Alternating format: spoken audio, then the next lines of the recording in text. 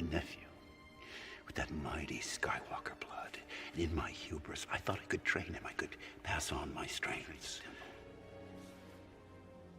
By the time I realized I was no match for the darkness rising in him, I went to confront him.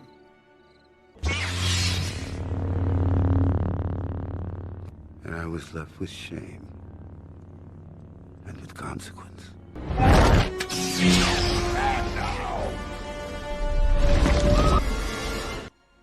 Because I was Luke Skywalker, Jedi Master.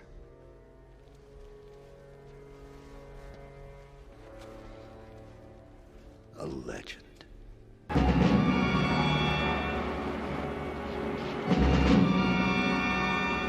Hey! Hey! Are you crazy? What's the matter with you?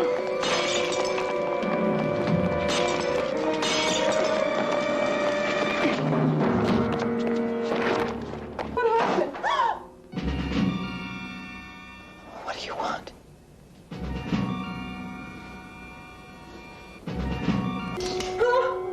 You don't know who I am, do you? Well, should I know who you are?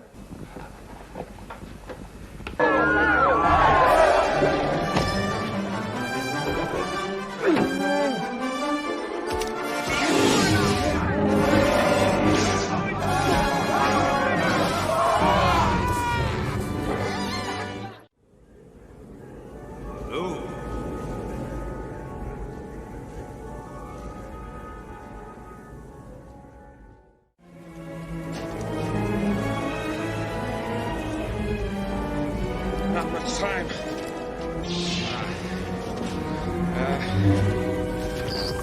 Hang on, kid. I thought they smelled bad on the outside.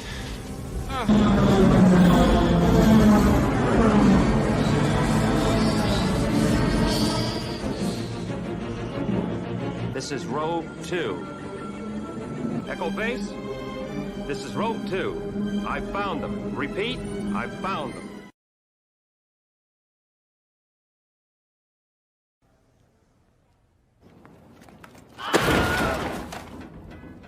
Fade in. This is where the fun begins.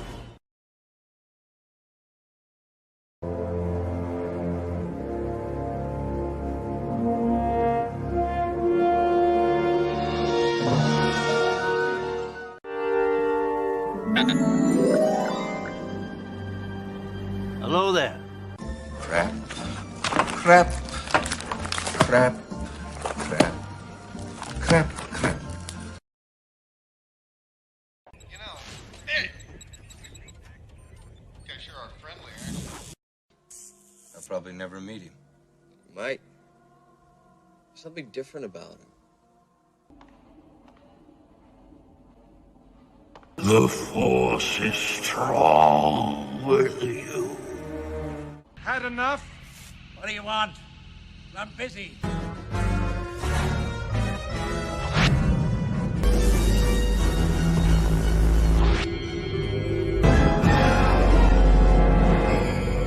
No, we have a race. No. There's nothing special about you. You're nothing.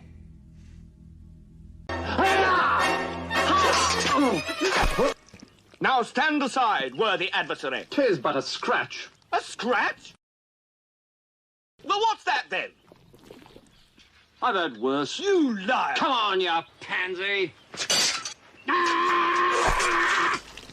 Victory is mine. Just a flesh wound. You will each be part of me, and together we will be complete. Use the Force. Let go. The Force is strong in this one. I have you now.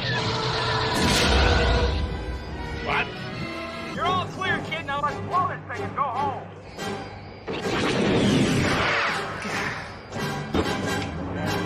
I once got busy in a Burger King bathroom.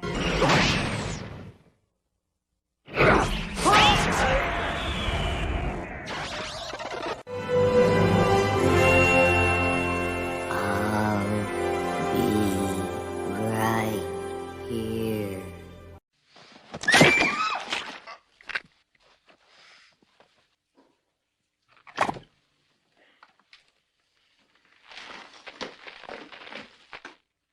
Kainom. Like a rock.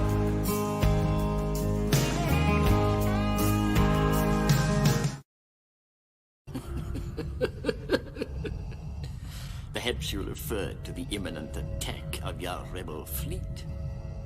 Yes, I assure you, we are quite safe from your friends here.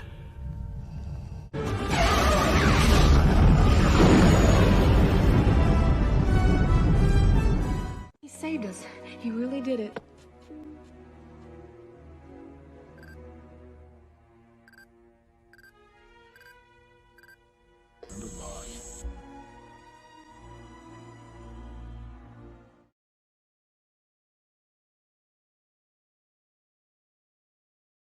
Papa! This belongs in a different galaxy altogether. May the Force be with us.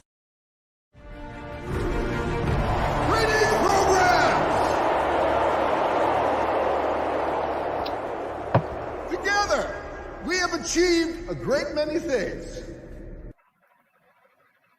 Greetings, programs. Welcome to the Not My Star Wars live stream. Star Wars: A New Hope. Not My Star Wars Deep Dive, Part 3. You guys got yourself a ship. How is everyone? I first and foremost want to say thank you so much to my community. The channel continues to grow. I'm now at 11,507 subscribers. You guys are awesome. Love you. Thank you. I hope everyone is great. Hopefully today we can get through the movie, or at least a decent chunk of it. I was just eating some salad, so hopefully I don't have a bunch of leaves in my teeth. Anyways.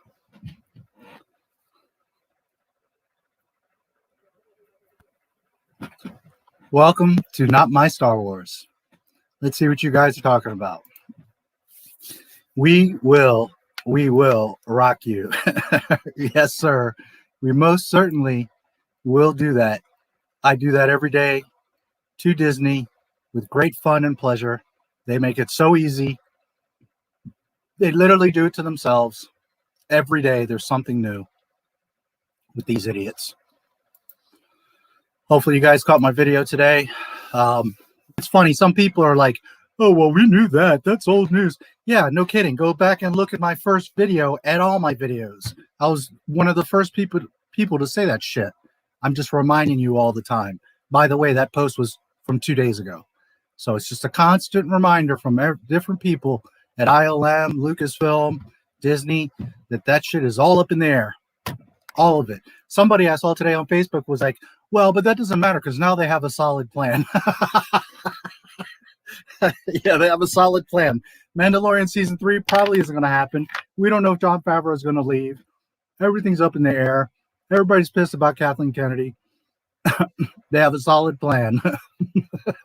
The solid plan is Kathleen Kennedy for another 5 to 10 years.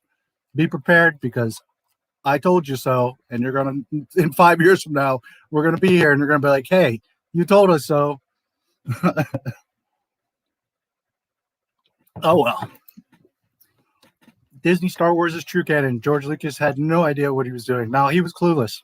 Absolutely clueless. Thank goodness we got the mouse. Mental gymnastics Disney Star Wars fans have to go through. Yes, it is insane. Every day, like just today, you know, I'm seeing comments of people just such stupidity. They don't even think about what they're writing. I mean, seriously, you're going through loops to defend this crap instead of just admitting like, yeah, it's jacked up. There's nothing wrong. Listen, for anyone that ever watches my channel, my streams, there's nothing wrong with you liking crappy ass movies. We all have some shitty ass movie we like. There's nothing wrong with that. It's okay to like the dumpster fire that is Disney. But when you want to argue with people, especially fans that have been there since day one, and tell them, no, it's okay, move along, nothing to see, you only make yourself look stupid.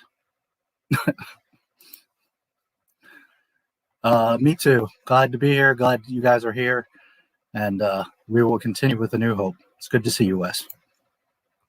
Just met my aunt's daughter for the first time. I was seeing that earlier. Yes. Hello there, the Zeke. Good to see you, buddy.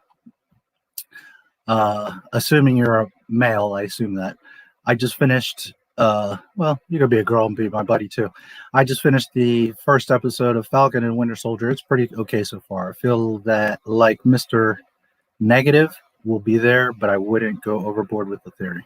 I don't know who Mr. Negative is. I don't know that I'll watch that show, but we'll see. I doubt it. Thinking Magneto was going to be in WandaVision, he never showed up, so I wouldn't go overboard. Greetings, programs, and the occasional user. Yes. I'm a user, by the way, in case you didn't know. I'm the user. You all are the programs that are on the other side of the screen. You're in the Tron world. I'm on the outside. Not that that makes you any less, just saying.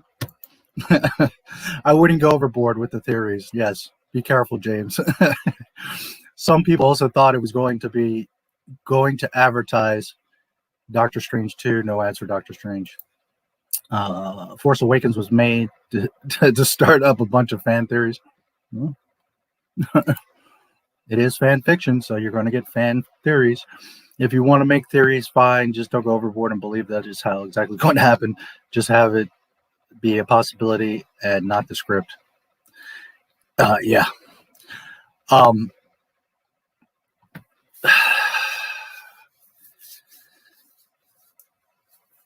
How it exactly going to happen, just have it be a possibility. Yeah. You know, if Disney from the beginning would have said, none of this is canon, we're just making our own Star Wars, that right there could have absolved them from the beginning. And not that this is the thing, they've also have never been like, this is absolute canon. You know, everybody just assumes it because they're episode 7, 8, 9, which is a fair enough assumption.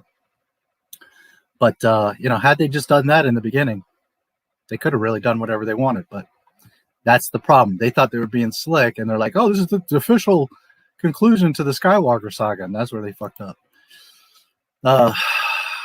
FTA, TFA, you mean, was made to make a release date and start the money flowing into the mouse bank account. Yes.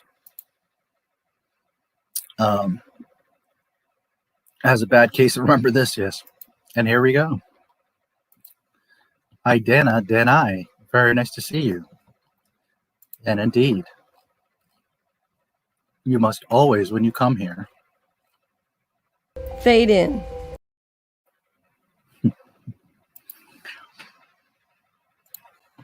Adaptive Rider Bear. Hey, not my Star Wars. Happy to be here. Looking forward to the film tonight. Yes, me too. Very happy to see you, Adaptive.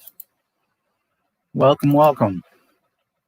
Is Snow going to be Darth Plagueis or Mace Windu? No, he's just a pickle. Yes, he is a pickle baby. Hello, hello, hello. Good job, Luke. You've turned your nephew into a wannabe emo. Yeah. I think he was already an emo before that happened. Bad parenting, yeah. Which is, you know, that in itself is a disrespect to them, because we all know they adored each other. They adored freedom, the rebellion, Luke, all of it. They would have given their lives for really anybody in the rebellion, technically. I could see Han Solo crashing the Falcon into saving, you know, a nobody X-Wing. For the right cause, not just for no reason, but, you know, if he was like in the trench run, some other sort of trench run, and was about to strike the attack that could end, you know, a super Star Destroyer or something, I could totally see Han Solo, or Leia, for that matter, jumping in front of a blaster bolt, or, you know, jumping off of something. I could totally see them doing that. So to think that, one, they would have been disconnected from Luke Skywalker is just nonsense, and two, that they would have not properly brought up that guy, because there is no Ben Solo, it's Ben Skywalker. You know, it's ridiculous. And then you got these people that want to argue and defend this bullshit, and you know, you just fundamentally don't understand Star Wars if you're defending Disney. I mean, it's just literally yes, thank you, D. Use the force on the subscribe and like. Fading. I can't see it here on the screen. Let me see. I need to write to StreamYard and ask them about that. See if they can do something about that. Let's see what you put there.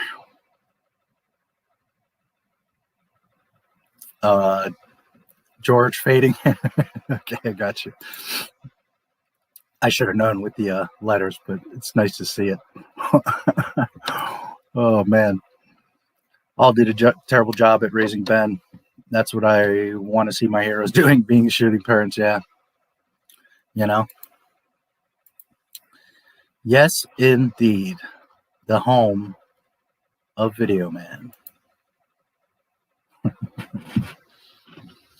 My buddy. My creation that I've put out into the world. Arrogant punk, if I didn't have more important things to do, I'd let Video Man put you in your place. Maker of Video Man game. Location unknown.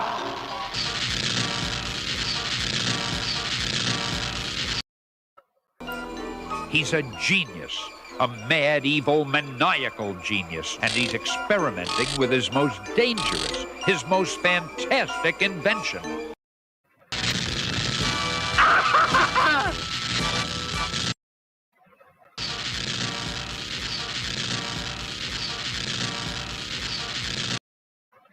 Remember Disney? I can wipe you out of existence. Like this.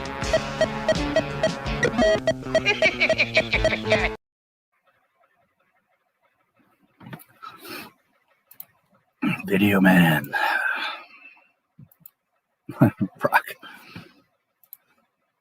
Every time I see that scene of Return of the Jedi where Luke jumps up onto the skiff and catches his lightsaber, taking me back to a theater in 1983. Yes, it does. I always get a tear in my eye. That scene every time.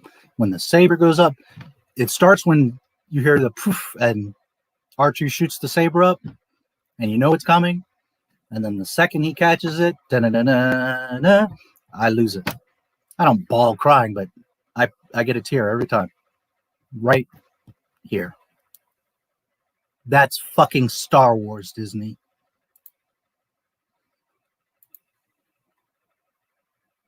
Promoted to work. So there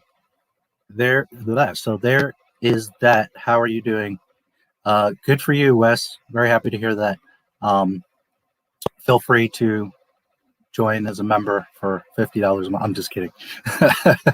But I do need members as little as $2 a month. So I appreciate. And by the way, thank you again to my new members. I got like 5 of you last week. That was amazing. Thank you guys so much. Love you guys. But congratulations, Wes. I'm a rock. Hey, D. Carre. I believe that's right. Or Carre, I think is how it is. Welcome. Yeah, good for you, Wes. I'm happy to hear that. New Hope being the shortest one is sure taking a while. Yeah, well, because we always get some knucklehead in here that wants to talk crap. So hopefully we can get to it. Yes, Georgie. Get down and boogie, baby. Good to see you, Deck Tunics. Is the new Not My Star Wars? Yes. As a matter of fact, I'm going to take a very quick 2-minute commercial break, and I'll be right back with you. Funding for this program is brought to you in part by historical fiction thriller called All Up. Basically, it's supposed to be, I tried very hard to make it an entertaining, page-turning book about the first space age. It comes out on July 14th. It's you can get it as a Kindle book or Apple book, and there'll be an audio book, but it won't be coming out. The audio book will be a little bit later, August or September. And it's, you know, it's a book about what I consider to be, you know, the great adventure of the 20th century. The development of the rocket happens during World War II and before World War II with Robert Goddard, and then with the secret German weapons program during World War II, and MI6 is trying to figure out what the Germans are doing. A lot of cat and mouse, and a lot of intrigue, and it's all very interesting, I thought. And it was a ton of research behind it. So about 90% of the book, I'd say, is based on what really happened. 10% is either speculation or stuff that can't be proved definitively. But and then it goes into the space race and the Apollo 11 trip to the moon. And I think people who give it a chance and read the first 50 pages will be hooked. I'll go out on a limb and say that. Obviously, no book is for everyone, but I hope people who have read my other books will give it a chance, because it's a behind the scenes book. In the same way that's making a Star Wars and Indiana Jones and Alien were behind the scenes books, this is also a behind the scenes book. And by the annual financial support of viewers like you.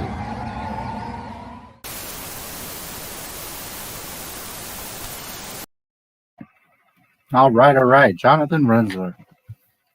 Good man. I've been so busy, but I'm going to write to him this weekend and check up on him. So as far as I know, he's doing okay, but it's been a couple weeks since I've spoken to him. The book link is in the description. If you're interested, it's a great book. Let's see. Yes, it sure is. See if you guys can see it a little better.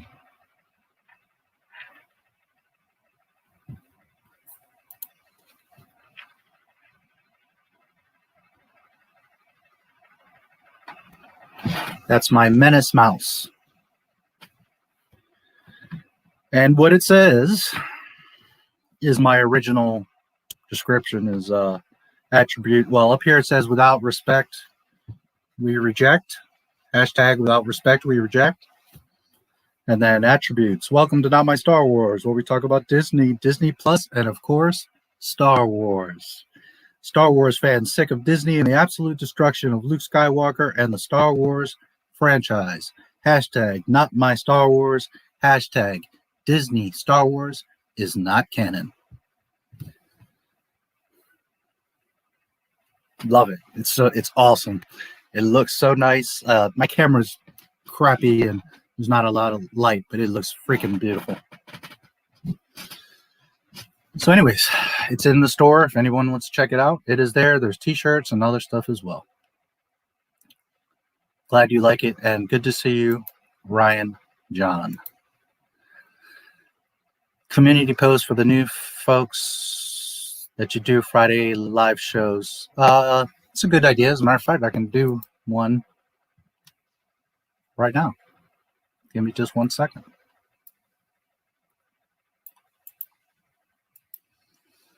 Just a moment. It's a good idea.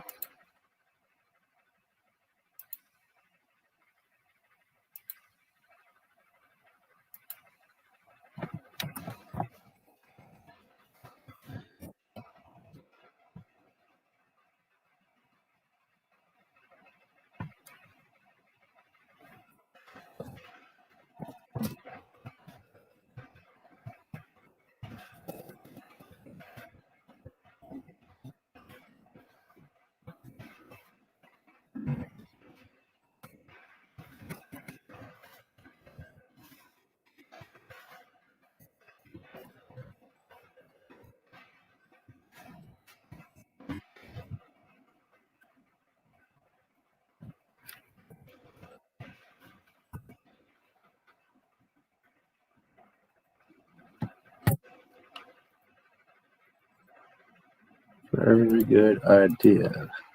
Here's the link. And there we go. All right, all right.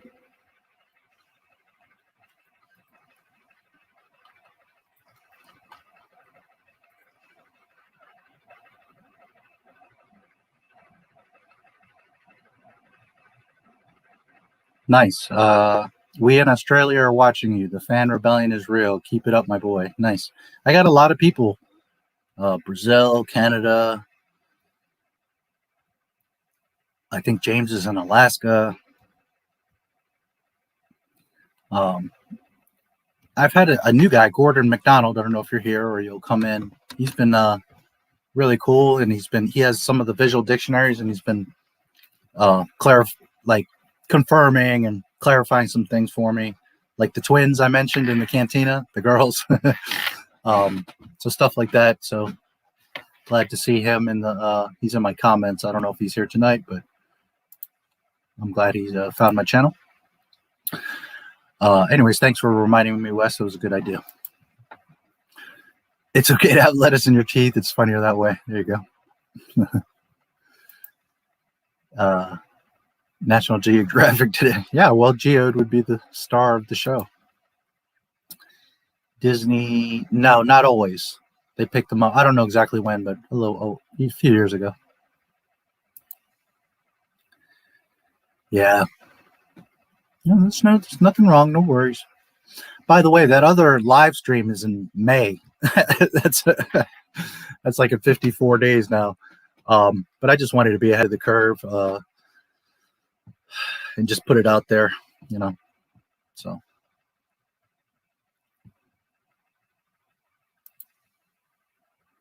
the earnings reports Q2. It'll be interesting to see what they say then.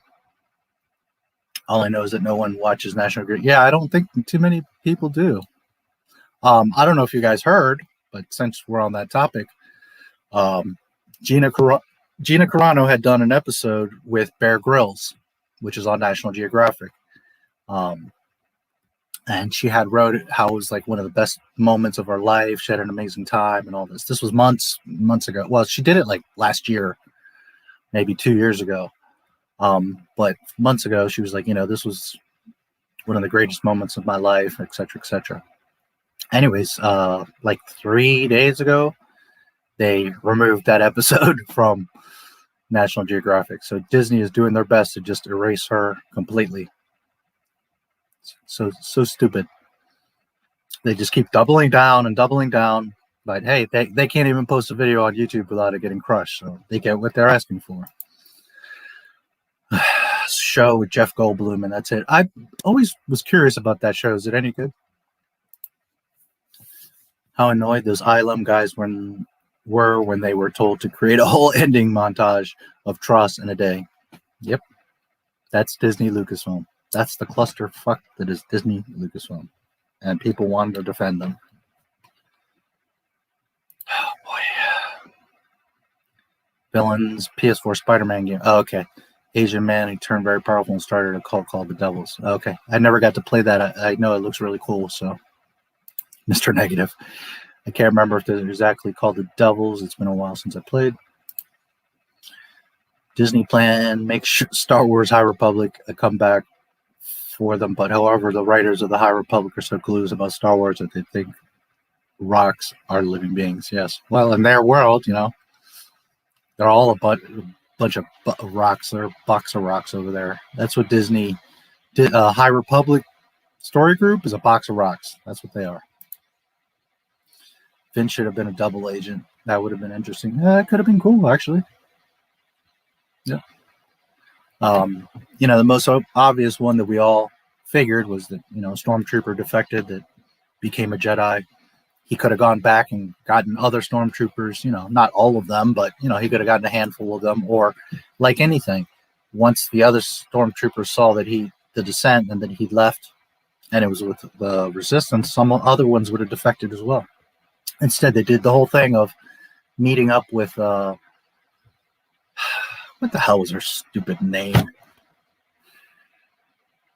Naomi Aki, the Jaina,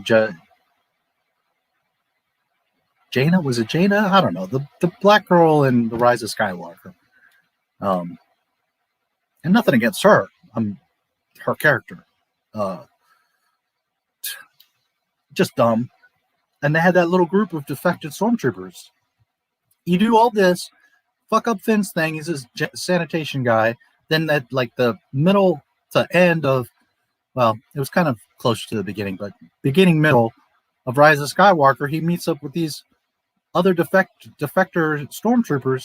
They don't create a little group and do a mission. They could have met up from the beginning and had a whole crew. I mean, it was like you introduce them just to be like, oh, look, there's more stormtroopers that defected. Okay, and it's fucking dumb. Demons. Oh, okay. Doc Ock were both the main villains. Cool. I like Doc Ock. He's not my favorite, but he was always cool.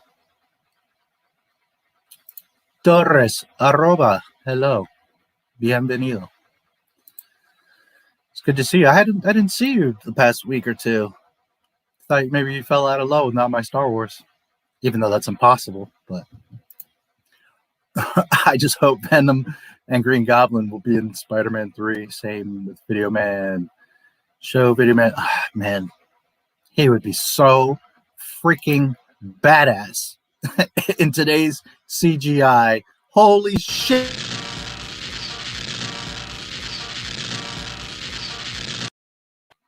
I want Video Man zipping through the damn wires. Holy shit.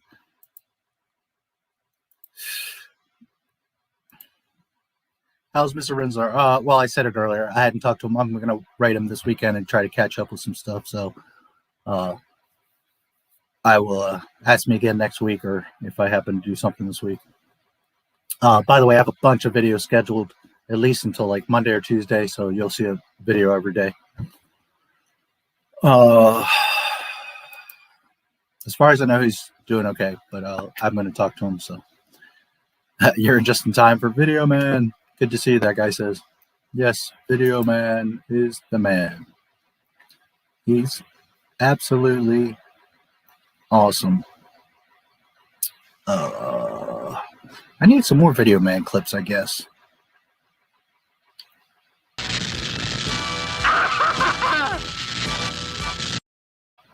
Yeah, I need to get some more Video Man clips. Him zipping through wires, maybe. I love that. The sound effect, like all these years, that always stood in my mind is that like wafer of a character and that sound of him going in and out of the outlets and electrical wires. I love that sound out of the video game. So that's my boy Joshua Britton. Hello and welcome. Nice to see you. I do remember you from 1 or 2 streams ago, so nice to see you. Disney Star Wars is fan fiction. Nice sweater. Thank you so much. Appreciate it. It's really awesome. For what it's worth, and I'm not trying to be a salesman, it's nice and thick, and it's just awesome. It's toasty and thick.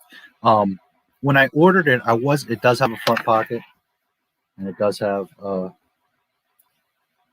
drawstrings.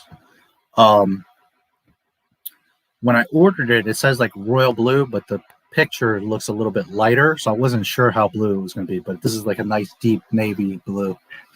So just so you guys know, if anybody looks at them, the colors are very literal by their description. It's just like read the description, and the color that you see of the little shirt is a little bit off, but the actual description, it's right on. Anyways, thanks, Disney Star Wars, or Disney Wars is fan fiction. Sequel, Spider-Man 3 is the sequel to Spider-Man PS4. Okay, been teased a lot. Norma being in green light and Harry being covered in symbiote. Cool. Who doesn't like Jurassic Park? At least the first few. They're on like Jurassic 15 now. Disney plans for Star Wars in 2021. Give Kathleen Kennedy 5 more years to be the president of Star Wars and have no plan on Star Wars. Okay. Hold on a second.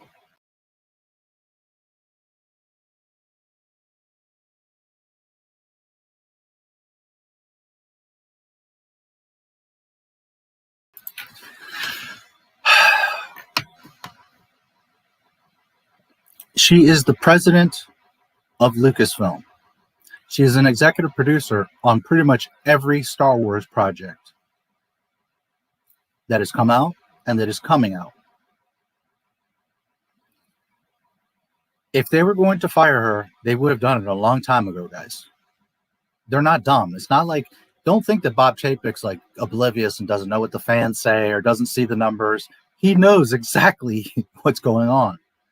So either he truly is satisfied with what she's doing, as he says, which I do believe he is, or she's got something on them and they can't fire her. But regardless of either way, she's not going anywhere.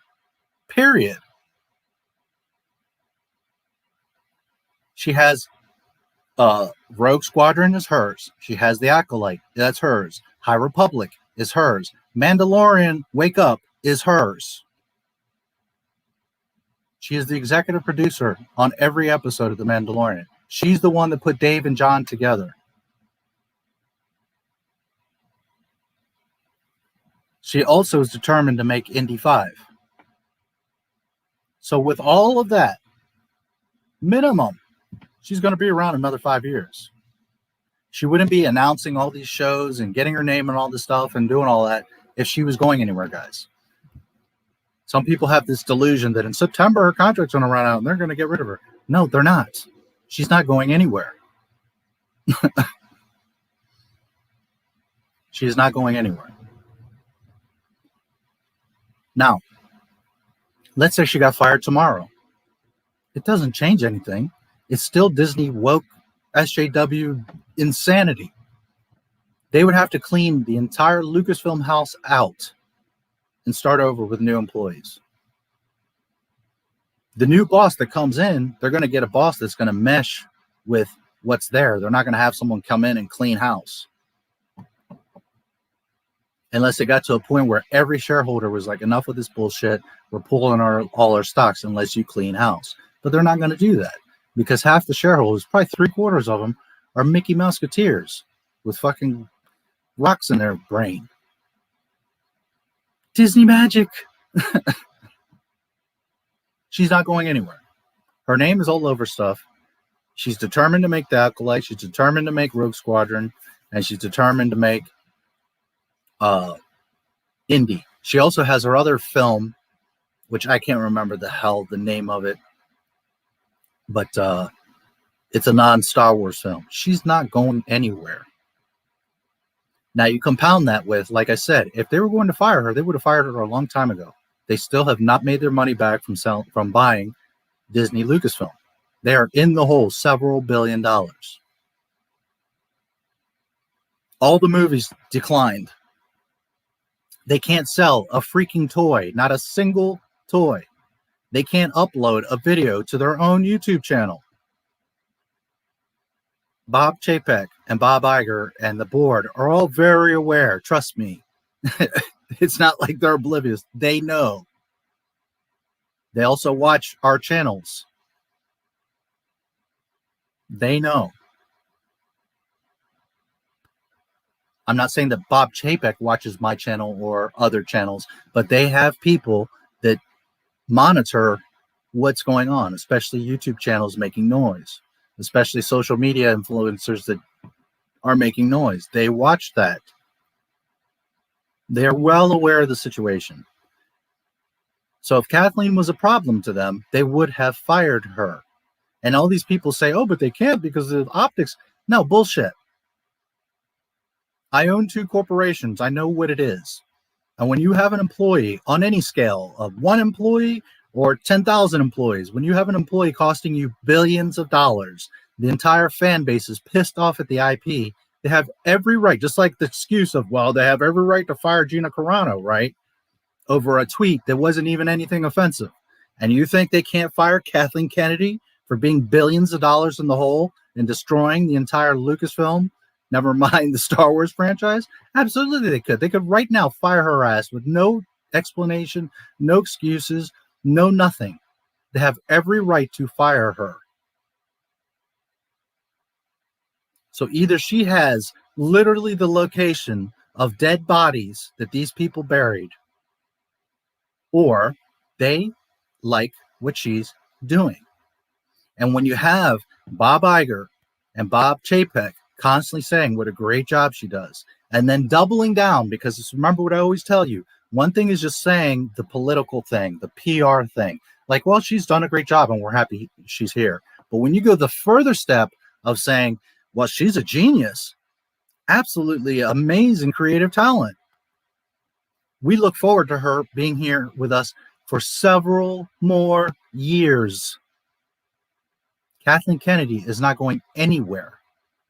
And I feel so bad for all these other channels. They're like, oh, September, she's going to get. No, she's not.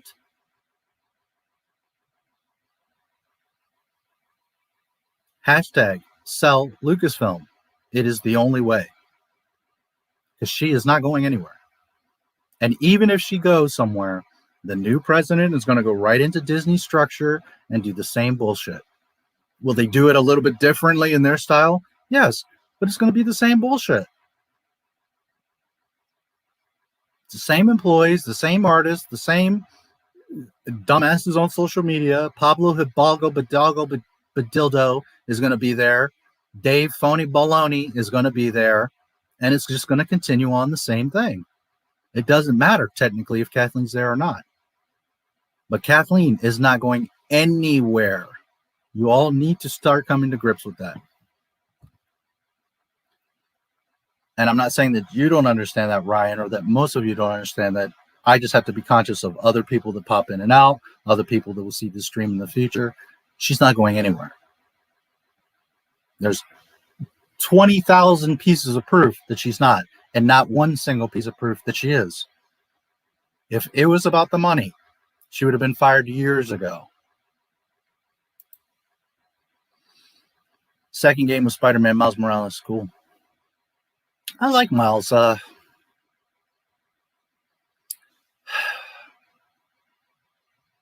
don't like multiverses and things. I like there to be the story. But I did like the Spider-Verse. I thought it was a cool movie. Miles didn't bother me. I thought he was a cool kid. I didn't like how Spidey was there. Peter Parker's like, man, I'm tired, kid. I can't do this anymore. You got to be the new Spider-Man. And he was just kind of like over it. That I didn't care for. There was some dumb stuff in that movie. But overall, I thought it was a fun, cool movie. It looked awesome.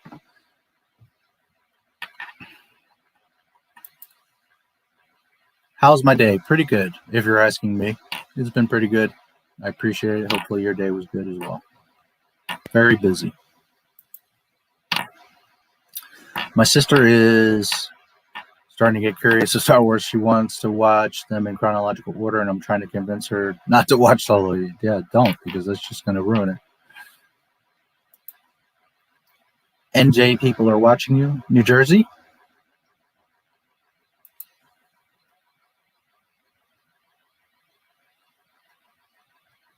As a matter of fact, I was going to say, if you guys type in your state, I'm curious. State, country.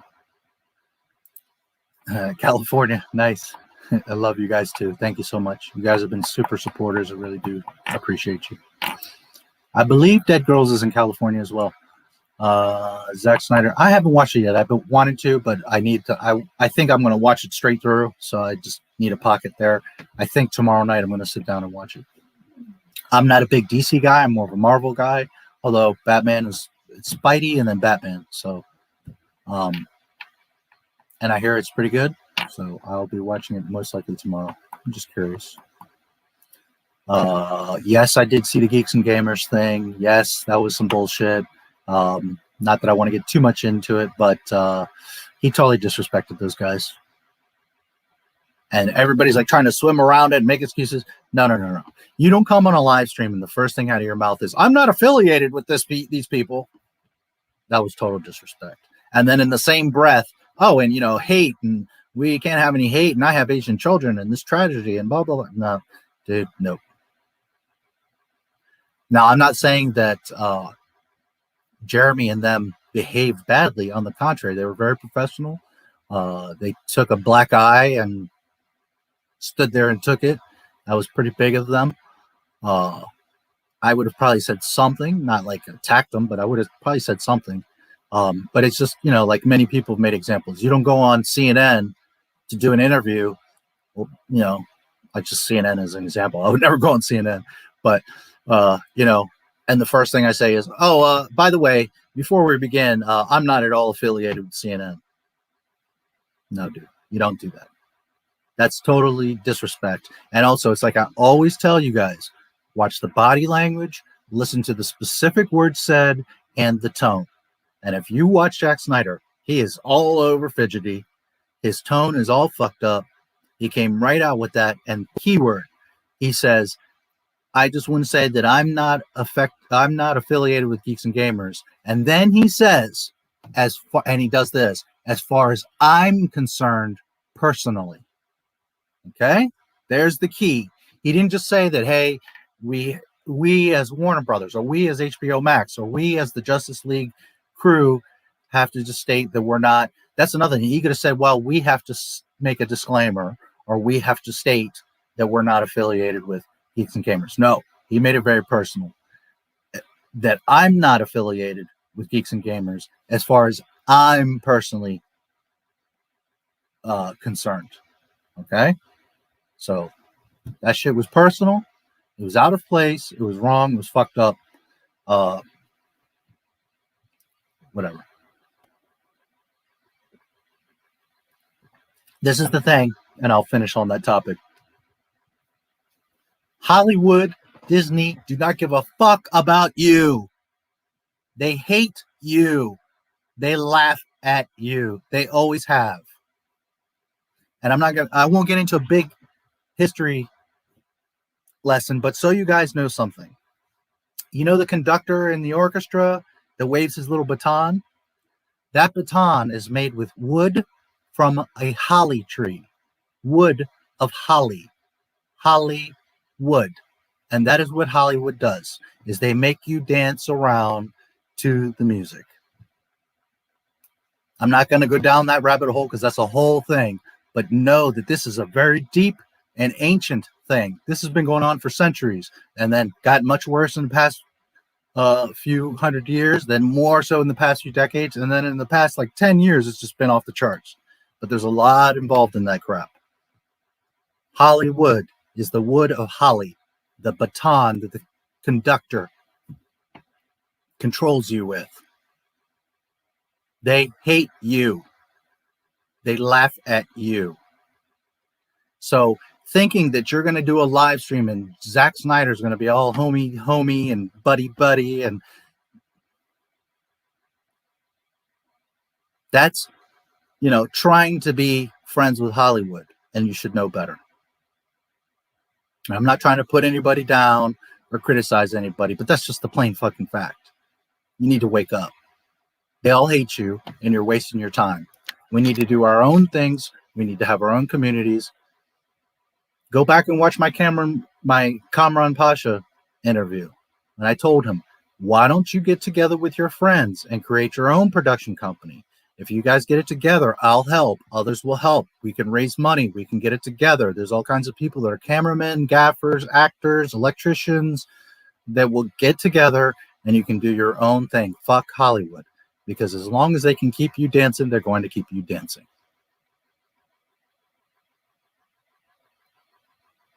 So that's just my little 2 cents on that. I'm not saying that Geeks and Gamers handled it wrong, because they were very mature and professional. But they also can't fool themselves to think that that wasn't personal, or that wasn't specific.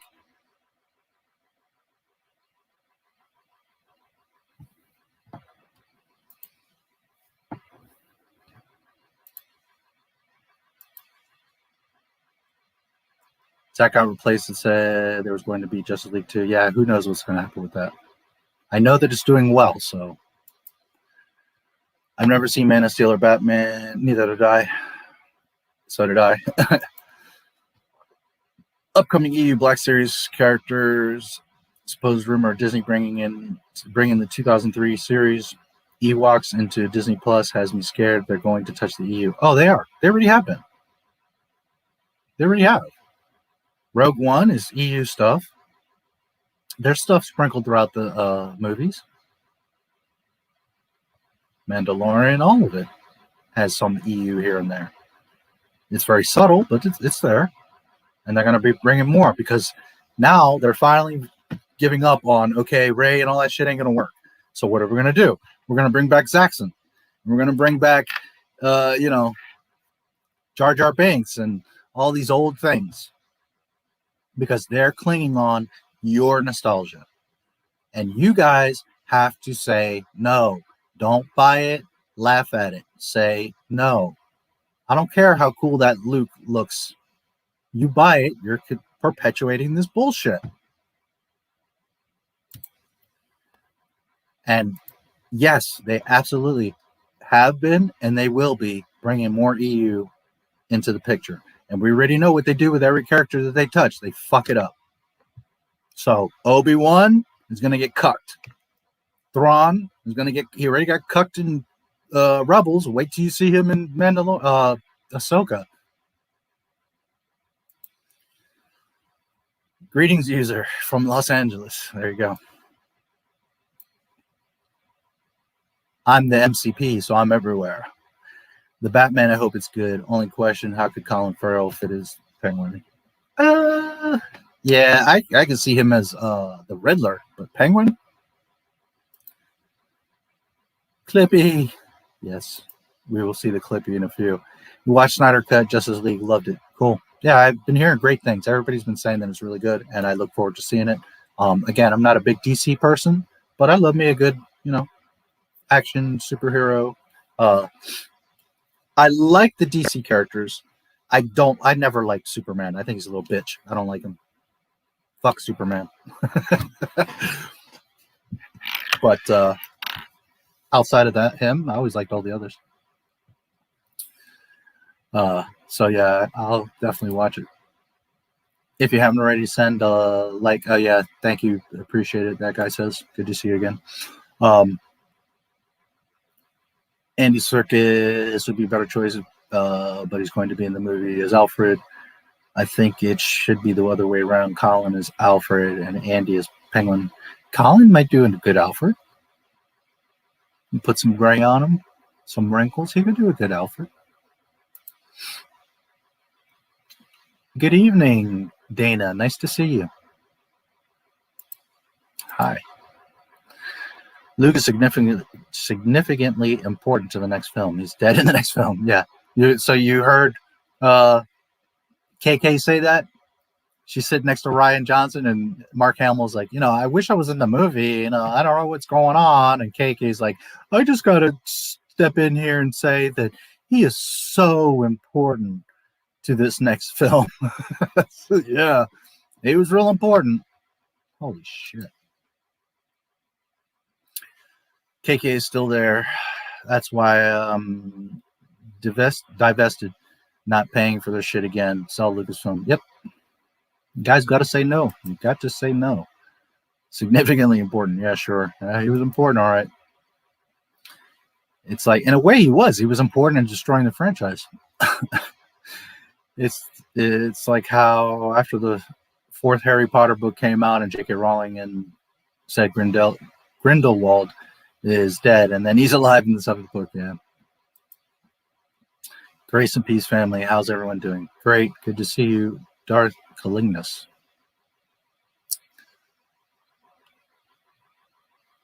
I'm not sure if it's Calignus or Caliginus, right? Yeah. I need to review your video. I've just been so busy, but I haven't forgotten it. I have been thinking about it. Some bunny guy is selling better than Rose. Yeah. He was pretty famous. You weren't even born, but he came out in '77. I was one of the first Star Wars comics, so some of us know him. Not that he turned super famous, but a lot of us know him from back then, so it's not surprising that he would sell better than Rose. I heard Sam Neill, Laura Dern, and Jeff Goldblum will be in Jurassic World 3. They better have a scene together being reunited. We never got that with Mark Harrison and Carrie. I don't know. Disney. Let's hope we get it with Sam, Laura, and Jeff. We'll see. I love the idea of Lucasfilm and Disney execs watching Now My Star Wars and getting a taste of what the majority of Star Wars fans actually think, feel, and advocate for KK to hit the bricks. Yeah, well, I don't pretend that KK and Bob Chapek are watching my streams, but they do have people that watch our streams. I know for a fact they know who I am. I call them out every day on Twitter, on Facebook, on here, on like 10 different social medias. They know who I am. I tag Dave Filoni. I mean, they know who I am. It's not even a question. How much they watch, how much they care, I can't say, but they know who I am. And I'm just a tiny channel. So imagine all the bigger channels. They definitely know who they are and they're watching them. So, yeah. Hello there, Roberto. Good to see you. Arizona. Oh, cool. I was in Phoenix for, how long was I in Phoenix? About a week. I was traveling around the country. I went all over the U.S. Phoenix was one of my stops. One of the prettiest sunsets I ever saw in my life, and I've traveled to different countries and I've been to all over, literally all over the United States, was in Phoenix the first night I got there. I had to walk from the Greyhound station to downtown, which was a good walk. I was exhausted. I had some, like a rolly bag and a backpack. And it was hot as hell. I was on my own, didn't know anybody there. Well, that's not true. I knew a few people, but not like close. And I was in downtown. I remember seeing there was all these electric car charging stations, which I thought was interesting. I remember being in front of the Suns Arena. Gave me memories of Charles Barkley back in the day. It's a small city like Pittsburgh. Anyways, I remember it was really hot, and then it cooled down a lot, and the sunset was amazing. The sky was purple. Not a dark, deep purple, but like a mauve, like a soft purple. It was absolutely gorgeous. One of the most beautiful sunsets I've ever seen. I will never forget that day. Phoenix, Arizona. VA. Nice. I grew up in Maryland, so DMV. Illinois. Oh, look at that. I'm an old Chicago Bulls fan. Very cool. I have been to Chicago. I have been to the United Center. I stood in front of, I touched Michael Jordan's statue. I was a huge Bulls fan. Now I don't really pay attention to sports anymore, but, and a Bears fan. Texas, cool. Never been to Texas. That's one place I never went. Maryland, nice, MD. That's where I grew up. Spent like half my life there.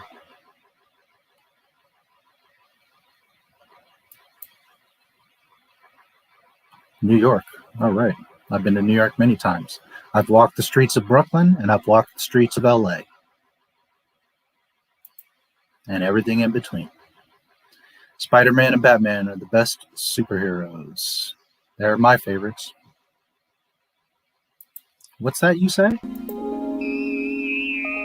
My spider sense is tingling. What's next?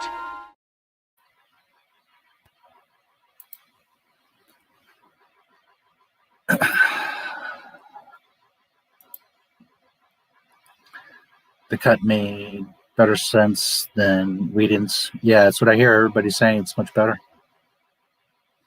And well, I mean, just common sense. A 4-hour movie is going to elaborate, you know, on things much more. You also have director's ego. So Whedon would have gone in there and been like, oh, fuck all that, and chopped it all up. And, you know, I'm making my movie. I don't care how logical or how good this is. I'm just going to redo shit because it's got to be mine. You know, people are amazing. Charities are a racket. Egos have to be checked at the door. Yeah. I've been wanting to do I'm going to do a charity stream soon, but I just been trying to find like a good topic or something. Because I don't know. I feel like my normal Friday stream is not going to do much. So maybe if I can find a special guest or something, we'll see. But I have definitely been wanting to do a stream, charity stream. And I plan to do, I don't want to say once a month because then I don't want to lock myself into that. And it's not that if I could have guests all the time and knew that we could raise money, I would do it all the time. So bi-weekly, monthly, no question. I'm all for that. I've done a lot of charity work over the years, long before Not My Star Wars existed. And when I started Not My Star Wars, there's a lot of things I want to accomplish with this channel, but that's definitely, I always wanted to do charity streams. So that will be coming. Past and present track record. I wonder if they were to require Lucasfilm, listen to the fans, and take on consultants like Not My Star Wars. I wonder how that would turn out. Well, I think it would have to turn out better than it has already. That's for sure.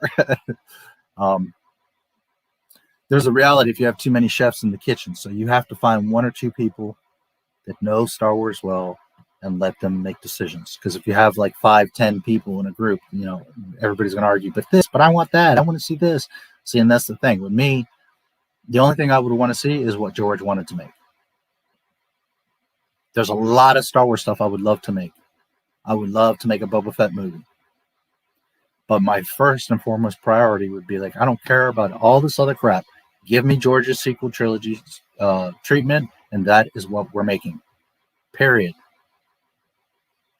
Most people are not going to have that selfishness. They're going to want to go in and be like, you know, a certain guy that makes theories the other day was like, if I got Lucasfilm, I'm just handing it right to Filoni and Favreau. Let them do whatever they want. I'm just like, oh, shit. Oh, shit. Here we go. Anyways, I think Zach is a great guy. He gave a 30-minute interview to a small Hispanic channel. They fought for the release of his cut. Yeah, a lot of people do. I didn't fight for it specifically because, again, I'm not a Snyder guy or a DC guy, but I have supported that movement from the beginning. I think it's beautiful that the fans got what they wanted and that they listened, and I'm a big supporter of it. And I do intend to watch the film, not only because I'm curious and want to be entertained, I think it'd be fun, but also to give them that extra view to show them that that's what you need to do is stop fucking around and listen to what we are telling you.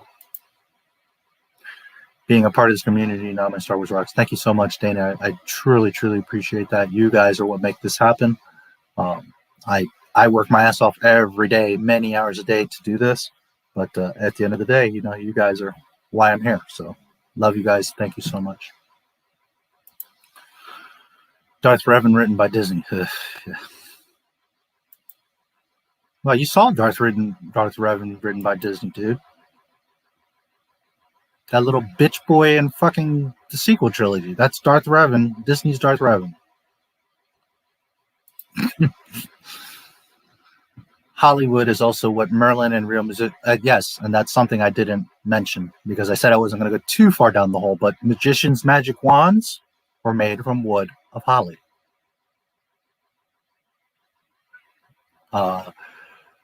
Merlin and real magician sorcerers in the past made their magic wands out of also many wands of Harry Potter were specifically made of holly wood. It has magical properties. Correct. All the magic, the Disney magic, holly wood, it's the conductor playing your dumb ass. Stop giving them money. Stop supporting them. Hollywood. I like how some people get exposed for doing bad things and they still have a career. Yeah. It's a little club, that's why. How does Ellen? Yeah, really. Hello, it's been a while. EISJ28 338 DJT. Wow, what a name. Glad to see you. It's been a while. Been a while since you've been around, or been a while since I've been online, or nice to see you. I don't recognize your name, but nice to see you. Your name would have stood out to me, I would think. I'm trying to see, is that like code for something?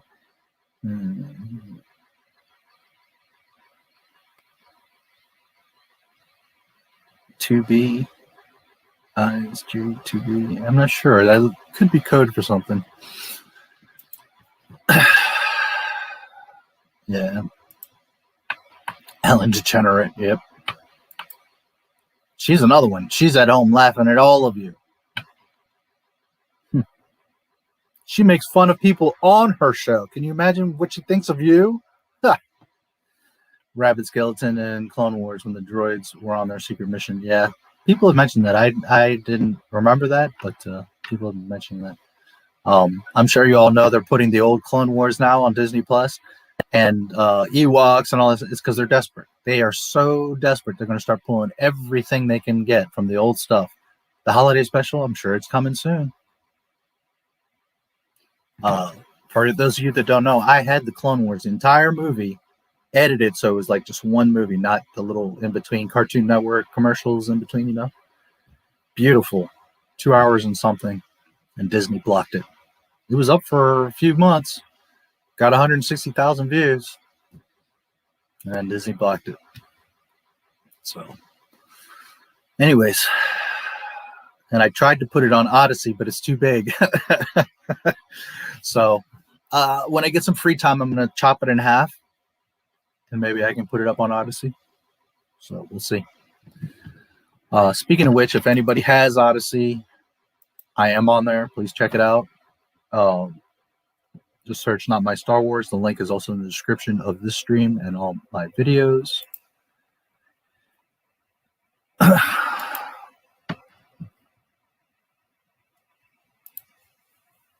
Big takeaway from the Snyder, Geeks and Gamers: never fangirl over famous people. Treat them like regular people and not better.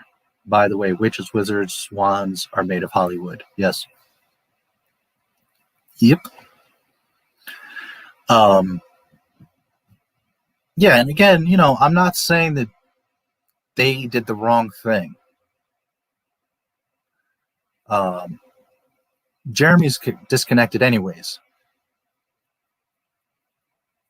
Uche is going to try to be tough and calm regardless. The two guys that I really felt bad for was Ryan and Lethal Lightning. Those guys' hearts were broken. And it wasn't correct. It wasn't fair to them or all the people that raised $75,000. This is how you handle that. Hi, guys. Thank you for having me. Thank you so much. I truly appreciate it. Wow. You guys have raised $75,000, and I just came on the stream. You guys are amazing. Thank you so much for what you have done for a cause that is not only so important, but so close to my heart. Thank you so much. You guys have done an amazing job, and this is a great thing for the community and everyone out there. So that now when you have to make your little disclaimer, you've already established that you appreciate them, that you're gracious that you're on the stream, and that they have done a very good thing. Not, well, you know, we can't be part of hate because Justice League teaches us not to be about hate. That's the first thing should have came out of his goddamn mouth. Then you very politely say, hey, you know, you don't have to mention the website and all that mess. I just need to make a disclaimer that I'm not personally affiliated with Geeks and Gamers. But thank you guys again for having me on. This is a great thing that you're doing here, and I'm honored to be here. That's what he should have said. Then, in another sentence, he could have said, also, I wanted to add one last thing. Totally disconnected. I wanted to add one last thing, that I personally have Asian children, and today was a real tragedy, and I just hope that everyone that's listening takes from Justice League what I intended, is that we all need to be against hate. That's how you do that. You don't come on the stream and the first thing out of your mouth is, well, it's on the website and we talked about it, and, you know, I can't be associated with you guys, and, you know, that's my take on it personally. But, you know, to be fair, they pandered to him. They were excited because they got Zack Snyder. You know, they were all excited because they wanted that movie, and they were so excited they're going to have him on, the director, and they thought it was going to be this big moment for Geeks and Gamers, and they should have known better. Furthermore, what a lot of people said, they should have just done it on their own. They should have just done the thing, not worried about him. They made plenty of money on their own. They could have made much more. He came in and deflated the stream and made them look bad. and they kind of got what they you know, they danced with the snake and they got bit. How do you feel about Tom Holland as Spider-Man? I honestly think he's better than Tobey and Arnold. I don't like Tobey as Peter, but I did like him as Spidey. Tom Holland, I haven't seen the newer Spider-Man, so I can't say too much. But I sense from the little bit that I've seen that he would be a better Peter.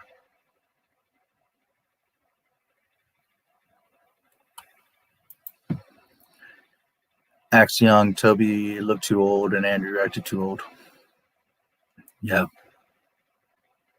I really love the Spidey cartoons. I never got too much into the movies because they're kind of all over, but I haven't seen some of the newer ones, so it's hard for me to comment. Dad lives in Phoenix. I'm thinking about moving there. The people are so nice and friendly. It's hot as hell. I remember many days, 108 degrees. You know where people are really, really nice, and again, I've been all over the U.S., is Pennsylvania. Everybody's freaking nice. Everybody, hello, how are you? You know. But it gets cold here, so. Not all the time, not terribly, but it does get cold. But as far as like really nice people, man, Pennsylvania. West Virginia, Kentucky, Ohio, it's a lot of nice people too. Except for that D Pensec guy, he's a pain in the ass. Oh, Peter Parker is supposed to be an outcast. Andrew Garfield is the last person to be an outcast. Yeah, you know, I'm just kidding. D, I love you, buddy. The Bears, doubles, yes, sir. Yes, Emma Stone would have gotten wet the second she saw him. Saw who? Me? I'm sure she would. Who? Andrew Garfield? Who are you talking about? Doubles. I think Superman's a good character. I just wish he was given better movies. I hate his whole premise. Hey, look, I'm Clark Kent. I'm Superman. Nobody knows me. Nobody recognizes me. I'm the same exact guy with no glasses on. Same voice, same way of talking, same height, body build, everything. But hey, shh, you don't recognize me now. This is so stupid. Not to mention, Superman is on TV everywhere. And then Clark Kent is a new newscaster who's on hundreds, thousands, millions of TVs, and nobody knows it's fucking Superman. So stupid. So fucking stupid. And he's a little crybaby bitch. Always, I don't know what to do, and I'm so lost, and I'm so confused. You're fucking Superman, dude. Shut up. Hate Superman. We tried the Marvel formula, and it's I appreciate and understand. You know, he's like the symbol of freedom in America and all. I get it, but fuck that dude. He's a little bitch. We tried to form the Marvel formula, and it obviously fucked the movie's momentum. Aquaman had a more Batman attitude than fucking Batman. Yeah. I never saw the what is it called, the Justice League, so I can't say, but I always heard it's a mess. Taz is pretty cool. Movies, he's either Goody Two Shoes or Jesus 2.0. Would you ever consider doing a live stream with channel members? Yes. And in fact, I was going to randomly the other day, like on Wednesday, do just a random stream to see if any of you guys were paying attention. That is something I am planning on doing. Depending on how much you guys are into it, I could do it once a week, hang out for an hour or two, or maybe I'll probably end up hanging out like 6 hours. But I almost did the other day because I just got 5 new channel members and I was going to do it. But then I got busy and other stuff, and But I seriously was thinking about it, and I want to do it. So, and I was thinking maybe Wednesdays because it's the middle of the week. So, as a matter of fact, that was something I was going to ask you guys. So, first, I usually start these Friday streams around 8 o'clock. I tend to want to do them at 7, but it's like by the time I make dinner and all this stuff. But I'm just curious if you guys put either what do you guys prefer? Put 7s or 8s for what time you guys prefer, or if you prefer 9, but I think most of you would prefer earlier. So do me a favor and put 7s or 8s for what time you prefer. And especially for my channel members, but for anyone thinking about it or that would be interested, how does Wednesday, I don't know, 5 p.m., 7 p.m., hang out for 2, 3, 4 hours, member stream? How does Wednesday sound? So either put a W for Wednesday if that sounds good, or if there's another day, like put a 2 or a thir for Tuesday or Thursday. I prefer not Thursday because I'm like finishing up stuff from the week and I prepare stuff for Friday stream. So let's say Wednesday earlier, Monday, Tuesday, or Wednesday. So if Wednesday sounds good, put a W. If not, put a M or a T if you guys would prefer, or it could be the weekend. But I figure since I do Friday, a couple days in between, maybe Monday or Tuesday, but I was thinking Wednesday. So do me a favor, put a 7 or an 8 or a 9 for Fridays, and then a M, T, or W for a member stream, because that's something I do want to do, and I was going to do it the other day. So yes, I would absolutely consider, I will do it. Not considered, I will do it. I would love to hang out with my channel members. And in my normal stream, I don't bring people on because then it's going to turn into a whole conversation going all over the place. Not that I wouldn't do it, but in the member stream, absolutely. If you guys want to come in and talk to me and hang out and we can have like a normal conversation, I'm all for that. I just don't do it on the mainstream because it's going to go all over the damn place. But absolutely I will. But that means you need to become a channel member. Jesus 2.0 is the one from the Man of Steel who has no emotion and destroys everything.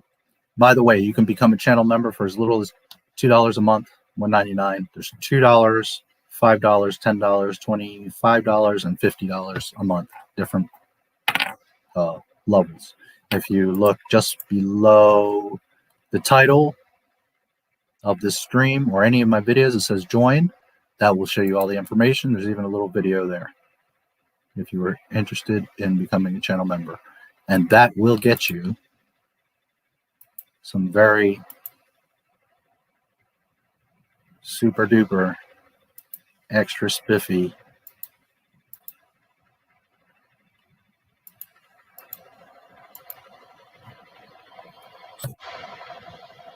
emojis, emoticons, or whatever you want to freaking call them.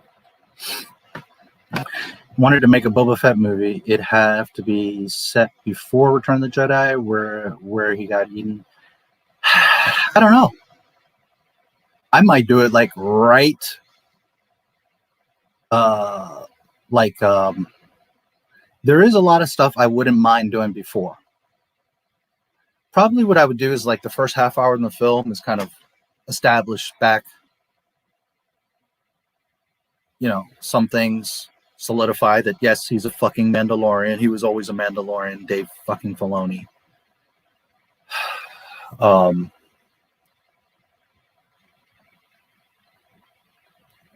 Show him do a few little things for the first half an hour, and then maybe even show him like maybe not falling in the pit, but arriving to Jabba's palace with Han, because then from when he arrives with Han, right, we know what happens. And then from there, pick up to where he's coming out of the Sarlacc. As much as I would love to see him jetpack out, he probably wouldn't, because remember his jetpack got hit and most likely damaged. Now, in on StarWars.com back in the day, which has been removed. Well, I don't know. The jetpack part might still be there, but those jetpacks are sensitive. And it says in the description, like, if they take an impact, they're known to go off. So that was obviously after the movie and after that happened to him, right? But it was on StarWars.com saying that those jetpacks are a bit sensitive to impact. So it's not to say that it was permanently damaged. It could have just been triggered, and that's why he flew into the pit. So you could argue, well, maybe he could fly out, because it would be badass, right, to see him shoot out the fucking Sarlacc like out of nowhere. So what I would do is cut from like some backstory to where he brings in Han, and then, you know, it would like dissolve out, and then you would see like the Sarlacc and like the tracks and the blown up skiffs and stuff like that, you know, showing like whether it's hours later or days later. And you would hear like some grumbling, and then you would see this shoot out, and you already know who it is, Boba fucking Fett. And everybody would be like, holy shit. And then it would be on. And he would have very little dialogue, but a whole lot of ass whipping. Now, Boba's a very noble man that is has his own code. He's all about business. He wouldn't have a personal beef with Solo. That was an accident. He was just doing a job. And in fact, in lore, him, Lando, and Solo used to run smuggling missions together. So he never had like a personal vendetta with Solo. He was doing a job. That's Boba Fett. Even if it meant your best friend, he's going to do his job. That's, again, the Mandalorian point. The thing where he dropped off Grogu, that's it. Boba Fett would have been like, that's it, dude. Move on.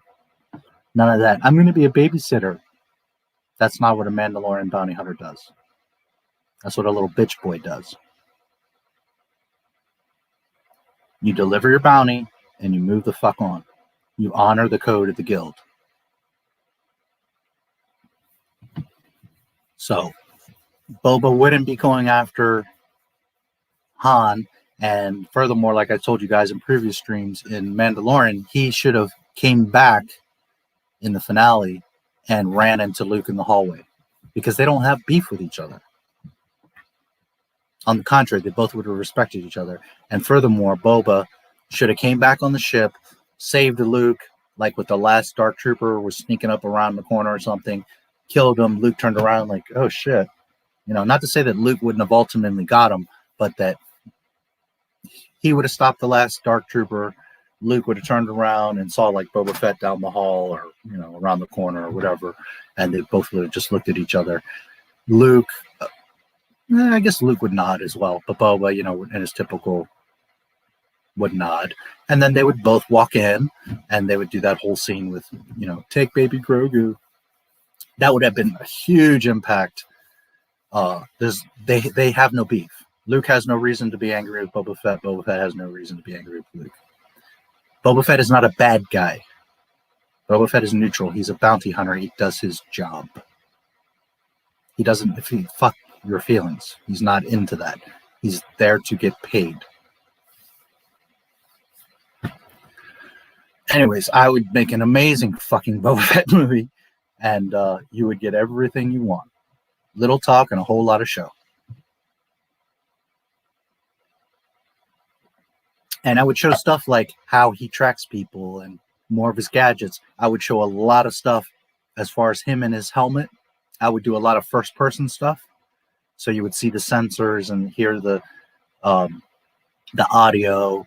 You would see his rangefinder go down a few times. I would give you a lot of that perspective. Also show you more of Slave 1, because Slave 1 has all kinds of stuff in there. Capturing a few bounties, all kinds of good stuff. So that's probably how I would handle it. I would, of course, sit down, write it down, go through it very carefully with a fine-tooth comb, make sure nothing breaks canon, everything fits into place, everything makes sense, everything is exciting, but not, oh, look, member berries. Truly, something exciting. And I would, of course, have like 3 or 5 other people, look over it. So, anyways. And I would do my damnedest to get George Lucas involved in it. How can you call him a hero after he destroys half of Metropolis? Yes. In real life, it's the end of the world. Superman is a murderer. Yes, he is. I want to do a Star Killer series, but I already know it'll be called terrible because I'm a white male. I can't do the Anna Star Wars girl. 4 million views is what it was. Thank you, my Star Wars. It's funny, you've become my newest biggest fan. I read all your comments, so don't think I forget. Don't think I don't know. But you are welcome here. As long as you're respectful and you want to learn and you want to talk and you want to have fun and see Star Wars, you're always welcome here. I don't ban people. I don't block them unless you're being a dick. I will block your ass. And you will not be able to have access. But you haven't done anything for that. But just know I see you and I know I've watched you and I've seen all your comments. So, but you've been behaving lately, so you are welcome here. It's just a random name I chose. I'll probably change it later. Oh, okay. Well, what you should make it is Not My Star Wars' biggest fan. Just kidding. Disney would fire me and replace someone who knows nothing and get credit for my show that got turned to trash. Well, they would buy it, take the credit, or just steal it because they steal stuff all the time. And they would completely twist it and turn it around and fuck it up from what you had created and then claim it as their own. So, how Ellen kept her show for each. Yeah, she wasn't ever funny. I know there's people like her. I never thought she was funny at all. Has she made me smirk once or twice? Okay, but I never thought she was very funny. And, she's made all kinds of comments that I can't believe she's still on air.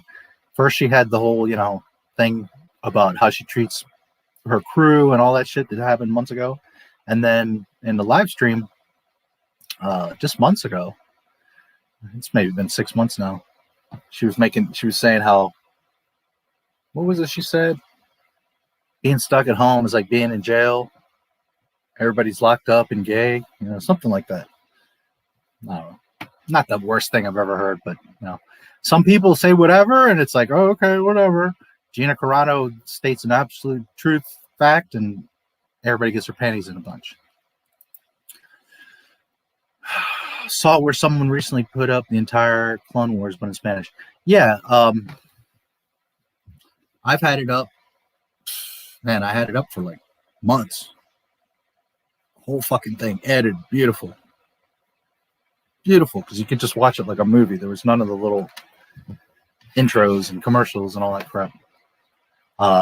Man, I've seen a few other people with sections of it. In fact, I tried to upload it the other day, and technically the only thing being blocked is like the last 15-20 minutes. So I was thinking of just chopping that and putting it back on YouTube.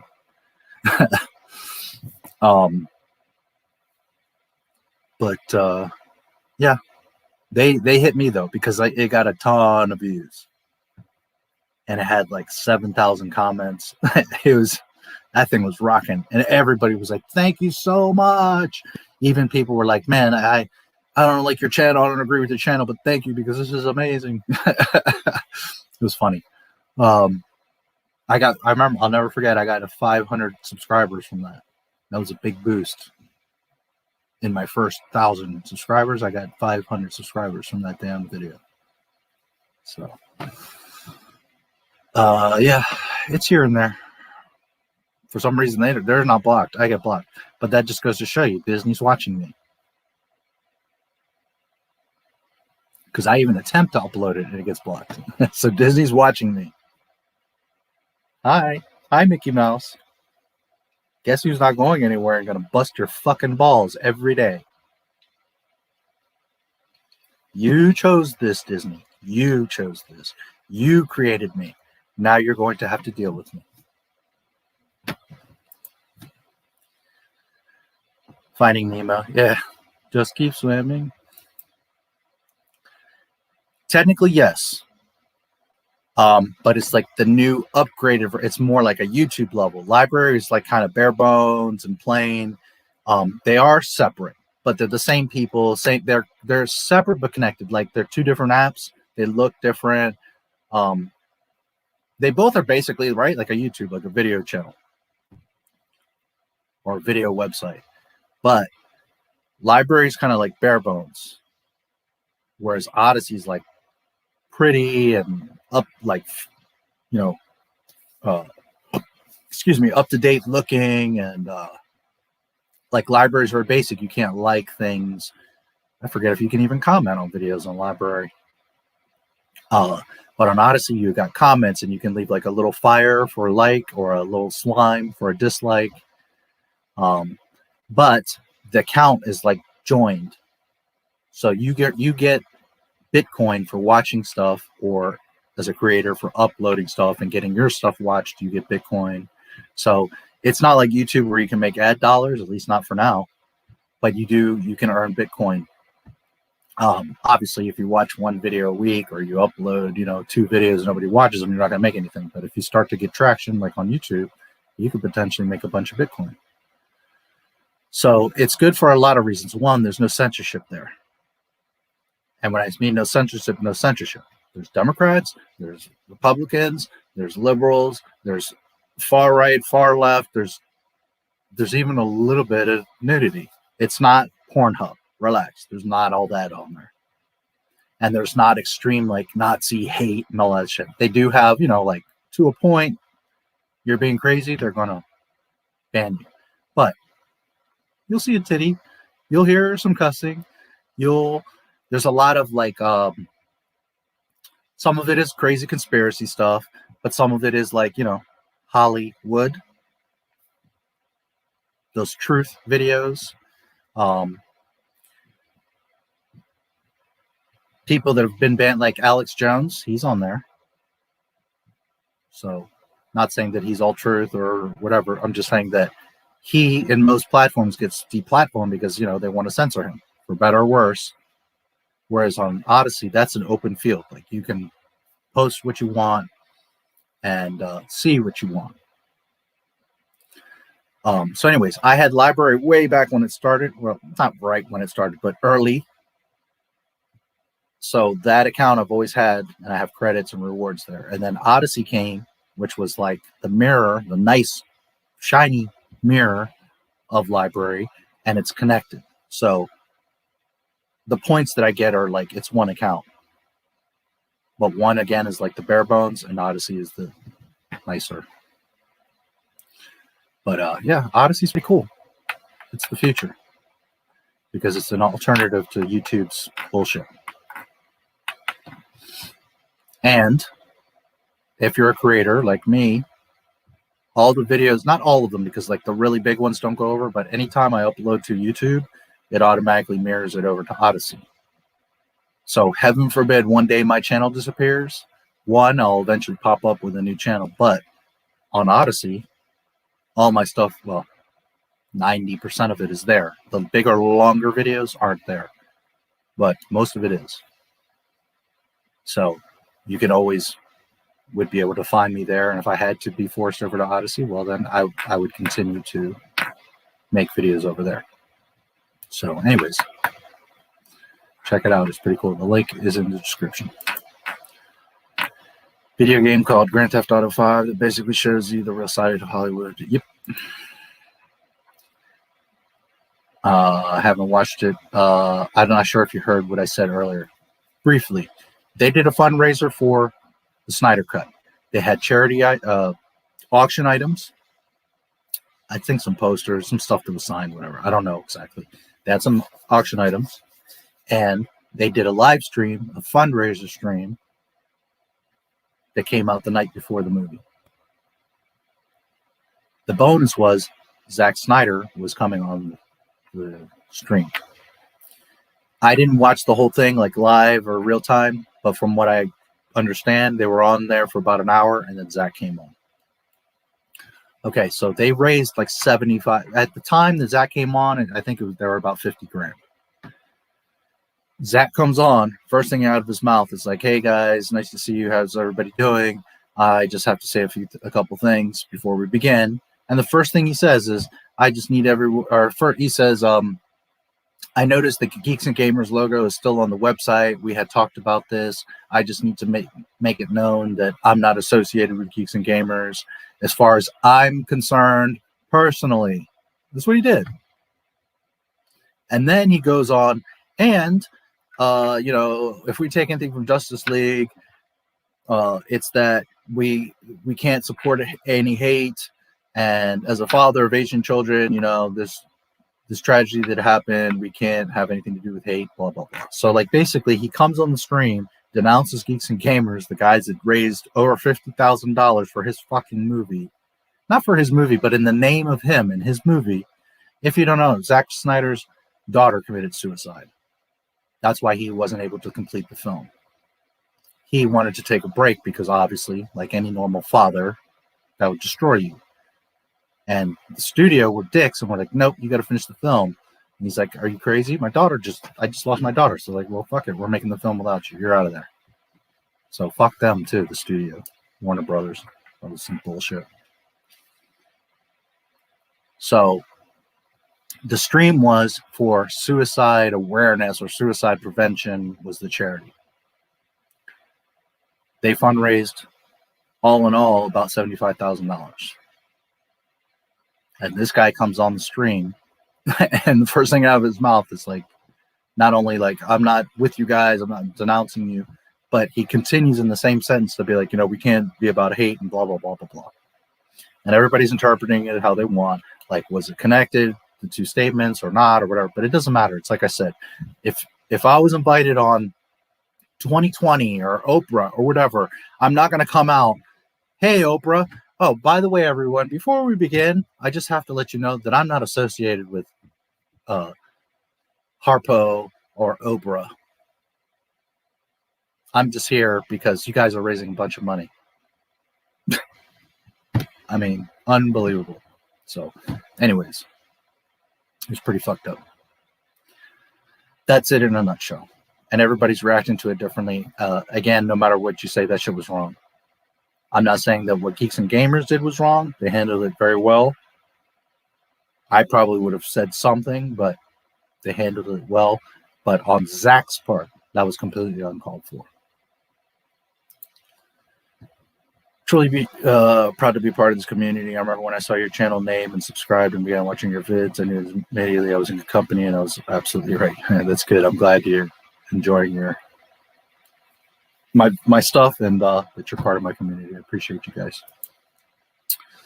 Hashtag release the Snyder Cut. God, you got us the Snyder Cut. Then most definitely the sequel trilogy isn't canon. You can do the same. Snyder Cut hashtag started out very, very small. Yes, but one, that hashtag is very long, and two, that's not the solution. Sell Lucasfilm is the solution. Hashtag sell Lucasfilm. That's the solution. Yeah, I saw Echo Base down there. I'm catching up on the chats. I'm almost certain. What's up, Echo Base? I'm almost, assuming you guys are still around, I'm almost certain I've only missed one of the Friday streams. Awesome. Thanks. Never meet your heroes. Well, I mean, that's not necessarily true. But in general, and I've known this since I was little. I grew up in Maryland, just outside of D.C. And just by chance, I've met a ton of celebrities. I also worked in the audio video field doing custom home theaters. So I did work for Calvert Chaney. Some of you might know him from the Bullets and the Denver Nuggets. I did his home theater. That was $250,000. In Potomac, Maryland, there's a lot of gated communities, and you got like Sugar Ray Leonard, Arnold Schwarzenegger, Alonzo Mourning, Juwan Howard, Calvert Chaney, a lot of these guys. Athletes, celebrities. And just, by chance, I've met a lot of these people.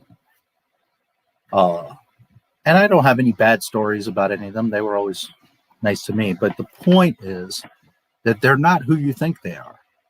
That you think because a person acts a certain way on a basketball court or in a movie, that's not who they are. They're human just like you. And they have their moods, their temperaments, their opinions, their ways. Never assume that a celebrity is what you see, because they're probably the exact opposite. That's why it's funny to me, like, people, you know, get all, oh my God. Women are worse at this than men, but men too. You know, oh my God, he's so amazing. What a man. Oh, please. He's probably a total loser, piece of shit in real life. Can't even tie his own shoes. But yeah, in general, that's kind of a smart like, if you truly idolize someone, you may be better off never meeting them, because they're going to disillusion you. And you might still have a great conversation and still love them, but you're going to be disillusioned. They're not who you think you see on the screen. 3 Andrew Garfield Spider-Mans really had the quick jabs, and what Spider-Man is in for. Spidey. You either need to be in AC taking a shower in a pool. Yeah, it is hot. Welcome, Kareem, or Kareem. Kareem, I assume. Deloya? Or is it Karame? That could go so many different ways. Karame? And just, oh, come on, man, you blew it. Disneyland opening because Star Wars is losing money. They're opening because they're losing money, period.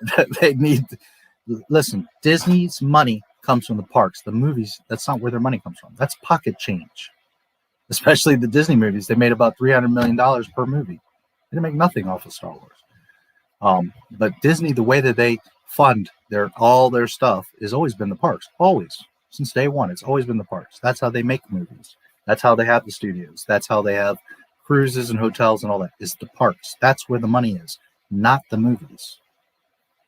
So them having Disneyland close in California has been killing them. Killing them. So they're going to desperately try to open it at any capacity because they're desperate. It's Star Wars is a huge part of it, but it's not Star Wars. And you know, some people comment on my stuff like, "You're so dumb. You think just because Star Wars is doing bad, Disney's going to fail." I never said that Star Wars was Disney's a mess all around. Their parks are closed. They've let off over 100,000 employees. They're billions of dollars, like $50 billion in debt. I mean, their hotels are closed. Their cruises are closed. They're in trouble. And Star Wars is just one big piece of that. But all around, they're hurting. Hey, Echo. Hey, brother. Just coming in, dropping a like. Keep doing what you're doing, Coach. Thanks, Coach, if you're still around. Appreciate you.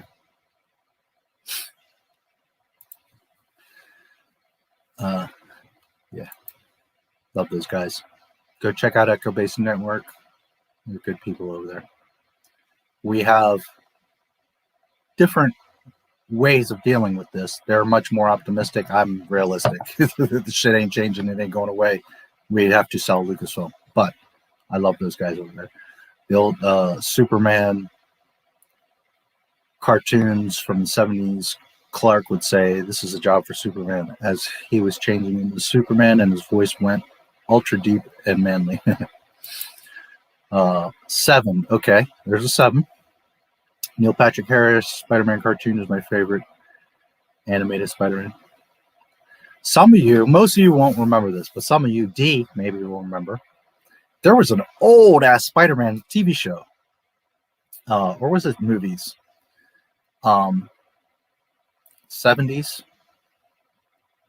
I don't remember much of it, but just flashbacks. But that guy to me was like Peter Parker. He was awesome.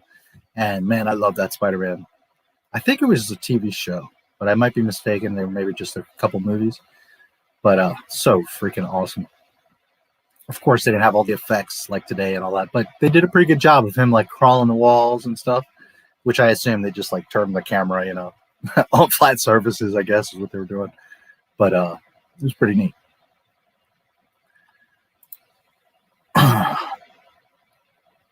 Any day, okay. Wednesday, okay. Darth Kathleen.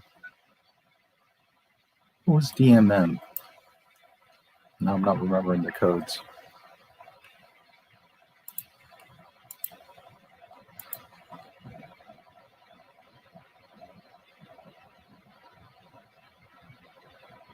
Oh, Disney Mickey Mouse or Dark Mickey Mouse, Darth Mickey Mouse. That's probably what that is.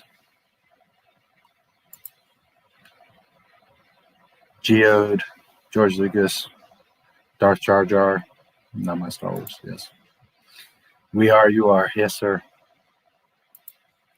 Yeah, Echo Base. Yeah, I love those guys. Check them out. They are very good people over there. Very much support them over there at Echo Base. They have always been very supportive of me, and I will always be very supportive of them. Did you ever play Sheepdog and Wolf? No, I don't remember that. Septimus the Destroyer, cool name. Boba Fett movie was so set before the Phantom Menace, but that would have made it Django. Yeah, that would be too early. Remember, he was born in Attack of the Clones. Well, he was 10 years old in Attack of the Clones. Clones, or Menace to Clones was roughly 10 years. So.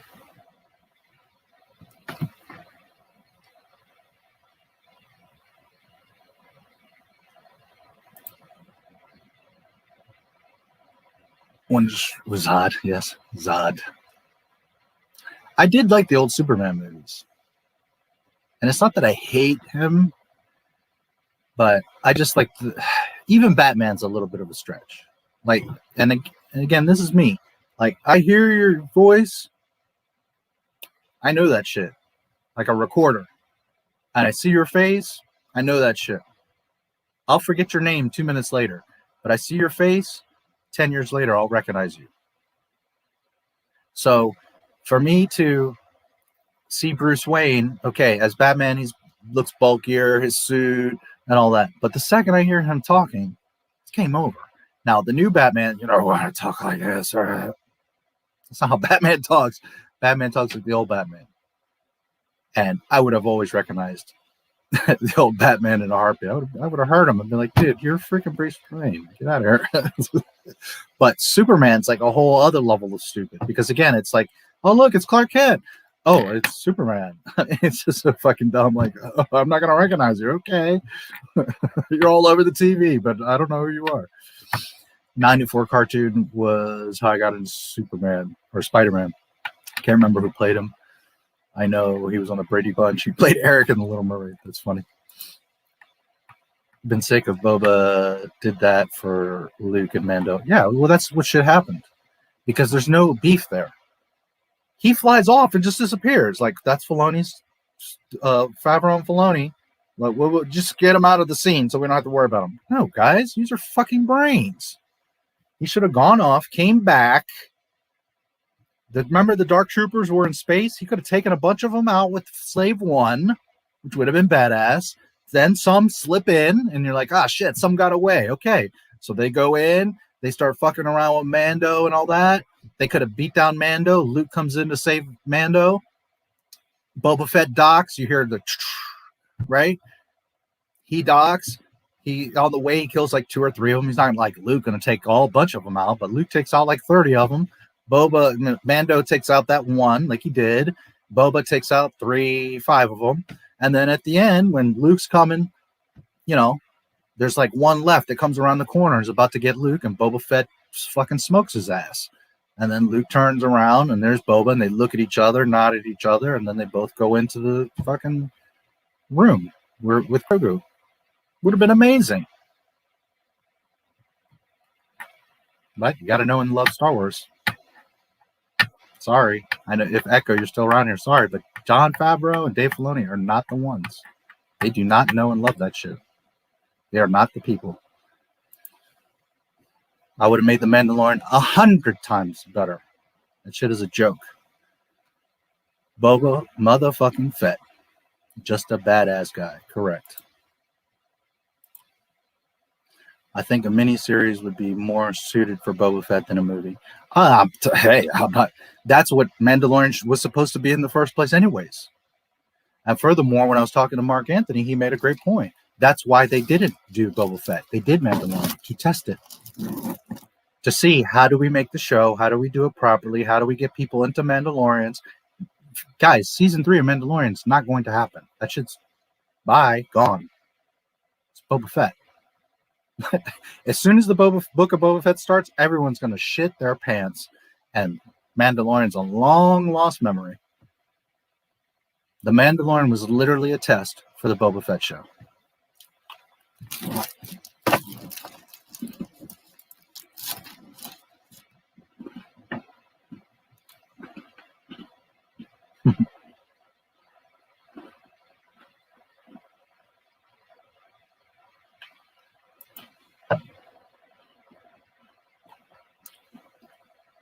Solely in Skywalker family, Iowing, numerous films.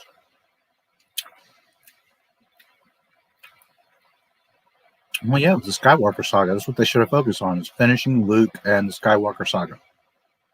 And then done whatever they wanted.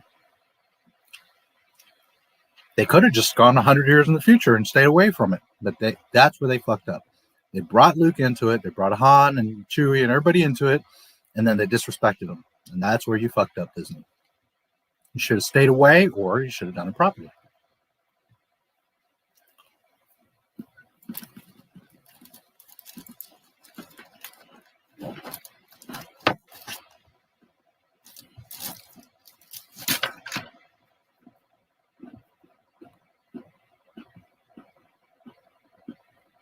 Mm-hmm.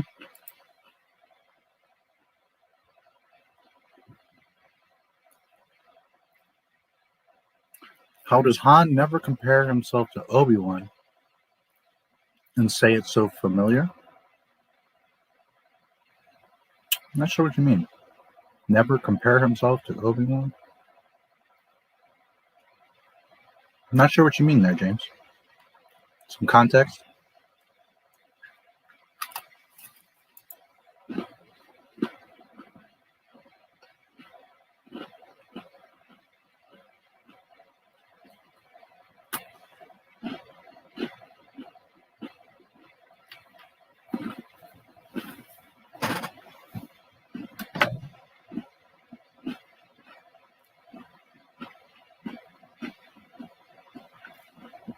I would make it whatever George Lucas's script story treatment was. That's what I would do. None of my opinion, none of what I want, all that goes out the window. What's on that page, and I'm calling up George and saying, please, dude, help me. We need to make your movies correctly. Your movies, not mine, not Joe Blow, not Echo Bays, not D. Pensac. Your movies. Fuck everybody's opinion and their feelings and what they said about the prequels. We need your movies. And I'm not saying that you're wrong or you shouldn't do that. I'm just saying that's exactly what I would do. I would get George involved. I would get him back. Trust me, I would get him back. Is he going to come back and do the whole Star Wars thing again? No. But if I got control to do those 3 movies, I promise you, I would get George Lucas involved. I would get him. I promise you. 2 years ago, I made a little movie called Bully, and I don't think I can make a sequel because it's probably just going to be the exact same thing, but the bully's a different character. But don't think that way. Do it. Do it, dude. I used to watch that one on demand with my grandma's. Hell yeah.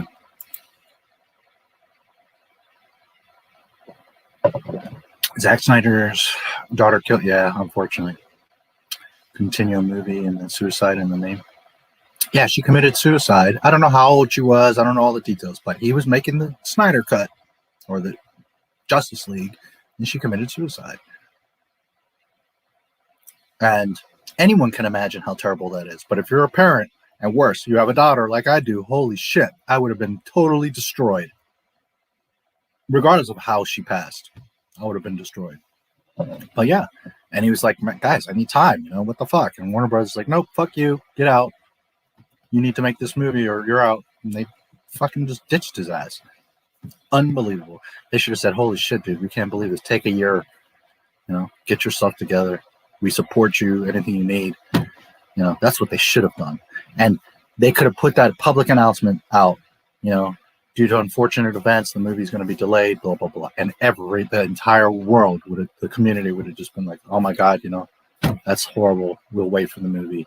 Take time, heal, and come back and make the movie when your heart's right. Everybody would have been fine. But studios only care about their bullshit.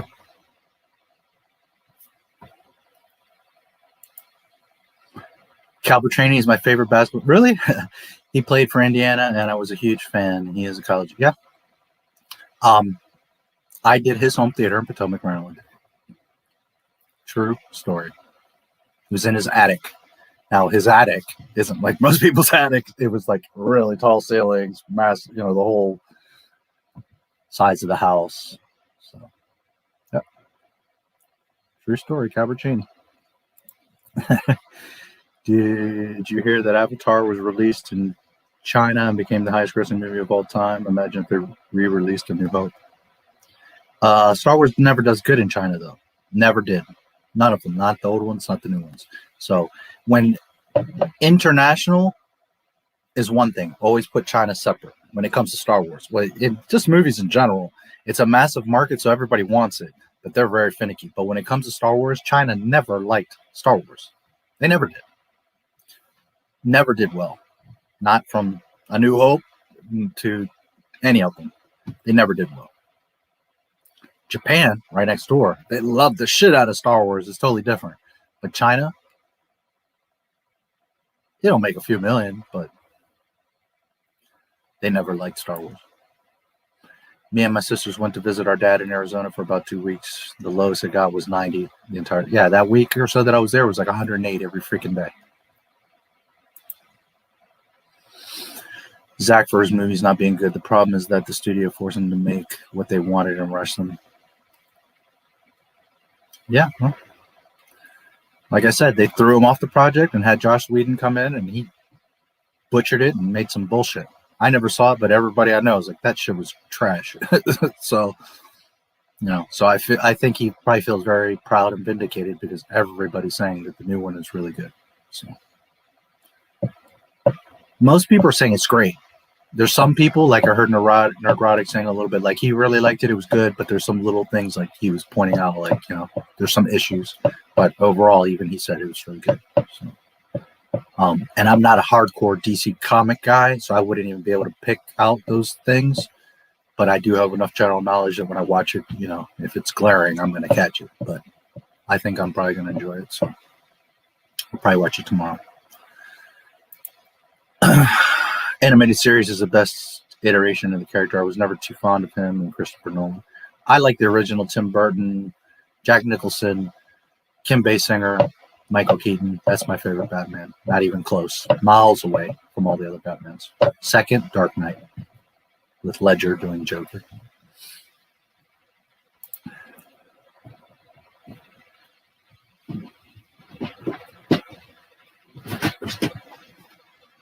That's the truth. That right there is fucking Batman. If you gotta go with a smile. What happened for waiting? Well, Disney thought they could do it better. They learned their lesson, I hope, now. Force Awakens is A New Hope again, and none of the characters don't feel Dacia View, or however you spelled it. Deja Vu? Deja Vu? Is that what you mean? A family member of mine that works at Disney Store on State Street in downtown Chicago told me that her store is closing permanently. I told her that I wasn't shocked. Wow, sorry to hear that.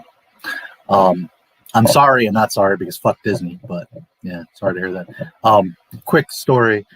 I forget why I was in Chicago. This was a different trip from my travel around the U.S.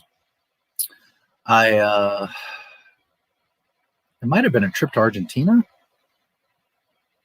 I don't remember, but I was in Chicago airport, and I had like an hour and a half.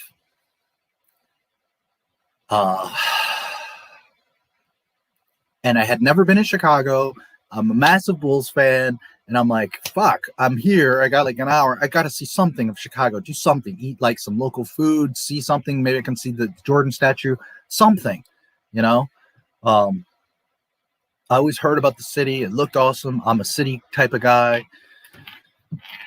Doubles. So I was like, man, I got like a little over an hour. I got to do something. So anyways, I went to this girl that was at, working at the airline. Man, she was cute. This blonde. I wish I had more time there. Anyways, we talked for a couple minutes, and I was like, listen, I'm here in Chicago. First time. I only have like an hour or two here. Is there something I should absolutely go see? Or is there like a local food I should try, a beer or something? She's like, there's nothing, nothing really from Chicago. None of, I was like, God damn it. She was terrible. Like, she didn't tell me anything. I'm like, damn it. So I go outside. There's the line of taxis. And you can't just go to any taxi. Like, you have to go to the first taxi in the line. So I go to the first taxi driver. I'm like, hey, I have like $60. Can you take me on a tour around the town for like an hour? And he was like, no, blah, blah, blah. I was like, all right, whatever. So then I went to the next guy. I think it was the second guy, maybe the third, but then went to the next guy. And I was like, hey, I'm in town. I've always wanted to see Chicago. I got about $60. If you take me all around, show me Chicago, I'll give you the $60. I got about an hour and a half. And he was like, yeah, sure. But I couldn't just get in the second taxi. I had to wait for the first freaking taxi to get a fucking fare and drive off. And then he pulls up. And then anyway, so I wasted like however much time. Anyways, one of the best memories of my life. It was, I think, $60. He took me all over, showed me the Bears Stadium. He took me to the United Center. I got out. He took pictures. I was there with the Jordan statue. He drove me all around, was telling me all about the city. Super, super nice guy. He was like from Pakistan or I don't remember. Really educated, awesome dude. We talked. We had a great time. Real great man-to-man conversation. He showed me stuff, told me stuff. We just talked about life and all kinds of stuff. It was like the best hour and $60 I spent. And he took me, all around major spots in Chicago, and most importantly, took me to the United Center that I always wanted to go to. And he got pictures. I unfortunately, when I lost all my stuff, I lost those pictures. But memories are forever. And I was there in front of the Jordan statue, and he took pictures. And yeah, he was so awesome. So it's a little fun memory of Chicago.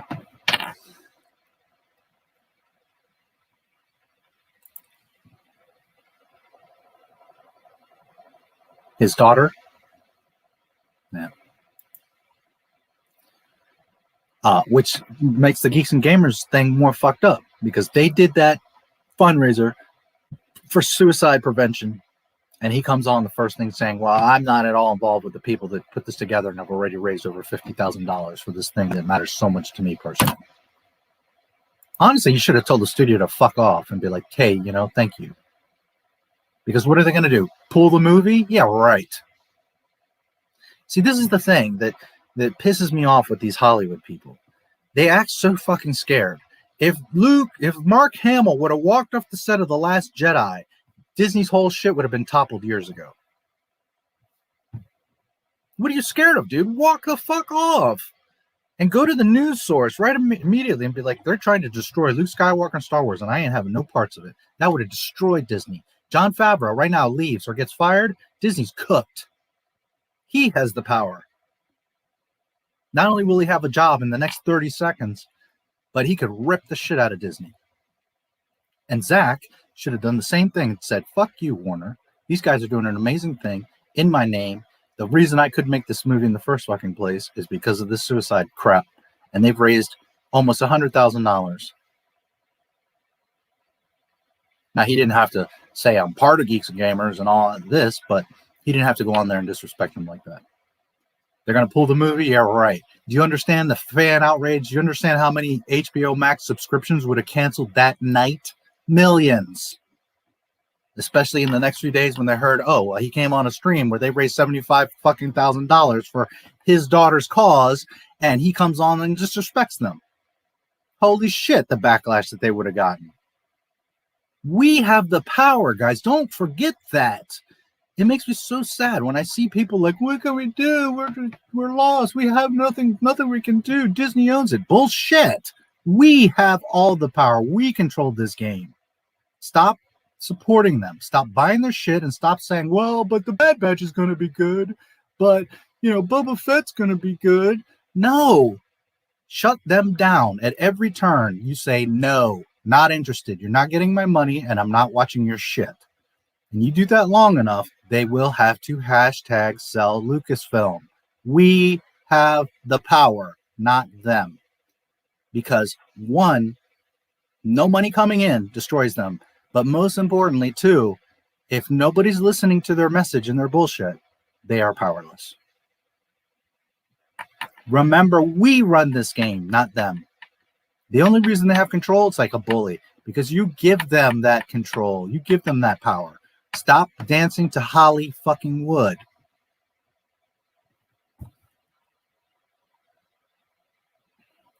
I didn't mean write my own sequels. I mean, make them different from the original movie that it follows. If George gave me a sequel script, I would do it. Yeah, well. I'm not saying don't write yours. I'm just saying that if I got control of Lucasfilm, that's the first thing I'm doing is getting in touch with George, and we're making your movies. 100%, no question. Mind waiting a year or two for Suicide Squad. Nah, I never got too much into them. Harley Quinn and all that. How people complained about the CGI in the prequel and nothing else. CGI from the time. Yeah. That's just people nitpicking, trying to find some excuse to complain about something. They didn't get what they wanted. Remember something, guys. Star Wars is not fucking yours, and it's not mine either. It's George Lucas's. So either you like what he made or not. Period.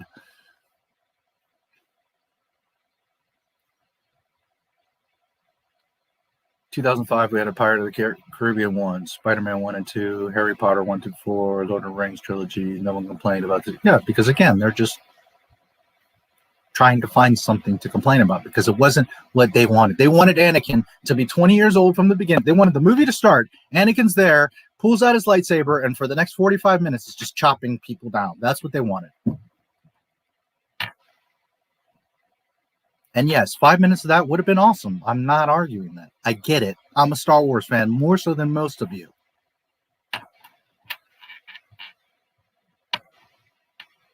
But George Lucas knew his story and he knew what he was doing. And had he not shown you Anakin as a child and developed the whole story, everybody would have bitched, oh, but we don't know why he's so angry and what all this stuff and how did he meet Padme and what did the blah, blah, blah, blah, blah. Everybody would have been bitching about that. Instead of being appreciative that he showed you why Anakin is who he is, it shows you the entire development of the story and being appreciative for the beautiful thing that he gave us. Just because people want to bitch. For me, it's easy. I take all that ego out. I don't even think about what I wanted in Star Wars. I always thought about, this is George's story. God is creating the earth right now. So whatever he does is, I'm going to appreciate it. Doesn't mean I agree with all of it. Doesn't mean I think it's all perfect. Doesn't mean that if it was mine, I would have done something different. I would have done maybe more Boba Fett. I would have maybe done a little more. I would have liked to see Anakin as Vader before the suit. There's plenty of stuff, guys. But I'm not angry. I never hated that stuff because that's George's movie. And when you take your ego out of it and enjoy it for what it is supposed to be, his story, you're going to love it. The only reason people bitch is because your fucking ego is in it and you think it's yours and that it should have been this way. No, shut the fuck up. It's not what you think it should have been. It's what George Lucas says it is. She, my family member, seemed very graceful in her firing. She said she learned all she could and now it's time to learn something new. Well, yeah.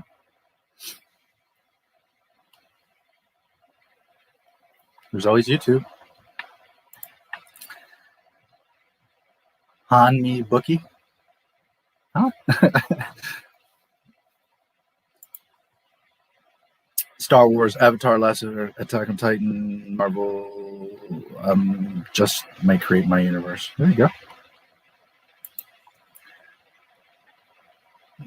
Revenge of the Sith. Yeah, Revenge of the Sith is awesome. I love all 6 of the Skywalker saga. because you speak the truth. I only do one thing here and tell the truth. Tell you the facts. I'm never going to tell you what you want to hear. I'm going to tell you the fucking truth. Period. I appreciate a good tour guide. I used to be one. Next time you're in town, Chicago, visit Jim's Original Maxwell Street Polish hot dog stand if you want some good grub. Yeah, and that's what I was thinking. This girl, I was like, there's got to be like something, peanuts, a hot dog, something that's like you guys locally, and she was like, nah, there's nothing. I mean, she was cute as hell, but now that I think about it, man, what an airhead. Maybe she was just frustrated. She was works at the airport, gets asked questions all the time, whatever. But anyways, but I was a little frustrated because I'm like, I'm in Chicago. There's got to be something, a bar or something. And nothing. Jim's Original. Well, if I go to Chicago, I'm going to tell you. So did you meet me? Speaking of Pirates, and you could take me to wherever. Speaking of Pirates of the Caribbean, isn't it funny that 2003 people thought Hollywood was out of ideas for making a movie based on a ride at Disney? Just a million ideas. Yeah, and I love me a Polish sausage. Italian sausage, I love all that stuff. Sausage with peppers and onions. Yum, yum. Dirge is finally canon. Well, no. First of all, you could argue he was canon from the way back then. And second of all, nothing that Disney does is canon. So, no, he's not canon. Galvatron. It's not canon. He's Disney's fan fiction. But he's not canon. That's not Star Wars canon. And it's not, I think he's awesome. It's not that I wouldn't want him to be. Just understand that Disney bringing him into whatever doesn't make him canon. On the contrary, he's part of Disney's fan fiction now. So he's been demoted, actually. But welcome being here, Galvatron. I don't recognize you, so nice to see you. Compare Pirates of the Caribbean to the crap we have now, man.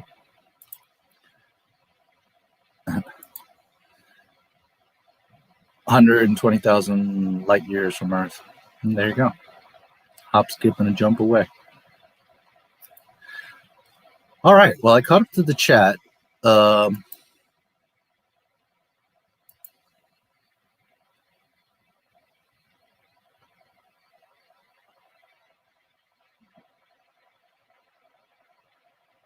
find your lack of lightning disturbing. Why lightning? Somebody wrote that in a comment on the lightning. Why lightning? Because Ray had lightning? Maybe he's being funny because of that. Here's an interesting comment. So many fans who trashed Lucas after the prequels are calling back. The Rise of Skywalker was the only Star Wars since Episode 1 that I didn't see, which, as a huge Star Wars fan, says a lot. Oh, fandoms learned this lesson. Art belongs to the artist. You start feeding into what you think the fans want. You lose sight of what made it great to begin with. The vision. Very well said. Very good. You get a heart. And that's basically what I was saying a minute ago, right? That I was just screaming about.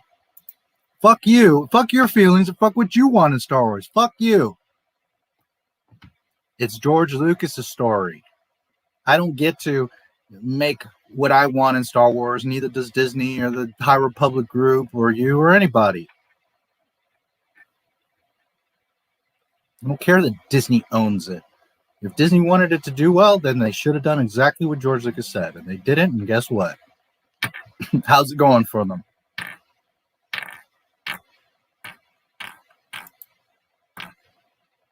Here's the thing. No matter what George Lucas did in the prequels, people were going to bitch. I never did. I loved them. I came out of the movies, was like, hell yeah. Not saying they're the best thing I ever saw. Not saying they're exactly what I imagined or what I would have done. But I came out like, well, this is fucking Star Wars. Great. I got to see Anakin as a boy. Now I understand a whole lot more of why he's going to become what he's going to become. And then in the clones, I learned more. And then by Sith, it was like, okay. Pirates of the Caribbean, The Curse of the Black Pearl was actually a good movie. The day that you start arguing and questioning and doubting the creator of something, you're just a dumbass.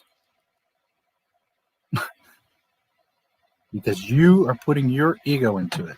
What you think and feel is irrelevant. What must be told is the story of the creator. Now, the creator does a good job, then you're going to feel some type of way. You're going to appreciate it. You're going to enjoy it. But most of that was ego. People being little bitches. I wanted Anakin to do this. I wanted that. I wanted Order 66. Do you know why you don't see more of Order 66? Because 99% of the Jedi were killed right then and there. That's why. There are no Jedi to be going around chasing and they're to be killing. Now, could they showed more in the temple? Anakin chopping down more of them? Okay, yeah, sure, fine. I wouldn't have been mad. But there's a point to what he's showing you. That the Jedi were few and far apart. That they were very skimped down.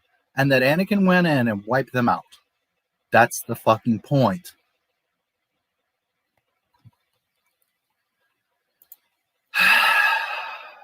Kitty Brain thought everyone loved those movies. Which movies?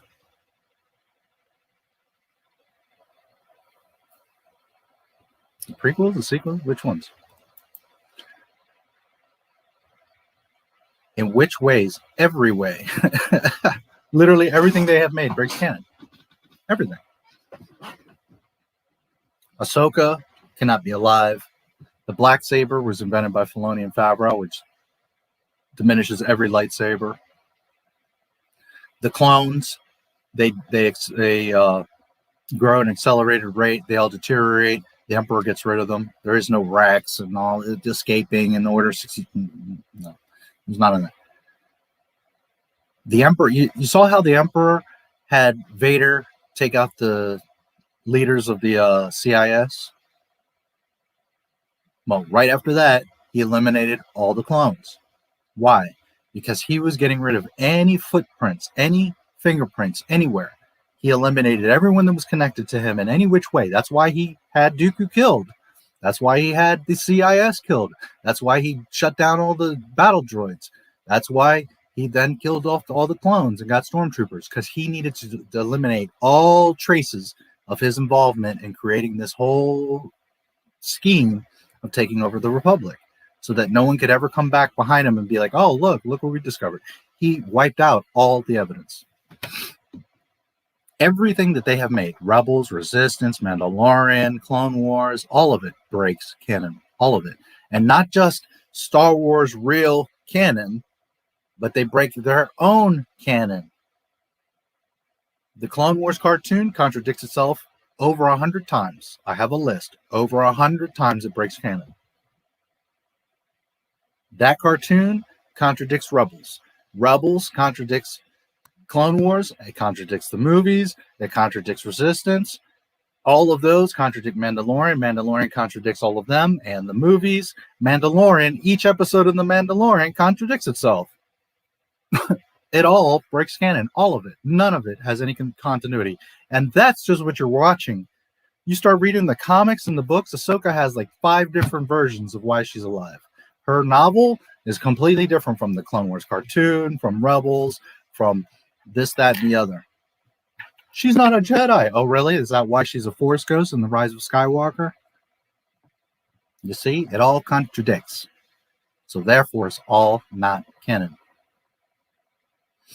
Everything they have made breaks canon. All of it. And there's only one solution. Wipe them out. All of them. Just that simple. You delete all of it, and you start from October 31st, 2012 with George Lucas's stuff. You make the Underworld TV show, you make the 1313 game, and you make some real fucking Star Wars. I couldn't, as far as like which ways, I would literally be here for like 3 days straight going through and telling you where it breaks canon, because it all breaks canon all over the place. It's like way too much to even begin to tackle. But just use your mind. when you're watching this stuff, always remember, how does this fit into episodes 1 through 6? Does it contradict? Yes, it does. Clone Wars Season 7, Ahsoka goes to the damn meeting. Anakin had just walked out in the movie. Anakin, go tell Chancellor Palpatine that Dooku, or that Grievous is indeed on Utapau, and that we're going to go get him. Anakin walks out. A minute later, Ahsoka walks in with Rex. Hey, Ahsoka, what's going on? Oh, nothing. I just wanted to talk to Anakin. Are you sure? Yeah, I just think it's best to talk to Anakin. Is everything okay? Yeah. Are you ready to come back to the Jedi Order? No. They all hologram out. Just Yoda and Ahsoka. Ahsoka, is there something you need to tell me? No, I'll just wait. Meanwhile, 5 minutes earlier, Darth Maul told her that the Republic is under control by a Sith and that Anakin's about to turn to the dark side, and she doesn't open her goddamn mouth. She betrays the Republic and the Jedi.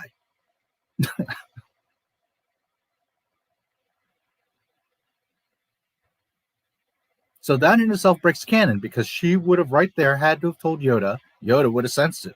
But she should have had told Yoda what was going on, and the whole thing would have been prevented. Why doesn't she tell them? Because she doesn't exist. She was dead before Order 66. Per George Lucas, he said this. But Dave Filoni had to keep her alive. That's his little pet. So therefore, by keeping her alive, that right there breaks canon, because it also destroys the films. She cannot be alive. In Star Wars, from A New Hope on, there's one Jedi left. Luke fucking Skywalker. That's the point. He's the New Hope. He's the reason that all of this happens. He's the only chance we have. Not, well, if he fails, Ahsoka's around. Who Ahsoka doesn't help the rebels, doesn't seek out Yoda or Obi-Wan, who she knows intimately, and she doesn't try to help Luke. Why? Because she's not around. She's not alive. So there's several examples of how they break canon. Jim's 1939 prepares the Polish sausage with or without sauerkraut, mustard, and spore peppers, and it's one of the few restaurants open 24 hours. Nice. I like all that stuff. I'm not huge on, like, I love Reuben's, but I like light sauerkraut. I'm not huge on sauerkraut, but a little sauerkraut, peppers, stuff like that. I'm down for that. Anakin stabbing a Jedi in the throat during Order 66, but it was cut. Yeah. Also, Shakti gets killed. There's stuff they could have shown, but it sounds good on paper. But how much were you guys going to want to watch Anakin just swiping away at people? I know it sounds good, but then you would all bitch. There's no story. Why did he do that? That's all he did. He's just killing people. 10,000 Jedi, less than 2% survived. Yeah. There was literally like a small handful of Jedi still floating around. Vader, right after Order 66, goes, hunts them down, and they're done. That's it. Within like 5 years, if not much less, probably the first year after Order 66, all the Jedi are gone. There's Obi-Wan, and there's Yoda. And then the twins, right, potentially would grow up into becoming a potential Jedi. The only Jedi are Obi-Wan and Yoda, period. Dave Filoni broke canon with the only way the Darksabers won. Right. Darth Maul, a non-Mandalorian, takes the Darksaber and is now the ruler of Mandalore. First and foremost, just because you take the sword doesn't mean all the Mandalorians are assholes now. Oh, well, he's got the sword, so we all just got to worship him. He's our leader. Oh, fuck it. He's not a Mandalorian. He didn't earn it. He's evil. He's a Sith. But we have to obey him because he's got a sword. How fucking stupid. Mandalorians are cunning, ruthless, intelligent, wise, strategic warriors, ancient warriors. Oh, well, he got the sword. We all have to bend the knee. How fucking dumb. Look, here's what would have really happened. 100 or 1,000 Mandalorians would have surrounded Darth Maul and vaporized his ass. That's what would have happened. Game over in 3 minutes. We don't give a fuck about your little sword, dude. Poof, you're gone. Now, if the Mandalorians were fighting amongst each other, okay, fine. That's their culture. That no problem. I can go with that story. But the fact that I can walk into Mandalore, take the sword, and be like, fuck you all. You are my bitches now. Yes, sir. Yes, sir. How fucking stupid. So then Sabine gets the Darksaber, which she just finds lying around, and now she's the ruler of Mandalore. Then she puts it down. Ezra picks it up and walks off with the shit. Then he hands it to Kanan. So now Sabine's the ruler. No, wait, Ezra's the ruler. No, wait, Kanan's the ruler. Then Kanan's like, here you go, Sabine, you can just have it. Sabine takes it, ignites it, learns to use a saber. Then she turns around and hands it to Bo-Katan. And Bo-Katan rules Mandalore. Then we go to the Mandalorian, and I can't take it because I have to win it in combat. You see? So Dave Filoni breaking his own canon. Never mind Star Wars canon. The whole shit is dumb. All of it is trash. It's all trash. It's a dumpster fire. There's only one fucking thing I'm going to ever tell you about Disney Star Wars. Wipe them out. All of them. It's all trash. Hello, Warren. Welcome. I see you in some of my comments, buddy. Nice to see you. Order 66, Disney canon, 100%. Yeah. Or, well, I always say Order 86. Yes. Star Wars: The Old Republic MMO is canon. No, it was never truly canon. Is it more canon than? Sure. Is it? Here's canon, and here's EU and Old Republic, Knights of the Old Republic. Sure, no problem. But canon? No, not true canon. No, only 1 through 6. Only the films are canon. Contradictions. Rey uses the Force with no training. Force healing should not exist. Palpatine is 100% dead. Yeah. George Lucas and Ian McDiarmid both said Palpatine is dead. He does not come back. Oh, look, it's episode 9. There's Palpatine. I mean, you could go on for days of how it breaks canon. That's one of the reasons I haven't made that video yet, because it might be a 15-hour fucking video. It's ridiculous. Dave almost broke canon numerous times with the Mortis arc. Not almost, he did. By having the son talk to Darth Revan and Darth Bane, even though the son is way older than them, and Sith can't be Force ghosts. Correct. Sith cannot become Force ghosts. They can possess artifacts. They cannot be Force ghosts. That's why Anakin, in Return of the Jedi, they put the young Anakin, because the old Anakin couldn't become a Force ghost. The true Anakin Skywalker, who was young that we knew from the prequels, is the only way that he would be able to be a Force ghost. That's why that's there. Sith cannot be Force ghosts. By the way, you do not bleed lightsaber crystals, all that bullshit mumbo jumbo. You go to Ilum, the crystal picks you, and there's your lightsaber. There's no bleeding it, and then you bleed it back from red, and they have white sabers. Because I'm Ahsoka. I'd never even become a Jedi Knight, but I know how to bleed Sith crystals now. Fuck out of here, Dave Filoni. That's not how that shit works. The crystal selects you. Red is always evil, period. There's no colors and bleeding, and that's all bullshit. That's all fan fiction. That's all phony baloney. That's also Charles Soule. Charles Soule wrote all kinds of shit about Darth Vader that is not how that works. Yes, they are EU. 12-hour live stream dedicated to talk about every way Disney breaks canon. Well, it usually is what it ends up being anyways.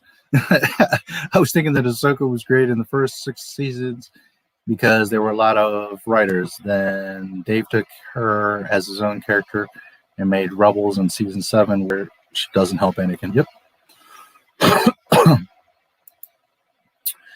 Star Wars is Michael Jordan in the NBA. Disney Star Wars is Michael Jordan when he played baseball. There you go.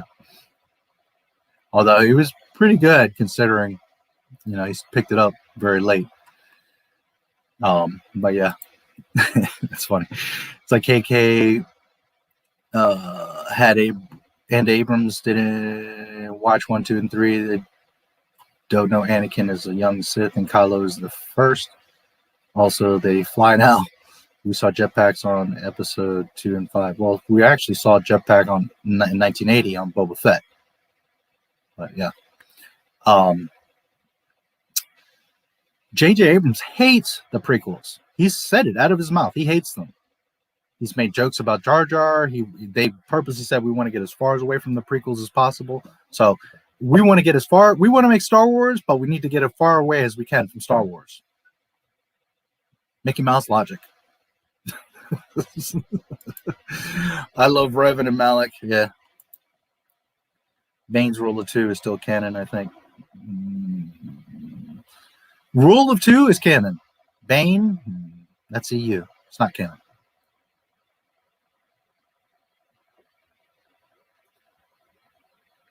Now, as I always say, I love the EU. I support the EU.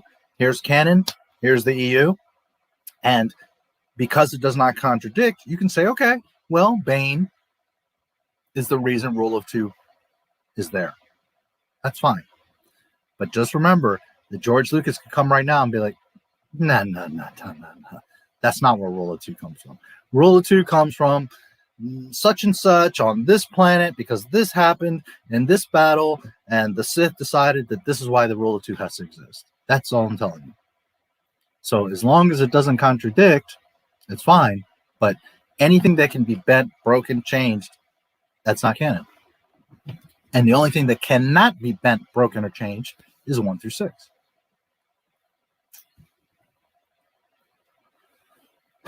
But as we don't have, as it does not contradict, and as we don't have anything that will technically change, because Disney's gone off and done some other fan fiction shit, so it doesn't matter anymore. And in theory, George Lucas will never have anything to do with Star Wars again. Sure, you can say that he did that. It's nothing against Bane. I love Bane. Just saying it. Ultimately, if George Lucas could come along today and say, like, if I had him, he pops in right now in the chat or in the stream, and we're talking to him, and he'd be like, nah, that's not how Rule of 2 works. That right there tells you that it's not canon. The only way that we know it's official is because it would have been in the film. The explanation would have been there. Still don't understand why Ray says she's Rey Skywalker. Please don't respond to this. I also don't care. In a nutshell, it's Disney's way of shitting on you, the franchise, the fans, George Lucas. That's what that's about. It's about mocking all of us and mocking George Lucas. Look what we did. We took all your shit. The Twin Sunsets, the Millennium Falcon, your homestead, Luke and Leia's lightsaber. Hell, we'll even take your fucking name. That's what that was about. It's about Disney flexing, about them saying, oh, fuck you. We even take everything, even your name.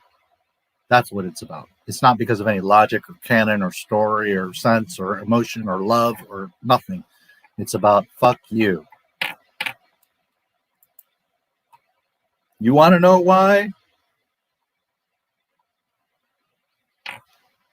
She's Rey Skywalker? Why? Because fuck them, that's why.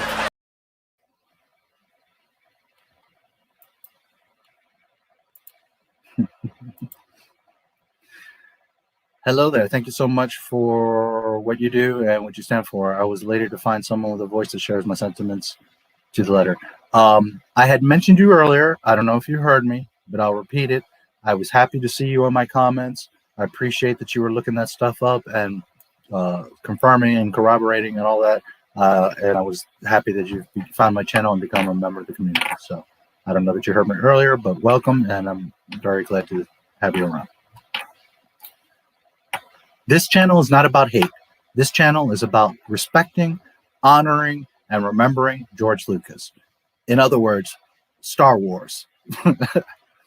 Disney has chosen to do the opposite, so fuck Disney.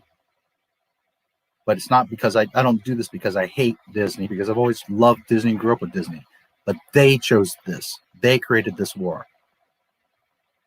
Sadly, they messed with the Fed. And we always get our man. There's an interview of KK's. But good to see you, Gordon. Every Friday, I'm here, so just so you know. And for members, I'm going to start doing a stream. I didn't see any more people commenting, but Wednesdays, I'm thinking. Yeah. It's in one of my videos.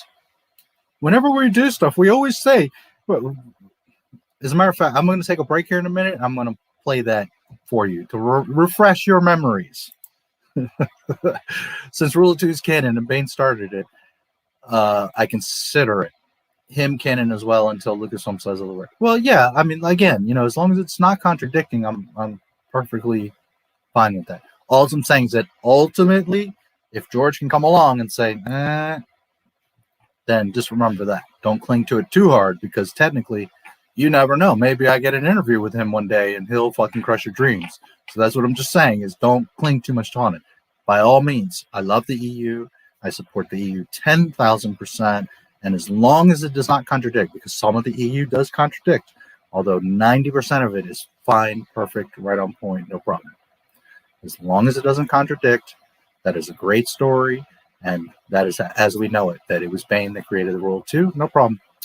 I'm all for it. There's no artistic direction on episode 7, 8, and 9. JG just tried everything to look like episode 4, but it looked flat and boring. The prequels had cool art like Naboo, Utapau, Mustafar, and Geonosis. Correct. We need to ignore the prequels and discontinue the EU for creative freedom. Disney 2015. Disney now brings in elements from the EU into their canon, makes merchandise for the EU, and ignores their stuff. Yeah, they're bringing everything from the EU now. You're going to see more and more. It's coming, because they're in a corner now. They don't know what to do, because everything they try to throw out now, it's like, nope. They can't even upload a video to YouTube. So Yoda tells Mace in 1 that there's the Rule of 2. Yes, but there's no... I didn't say that the Rule of 2 isn't canon. I'm saying that Darth Bane, being the true originator of it, is not 100% canon. Because George Lucas could come along and be like, that wasn't Revan or Bane, it's Darth Makaluka Lakaluku. That's what I'm telling you. I didn't say that the Rule of 2 is not canon. I'm saying that Darth Bane. Vito did a hilarious video on how stupid Rise of Skywalker is. Yeah. That's one thing I haven't done, is like a full movie review. I meant to, but then the channel kept growing and all these things kept happening, and it's like, I don't have the time to do like a Mahler, breakdown. Plus it comes to a point where it's like, man, I do so much other stuff that nobody else is doing, and Mahler has like those beautiful Bright Unbridled Rage and all that stuff. There's a few things I could fix or add, but not much. Like, he did such a great job. You know what I'm saying? So for me to like do a whole 3-hour thing, I don't know, maybe someday, but that's why I haven't been impressed with it, because him, Robot Head, some other people have done fantastic reviews of them. So, and there's only like little pieces that I would be able to add. If Han dies, goes with him. It doesn't. Rey steals it and Chewie doesn't get it. I don't think that Han would be selfish like that. Han would make sure that Leia, or more importantly Chewie, would get the Falcon. He would maybe instinctively want to give it to Leia because that's his wife. But Han, being noble, loyal, respectful, obviously it goes to Chewie. It's not even a question. And if for some reason they didn't want it or didn't need it or couldn't have it, well, Luke would get it. Or it would be, become part of the Rebel fleet. That would honor him as well. But absolutely Chewie. Or Lando. But Chewie first. I would see him give it to Chewie first, Lando second, Leia third. He just sleeps in it like a hitchhiker. Yeah.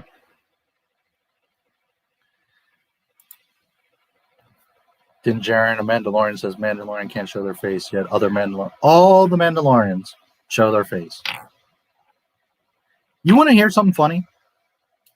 I was just thinking about this because I'm about to put out chapter 2 of The Mandalorian. By the way, all the problems with The Mandalorian, that's just about finished.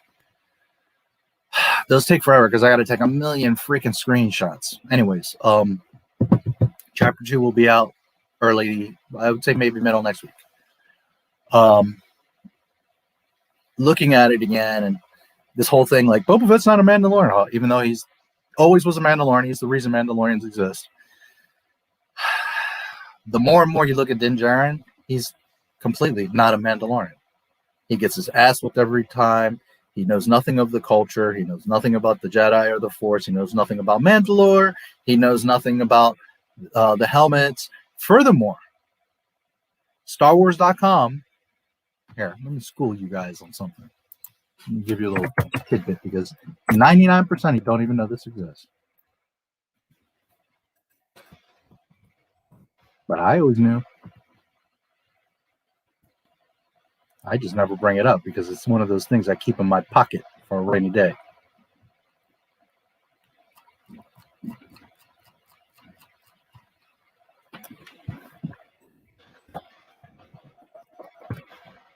If I can find it right now, it should be here.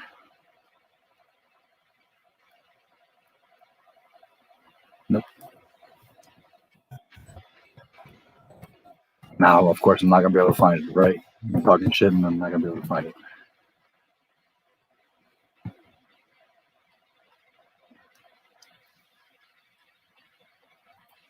Might be there.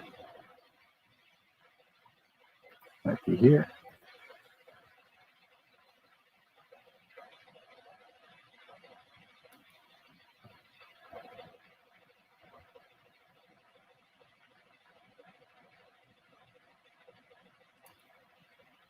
Might be there.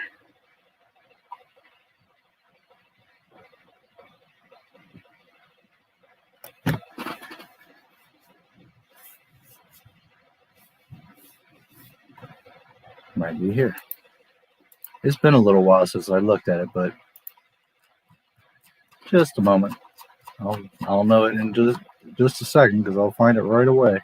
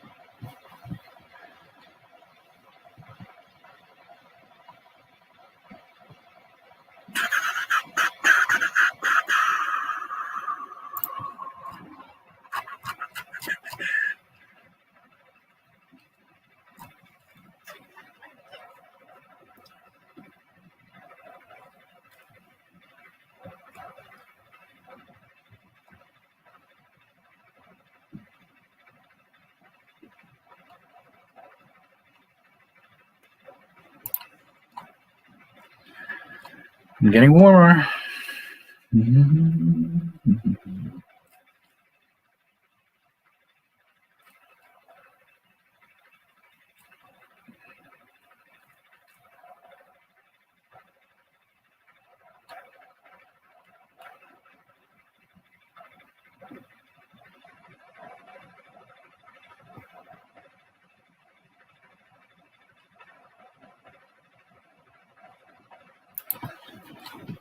Okay, maybe it's here. I think this is the one.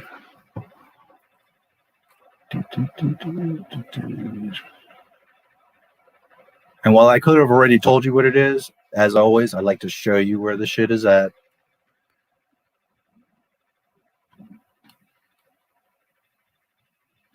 Okay, I just found it. I'm going to play a quick 1 minute commercial and I will be right back. I got to do something real quick. So I'm going to play a quick 1 minute commercial and I will be right back with you guys. And then I'll show you what I'm talking about. Funding for this program is brought to you in part by...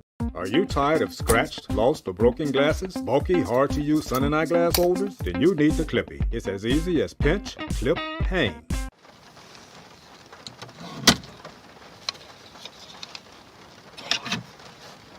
Did you know the average American spends 101 minutes a day in the car?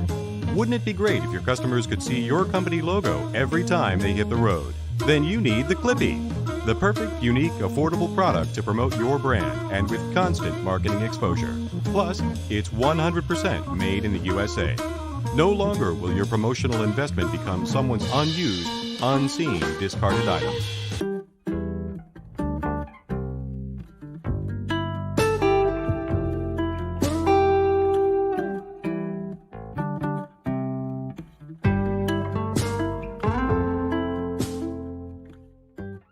and by the annual financial support of viewers like you.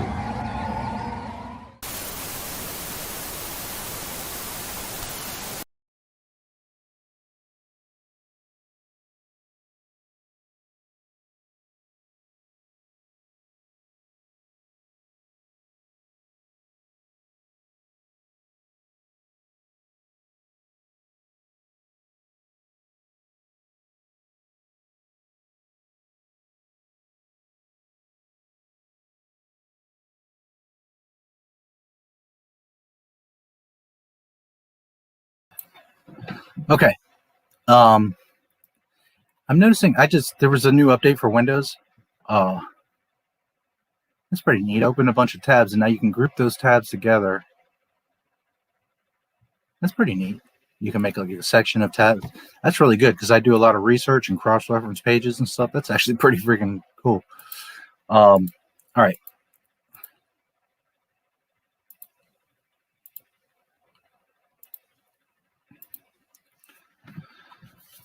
Without opening a whole can of worms, and I have a video coming about this too, about Boba Fett, how he was always a Mandalorian. I have proof from before Disney bought it, George Lucas stuff, StarWars.com stuff, all kinds of articles. Stuff. I have all kinds of proof that Boba Fett was always a freaking Mandalorian.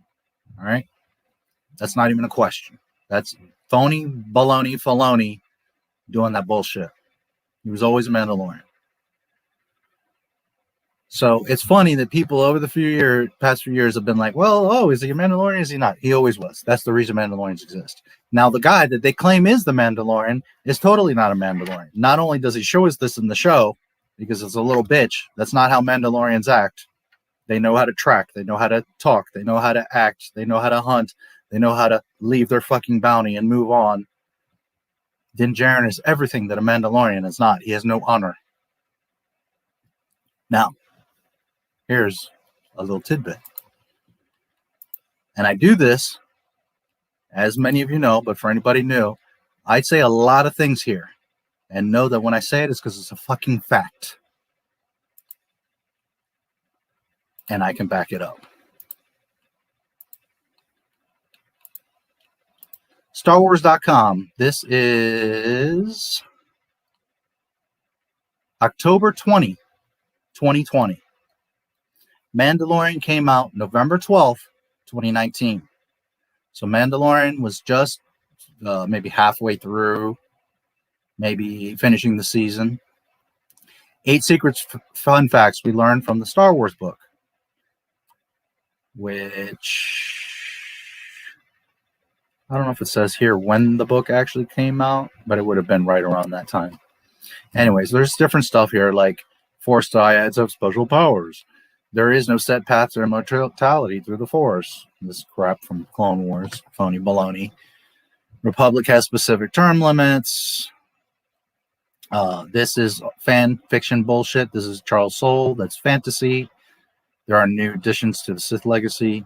It's irrelevant. Road to Jedi Knight begins not at Youngling. Let me see. Younglings trained to become Padawan apprentices. Padawans face the trials to become knights. Knights who successfully train Padawans become masters.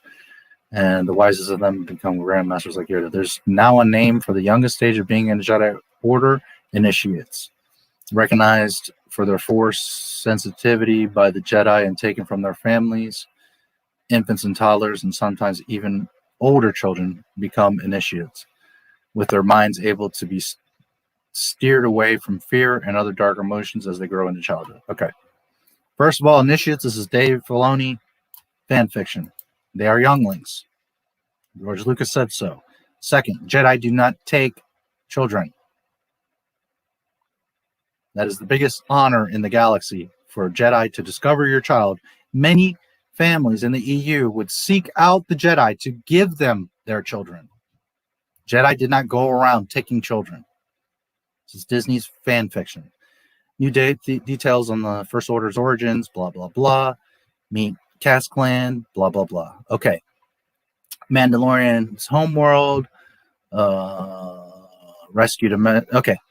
From the Mandalorian, we know that Mando wasn't born on the planet of Mandalore. Okay. So, most people's argument is Boba Fett's not a Mandalorian because he wasn't born on Mandalore. Well, guess what? Mando isn't a Mandalorian because he wasn't born on Mandalore, according to your own rules. In his entry, we learned that before he was rescued by members of Death Watch, Din Djarin called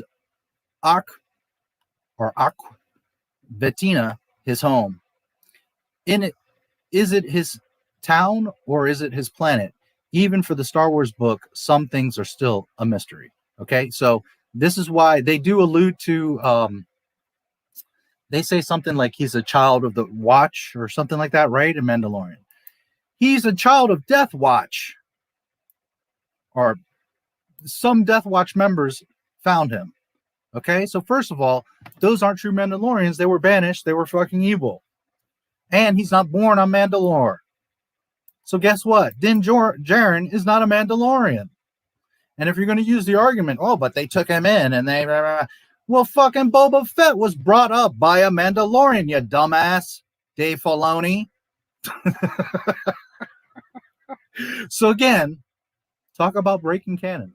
Now, why does this happen? Number one, because they all say fuck it, fuck canon, and do whatever they want. But number two, this is why this shows you Disney's a mess. Because there's not one group that reports to one person, like let's say Dave Filoni, and says, okay, does this line up? No. You have 10 different groups. High Republic, Pablo Hidalgo's doing his own thing, Filoni's doing this in Mandalorian and Clone Wars, this group is doing that, Rian Johnson's making his own movie. So you got people in all these different groups creating shit.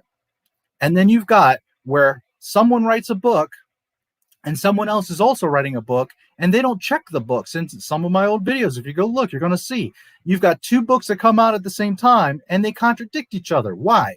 Because there's not somebody there that's saying, okay, I need to read both your books to make sure they don't conflict. But on the contrary, Disney literally puts out shit at the same time that conflicts each other. Not only conflicts each other there, but conflicts the show or the movie. And I'm not even talking about George Lucas stuff. Conflicts their own dumbass sequel trilogy. Disney can't maintain their own canon. And this is because they got all a bunch of people. They're just trying to make money from every corner, and they're just putting shit out all over the place. And nobody's checking it.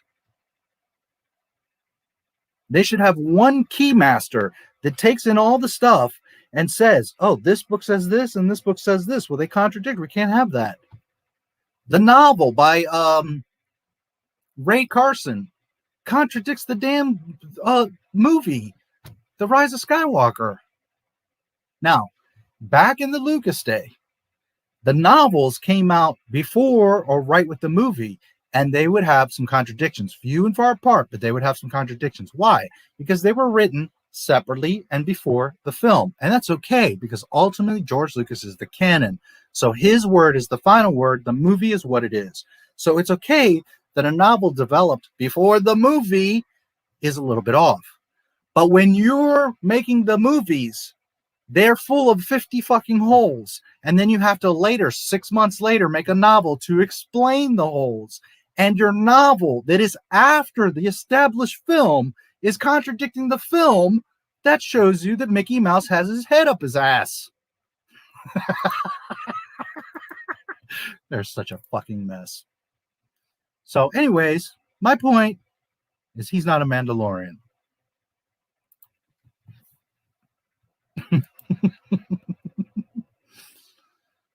I will say this for anyone new, and I don't like to repeat myself, and I hope I don't annoy my old viewers. If I tell you something, you can count 99.9% that shit is an absolute fact. Because I know what the fuck I'm talking about. I know that I have spent years researching it, and just like I just did, I'll pull up the goddamn thing and show you where it comes from. No one else out here will do that. Everyone else is like, oh, but I heard, and this person said, and I think that this, and my theory is that. No. I don't do that here. Am I human? Can I make a mistake? Absolutely. Do I do 12-hour streams and I get a little bit tired and sometimes I forget a name? One day I couldn't remember what the hell language Chewbacca speaks. Wookiee. But that's because I've got 10 million Star Wars facts and I'm tired and I'm listening to other things and reading your chats and I can make a mistake. But 99% of the time, if I tell you something, it's because that's what it is. Yeah, I came into the stream kind of late. Just got home. Been listening to your stuff for about a week or so. Well, I'm very happy to again see you, and I love the stuff that you were sharing from the dictionary. And yeah, that's cool. JJ and Ryan thought they were smart enough to make better Star Wars than George. Only George can make the best Star Wars. George deserves he and his canon to be respected. That's what they should have done from the beginning. The fans must rally behind George. Some fans, like Theory, play chicken running back and forth between George. Yeah, every stream. He's like, but I love George Lucas. I love Star Wars. And then the next minute he's like, well, if I got Star Wars, I would just hand it over to Dave Filoni and Jon Favreau. How do you think we got in this mess in the first place? What the hell are you talking about? And in the same stream, I don't watch most of his stuff, but I catch some stuff every now. And about 10 minutes later, he says, oh, well, if I had Star Wars, I would just give it to George Lucas. Well, 10 minutes earlier, you said you would just hand it to Dave Filoni to just do whatever he wanted. And then, oh, you remembered, you got to check yourself. So now you're saying, oh, well, I would give it to George Lucas. You see? Boy, that boy got control of Star Wars. We would be really screwed.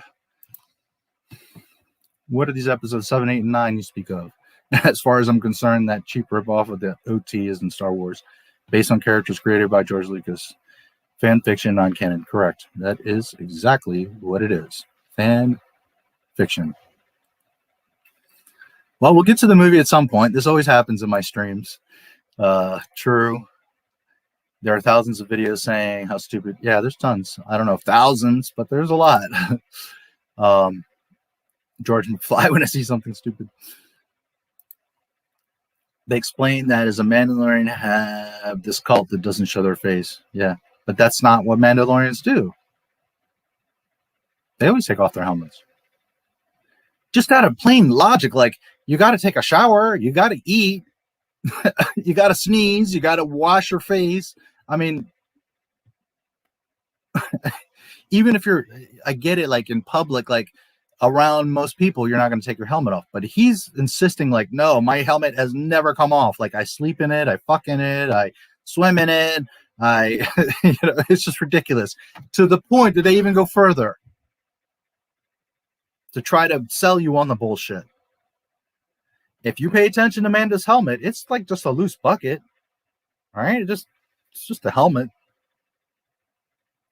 But they have the nerve when he took it off, especially in the season finale, that like it was sealed and had pressure. There's nothing to seal, dude. He's just got like a cloth. It's just fucking stupid. So fucking stupid. Bo-Katan too, when they take off their helmets, the same thing. As if there's like a seal there.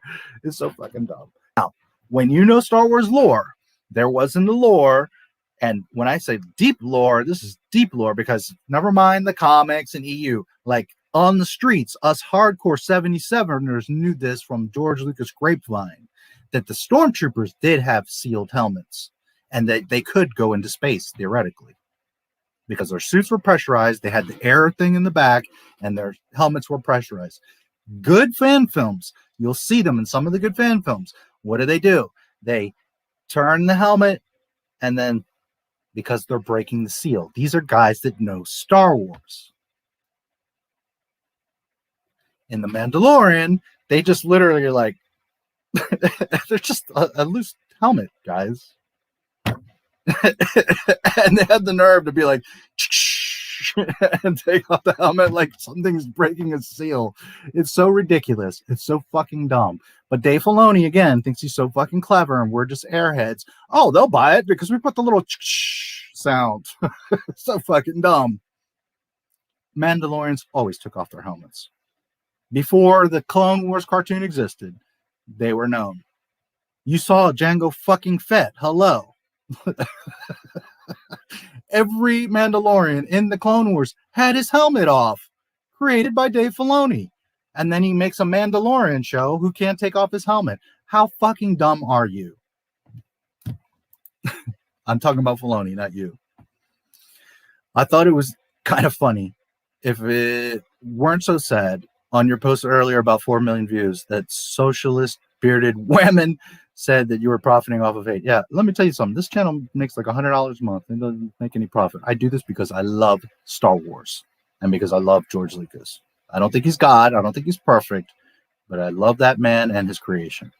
I do this for him and to honor Star Wars, not for money. This channel just now started making 3 pennies. Great to see the Star Wars YouTube channel is still getting ratioed. Yes, it sure is. Welcome, LFC. They are not going to be able to put out anything. And this is the thing. The real Star Wars fans have been quiet for a long time. That's why the little fake Mickey Mouseketeers thought that they were like right because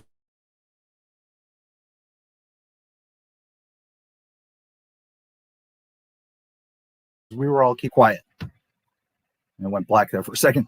Now, a lot of you are starting to speak up because you're fed up with it. I was fed up. Second I walked out of Force Awakens, I said, that game's over. This is Star Wars is done. But whatever. But now people are starting to speak up. And now you're starting to see that the real Star Wars fans, which there are millions of us, aren't having this Disney bullshit.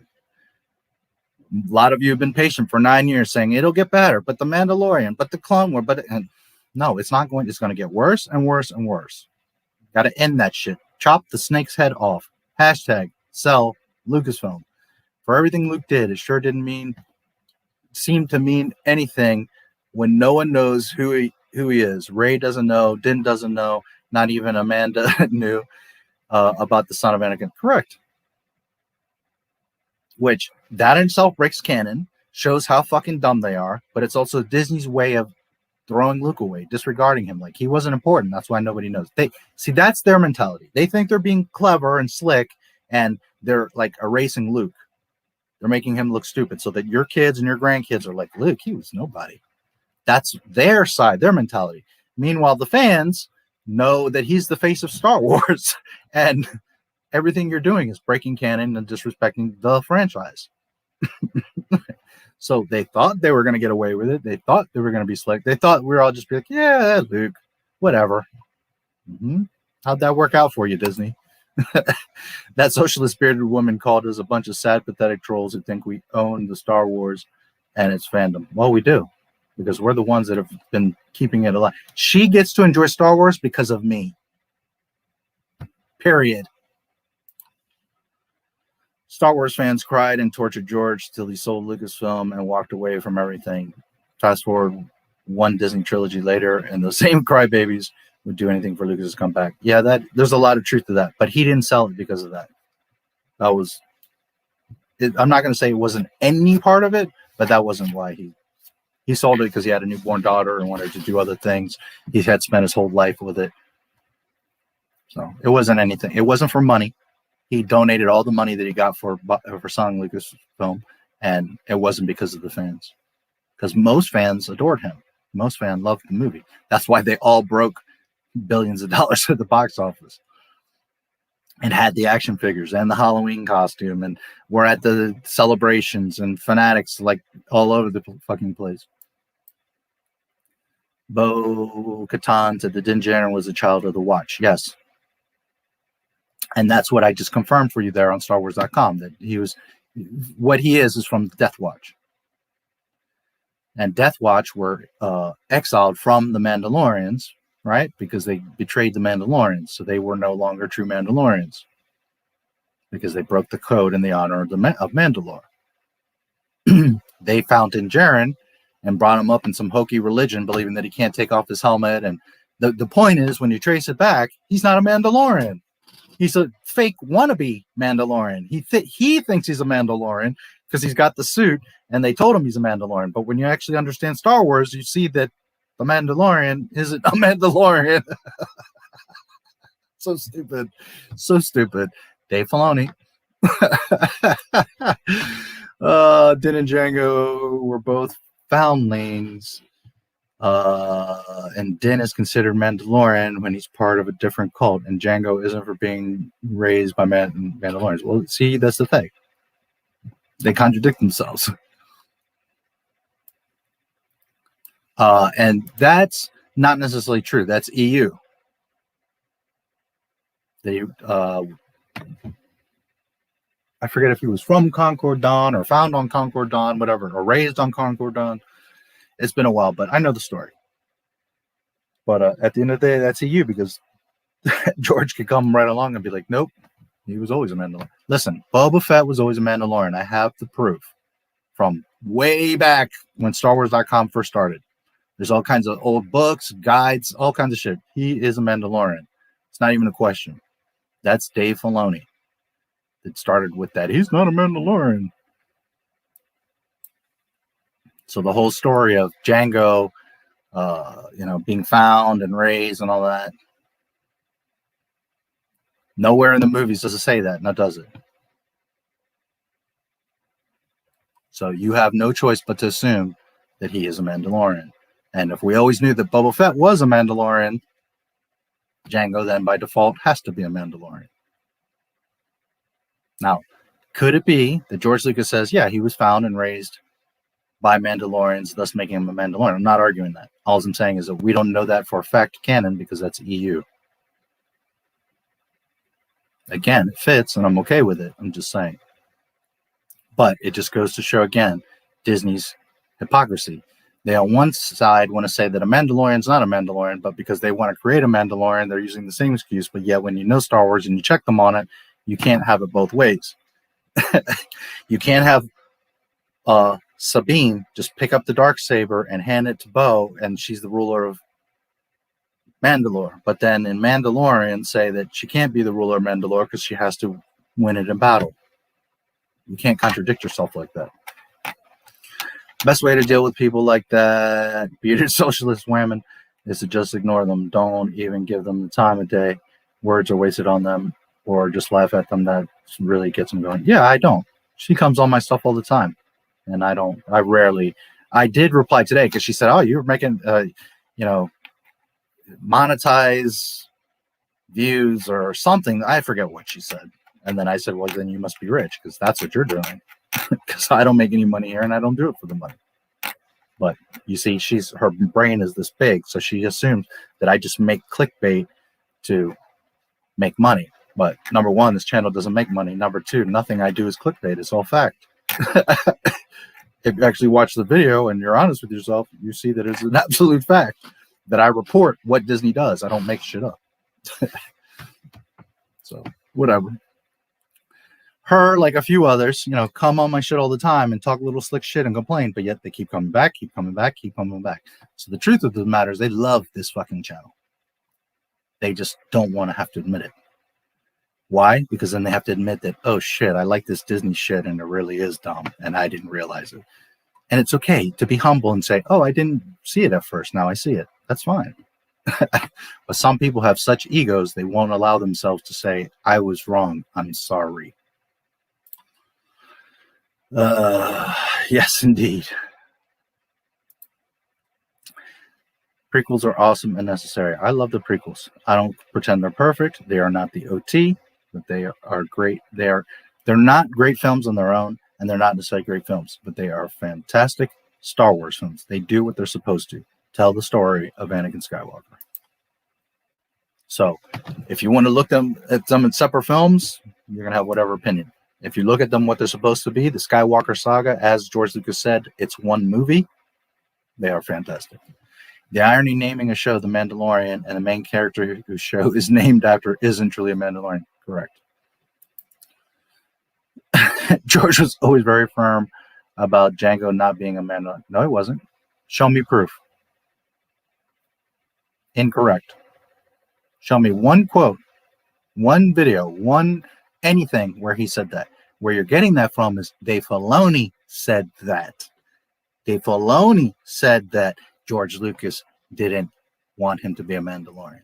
Dave Filoni is a fucking liar. Not just about that. Many times he has been caught lying. I challenge you to show me where George Lucas said that. Where you're getting that from is Dave Filoni said that. Big difference. You want to know who dies at the end of The Rise of Skywalker? At the end, Star Wars dies. Yes, very good. Very well done.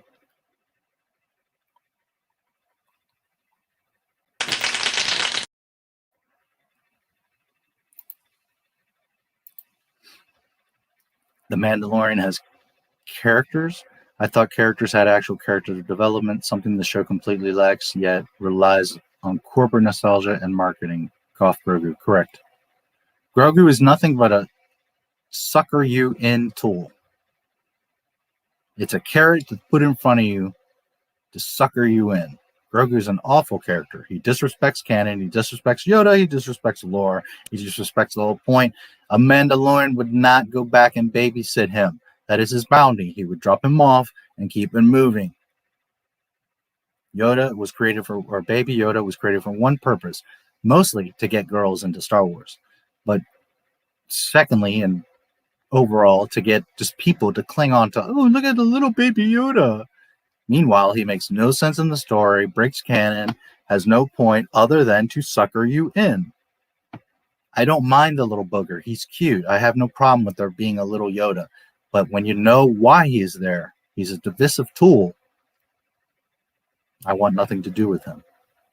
He's not made with love. He's not made to tell a Star Wars story. He's made to sucker you. I'm guessing Star Wars dying was what they meant and emphasized. Let the past die. Well, no, that's actually exactly what they were saying. That line was not about Rey or any. That's what they were literally doing. Maybe you didn't pick up on that, but that's literally what they were saying. If you pay attention, okay, you know how when I watch do the deep dives with you guys, like here we go with we're gonna have to have a part 4 of A New Hope. How I show you the dialogue and how when you just watch it, you like, what is that? But when you watch it frame by frame and you read line for line for the dialogue, George Lucas knew exactly what he was saying. Okay, the sequel trilogy does the same thing, but to destroy, dismantle, and disrespect everything that George did. That line right there wasn't about Kylo or Rey or the First Order. It was about George Lucas and Star Wars. It was about, forget about that fake thing that George Lucas made. This is the real Star Wars, what Mickey Mouse made. That's what that line is. Literally.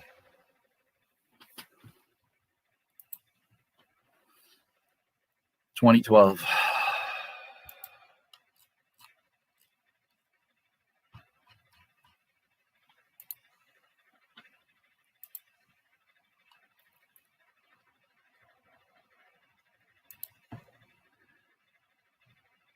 Character in quotations. Current stuff is they expect people to read their books and comics to understand what is on screen, like Mustafar and Rise of Skywalker. Only watching the films, you'd think, what the fuck? Correct. Exactly. You wouldn't know that's Mustafar because it doesn't even look like Mustafar. It's like a dried up, ashy Mustafar. But you know that because either like me, where I hear every little thing, I'm got Disney under a microscope and I catch their shit in interviews and all that, or you read the books. I went to a thrift store and saw the novel Resistance Reborn. It takes place between TLJ and Tross. They were asking $3.99, and needless to say, I put it right back. What's my address? Well, I'm not about to give you my address, but if there is something you want to mail, you're gonna visit my house with if there's something you want to mail to me, the address is in the description of all of my videos and live streams.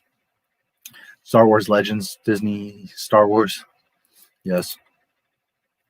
I have weapons. Why are you always so violent, man?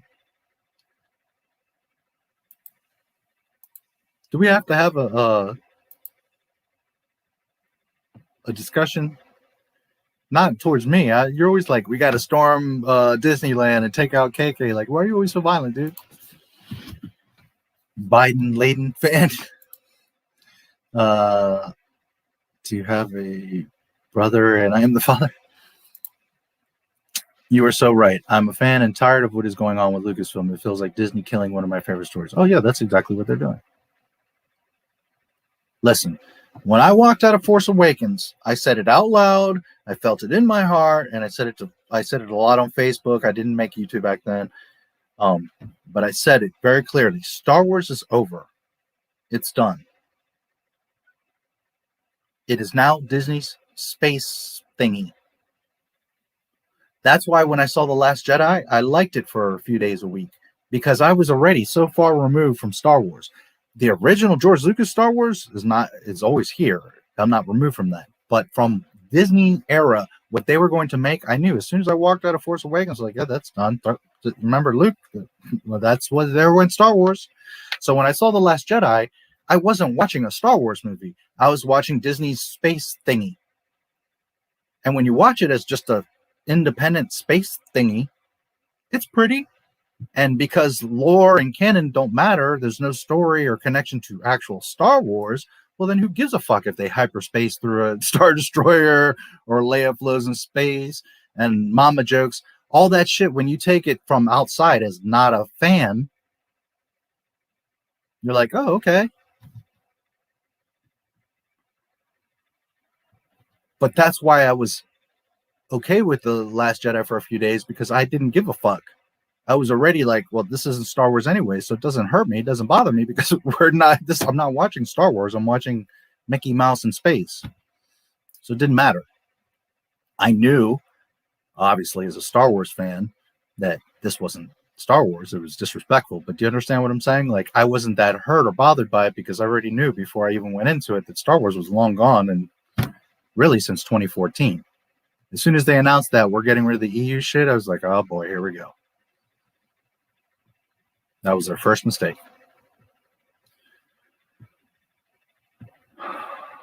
And some of you, it took longer. Some of you were like just yesterday figuring it out. Some people I've seen in my comments for like the past month have gone from you're an idiot, blah, blah, blah, to now you're in my streams like, oh, well, wow, dude, you know, I'm not going to say any names, but I know a certain person that said, oh, you don't know what you're doing. I'm going to call you. I'm going to ride your coattails and build my channel off of your channel. Sound familiar? Now you're in all my streams like, oh man, congrats, and you're doing great. I don't forget. Anyways, it's okay if you just woke up to it today. The point is, you have to be humble and admit to yourself that that shit is bullshit. And we can't support it. We can't have any part of it because it's disrespectful to Star Wars. It's not Star Wars because it breaks everything that is Star Wars.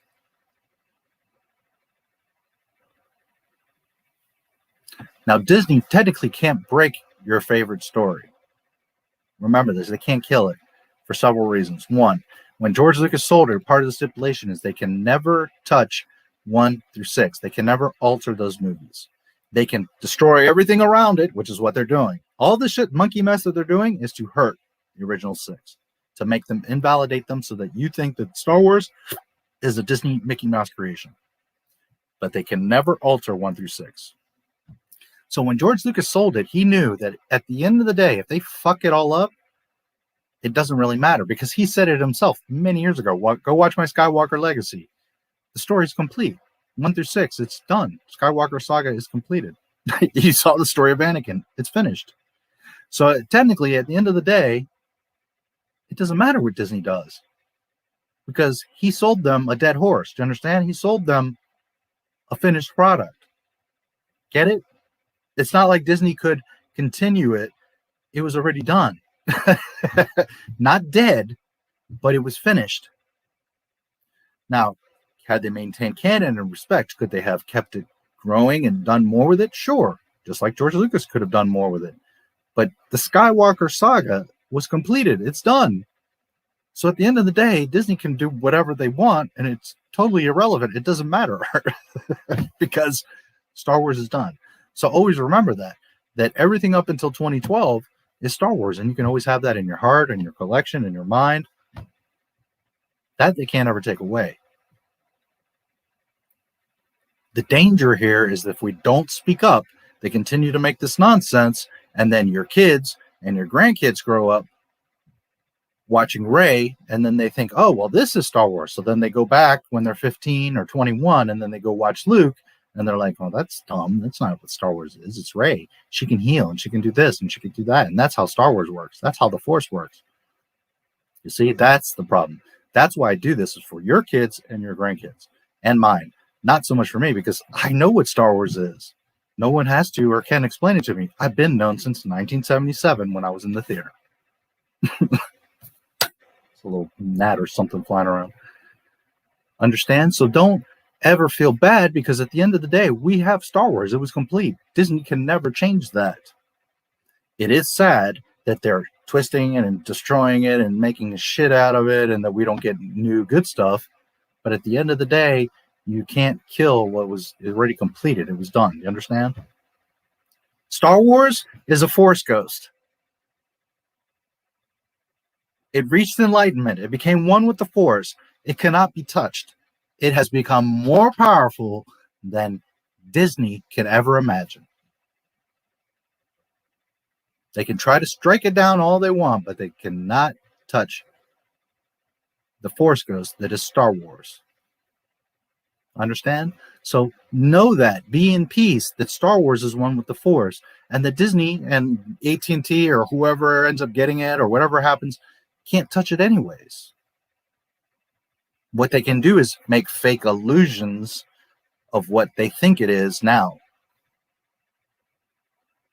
So it is your responsibility to teach your kids what is the correct Star Wars, what is the Force Ghost, about that lore, and not the clown world that we're seeing right now. And as long as you do that, well, then Star Wars will always live. Yes, it sucks that we can't have new good stuff. It sucks that they're doing the stuff that they're doing. I understand. But just have solace in your heart that at the end of the day, they can't take away what is one has become one with the Force. You understand? The universe has Star Wars cradled very nice and cuddly and warm and safe. So then that means that your heart can be the same way. The universe is protecting Star Wars. There's nothing Disney can do. Remember that.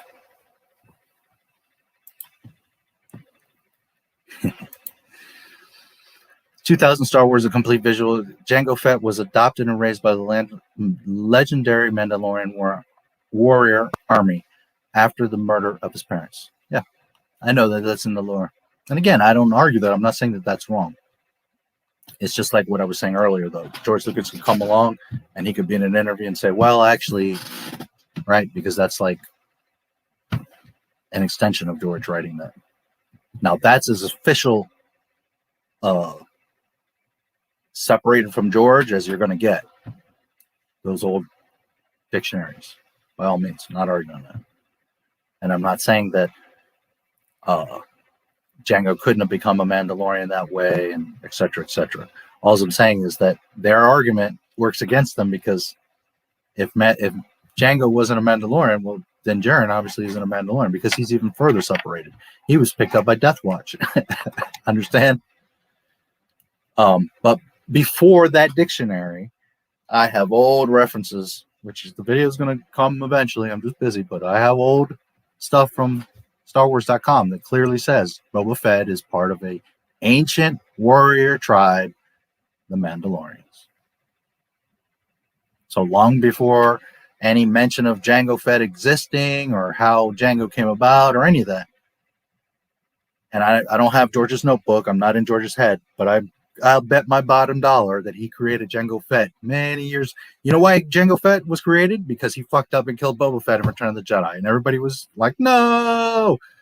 George, I have the quote. George said, if had I known that Boba Fett would have been so important and popular, I would have gave him a more glorious death. So that's why he made the clones. Who? Boba Fett. How did you do the clones? Well, obviously he needs a template. His father, Jango Fett.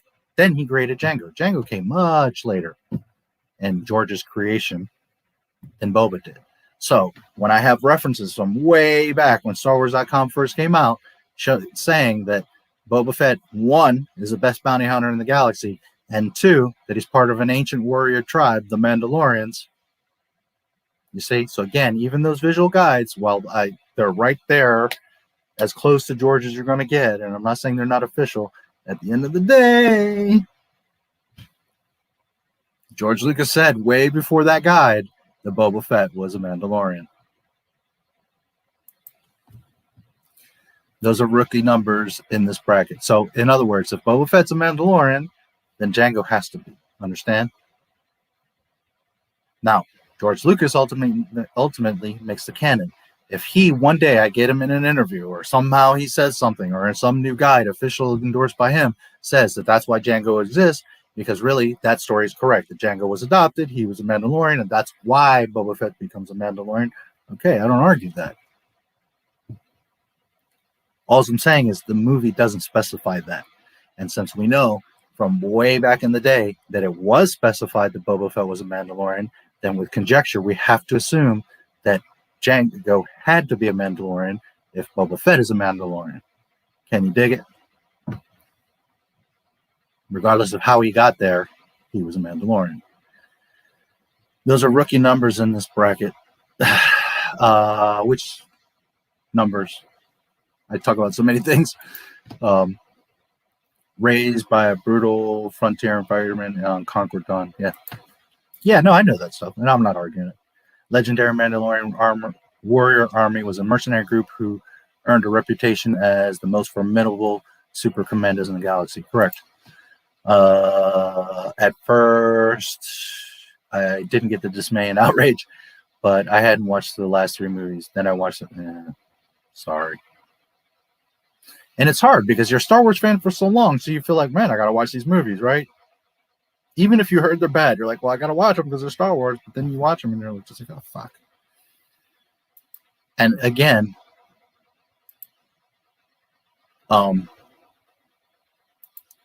it's okay. This is something that some people get hung up on. It's okay if you're not a Star Wars fan. It's okay if you don't understand Star Wars. Star Wars is not for everyone. Strawberries are not for everyone. It is what it is. So you got these new Disney fans that are like, I'm as big as a Star Wars fan as you, and I know Star Wars. No, you don't. Because if you knew and loved Star Wars, you wouldn't be able to accept any of the stuff that Disney does, because all the Disney stuff disrespects Star Wars. So you can't claim to love Star Wars when all this new stuff shits on Star Wars. That clearly shows that you didn't love it and you didn't know it. And that's okay. If you love the Disney stuff, love the shit out of it. But don't go around claiming that you're a Star Wars fan and attack me, who is a 77er, when you're praising Rian Johnson shitting all over Luke Skywalker's legacy. You obviously did not love or understand Star Wars. Period. It's not even a debate, conversation, argument. It's just facts.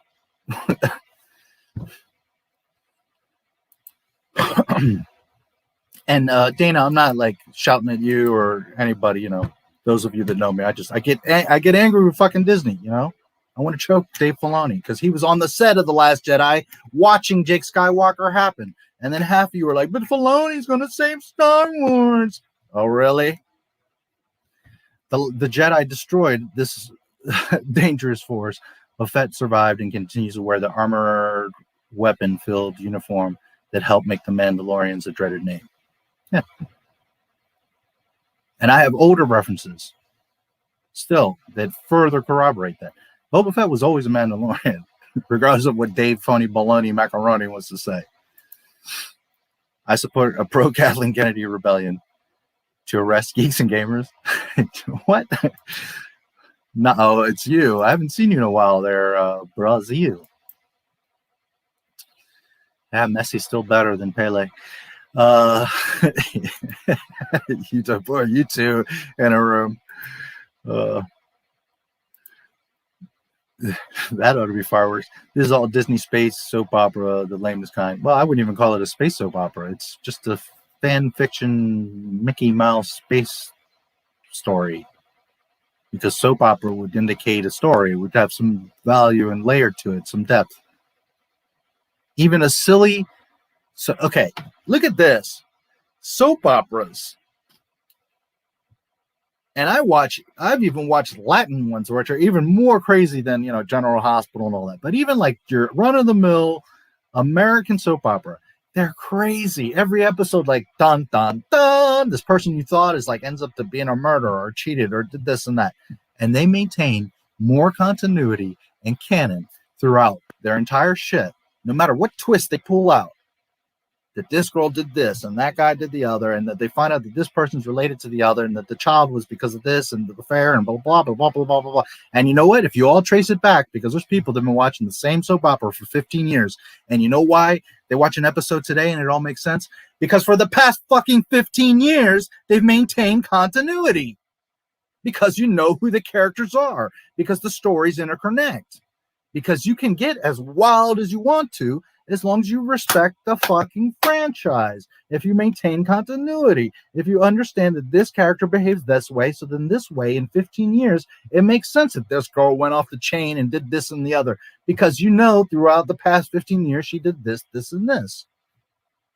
It's not that difficult, Disney. And they can't make 3 damn movies that even coincide with themselves, never mind the saga. So no, it's not a soap opera because you're giving it too much credit. It's just a childish fan fiction by a guy that wants his little pet Ahsoka. That's what this all is. It's Kathleen Kennedy putting an agenda and Dave Filoni enforcing it, because Dave Filoni is the one guy of all of them that knows better, that understands most of this stuff, and they can call up George, and they should be making sure that this stuff doesn't happen. But he's like, I don't care. As long as I get my Ahsoka, y'all can do whatever you want. Shit all over Luke Skywalker. That's Dave Filoni. It also says the Mandalorian who could afford it commissioned a backup suit of armor, and Jango had replacement armor for most of his suit. Yeah, I would think they'd have spare shit on Slave One. And maybe they're on Kamino. We only see the one suit in Kamino, but it's not unreasonable they would have, like, you know, an extra pauldron or something or other. I always took it as the only like permanent part of their armor is their helmet. That helmet is like one of a kind, custom fit, has modifications. Everything is specific. But as far as, like, you know, pauldron blast gets broken or blasts off or something bent or broken or ripped off, stolen, it's just Durasteel or Beskar, and you just make a new one. You would make it in your style for your suit, but you see what I'm saying? Like, a chest plate is a chest plate, but your Mandalorian helmet is what it was all about.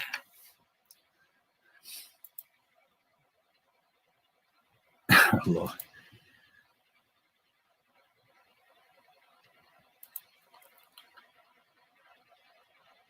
Oh boy. The thing is, you don't even believe that, and we know that. You're just trolling. So I'm not even gonna.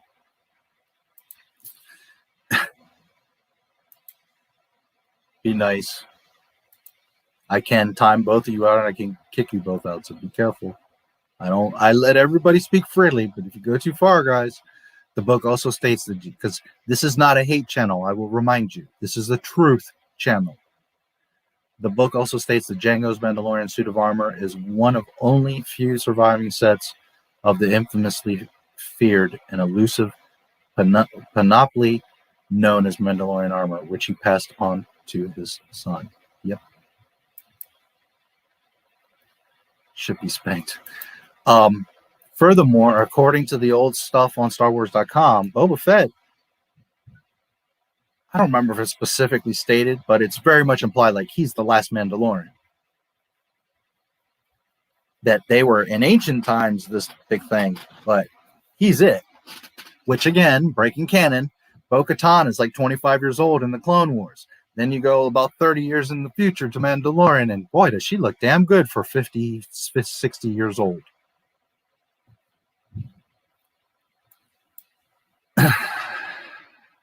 That I can agree with. Oh, boy. Oh, boy. Don't even think. Listen to him. He doesn't believe that. He's just saying it to get a rile. Kylo Ren freezing the blaster bolt in the beginning TFA was the only awesome thing I had seen in the entirety of the sequel trilogy. What close see? Yeah, it was neat. I think it's a little much, a little OP, but it was neat. It was something that I could probably buy into. But everything else was just nonsense. The thing is that Vader couldn't do that. You know what I mean? Vader had to absorb the blast. So Vader couldn't do that. Bitch Boy is doing that. And then you double up in fucking Rise of Skywalker, where Rey is like tossing blaster bolts and killing people.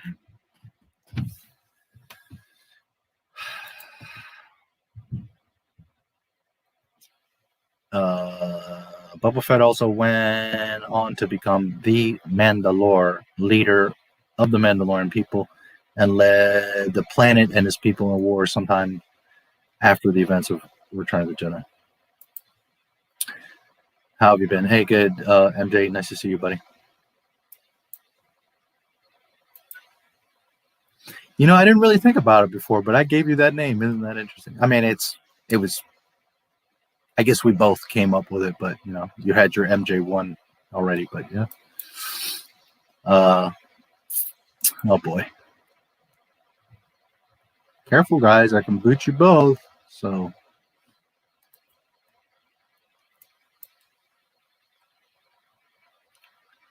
I get you totally. Yeah, we're good, you know, and please always remember that this channel is about love for George Lucas and for Star Wars and for the truth.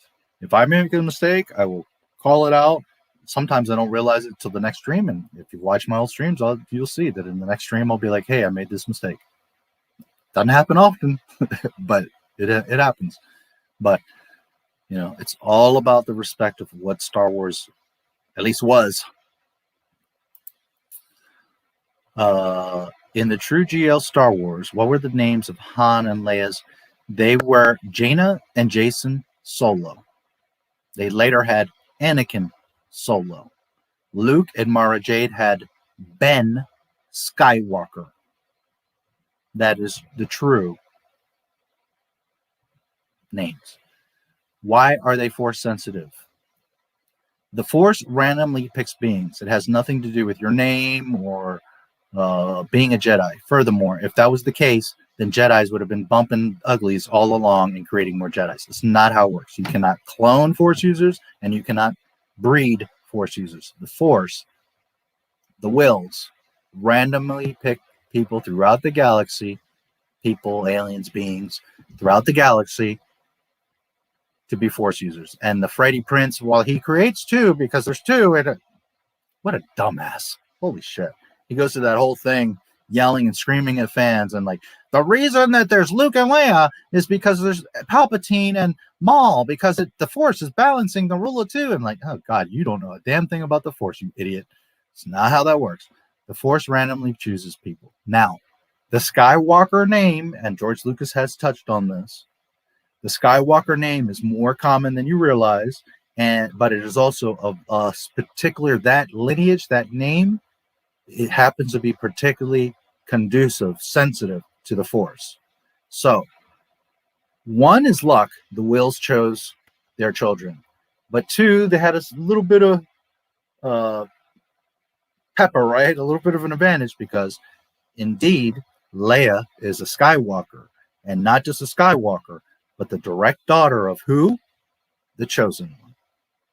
So that is why they are Force sensitive.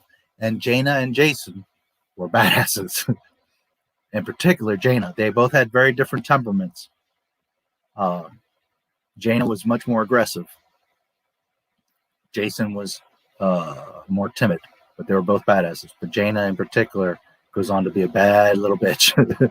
So that's why. Because not only their lineage, but because they are indeed Leia's daughters, or children, and Grandpapa was the Chosen One. Now, with that said, Leia never really has an affinity to be a Jedi. She is Force sensitive. She does have midichlorians. If she had dedicated from a child to become a Jedi, could Leia have been a badass Jedi? No argument. But Leia doesn't have that affinity.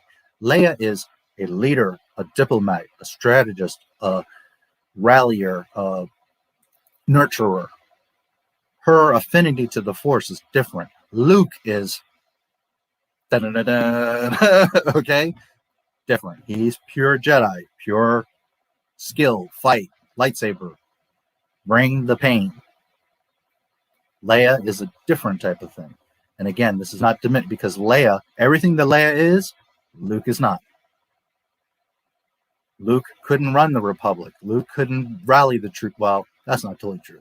You're the hero. You're like, come on, boys, I need your help. He could rally troops, right? Like a quarterback.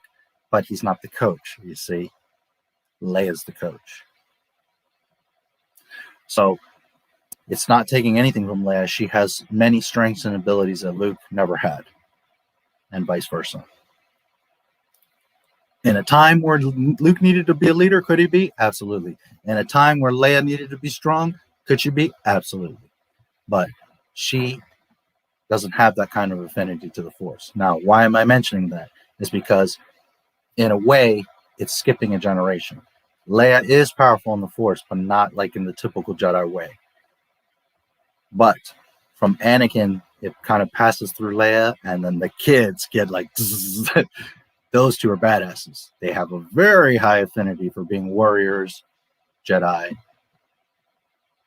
Understand? So. Jango Fett notoriously fought and killed Jedi as well before Attack of the Clones. Fett replied to Obi-Wan on Camino, "It's always a pleasure to meet a Jedi." Yes. In lore, he killed something like 11, 12 Jedi. 5 or 6 of them with his bare hands. Jango Fett was no joke. And Boba Fett was better than Daddy. Keep that in mind. At least I'm dating this channel's owner. What? Names of Luke's children. Were they Force sensitive? Ben Skywalker. Absolutely. Another badass. The son of Luke Skywalker and Mara Jade. Holy shit. Yes. Absolutely.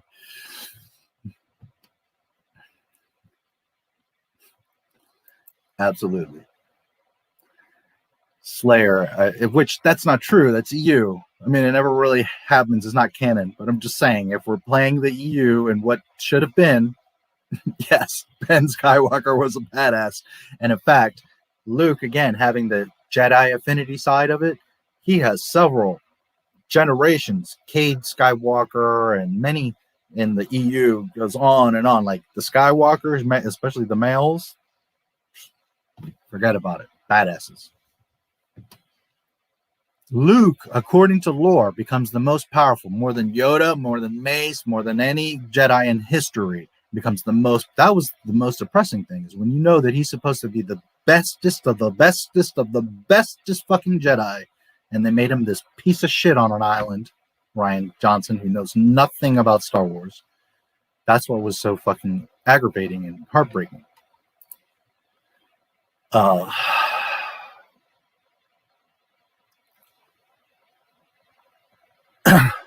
So, you know, it is what it is. But absolutely, his EU with Mara Jade. Mara Jade, if you don't know, she was the Emperor's hand. She was evil. She was literally the Emperor's hand. A bad bitch, wrecking havoc, murdering people, murdering Jedi. She was no fucking joke, Mara Jade. One of the most aggressive and powerful characters of all time. Mara Jade. And gorgeous.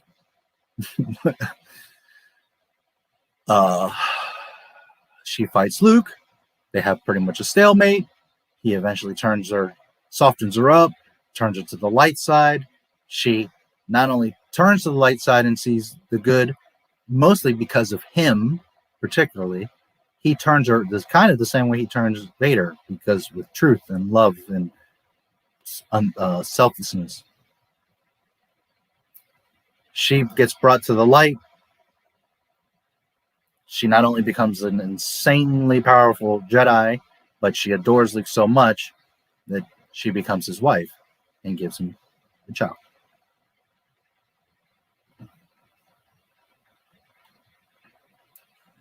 So another testament to Luke Skywalker. Not only does he redeem the Dark Lord of the Sith, his father, beats the Emperor, takes out the entire Empire, but he also beats the Emperor's hand. But that again shows you the problems with the EU, because if the Emperor's dead, how can she later be around and be the Emperor's hand? You dig? So while the EU is beautiful, gorgeous stories, and Mara Jade is my favorite all-time EU character, she doesn't fit. And George Lucas even said it himself. She doesn't exist because Jedi do not marry. Which is heartbreaking because I love her. But if George Lucas says it, that's what it is. Boba Fett was also known to be able to go toe-to-toe with Darth Vader. Yeah, there's a lot of stories of that, and I don't argue it. He's the best bounty hunter of the galaxy. George Lucas said it, and Darth Vader said it. So I watched. The only thing I don't like is Boba Fett with a lightsaber. I don't like that shit. There's a lot of people depict him lightsaber fighting and fighting Vader, and I don't like that shit.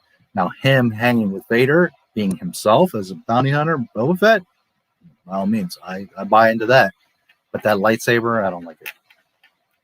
I don't like anyone but a Sith or a Jedi using a lightsaber. I don't like that shit. I'm okay, like in Hoth when Han cut open the Tauntaun. Okay, fine. But like Finn, being all stupid, like I don't like that shit. Now, had they followed through and Finn has an affinity and he becomes a Jedi because he's Force sensitive and the Force was guiding him, and okay, by all means, I'm all for it. Cool. But to make him an asshole janitor, I watched General Hospital as well. Anniversary a few years ago, where Frisco returned, did one thing wrong. They did have Frisco visit Tony Jones, his dead brother's grave. Well, I don't know all that stuff that well, but I'm just saying, for the most part, those soap operas make sense. And people watching them 10, 20 years later, it makes sense because there was continuity. And they throw out some wild ass shit. Like, this person you knew for 10 years was like your neighbor, but then like in an episode they introduced, well, he's your brother's cousin's mother, and because of that your girlfriend is actually your third cousin, and they're like this whole tangled thing that they make up, who's having an affair with your dad, and like, this whole thing. But it all fits, it all makes sense. Like the writers actually make sense of it.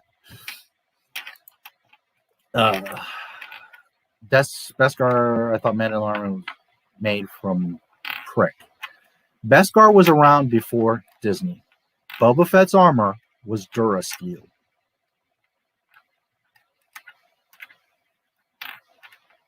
Most of the ships in Star Wars are made of Durasteel. Beskar had been mentioned. There wasn't much on it, but it was a George Lucas thing. As far as what you know of it today, that's all Disney. But it was technically around before. Very rare.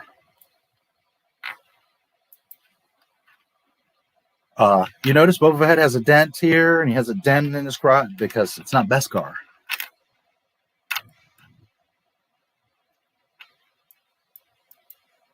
Doctor Who never really did an episode paying tribute to Sarah Jane, the longest running comparison to the Doctor. When the actress passed away, talk about a slap to the face. Yeah, they made a mess of that shit too.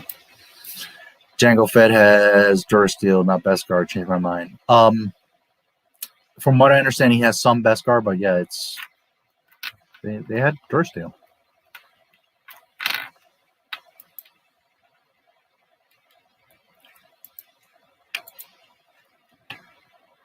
Broke canon in the Clone Wars when he had a young Boba use his father's helmet as a bomb booby trap for Mace Windu, destroying the helmet. Yes. Boba Fett's helmet is Jango Fett's helmet repainted. That's where Jango Fett helmet comes from the old Boba Fett helmet. They retrofitted it, right? So that it looked nice and shiny and new. But in the correct lore, Boba Fett is wearing his father's helmet. In phony baloney, he used it to try to kill Mace by putting a bomb in it and blew it up.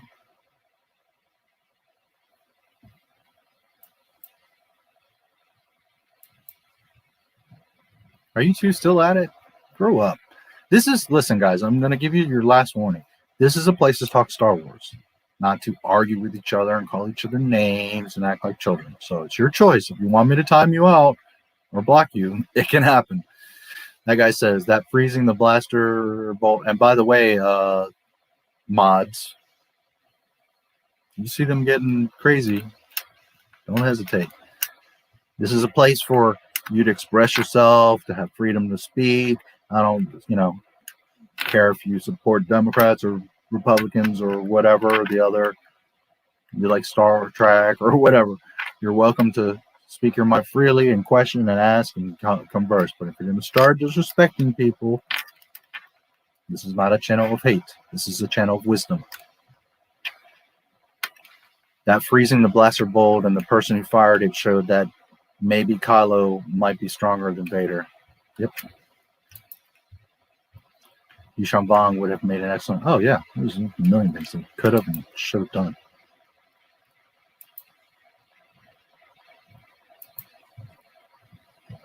Part of my name, you just help make it better. I'm not an expert in this YouTube gig, so I'll take all the help I can get to improve. Yeah, absolutely. And I'm happy that I could help you. I didn't want to, I felt bad because I'm not trying to take credit for your name, but I did kind of shape it a little bit.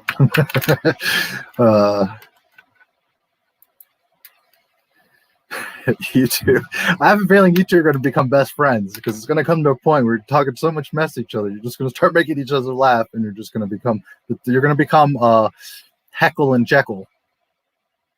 What was the two chipmunks? Chip and Dale in my fucking streams. On the bright side, the Vader fan film had Vader outshine Kylo by freezing dozens of blaster bolts from blaster miniguns. Yeah. Which is bullshit too, but anyways. Also broke canon when he made that ding on the helmet blast from Mark from CAD, yeah. From their supposed duel, yep. Contradicts an Attack of the Clones where the ding came from being trampled by the Reek. Yep. Certain species have very high force sensitivity. That's true. Some more than others. And Predator. Oh, Lord, you too. Kira and Sam were actually the name of Leia's in George Lucas' Star Wars. Jaina and Jason, Mara, etc. would have been in the sequel trilogy. Actually, no, you've got it completely backwards. The original names were Jaina, Jason, Mara, Ben. Those are EU from a long time ago. George's sequel trilogy had Kira and Sam. But that was later. Which again shows you that the EU was never canon, because right there is a perfect example. Which, by the way, I did a whole live stream on this, where Darth Maul and Darth Talon in George Lucas's sequel trilogies. In that, I show exactly that. Kira, Sam, what the actual concept was for the sequel trilogy. There was supposed to be Maul and Talon, but they actually were part of a game. I talk all about that if anybody wants to see that. But it just goes to show again that the EU was never canon, because Lucas at the end of the day is who establishes what's what. And for years, Timothy Zahn and all the EU fans were like, Jaina and Jason, we want Jaina. It was supposed to be Jaina in the sequel trilogy. And no, it wasn't. It was supposed to be Kira and Sam. Kira is who Rey became. They butchered the shit out of Kira, dropped Sam, who is Finn, and made Rey. Because Kira and Sam were, in fact, in the sequel trilogy. That stream, I have proof, and I show it. It was Kira and Sam. But your statement is backwards, because it was originally Jason and all them. And then when George put out his treatments, that's where Kira and Sam were. Yeah, absolutely. I'm not like a hardcore fan or anything. It's been years since I've seen them, but yeah, I like them. I more so like Predator. I'm a Predator guy. And Aliens I thought were cool because they're wicked, sci-fi, and horror and all that. But to me, like Predators, shit on aliens. Like we hunt them like Boba Fett's. We hunt those little bitches. Those are salamanders we chase around for fun. So while the aliens are cool, they're our little toys, our little pets. That's what I think of the aliens.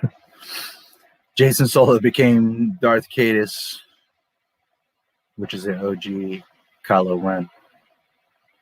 Yeah, there was all kinds of twists that they made of.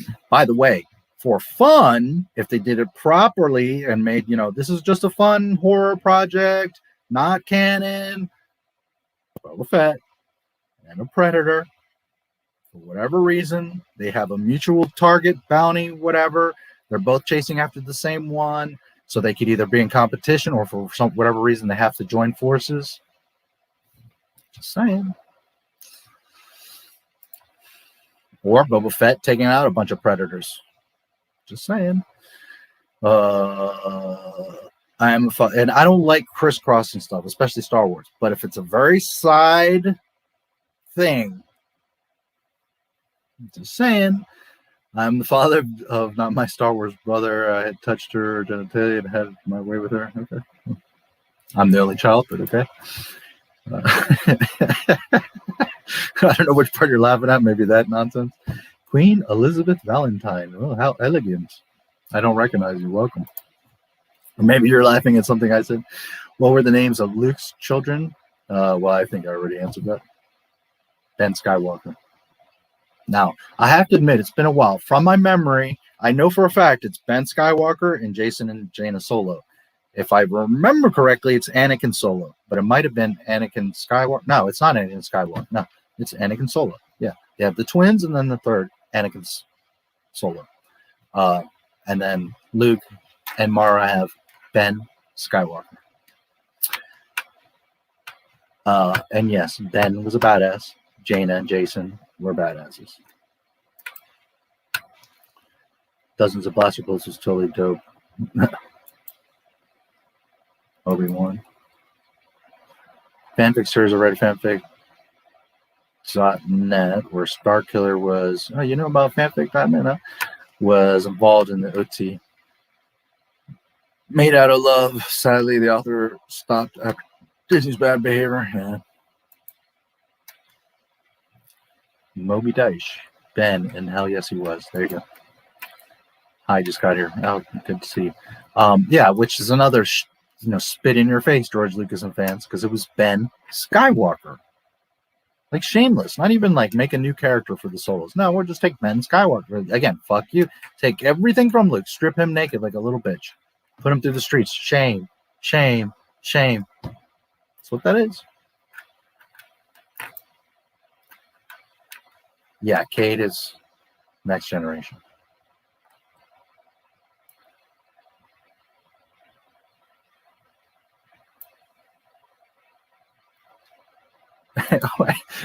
Kathy, and I am also dating not my Star Wars mother. You're not the only one. Good luck. She passed away in 2012, so have fun with that. Kate still owes me $10. She wouldn't date and make love with a Jew. Oh, Lord. I love the drawing of Luke, Han, and Leia in your thumbnail for the stream. What's it from? That's an old A New Hope poster.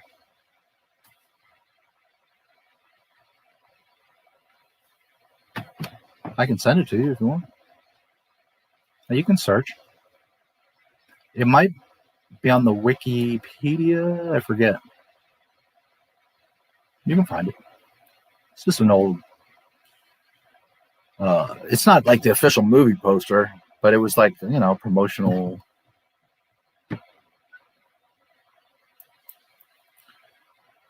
Fantastic. If Luke found a member of the Kenobi family, maybe a grandnephew of Obi-Wan, come full circle by teaching the same way Obi-Wan taught him and his father. Have been good if Luke found a member of the Kenobi family, maybe a grandnephew of Obi-Wan, and came full circle by teaching him the same way Obi-Wan taught him and his father. From what I remember in lore, Obi-Wan has no family. There's no one left in his line. Most Jedi don't. Ironically, their stories tend to be, and in fact, there's the story of like Ki-Adi-Mundi having to, which is something that, sorry, I wrote right now, I'm forgetting, that Gordon had brought up, which is a story I know from the past. Ki-Adi-Mundi was, he went to his planet to mate because his race was about to be extinct. Now, I can't remember right now if that was a Disney thing or pre. I want to say it was pre, but there is that story. And that's okay. If your race is about to be extinct, the Order would, of course. That's the thing. Like, everybody makes the Jedi out to be assholes and stupid. No, they weren't. They were very wise and they were very compassionate. And his race was going to be extinct, so the idea was that he would go mate to try to save his race. And not because of Force users, but because Jedi were there to protect the fucking galaxy. Hello. So if a race is about to be extinct, they would do something about it.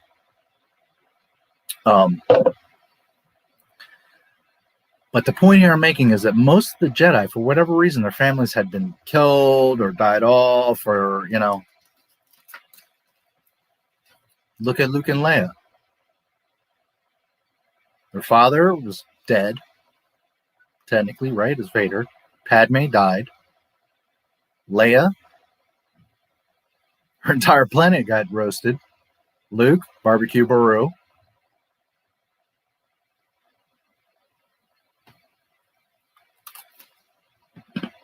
And there's many stories in Star Wars lore where, you know, the parents were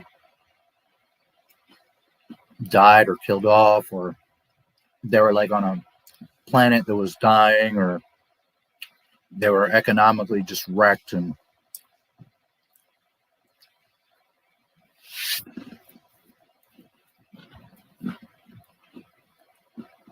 but it was always an honor, to the point where families would travel to Coruscant to give their children to the Jedi. Many families throughout the galaxy dreamed of a Jedi discovering them and coming for their children.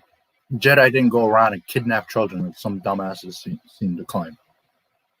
It never happened. Would it have been good if Luke found a member of the Kenobi family? Yeah, I don't think he, from what I remember, there's something in lore that he doesn't have any family.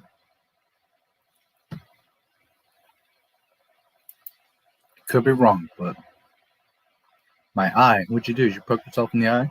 What are you doing, son?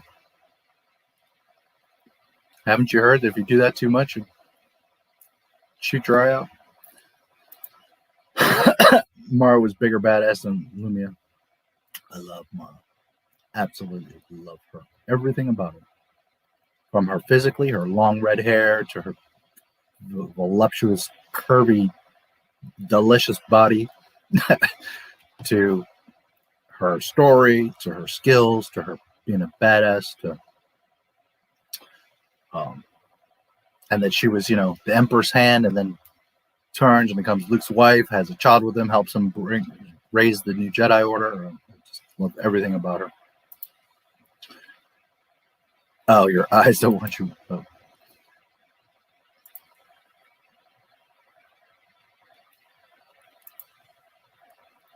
Mara was the goat, yeah. I see your little goat there. Have a good night, James. Sorry, we're going to have to do a part 4, I guess. God damn it.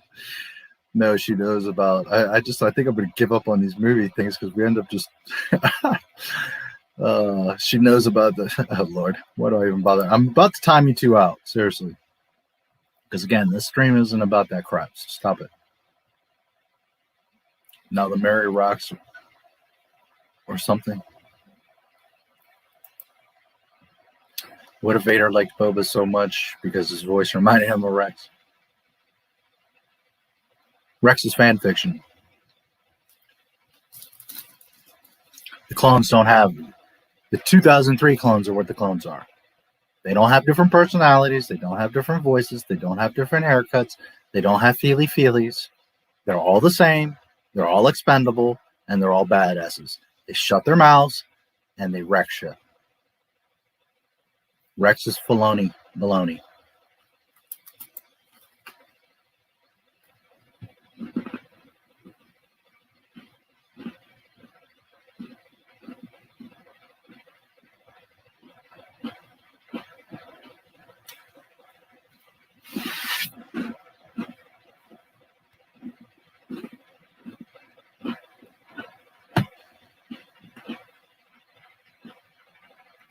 Now,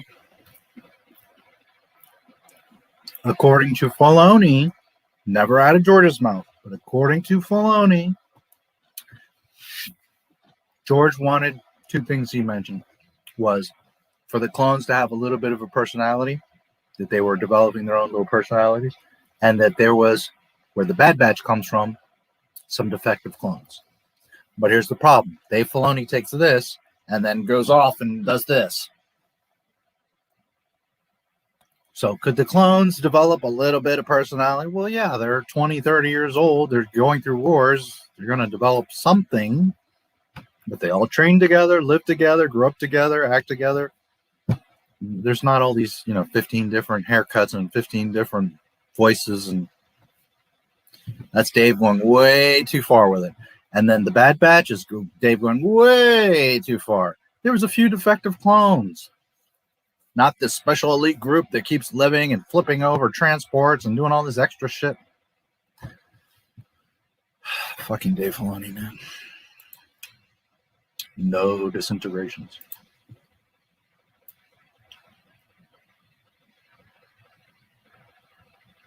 Is hot and everyone should date her. What?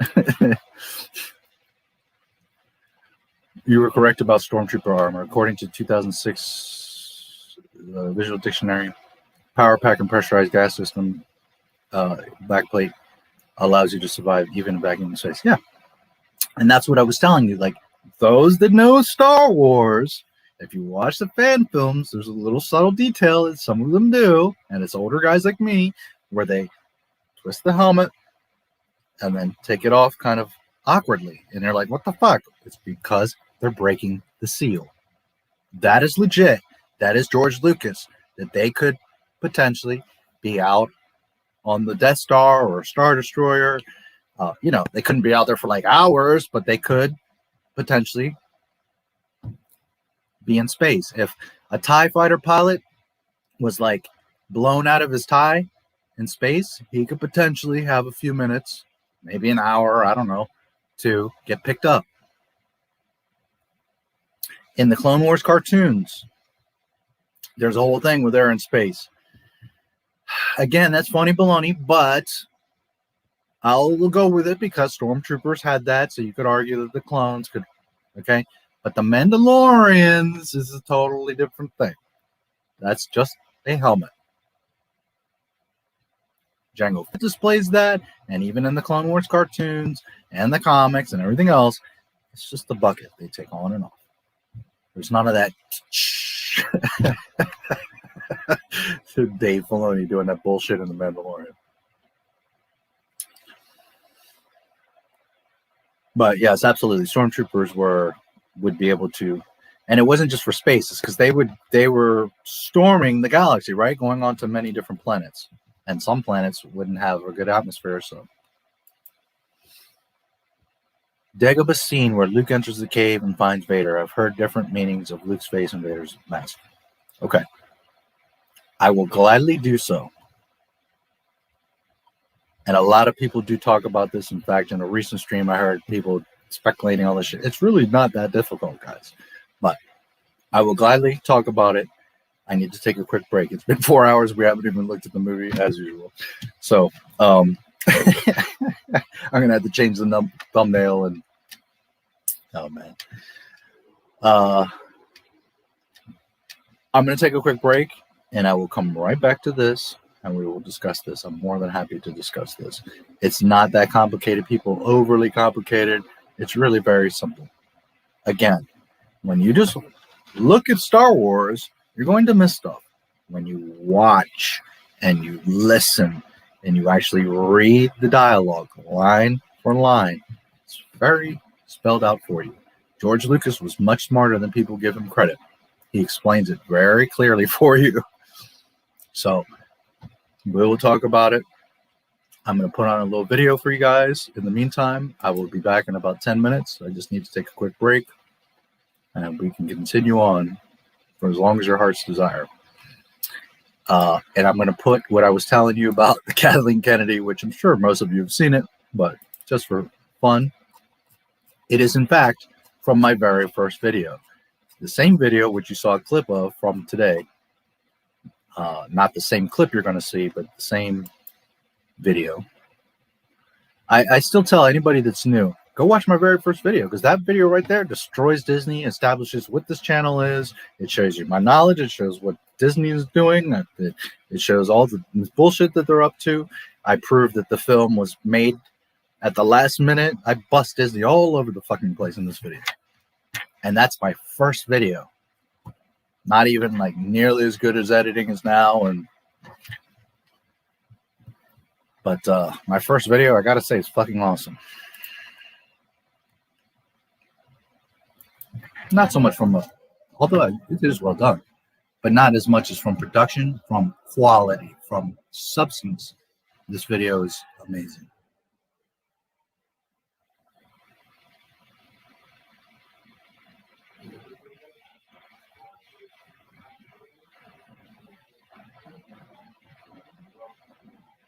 And I got to say, for the first video that I did heavy editing in, there's a ton of green screen stuff in here, and it's a pretty fucking good video.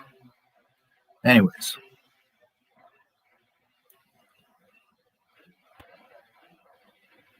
Let's see if I can find...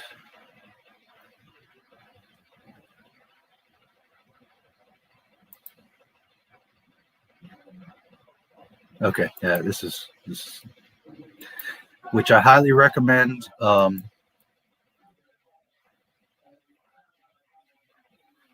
you watch this video, because it's freaking great. But I'm gonna put it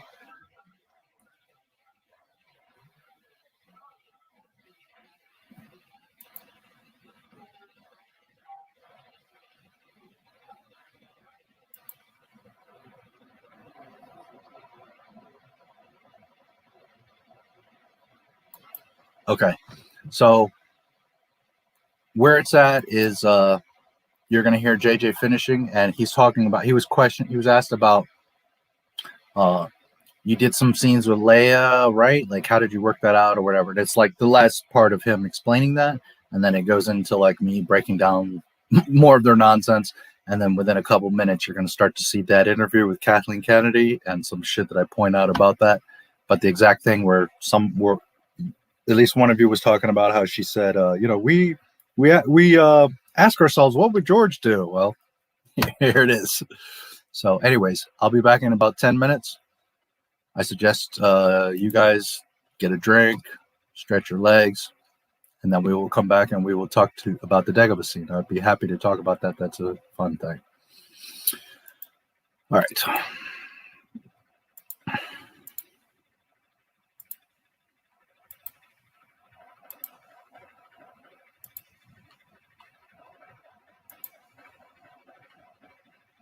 Okay, I will see you guys in a few minutes. Around what we had of her. If you remember, Kathleen's like, well, we don't have any direction. We don't have any content. We're just creating stories. JJ saying the same thing. We don't have a script. So it's very clear that they're just winging it, because they don't even give a damn about Star Wars. They're just going along and doing whatever, winging it. You had Princess Leia there. All you have is 5 scenes. Why weren't you filming a ton of stuff? Why weren't you getting a bunch of stuff for the trilogy to intertwine? Why? Because none of this is planned. They didn't write a story. The Force Awakens is totally incoherent story. Last Jedi's even worse. And those are 2 separate films. They don't even intertwine. It's just a whole train wreck. Dumpster on fire. Everything with these films has been just pieced together. They're refilming stuff. They're adding the Emperor in, just restyling it. This whole thing is just patched together. No story, no outline. Instead of just using what Lucas had, he had an entire outline of what's supposed to happen. They're just making all this stuff up as they go. And now he's saying, you know, how we're just building stuff around Leia because she was so important. Well, if she was so important, why do you only have 5 scenes from The Force Awakens?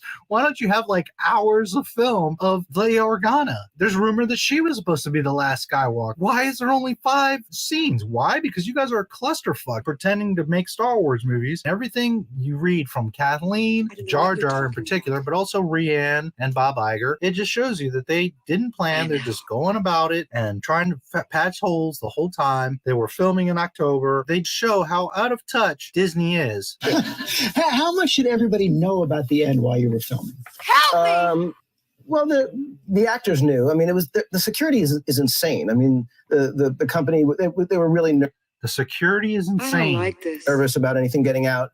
And so, you know, they had only a handful of scripts and they were printed on crazy uncopyable paper. And it was, and then one of our actors, I'm not going to say which one, I want to, but I won't, left it under their bed. And it was found by someone who was cleaning their place.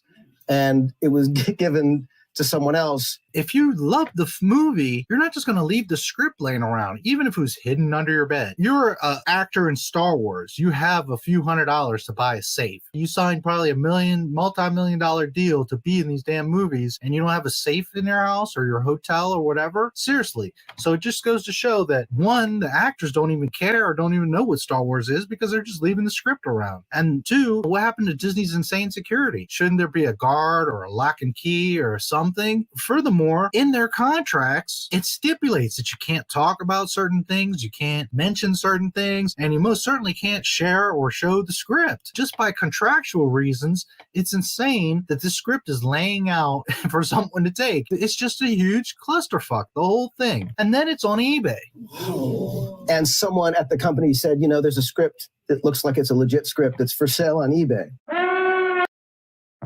Cars take you to nice places, everywhere under the sun. So why should buying a car be work?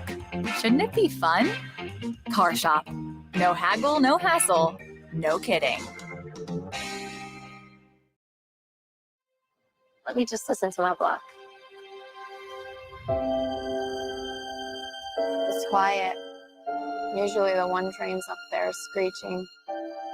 There's so much stuff going on. Just got me thinking about all the people I care about the most.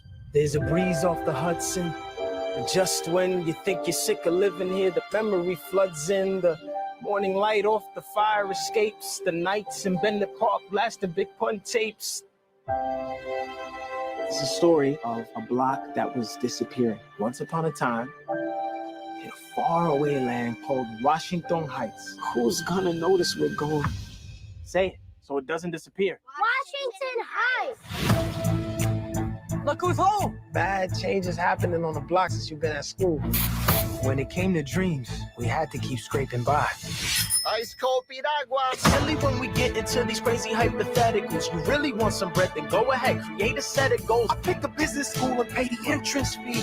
And maybe if you're lucky, you'll stay friends with me.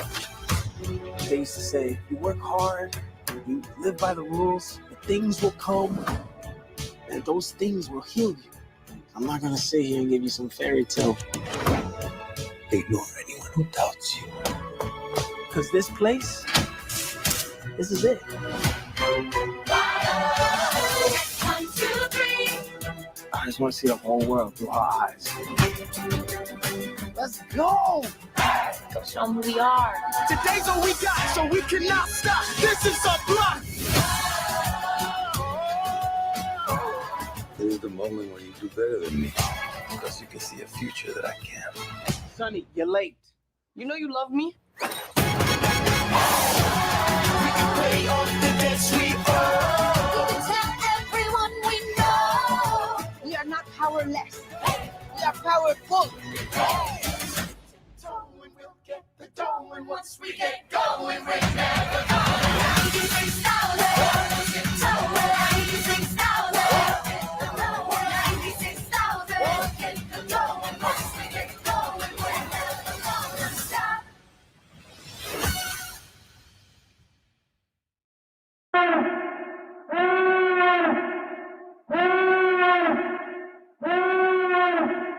I left the full script under my bed. What happened was, it was actually from my apartment. I was moving apartments and I left the script under my bed. I was just like, you know what, I'm gonna leave it under my bed. When I wake up in the morning, I'll take it and then move. The script just just stayed there. Yeah. And then a few like weeks after, you know, this cleaner comes in, finds this script, and then puts it on eBay. For how much? Hey, look, Disney bought it back. They bought it back. It was something silly. It was like, you know, like $85 or something. So they obviously didn't know. I think they were basing the price on my name being on the pages.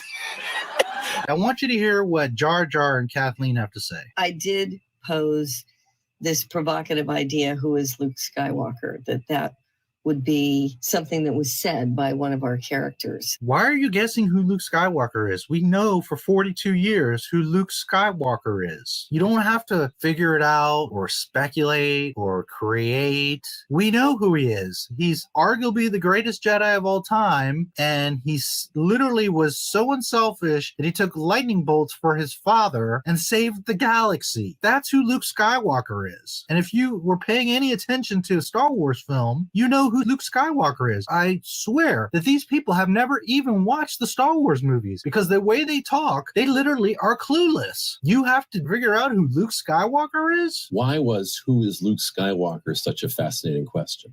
I guess because it spoke to a new generation. It was that idea that there would be young people for whom Luke Skywalker was essentially a myth. Okay, and that's fine. Legends get carried on. That's okay if Rey or whoever didn't really know because it wasn't their time, but that doesn't mean you erase who Luke was. He doesn't just become a hermit. He's still Luke Skywalker. It doesn't erase his past. It just means that the younger generations have to read about it or hear about it, just like we hear about people in history. But that doesn't mean you erase and eliminate who they were or change the past. There isn't a day that goes by or went by as we were making the movie where we don't talk about George.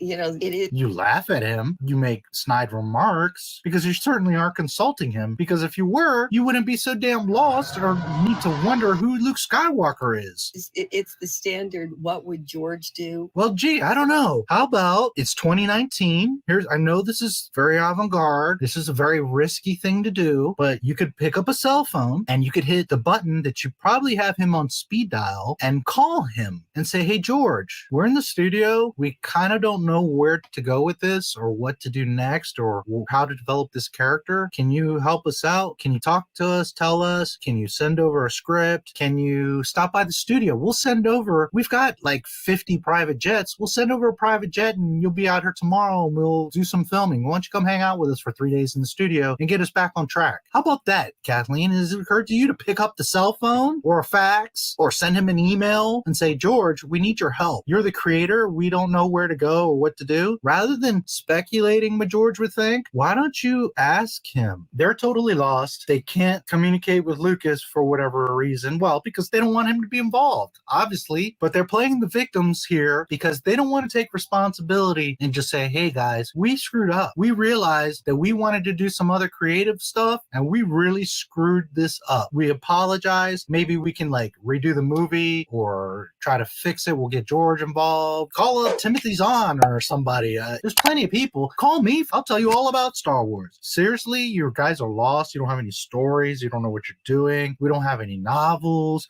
There's no comic books. Poor us. Poor Disney. We don't know what to do. We don't know how to make a movie. And then you got the director who doesn't even want to make the movie. A trilogy, not a movie. A trilogy, not a movie. It's absolute insanity that these people lie because they don't want to just take the responsibility for making jacked up movies. That's really what it comes down to. You know, Rian Johnson going on about, instead of just saying, hey guys, I took a risk and I really fucked up. No, what he does is, well, you know, I like to make movies that half the people get pissed off and half the people love it because that's what a director does. No, I'm pretty sure most directors, although they know they can't please everybody, they're hoping that at least most people like the movie.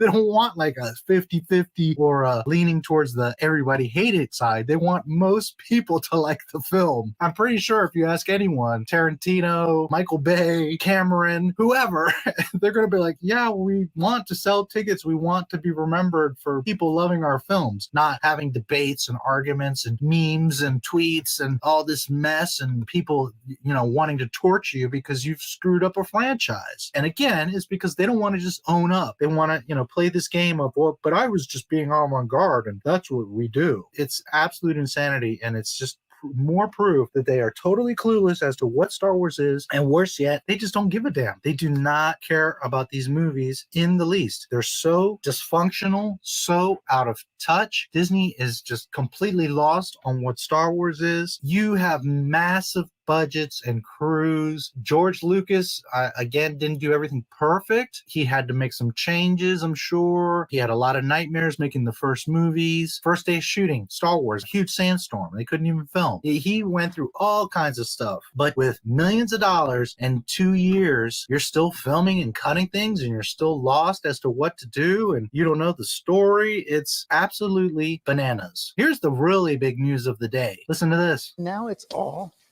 coming to an end. Isn't that crazy? It is a little crazy. Is the movie done? Just yesterday. Yesterday. You have failed me for the last time. Yes, it's done. It's done. So now people have to see it. And you were really, I mean, reshooting right up through October? You didn't start a business to do taxes, bookkeeping, and payroll. We did. At Block Advisors, we help small business owners so they can focus on what they love. Well, don't say it like that.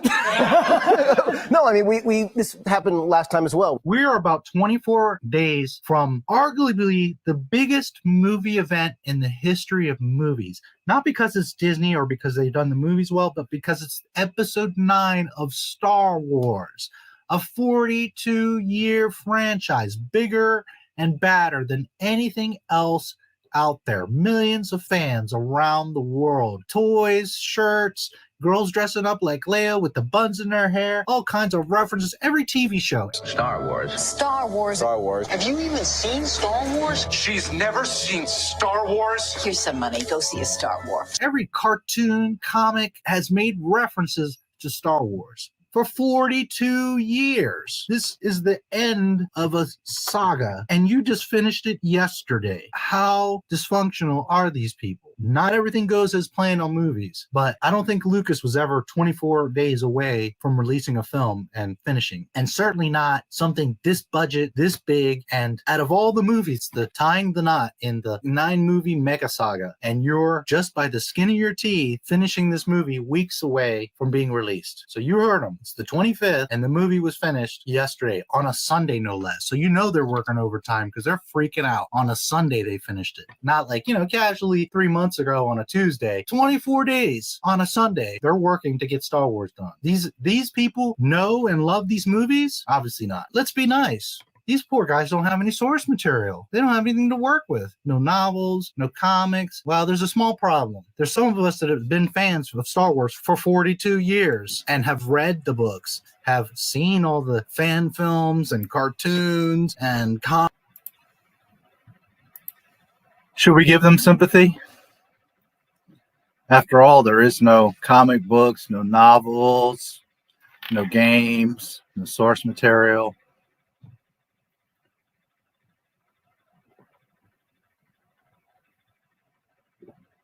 The Rise of Skywalker was finished yesterday. That's my first video. I encourage you to watch it if you haven't seen it already. All right. Let's briefly talk about canon, and then we're going to talk about the cave scene in Empire. Ironically, A New Hope, and here we are talking about Empire, but that's okay. That's my live streams. Okay. The only true canon is the movies 1 through 6. It's non-negotiable. That is what is true Star Wars canon. Period. That's per George Lucas, not per me. That is also a film and television thing. Canon comes from Star Trek, 1966. Canon comes from canonical, the Bible. But in 66, it started applying to TV and film. Those of you that understand TV and film know that that is true canon. Now, if it's a cartoon show, Powerpuff Girls, and 10 years later they make a movie, well, the cartoon is what's canon because that's the original source material. But in most cases, the films, or if it's a TV show, that's what is canon. Canon is continuity. Canon is history. It cannot be broken. The second you deviate from that canon, it is not canon. I always tell you guys how this is canon and then the EU's here. Well, to be more correct, this is canon 1 through 6. The visual dictionaries are what is right there, and then the EU. The visual dictionaries are not perfect. Some stuff changed throughout the years, and even in the movies, some stuff changed what was in those dictionaries. But those dictionaries were like 99% correct, and mostly because they were filling in the gaps of stuff outside of the films. Those were very much overseen by Lucas to fill in those blanks. EU was different authors creating their own stories. And while they tried to adhere to canon, they would often make their own stories, and that's why they were never canon to begin with.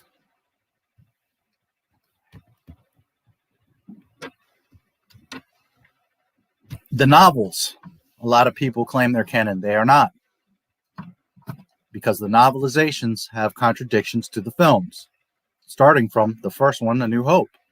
There are some things that Obi-Wan said that are not the same in the film.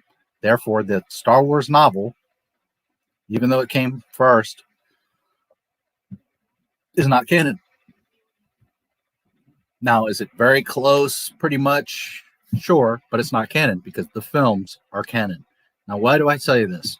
Is one, because I don't mention the dictionaries too much, because people don't tend to bring them up. They always bring up the EU. But to be correct, those dictionaries are very much on point. Not 100%, but very close. But also because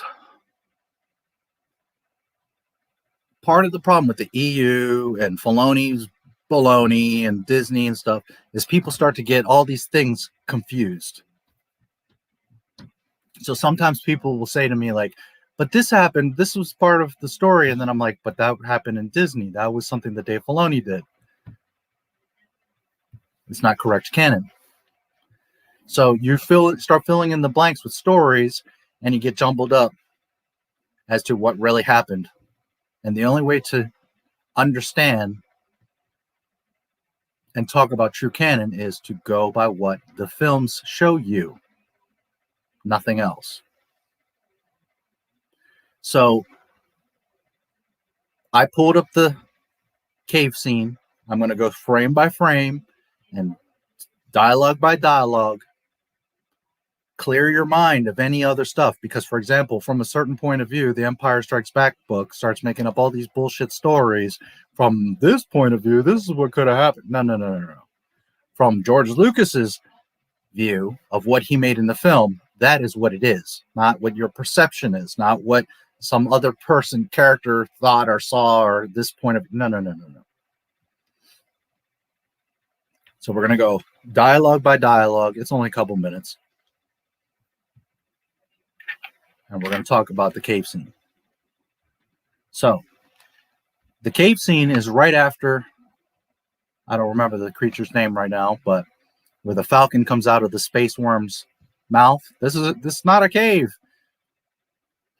Mouth closes, they fly out, and as they're flying out, it lunges at them one more time. Okay, and then the Falcon flies off, and the screen wipes, and it goes back to Dagobah. Yoda is on Luke's back. So while I can't show you it or play the audio because it'll script stream, I'm going to tell you exactly what happens. And if you have Empire, you can put it in real quick. But so it wipes to Dagobah. Who was that? Marky, this is for you, buddy. Now, for what it's worth, I could explain it to you.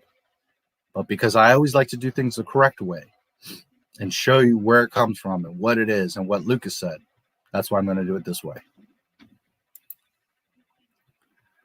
So, we cut the Dagobah. The little bat bird thing flies by. Luke is climbing up the rope with Yoda on his back. Awesome scene. He then swings across the vine, lands, takes a breath, does the flip, run! Yes, the Jedi strength flows from the Force, but beware of the dark side. Anger, fear, aggression, the dark side of the Force are they. Easily they flow, quick to join you in a fight. If once you start down the dark path, forever will it dominate your destiny. Consume you it will, as it did Obi-Wan's apprentice, Vader. Is the dark side stronger? No, no, no. Quicker, easier, more seductive. How do I know the good side from the bad? You will know when you are calm, at peace, passive. A Jedi uses the Force for knowledge and defense.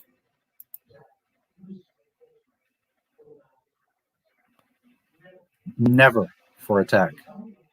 But tell me why I can't. No, there is no why. Nothing more will I teach you today.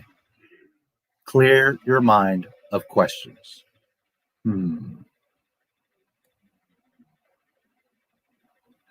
Okay, so like Yoda just said, clear your mind of any of the other bullshit. Any convoluted Filoni bullshit that he did in the Clone Wars and in Rebels and any comic books. And while the EU and the visual dictionaries aren't bullshit, clear your mind of that stuff because that convolutes what is canon. R2 chirps. Luke puts Yoda down. Goes and grabs his jacket.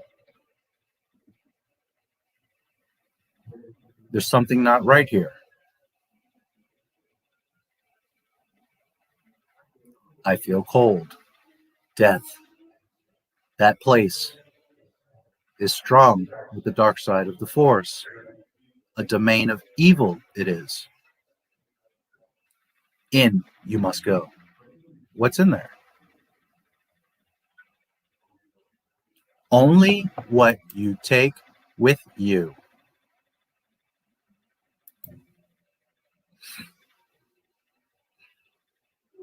Your weapons.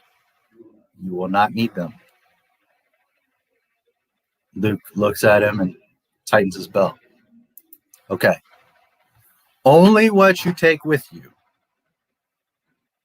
Weapons, vehicles, clothing,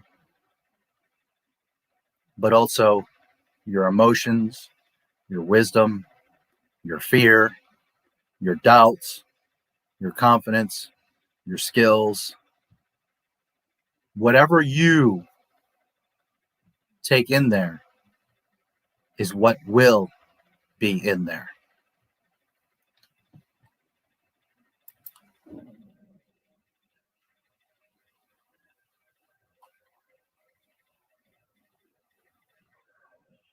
Squish, screeching, R2 chirping, shaking. Yoda looks down, knows he's in for a ride. Luke looks down, climbs down. It's amazing how much Ryan didn't understand Empire, yet tried to copy it. Rey looking down the hole and then falling in the water. A girl that grew up in a desert and doesn't know how to swim, but fell into a giant pool of water and can magically swim. Okay, so Luke's walking through. There's an iguana or a Star Wars lizard. There's snakes, space snakes.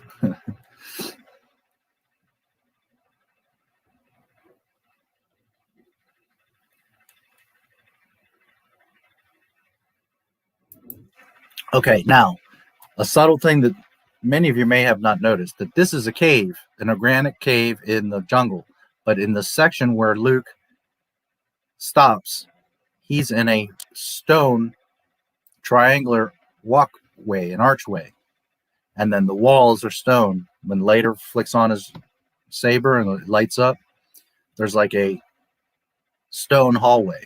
So this cave is like I'm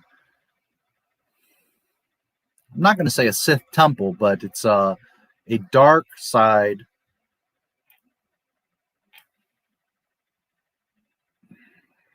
convergence of the Force, but it also has some sort of structure to it. It's not just an organic cave, understand?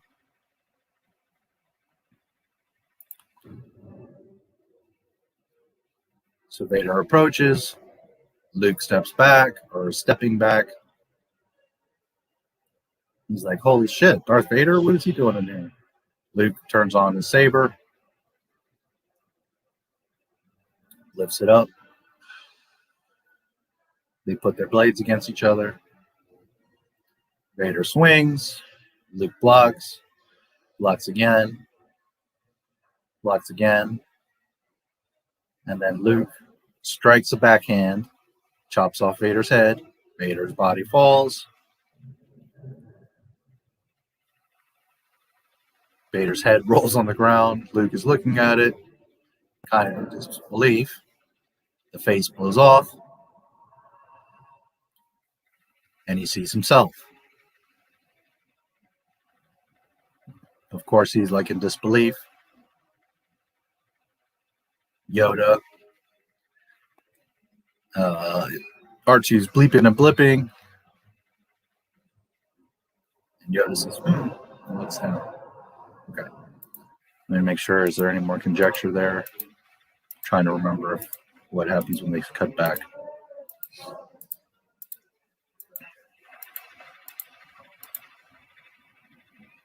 Bounty hunters, we don't need their scum.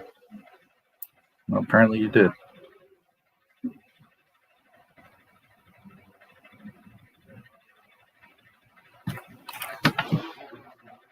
All right, so before we discuss it, I just want to remember if Yoda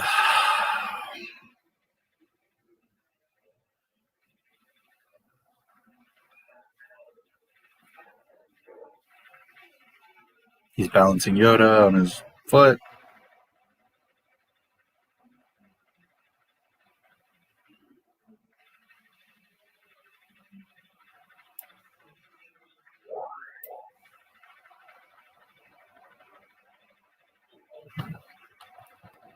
There is one thing that Yoda says here.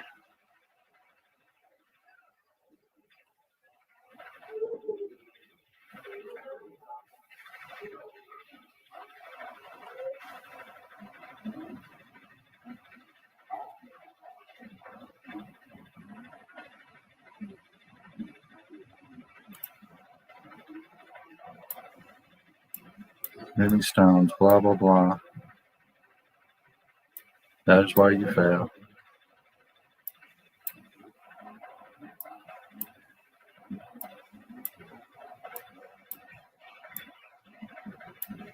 He lifts the X-Wing. I know he says something. I think it's when he's leaving for Cloud City.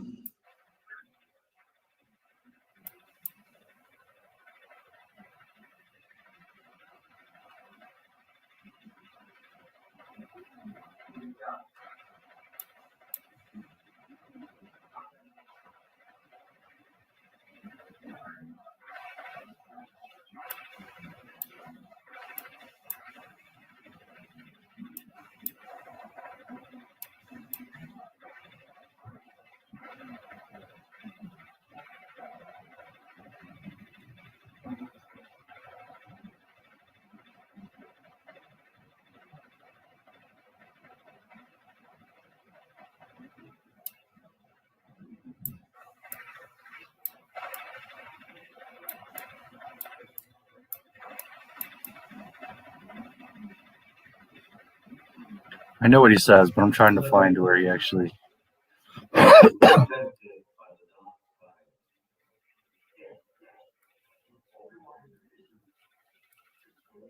There, the cave. Remember your failure at the cave. Okay. So, when you see it like that, piece by piece, what do you think? What he brought in with him was his fear, his doubt. He also brought in with him, without knowing, his bloodline, his name. Who does he see? Himself. Who is Anakin? Himself. He is the son of Skywalker. That's literally what it is.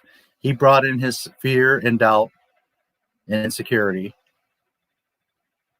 And what did he see? Fear and doubt and insecurity. Who is fear and doubt and insecurity? Anakin. He sees himself. He wouldn't see Anakin's face because he doesn't know Anakin's face, understand? That's why he sees himself. But who is he? Who is himself? Anakin.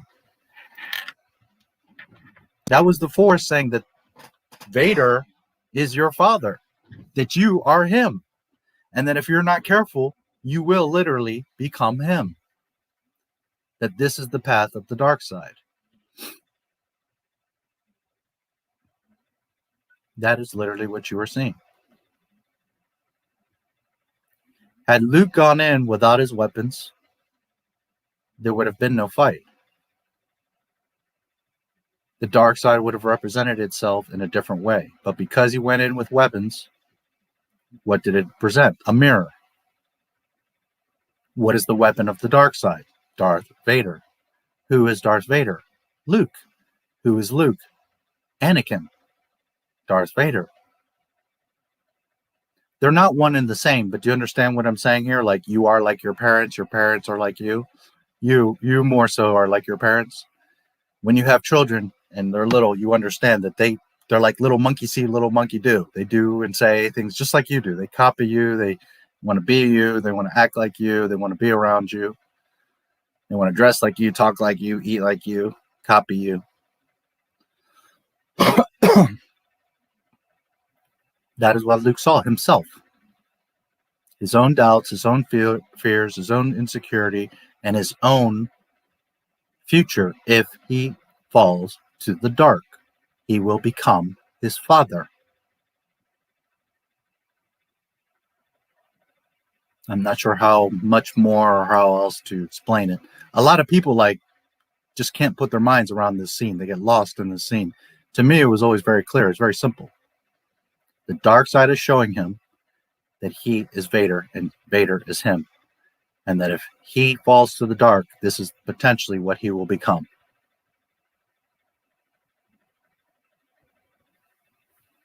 If you need me to elaborate more or you have a specific question, let me know. But that's literally what you see. He brought in what was in the cave is what he brought in.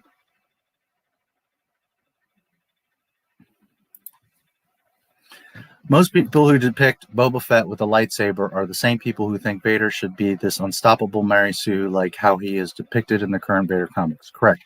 Vader was very powerful, but remember, he's like the only guy in town. Vader, it's not that Vader lost midichlorians or Force strength. In fact, he probably became much more powerful in the Force because of wisdom and training and age. But physical ability, he's not in half of what he could have been as he was as Anakin. He's a machine. He's stiff and cumbersome and Frankenstein-y. Vader would have many weaknesses, technically, against an experienced Jedi. If Yoda was younger or,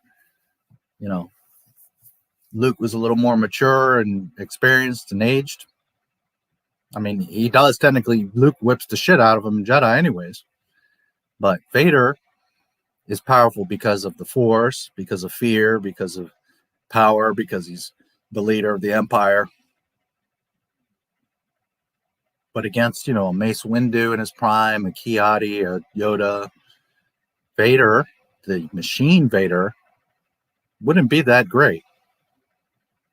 Anakin, had he not fucked up, completed his training, would have become an insanely powerful Jedi. There's no question of that. But the machine Vader, he was a cumbersome machine. Was he a badass? Absolutely. Could he do a ton of shit through the Force? Absolutely. Would he defeat most people through wisdom, experience, power? Absolutely. But physically fighting, dude can't barely breathe.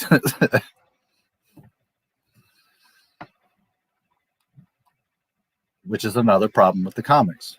Charles Soule.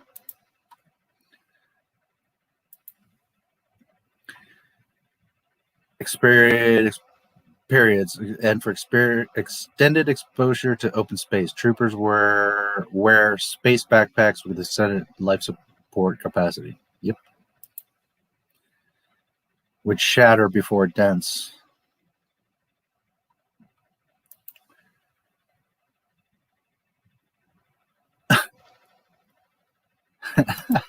Oh, Lord. I thought Boba just blew up some rando Mando helmet. No, it was Django's helmet. They freaking baloney. General Hospital writers are now becoming too predictable. A doctor who bailed on his dad who married another woman and had a child just learned his brother is his son. It should have been a red herring. Yes, but this goes back to the point. How do you know they're predictable? How do you know what's going to happen? Canon. Continuity. You know how these characters behave. You understand how the show behaves. You understand the neighborhood, the people, the drama, the way they act. You understand the parameters of that universe. So therefore, while it's a shocking, like, oh, she slept with him that had this child and did this and it became this guy's uncle and he's the boss and you know, this whole thing, but it all makes sense. And while it's shocking, in the big picture, you're like, oh, well, that makes perfect sense because I know these characters. I know this story. I know this world. So that's a testament to their craziness, is that if it's so predictable, it's because you understand and there's consistency.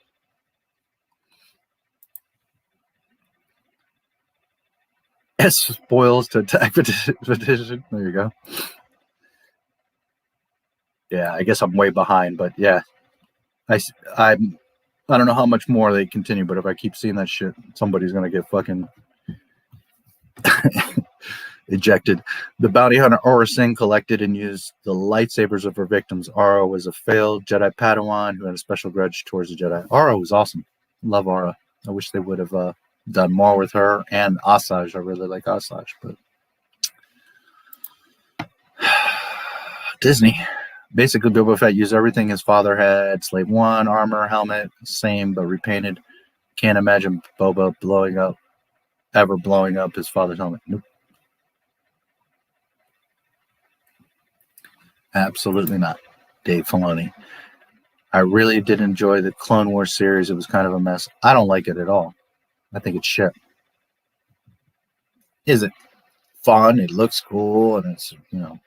This is the thing. It's like I always say, people are so thirsty for Star Wars that you guys are willing to accept whatever shit they shovel down your throat. Oh, look, a lightsaber. Oh, look, a blaster. Oh, look, it's clones. Instead of being realistic, and this is the thing. Why aren't you demanding better? You go to get a sausage pizza, and they give you a large sausage pizza, and they give you a small pepperoni pizza, and you're like, well, I'm so hungry, and I just want pizza, so I'll just eat it. But is that what you want? Is that what you expected? This is unacceptable. Stop taking crumbs. Stop taking a small pepperoni when what you want and what you know is a large sausage.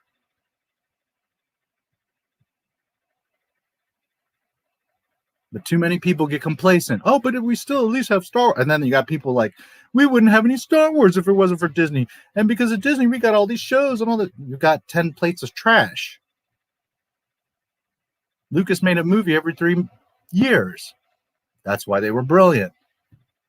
You think because you're getting 20 shows that, oh, well, now we got Star Wars. No, you're just a dumbass happy to get whatever fucking shit they give you. Stop doing that. Make them live up to a standard. And the only way you're going to do that is not watch Clone Wars, not watch Bad Batch, not watch Mandalorian. All that shit is half-ass fan fiction. Mandalorian is not that good. I know a lot of people like it, but you're not being honest with yourself. Really watch it. It's not that good. And it's certainly not what George Lucas would make. And you know this to be true. Clone Wars is a fucking mess. It has over 100 times it breaks canon. There you go. I appreciate that. And that is exactly what this is for. If those two get out of line after this, I'll time them out. Yeah, I don't want it to go too far. I don't know how much they've been continuing to do it, but and again, I don't want to time people out. I don't want to block them, but hey, you play shit in my fucking. This is my house. Remember that.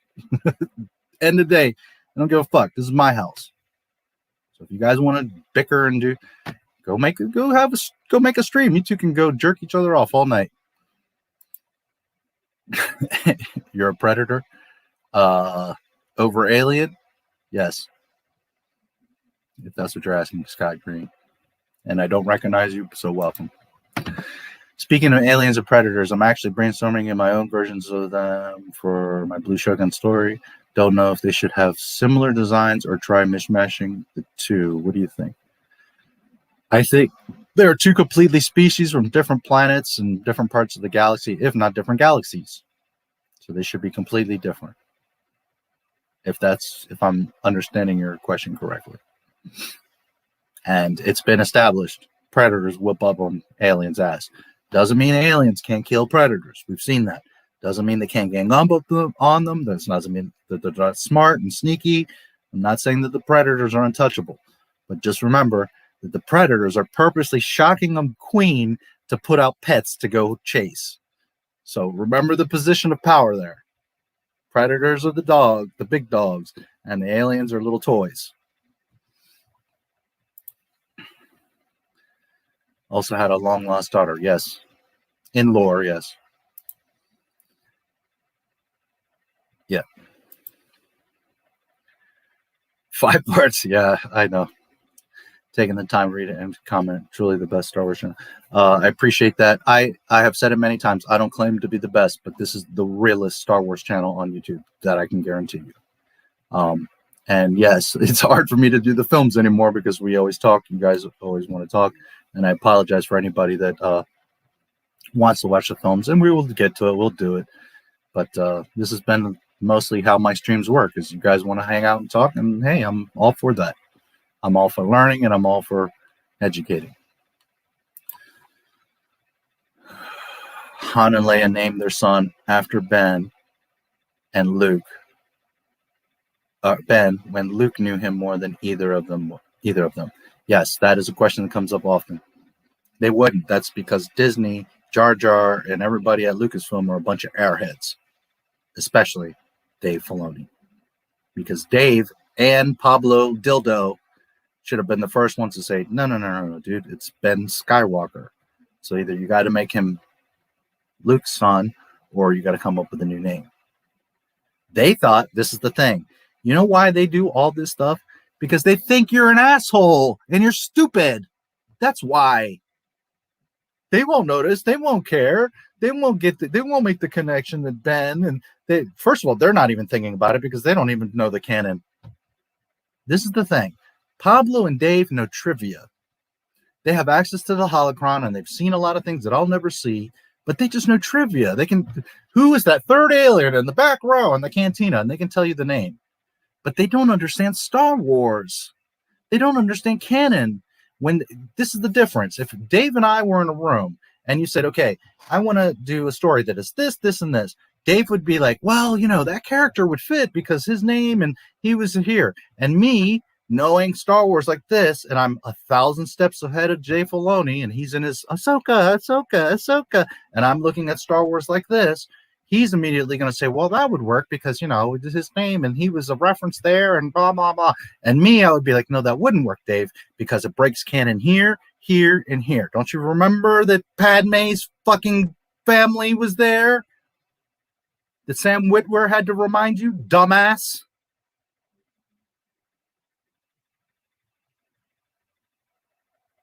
And that comes from not loving and knowing Star Wars. He can give all his little speeches and pull out his little miscellaneous facts, but he doesn't understand the story.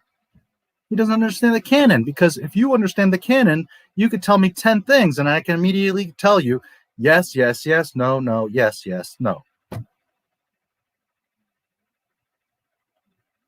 That's called understanding, not, well, I know trivia facts. And that's the problem, is that one, they don't know this shit. And two, they don't give a fuck because they laugh at you. Watch my video on Pablo Hidalgo. He literally says, canon, you know, fans, they don't know anything about that. They don't care about that. That's for us internally to make sure that there's consistency and there's continuity in the stories. Number one, you obviously don't know Star Wars fans, Pablo Hidalgo, because yes, we do care about canon. And guess what? I know it better than you do. And number two, you claim that canon's for you guys internally to maintain continuity, yet none of your shit maintains continuity. The fucking nerve. He also says, well, you know, R2's camera is backwards, and, you know, I was there to catch those types of things, but that rarely happens anymore. We're really good about it. It used to happen all the time, but now we're really on top of it. Oh, really? Mandalorian, every fucking shot is a backwards pauldron. He's got a weapon in his hand. The next shot he doesn't. It's a fucking mess. Mandalorian's a fucking mess. Holy shit. Jeans and watch guy.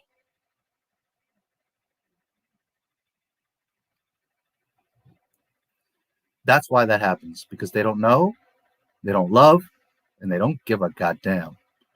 And because they think you're an asshole, they think you're stupid, and you don't know or you don't care, that it's just going to go over your head anyways. Just look at the lightsabers and shut up, kid. And that's why Star Wars fails, because they don't understand the depth of it. They don't understand that you must get those details correct. Because one, there's guys like me, they're going to rip you a new asshole. And two, even the casual user is going to pick up, like, that something doesn't feel right. Something doesn't fit. It doesn't feel like Star Wars. Why? Because you're breaking canon. So whether you know it here like I do up front, you see it immediately, or it's just subconscious back here, and you might not be able to put your finger on it, but you're like, something doesn't feel right. Something doesn't look right. And maybe you need someone like me to point it out and explain it to you. But you know back here that something's not right. Why? Because they break canon. It's such a simple fucking thing.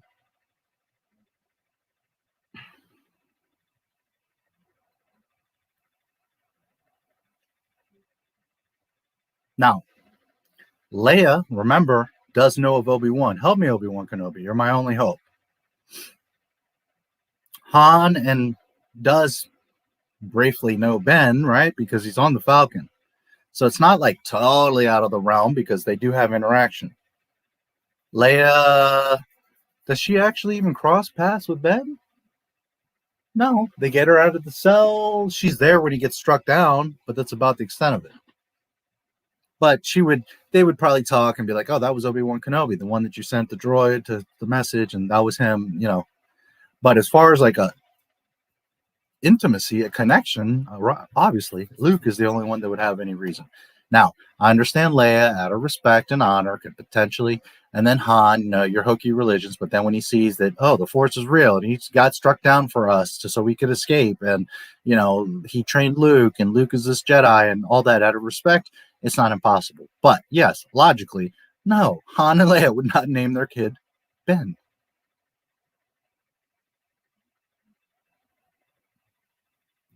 Luke and Mara, yes, obviously, would call him Ben.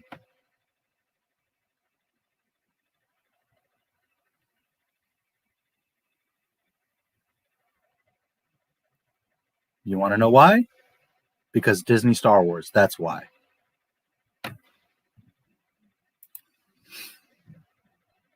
Yes. A New Hope, yeah. I was going to say that. I meant to say that it's a special edition. But you can find it pretty easily. If you need me to, I can send it to you. Yes. Shame, shame, shame. I've been meaning to get a clip of that, by the way. Maybe but I was going to not my Star Wars it, so you may be seeing that in the near future. I just don't know right now where to get the clip of that, but that will be remedied to here probably in the next couple of days anyways.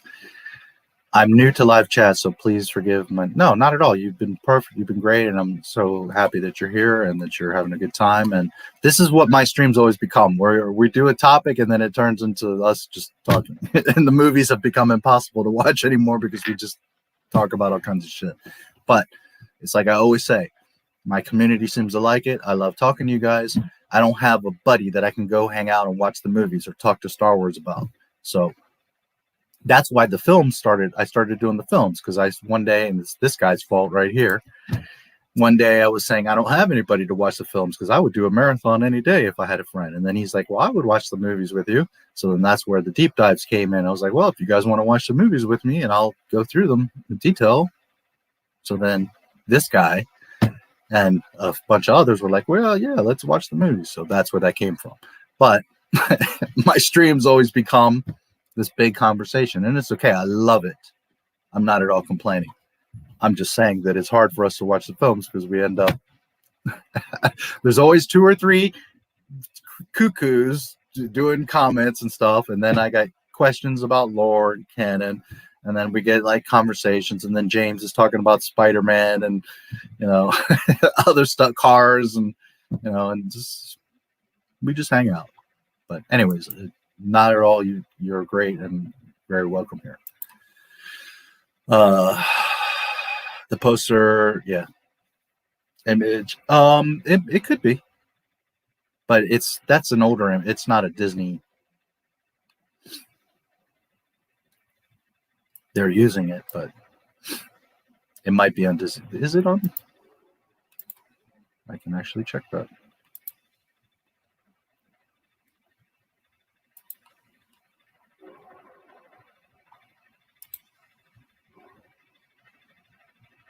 Yeah, it is.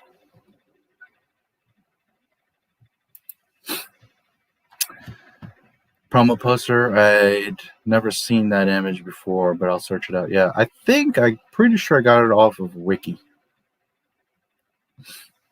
I could be mistaken, but I'm pretty sure that's where it was.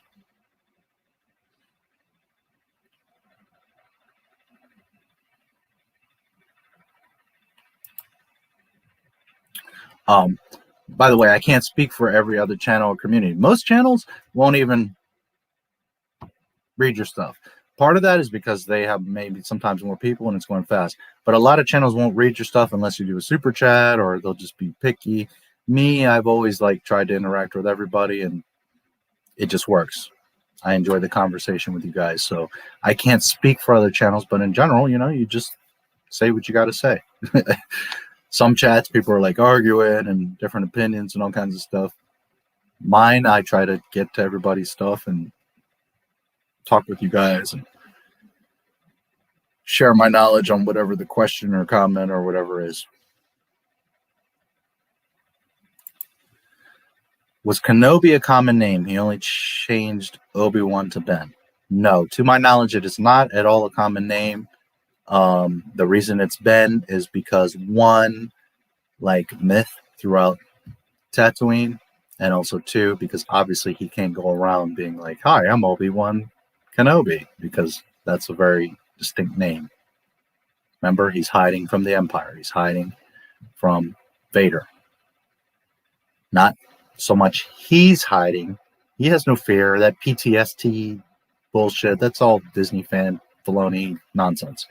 He's hiding because he is a monk, because he understands his greater responsibility, protecting the last Jedi, Luke Skywalker. That is his only goal, his only prerogative and priority, protecting Luke. So he goes by Ben. He's just the crazy old wizard. He's obviously not going to go in the cantina and be like, I'm Obi-Wan Kenobi. All kinds of bounty hunters and smugglers and stuff around. Word would get out.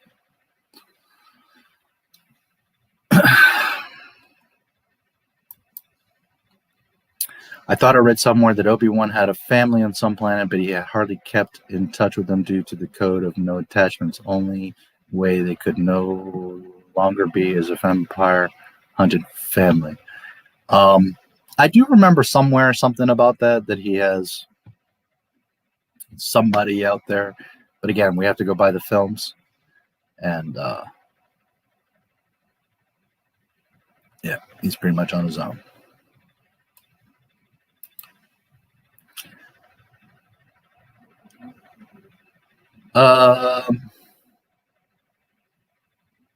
It doesn't say have to be, but it certainly could be.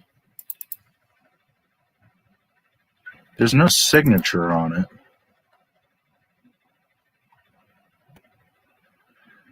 It could be. It definitely has his kind of style.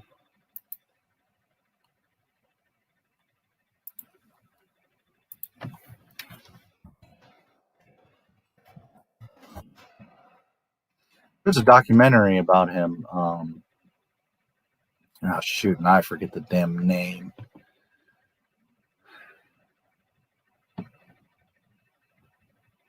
The Man Behind the Poster or something like that. Anyways, if you search him, there's a documentary. It's about an hour, hour and a half. It's on Netflix or HBO. It's really good. Really awesome documentary. He did like so many important movies and album covers.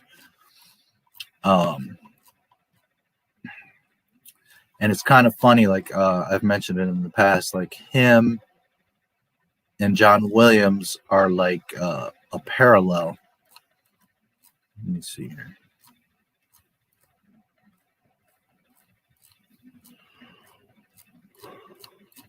Yeah, no, I don't see it here on Wiki. I don't remember exactly where I got that image.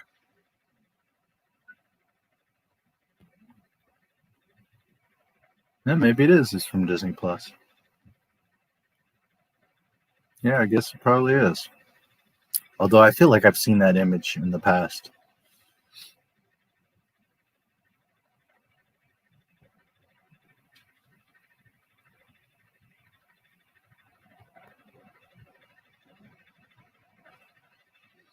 It was one of the only ones I could find that's like really clean, because other ones say a bunch of stuff or have a bunch of stuff on them.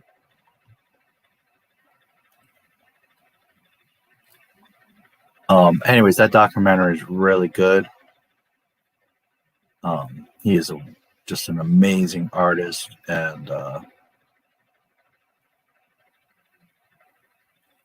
it's really a cool documentary. I highly suggest it.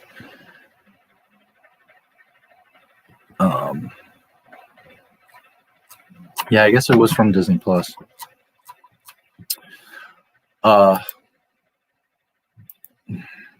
There was a point I was going to make, and now I'm trying to remember what it was with Drew. The Man Behind the Poster, I think it's called.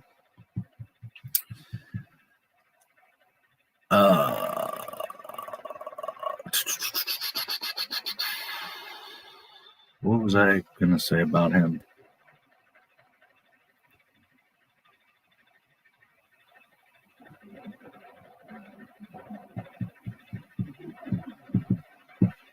Shoot, it's I'm having a Tarkin moment here.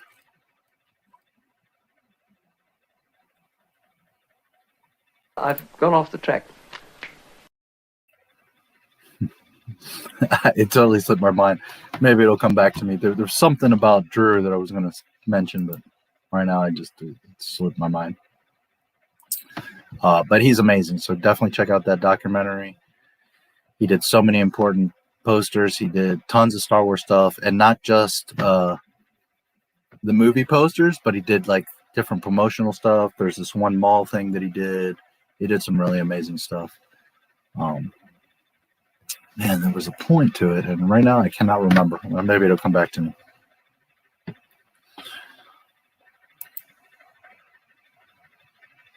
He did a lot of very famous album covers as well. In the Clone Wars movie, the original before the series that was in theaters, I don't recall.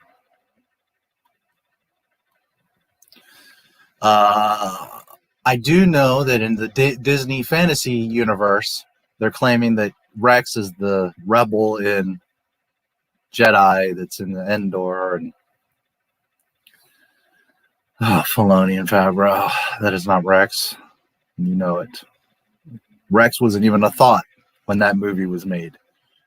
And now you're retroactively trying to, oh, look, Rex was there. All the clones were eliminated, and he would be, let's do a little simple math. He was 20 years old in Attack of the Clones. Clone Wars was 3 years, so he'd be 23. Plus 19, so he's 22. Plus about 5, so he'd be 27. Hold on. I got all mixed up there. He plus 5, 27. Okay, so 27 on top of 20 would make him 47. Now, remember that they grow at twice the rate. So now he would be 94.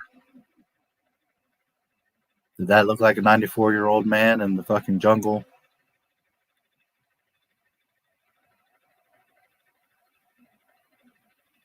Understand? 27, let's be more accurate. 27 by 2 is 54. So 54 plus 20, 74. Did that guy look not 74 years old in fucking Endor? This is Dave Filoni trying to force things to fit so that you get a little member berry. Look, guys, Rex, he was in the Empire. Look. One, because he thinks he's cute and clever. Look what I did. And two, because he thinks you're a dumbass and not going to understand how fucking basic math and age works. And three, to justify his little fan fiction. Look, I developed this whole Rex thing, and look, and now he was an Empire, so he's validated. Just like Rey is validated because Baby Yoda did force healing. Just like Ahsoka's validated because, you know, it made a bullshit story where she betrays the Republic and that she's still alive, but she's not a Jedi, but really she is a Jedi. And the episode that she's in is called The Fucking Jedi, and she's a Force ghost in Rise of Skywalker, but she's not a Jedi. Dave Filoni trying to make things fit. Now, Ahsoka actually age-wise fits, but Bo-Katan, who's about 25 and sexy in the Clone Wars, then 20-some years later is in fucking Mandalorian, and boy, does she look damn good. And oh, look, she looks the same when she should be about 50 years old. Rex, remember the rumor? Rex is going to be in the Mandalorian. Oh my God, Tamara Morrison's going to play Rex. Rex would be 84 years old. I've done the math earlier. Because remember that clones grow at twice the rate. But Dave Filoni is counting on you being a dumbass. Anyways, I don't recall him in the Clone Wars movie. I could be wrong. It's been a million years since I saw it. It's possible. 10-part video. Well, I might, you know. I'm not giving up on it. Don't get me wrong. Part of me feels bad because I want us to see the film, and I know a lot of people come with that expectation. And part of me is like, I don't care. I'm happy we're here hanging out and talking. Please don't misunderstand. I love this. I have no problem. I just don't want to ever let you guys down is the thing. I don't want to like misrepresent and say that this is this and then do something else. Rex was originally supposed to be the red clone ARC trooper from the 2D Wars. Frodo, the one that led the assault, and rescued Ki-Adi. And Frodo was awesome. Those clones were badasses. That's what the clones are. Machines, expendable machines, not feely personality. You know, no.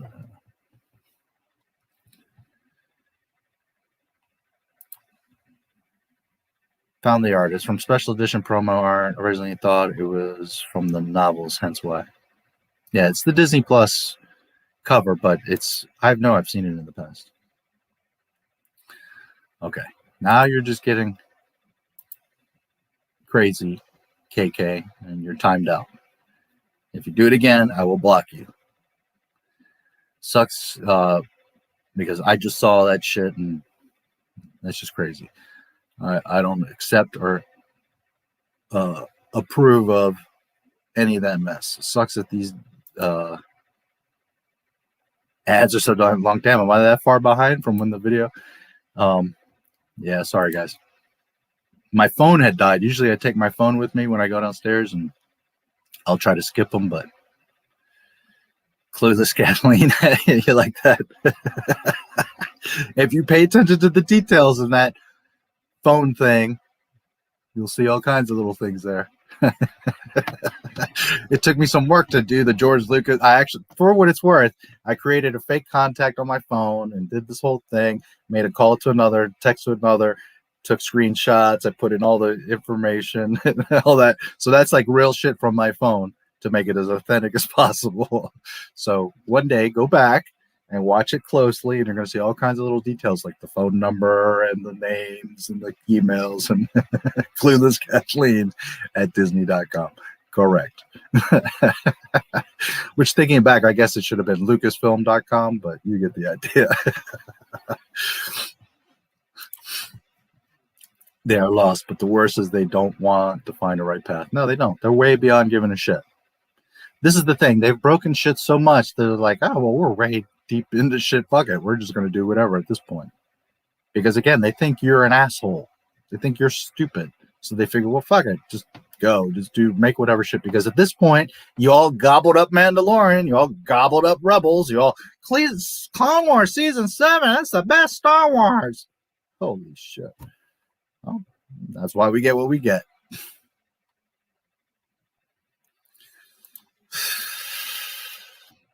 Love, respect Star Wars more than they will. Yep.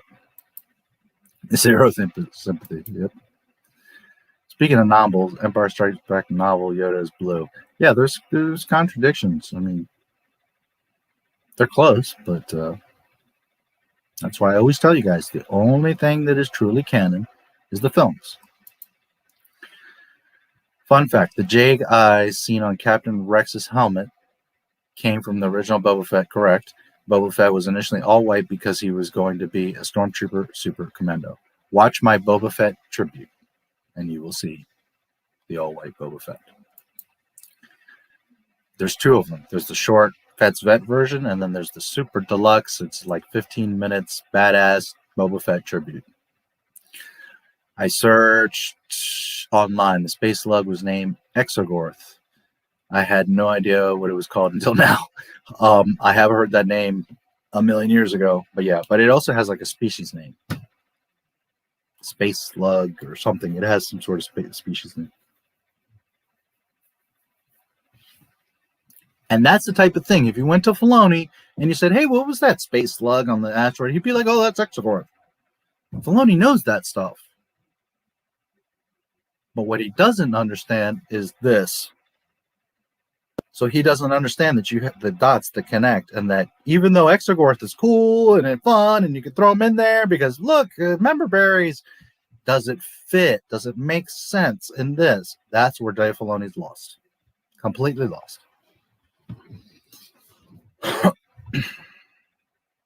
Because really, somebody like me needs to babysit Dave. Sam Witwer did it several times.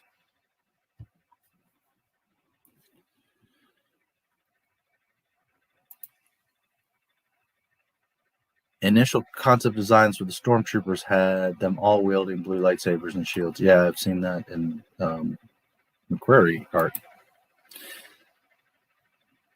Did the concept art. Yep. McQuarrie did most of the shit. And while a lot of the stuff was different from his designs, a lot of it, like the Death Star, was like spot on exactly what there's go watch my Skywalker Legacy. He says, like, I can't believe like some of my images were like literally in the freaking movie. Species of the slug.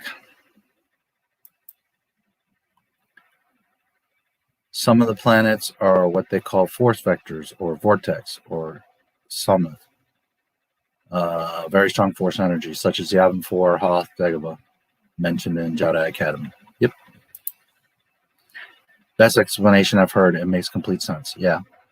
You know, if I really thought about it, I could maybe give you a little more there, but that's basically, I mean, that's what it is, you know?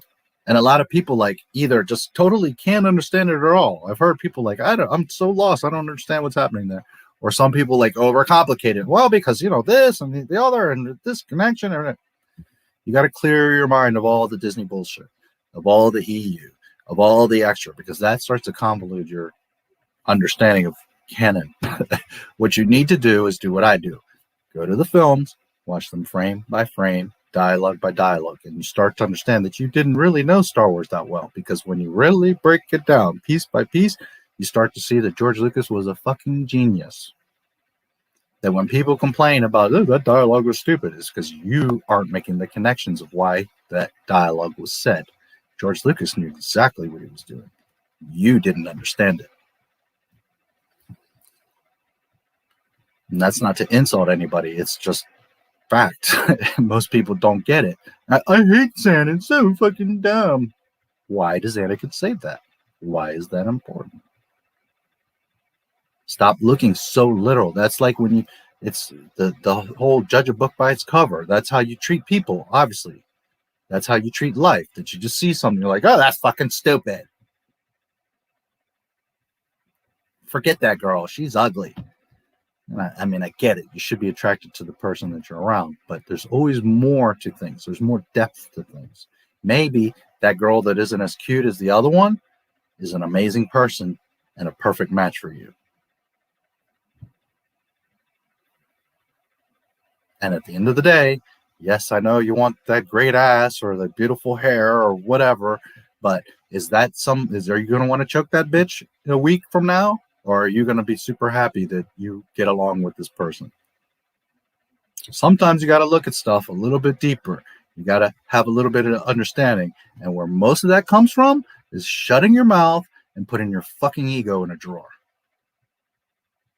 And stop thinking you know so much and interpret things. No, don't do that. Look at what it is. Understand it. Don't interpret it. Don't put your opinion and spin and my thought and what I want. All of that is irrelevant. Look at what it is. Pay attention. Watch. Don't just look. Listen. Don't just hear.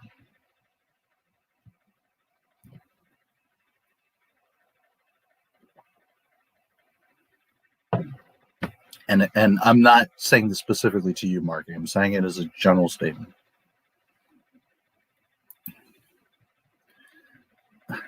Correct.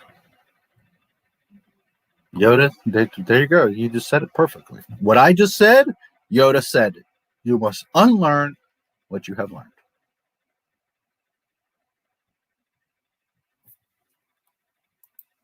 Because you get too caught up in society and other people's opinions and what you think you like. And don't get me wrong, I'm an ass man. That's like my thing. But if I only judged women by that, I would have missed out on so many wonderful experiences, and we won't get into that. But just saying, if you're so rigid that you think that a woman is only worth this or that, or that a story or a book or a job or whatever in life is only worth so much, then you're going to miss out. You're going to bite an apple and think you're enjoying it, but you're only enjoying it in your perception, instead of just closing your eyes and being neutral and biting the apple and understanding it and saying, do I really like this apple? Or do I like it because everybody says apples are great for you? Just a silly example, but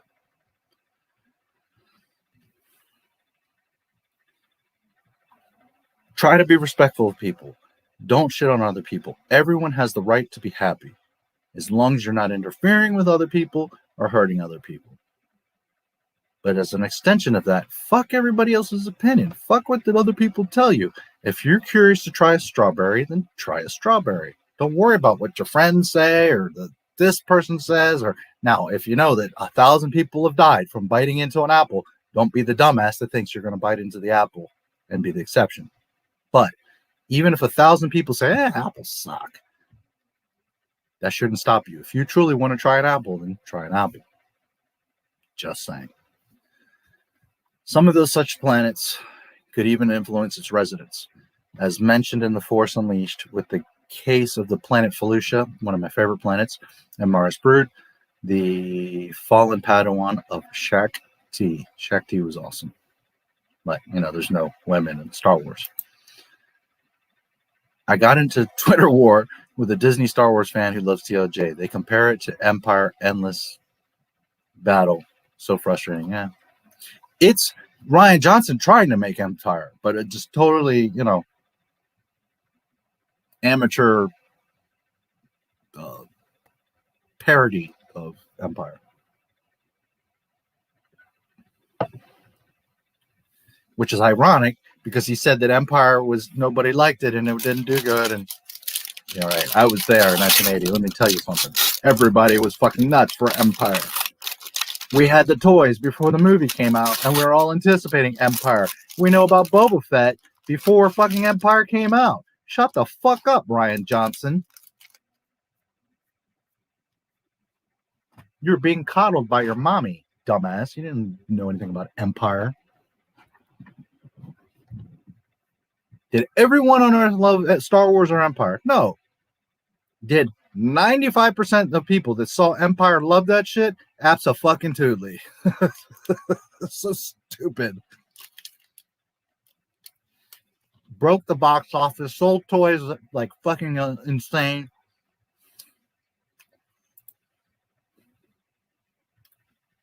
Meanwhile, you can't find a single Holdo figure or a Canto Bite action set. Or where's the horsies that they were riding on? Where's those action figures? Where's the Broom Boy action figure?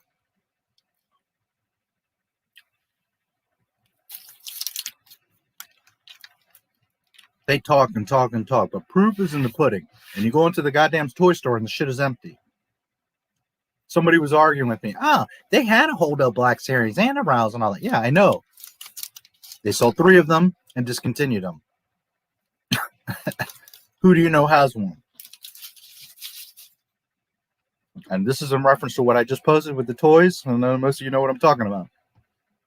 But the conversation wasn't if did they ever make a Holdo.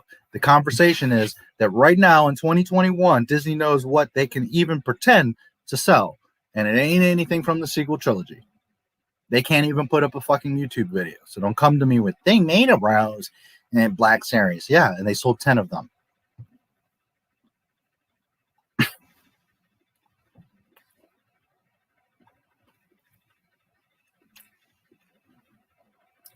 Now, Rey's scene there made no sense. It was dumb. The whole movie was fucking trash and dumb.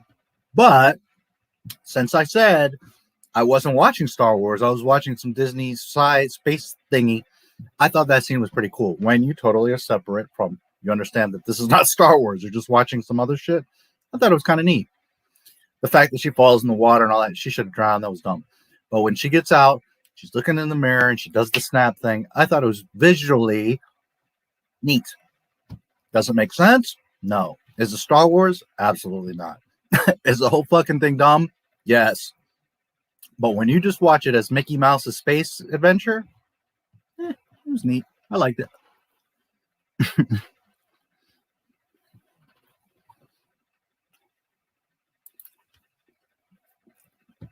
Elmar, the man, the myth, the scientist, are you referring to me? Thank you. That's funny because in the past I've been called scientist by many people. Why? Because I understand and approach things very scientifically. And not just Star Wars, but we won't get into that. So if you are referring to me, thank you. I'm just a man, not a myth. I'm just somebody who loves and knows Star Wars, that's all.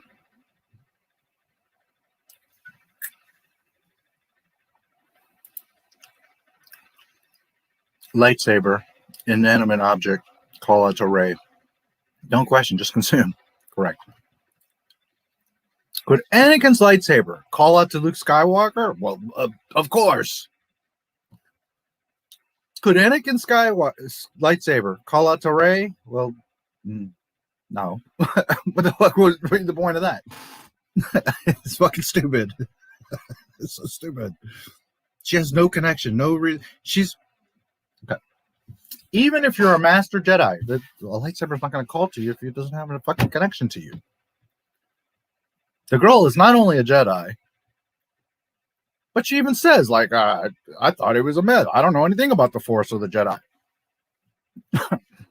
But her, both the character Rey and Daisy and Ryan are completely clueless as to what Star Wars is, the Force is, or any of that. We know Ryan is because, well, you saw the movie. And Daisy is because, well, like 10 of my videos show you that she doesn't. But there's a very famous interview where she literally is with Hux. And there's a question of who has the Force?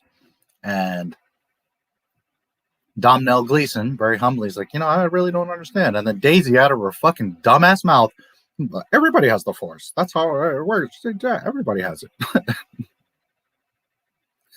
Listen, if you don't know what you're saying, shut the fuck up. You're only going to make yourself look stupid. I kind of doubt George Lucas ever saw that, but if he did, he would just face palm. The Force flows through everything. Does not mean you have the Force.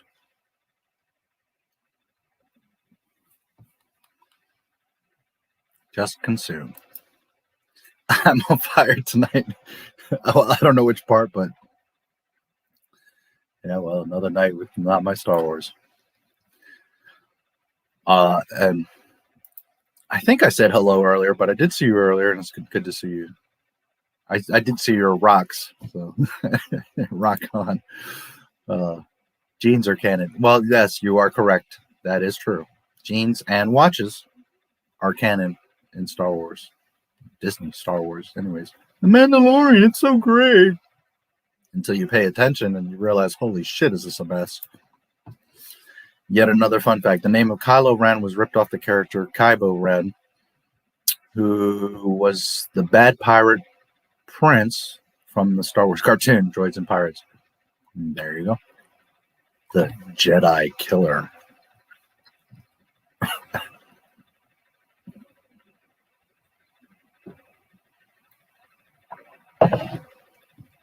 Yet he couldn't beat a girl who picked up the lightsaber for the first time. Who's half his weight in size, who has zero training. Disney's so fucking stupid. So fucking stupid. Does it annoy you that Rian Johnson made Luke use his dad's saber against Kylo in that god-awful movie? And was it never explained how Miles found it?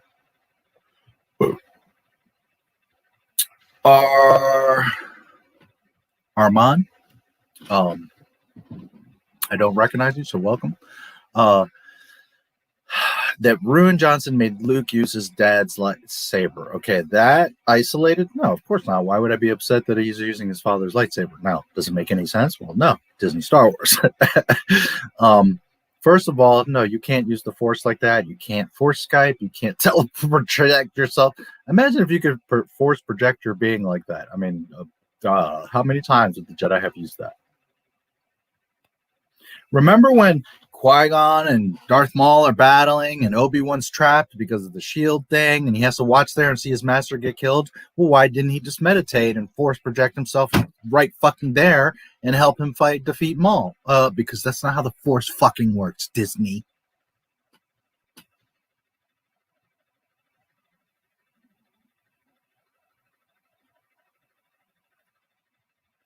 And no, it was never explained. However, if you go the Disney route and you buy all the books and comics, according to them, although, I saw The Empire Strikes Back and Luke goes down the shaft and the thing opens and you see, guess what? His hand and the lightsaber go floating down.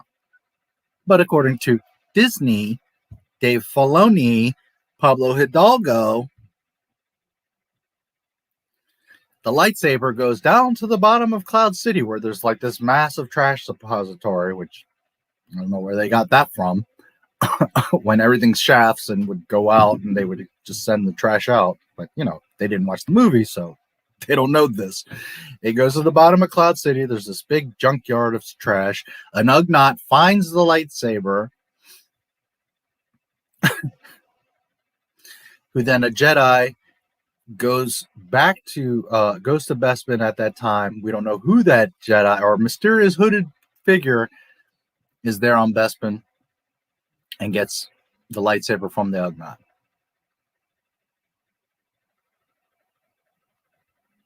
Charles Soule. And then people are like, he's an amazing author. He's the High Republic. They're amazing. Ugh. Hitler was great at giving speeches.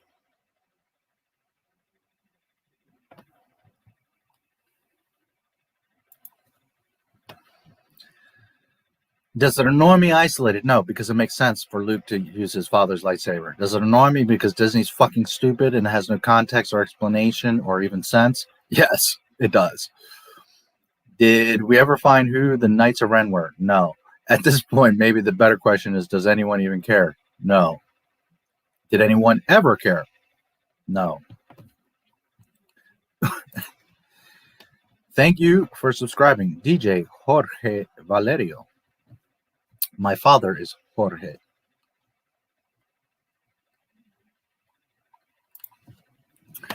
The Knights of, not that Jorge, but the Knights of Ren were Luke's, unless he's incognito. The Knights of Ren were Luke's students. Kylo took with him after the temple massacred and Luke faded away. How do you know that? Oh, because you read a comic book. Because the movies sure don't tell you that. Yes, I know that, but that's why I don't bother, because once you have to start reading books and doing all this extra, then you've invalidated. Remember, the Skywalker saga, George Lucas, you never needed books to understand. You wanted books because you wanted more, and you wanted more detail, and you wanted to learn all the little details of stuff, but not because you had to understand. And again, some of you maybe didn't pay close enough attention or didn't understand certain things, but just like I do, if you go back and you watch the movies very piece by piece and closely, the answers are all there, guys. George Lucas was a genius. He knew what he was doing. The dialogue is there to guide you. Does he tell you every single detail? No. But more than enough so that you understand what's going on. You never walked out of the old movies like, I'm so confused. What happened? That's not how that worked.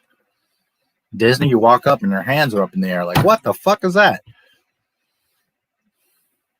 If you actually knew and loved Star Wars. If you're just a fucking fanboy Mickey Mouseketeer, well then, oh, that was great. But the Knights of Ren weren't explained thoroughly in the sequel trilogy. I'm sure they explained it all, and so yes, they did. Not all, but they did, elaborate some on it.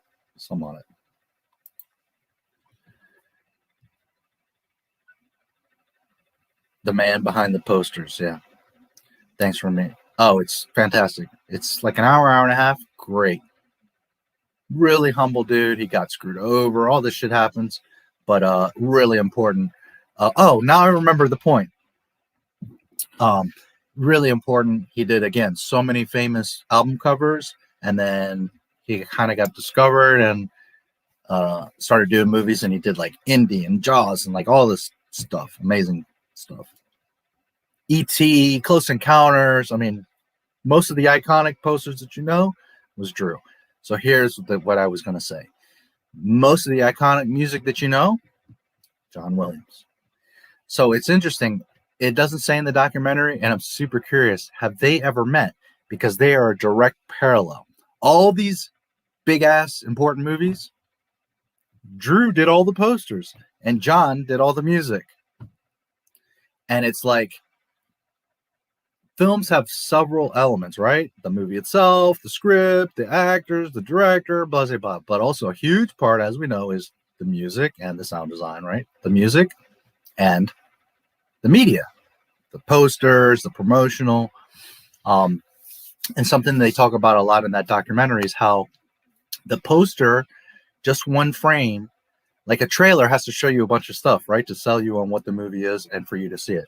Whereas a poster is one frame, and that artist has to capture what the entire scope of the film is and make you want to see it. And they were showing examples of like just wacky ass bullshit movies, but the like Beastmaster, I think, was one of them. And it's like such a trash garbage movie, but the poster made you believe like this is the most amazing film you're going to see. And that was Drew. Drew knew how to capture what the film was, condense it down to one frame to where you were so drawn in that you just had to see the movie. But I thought that was always an interesting parallel. Both those guys didn't work on everything, but pretty much like, you know, Close Encounters, Jaws, Star Wars, you know, Avatar, all these huge movies that you all know and love. Drew did the art, John did the music. 80-90% of all those films, it was those guys. So it's just interesting that when you go back and look, if you look at a list, and that documentary shows you tons of his stuff. If you look at a list of their work, you see, first of all, they were on all the most important stuff that you know and love. But again, there's that parallel of that they did all the same projects, but I don't know that they actually ever met because they're two totally different disciplines, right? One's in a studio and one's drawing in his house. A lot of those things he drew overnight.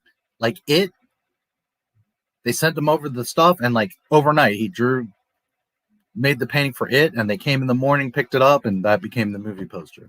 Like Drew is badass. And I'll tell you this last little piece, and then I won't spoil it anymore. But there's a famous, I can't remember the life for me.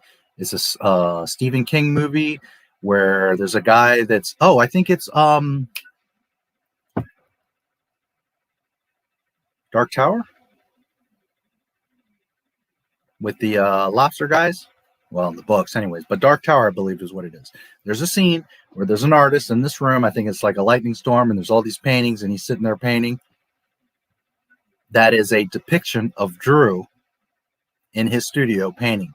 The Stephen King wanted to parody Drew painting, and he brought in Drew to train the actor how to act like Drew as if he was painting, like how he would stroke and what he would do so that it was authentic. And the actor was like, man, he would show me something, and then like 2 minutes later I couldn't, like, I can't believe how talented Drew is, because I like couldn't do any of the lines or anything. But that's, so you know now, I'm pretty sure it's Dark Tower. There's a scene, Stephen King, there's a guy painting that is a parody of, or a depiction of Drew in his studio painting. So anyways, you'll see it in the documentary. It's 10 stars, fantastic. His work, it's a nice documentary, but it's pretty basic, but his story is cool and his artwork is just ridiculous. So you'll see. Highly recommend it. Frodo, I think you mean Fordo. Fordo is the clone that's in red in the original Genndy Clone Wars. He's a badass. He's a commander. He saves Mace, or helps Mace. You'll know him if you see him. Fordo.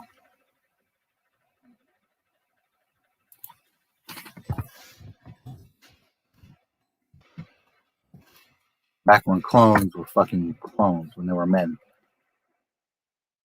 He was an ARC trooper. They do bring him into the new clones, but that's bullshit. He's the real Fordo. Here's the real Fordo. He is a captain.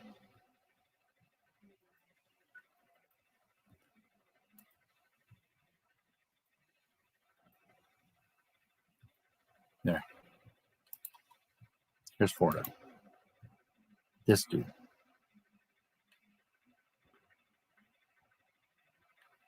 This is the scene where they're this is Coruscant, I believe. Yeah. Pretty sure that was the when they're being sieged on Coruscant. Let's see if here's another picture of him. He's a badass.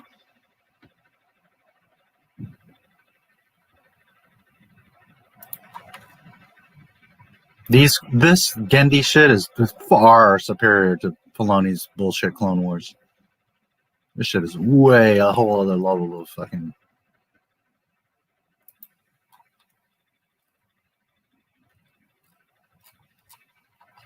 Story, action, art. It's just choose the shit out of fucking Filoni's bullshit.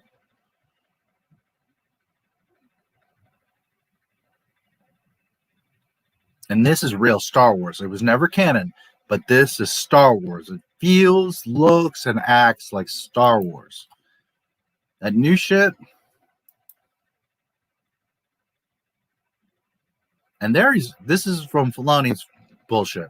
He looks awesome. Don't get me wrong. The new clones looks great in the 3D and all that. He looks badass there. But this is nowhere on the level of this. This dude right here. I really wish Disney didn't block my Clone Wars. I would have loved for you guys to enjoy it. Captain Fordo. Back when clones were real clones. Season 7 of Clone Wars was good or the best. Boba Fett wasn't all white. Actually, he was. The original Boba Fett was all white.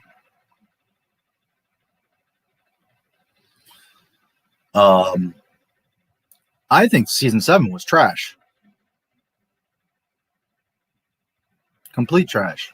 Ahsoka completely, holy fuck, does she break canon. She breaks the entire OT, betrays the Republic and the Jedi. The Bad Batch are ridiculous. You got the leader that can sense shit from across an entire planet. Even Anakin couldn't sense shit across a planet. You got Wrecker or Crusher or whatever his name is, flipping over fucking ships. I mean, it's just so fucking dumb.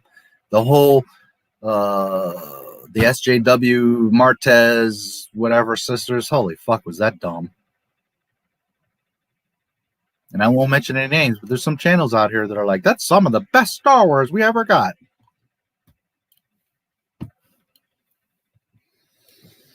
Shit isn't even Star Wars.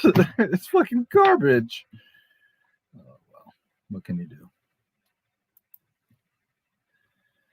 To be fair, Empire Yoda's skin was pale, that it could be easily be mistaken for blue or bluish. Depends on the lighting. Yeah. He went through a lot of renditions anyways. And if you don't know the story of how Yoda ended up with his face, go watch my Skywalker Legacy. Because Yoda is, in fact, the guy that, the artist that would do the creatures. It's him. Right now, I can't even remember his name, but it's it. He looked himself in the mirror and made himself. Some of you probably know that, but go watch my Skywalker Legacy. It's there. Not really fun. Fun to some, yeah. If once you start down the dark path, forever will it dominate your destiny, consume your will, like it did Obi-Wan's apprentice. Yeah, he's an asshole. We had to mail away. Yep, sure did. If they even sold 10, yeah. There you go. Come on, man. What are you talking about, dude? Disney is superior product. Consume. You know, Yoda, whatever. I'm sorry, Charles is Yoda, whatever. And sure, Yoda's in it, whatever. And Yoda, whatever. And Yoda. Yoda, whatever. I'm And so not gonna nice get you a pirate. shirt, Charles. It says, and Yoda, Yoda, whatever. whatever. And then also Yoda. Whatever. Yeah, Yoda, whatever. Yeah. Assholes. Even Lucas wouldn't joke that way. But if George Lucas would, like, John Knoll, you know, is having coffee and they're having a loose conversation, like, oh, Yoda, whatever. Okay. But these fucking assholes, they don't even know a damn thing about Star Wars or care about Star Wars, and they're on fucking a live launch premiere and going on about Yoda, whatever. It should be a fucking ashamed of yourselves. And Lucasfilm not having the consciousness, Kathleen or Dave Filoni that's supposed to be protecting the property, or Pablo Dildo that's supposed to be protecting the property, or even the social media guy that's supposed to be uploading this shit and editing this shit, should have been like, holy shit, we can't have that. Yoda, whatever. Fucking disgrace. They have not earned the right to be joking like that. So therefore, it's not a joke. It's disrespect. How did Ray even know how to swim? Because Disney, that's why. Because Dave Filoni, that's why. I will remind you, Dave Filoni was on the set with Rian Johnson. He was put there specifically by Kathleen so that he could learn live action, because they were planning on a show. Kathleen, I have the proof. Kathleen was tasked with creating a show for Disney Plus. Jon Favreau wanted to create some Disney stuff. The whole story of he went to Disney and told them I can fix it. No. Kathleen got John because she knew that he liked Star Wars and he had done the Marvel stuff and she had the connection. She brought him in, but he doesn't understand Star Wars. He doesn't know Star Wars. So therefore, she got Dave Filoni, because Dave Filoni does know the shit. He doesn't care about it, but he knows the shit. So she put them together. This guy's good at making shit, and this guy understands the lore. So in theory, this guy will make some great stuff, because this guy is going to be able to expand or expound on the story and guide him to make the proper canon stories that are respectful and entertaining to Star Wars fans. And Favreau has the skill of producing it. Why was Filoni on the set? Because at one point, the Clone Wars had got shut down. Kathleen went to Dave and said, hey, what do you want to do? Filoni's like, I'd like to get into live action and learn more about directing and producing and creating live action. Great. She puts him on the set with Rian Johnson to learn directly from Rian Johnson how to make film and TV. So buddy, Rian Johnson and Dave Filoni. Rian Johnson sitting there pissing all over Luke Skywalker, and Dave Filoni's like, I'm going to be able to make my Ahsoka show. Yeah, I get to make Ahsoka. Fuck Luke Skywalker.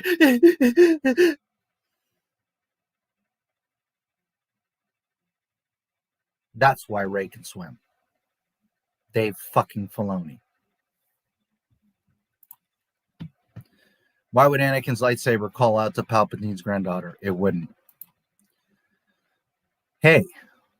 Well, hey to you, Voidum. Nice to see you. The whole sequel trilogy is as rushed as heck. That's trash. It's beyond rushed. It's just a fucking joke. It doesn't matter if it was never explained how Maz got Luke's lightsaber. It would be lame no matter how she got it, yes. But that's a better story left for another time. That didn't look like Luke's hand and lightsaber. It didn't go in the same vent that Luke did. Go back and watch.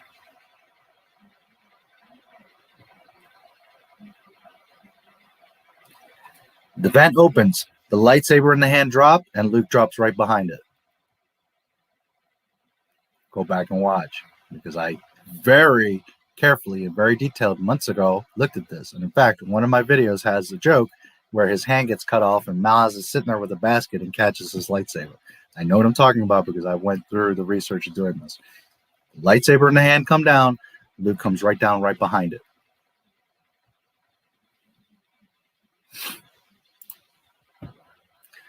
They all have delusions of grandeur. Yes.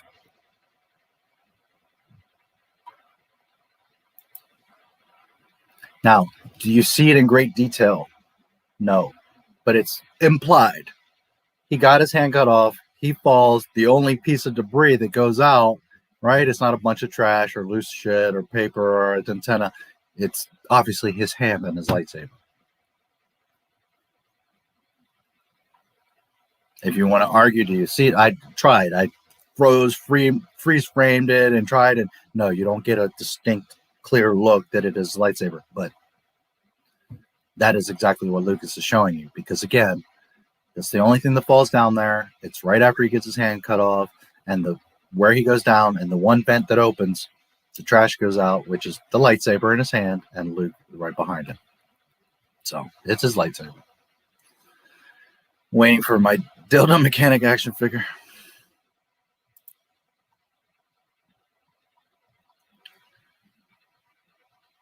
Dude, this is not my Star Wars. You get what you want here.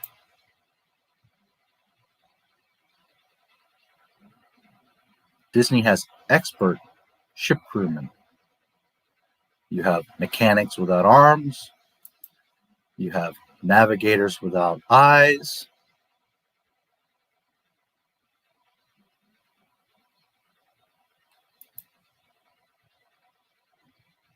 Fade in.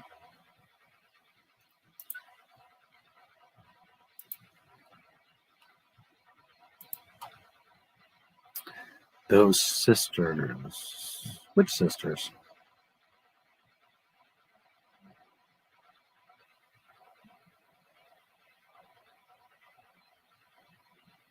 Oh, the Martez.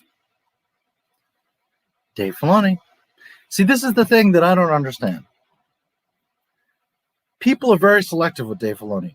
Oh, I love the Ahsoka stuff. He's great. He's going to save Star Wars. But then you pretend like he didn't make the Martez sisters and the Bad Batch that are flipping over ships and Ahsoka betraying the Republic and, all this stuff. Like, when it's convenient, I hear people like, Dave Filoni's great. He's going to save Star Wars. And yet it's the same thing with Kathleen Kennedy. All these people want to bitch about Kathleen. Like, she destroyed Star Wars. She sucks, all this. But the Mandalorian's great. She's not part of the Mandalorian. She is the president of Lucasfilm. She is the executive producer of every episode of The Mandalorian. Wake the fuck up. Everything Disney Star Wars is Kathleen Kennedy. Wake the fuck up.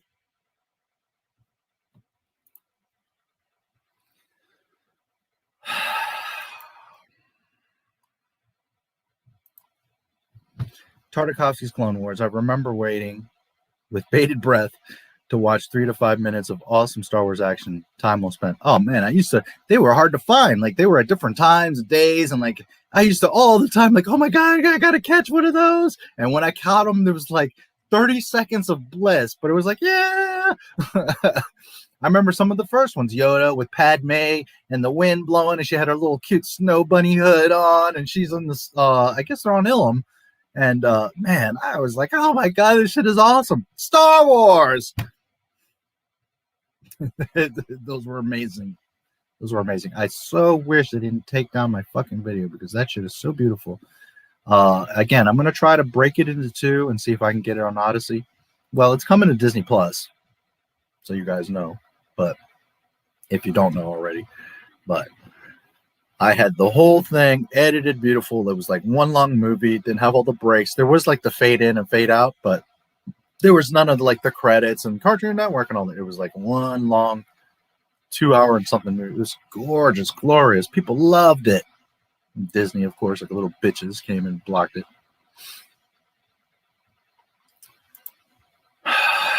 Bantha Poodoo, yes. I've watched that series too many times for me to count some of the most addictive. Oh my god, that's some of the best Star Wars we ever got. Not that Filoni season 7 trash. With your impressions, guess it's a good thing I'm not an egg.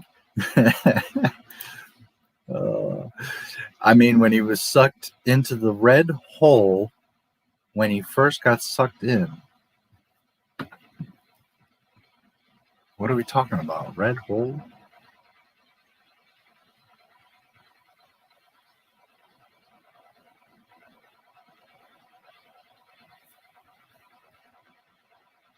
Sucked into the red hole.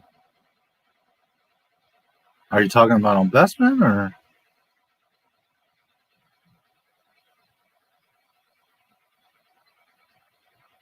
Not sure what you mean there. Bestman? It's a disgrace. And of course, they have to incorporate the whole equality stuff too. Yeah. Well, it's not. Okay. You have so many layers. First and foremost, most important, it breaks canon. Even if they were trying to be respectful, trying to be true, it breaks canon. So they already fucked up. And that you got Pablo Dildo and Phony Baloney. They both should There's no reason why canon should ever be broken. If I own and ran Lucasfilm, you would not have one continuity error, not one. Because I would check my own work 5 times, and I'd have 5 other people behind me that know Star Wars and be like, hey, check this. Is this correct? Did I miss something? Do you remember an old EU story that this contradicts? Is there a problem here? No mistakes allowed. You would not have one continuity error. Number 1. Then you take it to the next level. Fuck George Lucas, Yoda, whatever. So now we're just doing whatever. Compound that by you got this author does this, and this guy does that, and this person does this. So now you got 2 books coming out which contradict each other, and they contradict the film that you just saw. Instead of them supplementing that film, instead they break each other and break the film even further, because you have JJ make the film, Ray Carson writes a novel, and then this person writes like the junior novel.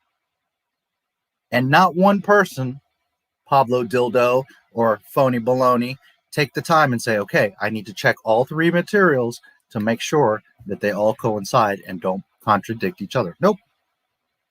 You make something, you make something, you make something. Consume, consume, consume. Just put it out there. They're too stupid. The fans are dumbasses. They're not going to notice. The junior novel, some kids will read. The novel, a few airhead Raylos will read. And then the movie, well, everybody got suckered into that one, and they don't know canon anyway. So just don't worry about it. Just put it out. They're not even going to connect the dots, because according to Pablo Hidalgo, we don't even care about canon. We don't care about or know about canon. That's for internal use, for them to maintain continuity. Then you double down on that. Well, not only are we going to shit all over it and not maintain canon and contradict ourselves, but we're also going to inject our little politics and agendas and opinions and beliefs and bullshit and put messages for your children. And now we're talking about sex in the High Republic and going on and all this shit. And Dave Filoni creating the Jedi can have sexual affairs with Kreese, and it just goes on and on and on and on.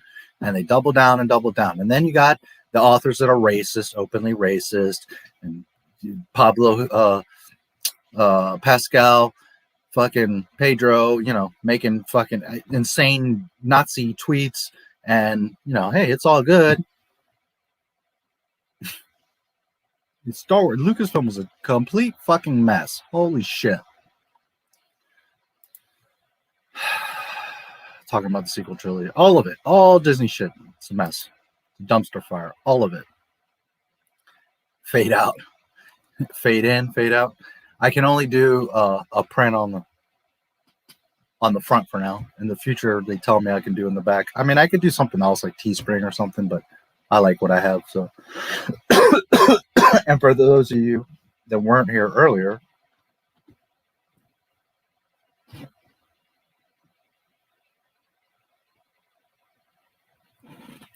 so I like who makes my stuff. It's beautiful, high quality. So, but for now, I'm limited to just the front. Fade in, fade out.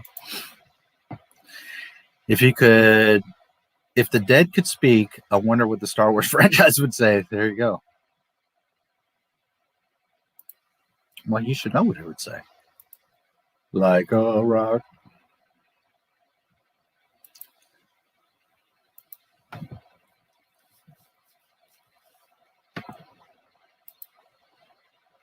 People often overlook all the pointless arcs episodes in the Clone Wars, like an episode dedicated to C-3PO and R2-D2 finding a piece of fruit for Padme's dinner party. Yeah. There's all kinds of shit. Here's my thing. If you're going to praise Dave Filoni for this, this, and this, then you also have to keep him accountable for all that bullshit that he also made. And people don't want to do that.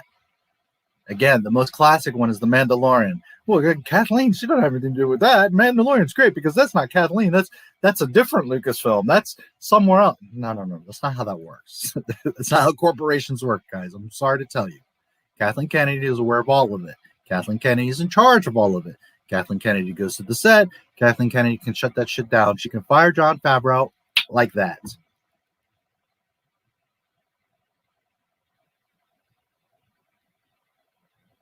So if you're going to sit here and say, well, Kathleen's not involved in that, the Mandalorian's separate, then you're just invalid. You're being stupid. You're being completely dumb.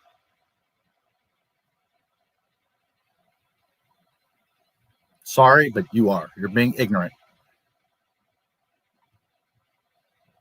If you like the Mandalorian, then you also support Bad Batch, Clone Wars, Rebels, all of that. There's no picking and choosing that I like this and I like that, but I don't like this and that. No. That's not how it works. You either support Disney Star Wars or you don't. That's how that works. Not because I'm gatekeeping or making rules. That's because that's how Disney works. They don't give a shit if you like this, or this. What they care about is that they got you on whatever, a High Republic comic or the Mandalorian or whatever. They don't give a shit. That's why they're bringing out the Ewoks and all this old shit, because they don't care where they hook you. As long as they get a hook somewhere, they got you. That's all they care about. Don't matter how, where, or when. It's all the same company. It's all the same umbrella. It is all Dave Filoni and Kathleen Kennedy, and they're all friends. They all hang out. They all talk. They all know what's going on. There is no it was kept a secret from Kathleen, and it's not how that works. Kathleen knows what's going on. Furthermore, if it was a secret and she was that pissed about it, Jon Favreau and everyone else would have been fired. She knows damn well what's going on. There is no separate Lucasfilm, and this person's doing that. That's not how it works. You don't work at IBM, and everybody, core group, is creating this, but then there's this group of 3 rebels that are in the corner making their own software. That's not how that works. You will be immediately escorted off the property and fired. Now, one thing is you're doing something secretly, like in Tron, that NCOM is unaware of. But another thing is when you got a TV show that's the biggest show on the fucking internet and everybody's talking about it and buying Baby Yodas, you can't really hide it. Obviously, Kathleen would have been pissed off and started chopping heads. And being as she's this amazing genius, creative talent, and all this shit, Bob Chapek isn't going to blink twice if she fired Jon Favreau. Because she would have gone to Chapek. Chapek would have been like, what happened? I thought that was your boy. He was doing shit behind my back, doing all kinds of secrets, and I thought it was not good for, or productive or healthy for Lucasfilm's environment. Okay, Kathy, you're the boss. End the conversation.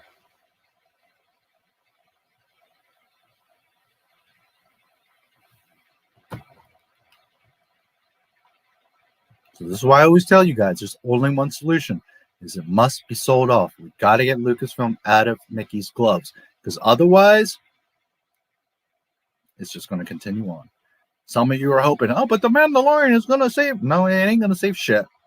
It's the same people working in the same company with the same agendas. Dave Filoni in many interviews has thanked Kathleen, and she's so great and thankful and blah, blah, blah. And people think, oh, no, there's a civil war. They don't hang out and they don't talk and they don't. Wake the fuck up. The round lighted holes on Bespin. Okay. Right. And if you go back and watch, you're going to see there's only one set of tube, right? One tube where Luke goes down and the hand goes down. And then the flap opens and the one piece of debris, well, it's actually 2 pieces of debris that go out. It appears as one, but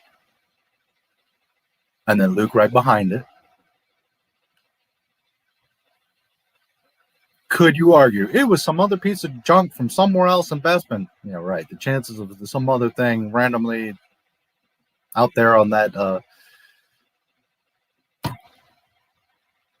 overhang, walkway, whatever. They were the only ones there. Luke went down the tube, same tube. It was his hand and his lightsaber. Punched through the droid, flipping him around and using him as a battle droid. He deconstructed and using it on another droid. Oh my God, it's amazing.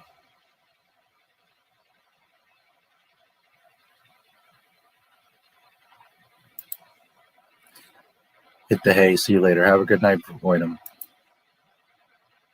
Every Friday, buddy. Appreciate you.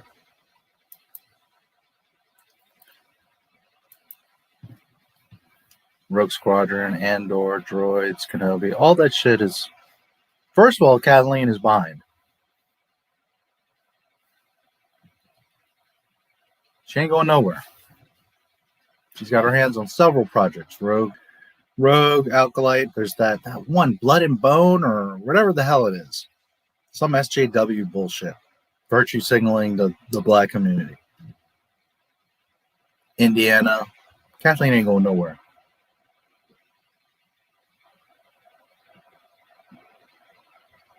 And don't be shocked when the Bad Batch comes out, and guess what it's going to say?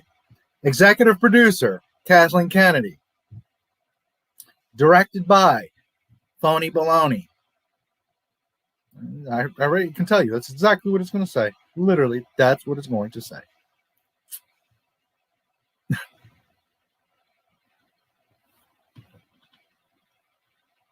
I'm just trying to save you guys the heartbreak, because guess what? In September, she ain't going nowhere. It's 2021. We've got her till minimum 2026. And you know what? We might be stuck with Kathleen Kennedy till 2030. Start putting that in your heads, because that's what's going to happen. Prepare yourselves. Or you can listen to me. We can make their lives fucking miserable. Do not watch their shit. Do not buy their shit until Mickey is fucking crumbling on the floor, doesn't know what to do because he can't upload a video, he can't put up a post, he can't do shit, nobody watches the shit, and they are forced to sell it. I'd rather roll the dice with anybody than what Disney has done. It's up to you guys. I can't do it alone. Lightsaber color, mine is yellow, but I know that's not canon. Mine is green. Luke Skywalker, Yoda. I always loved the green. Blue is my favorite color, but I love the green lightsaber. To being a Hollywood, taking Maurice, yeah.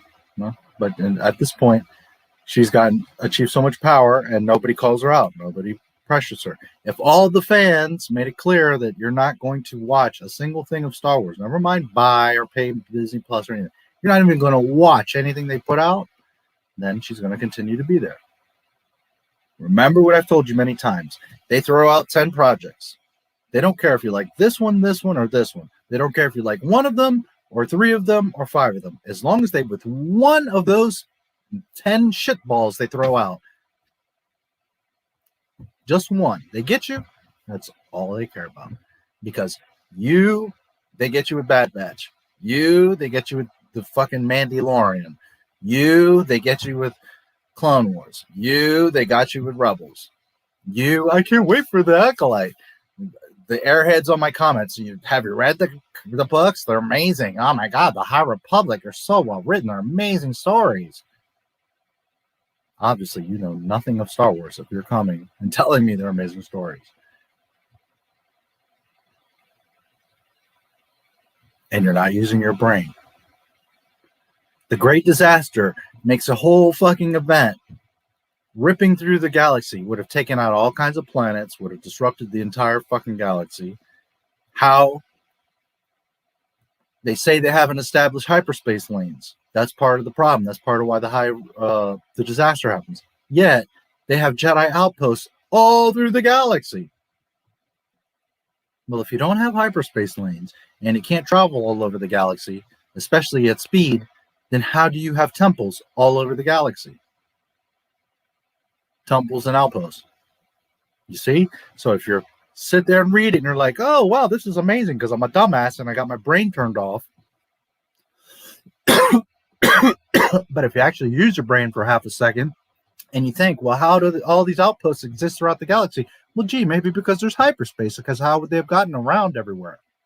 Not to mention 25,000 plus years of fucking lore of the Great Mandalore War, the Great Sith War, the Great Galactic War, all these fucking wars that happened. The Night Sisters versus the Sith, all kinds of fucking wars that had happened in Star Wars lore that would have never happened if there wasn't hyperspace. These planets wouldn't be established. These temples and outposts wouldn't be established. You wouldn't be able to even travel to fight each other if there wasn't hyperspace. Oh, well, we'll travel for the next 300 years and all be skeletons so that we can go fight a war. Use your fucking brain. There's a Jedi outposts everywhere, but there's no hyperspace. Holy shit. Matthew McConaughey, yep.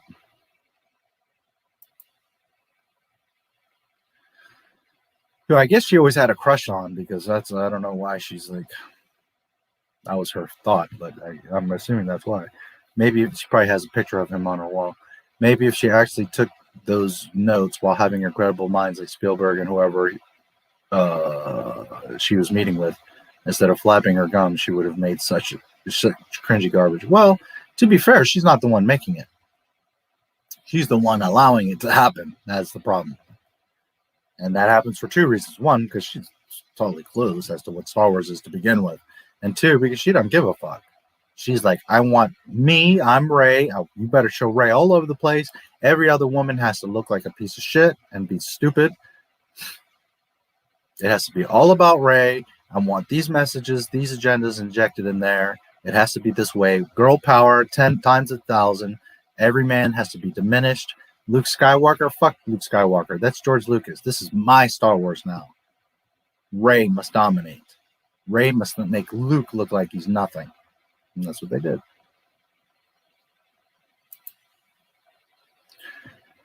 Gotten Kenobi around 70, correct. Most of the shows will never get made, correct. Bad Batch, sure. Kenobi, maybe. Everything else, I doubt it. Like, Rey, yeah, I don't think that one's going to happen. Yep, they fucked that all up. And remember what I told you. Mandalorian Season 3 isn't going to happen. For several reasons. It's not going to happen. It's done. Mandalorian's done. So, I feel sorry for anyone that's like, oh, wait, I can't wait till Season 3. That show's finished. They want us to fall. That's why I release content. Yep. And that's the thing. They're just shitting shit out all over the place. Whether it be little kids, whether it be SJWs, whether it be house moms, whatever. They're trying desperately to reel in wherever they can. And they're failing miserably. They don't understand that Star Wars is not for everyone. The more you try to cast that net out and try to reach out to everyone, the more you're going to lose. Leia said it to Tarkin. When you're trying to dominate the entire galaxy and get every planet, planets are just going to slip through. Instead of focus on, let me dominate the sector. I've got these 10 or 100 planets and I completely control them. Which is much better than, loosely controlling everything. Because guess what? At any moment, they backstab you, escape, slip through, contradict you, do whatever they want to do. You must have understanding and enlightenment and true power to be able to control all that stuff. Nobody has that. So instead of trying to cast a net to grab whatever fish you can, what you need to focus on is the big fish that has always been there. And Disney doesn't understand that. Character called Leo. It says he is asexual. I thought, why would they even say that? Because Disney's on some shit. Because that's never what Star Wars was, but they make it a point. And that's Leox Jasi, which is an acronym. Leo the 10th is gay. That's Disney. They have all kinds of sexual and Freemason and demonic messages all through their shit, all over the place. When they're failing to captivate a new audience with their current stuff, when they have to go back to the EU, look at the upcoming Black Series figures. Yep. Yeah, they thought they would be slick, put that shit in, away. We'll go away from it. We're going to create our own shit. And then years of them failing, and just getting slapped in the face. It's not going to work. It's not going to work. It's not going to work. And now they're having to break down and like, well, we got to sell something. So we'll just member berry. Just throw the old shit out. They'll buy it. And that's the thing. You have to resist. Do not buy that Luke Skywalker. Do not buy that Darth Maul. Do not buy that Saxon. You are going to perpetuate this bullshit. Because let's say they blow it out. They sell a ton of those Lukes. Then what are they going to do? They're going to be like, well, we got them one way or another. So we'll just make more of these Luke bullshit characters. and figures, you know, and we got them.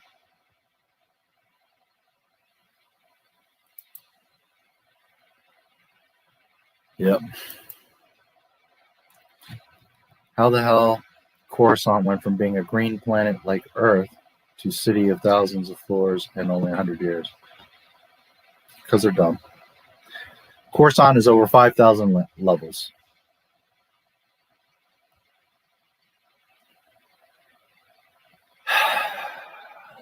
It's an entire city planet. There is no parks, green, trees, none of that. It's a city planet.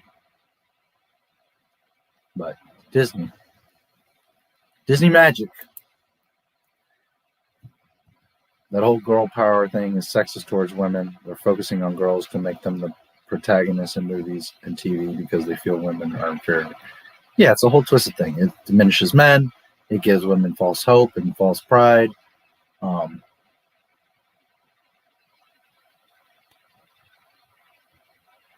Luke was everyone's hero. It didn't matter. Girls adored him. Girls wanted to be Luke Skywalker. So it's pandering. It's again, it's a lack of understanding. They are totally clueless as to what the hell Star Wars is.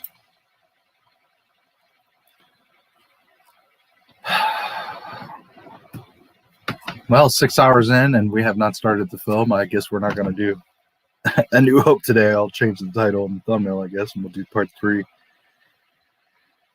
next week. I mean, I guess we could start at this point, but I'm so like, I don't know. Do you guys even want to watch the movie?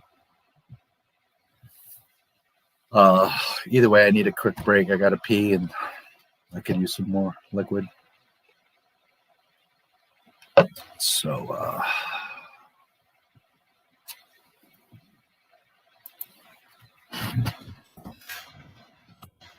a little video for you guys, and then we'll take a quick break.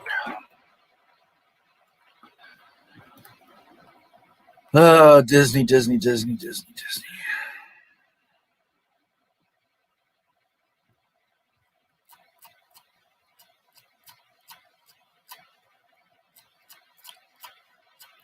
Now, the funny thing is, if they were making billions of dollars off of this stuff, just being assholes, well, I mean, I guess you could say it's fucked up and it's dumb, but they're making money. Or if they were actually accomplishing, like, yeah, fans, like, you know, oh, we really believe in this stuff, and yeah, it's great, but there's none of that. Like, everybody's pissed off. They aren't making money. It's just insane. Whatever. Yoda, whatever. I don't know if I ever showed you this one. This one's interesting. I don't know if I showed you guys this one. Either way, it's about 8 minutes. So.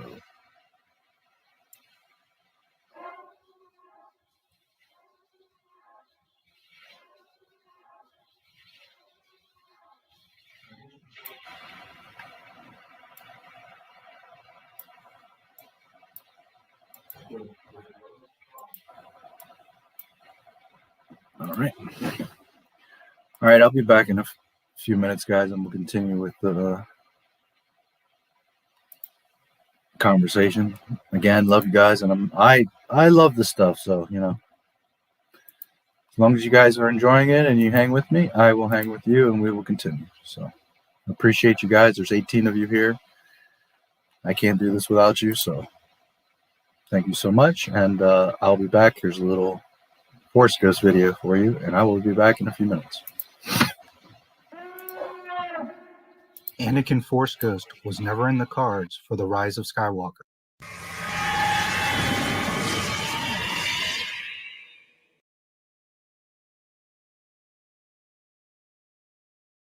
Welcome to Not My Star Wars, where we talk about Disney, Disney Plus, and of course Star Wars. Here's some insight from the ILM visual effects supervisor. Billy Lord had played some scenes of Leia in The Rise of Skywalker. Lord's performance as Leia lasts mere seconds in terms of screen time, but Tuvok and the rest of the Rise of Skywalker's visual effects team understood the drama of the moment. It was an emotional thing for everybody to see her in that position. it felt great for us too. If you're going to have someone play Fisher's part, it's great that it's Billy, because there are a lot of similarities between them that we were able to draw from. The real challenge was just making the Leia footage we had to work with in that scene. As far as where the footage of the young Leia comes from, Rise of Skywalker co-writer Chris Terrio recently told The Hollywood Reporter that the filmmakers used images from Return of the Jedi. The limitations of that archival footage also meant that the flashback scene had to be kept short and sweet. What you see is what we developed, says visual effects supervisor Guyette, shooting down speculation that there might be a longer version of Leia's Jedi training. The idea was to provide the great surprise where they take the helmets off, and you see Luke and Leia's younger faces. We scoured outtakes from the original movies, and we took some pieces and then had to try to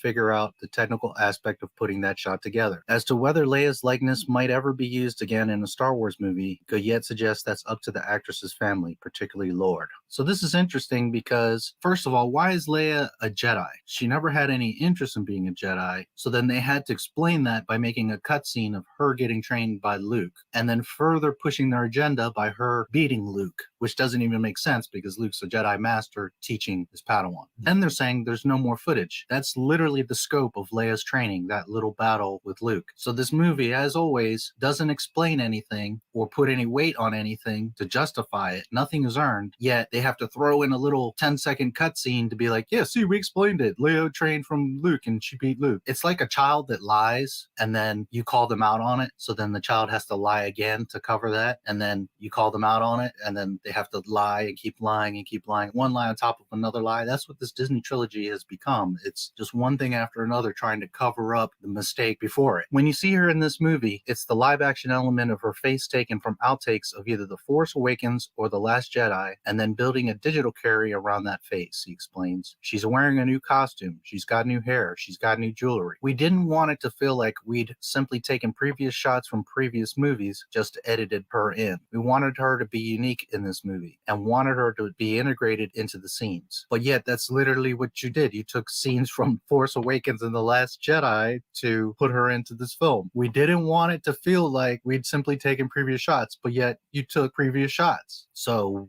we're just stupid?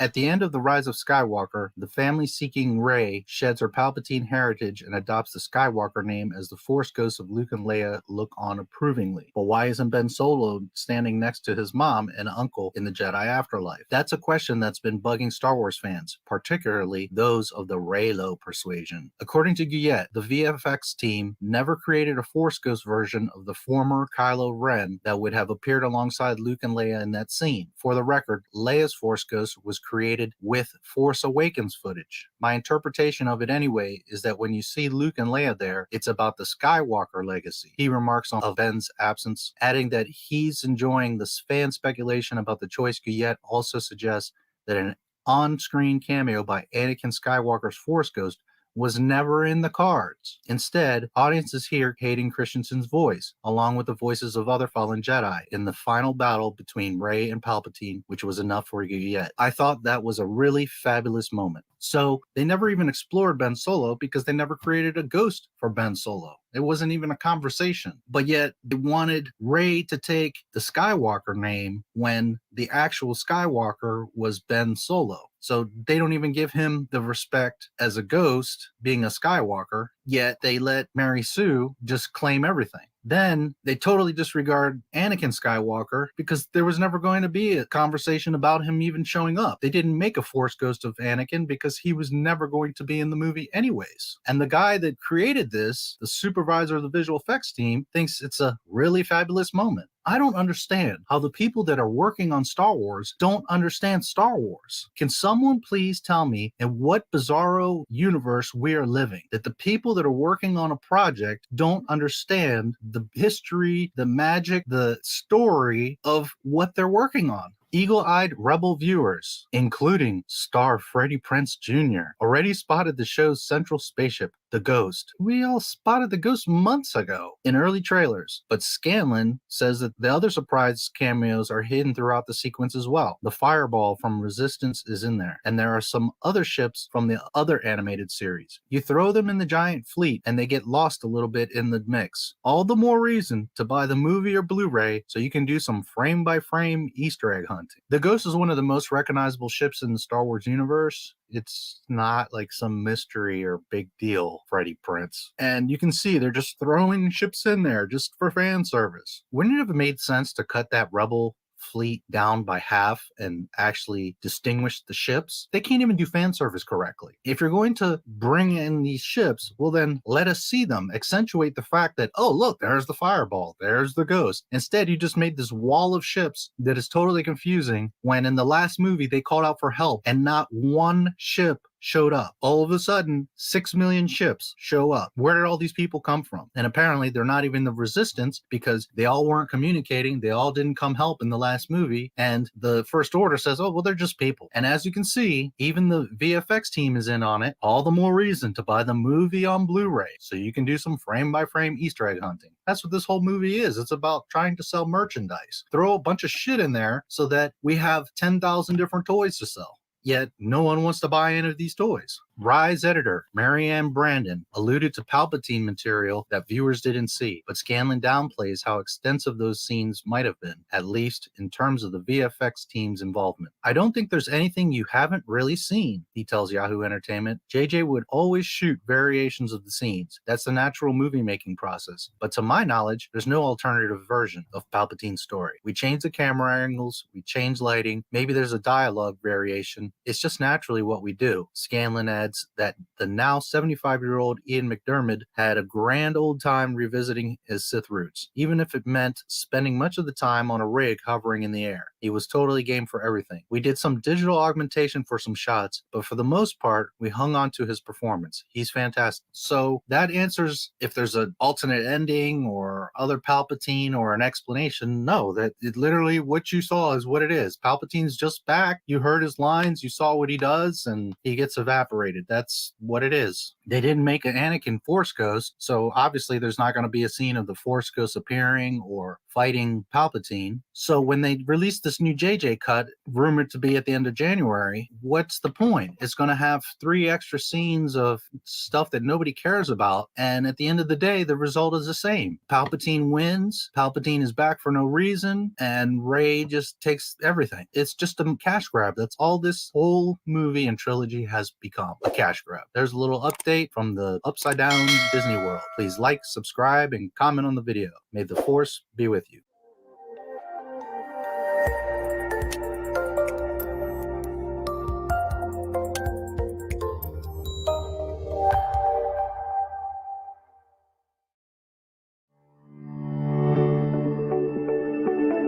Nuts are one of the healthiest things you can eat. However, some of the most common nuts are terrible for your health. For instance, peanuts are actually not a nut. They grow in pods underground, which makes them a legume like beans. And they're packed with dangerous lectins, which can lead to digestive discomfort, bloating, constipation, and other issues. Cashews are also on my bad nut list. Cashews are actually a seed that also contains lectins. But here's the good news. There are 3 specific nuts that are great for your health. The first is pistachios, which are bursting with fiber, minerals, and can even support a healthy heart. I'm also a huge fan of Marcona almonds. While regular almonds contain lectins in their brown skin, Marcona almonds are skinless, which means you get all the health benefits, including helping stop unhealthy food cravings and helping you lose weight. And last but not least is walnuts.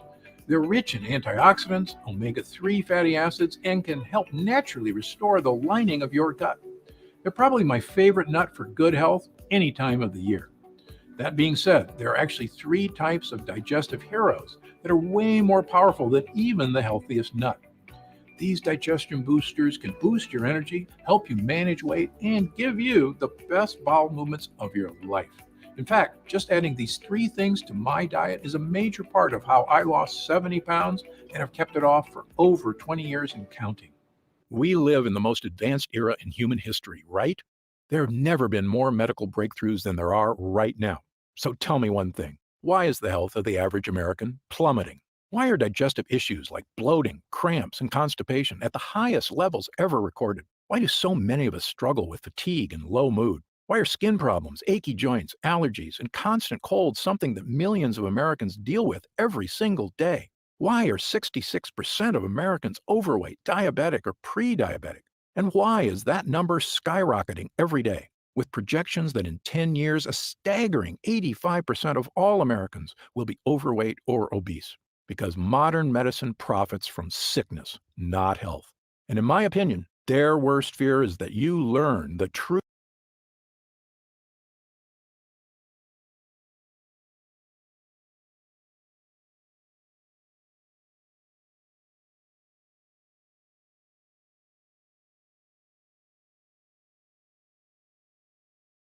Funding for this program is brought to you in part by... Are you tired of scratched, lost, or broken glasses? Bulky, hard-to-use sun and eyeglass holders? Then you need the Clippy. It's as easy as pinch, clip, hang.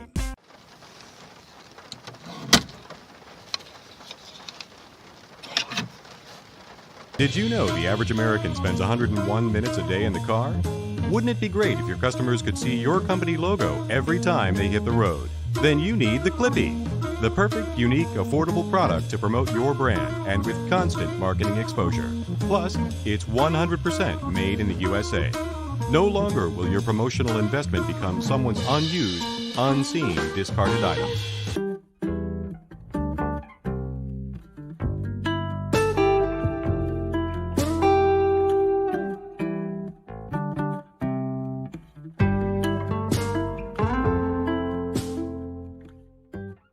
and by the annual financial support of viewers like you.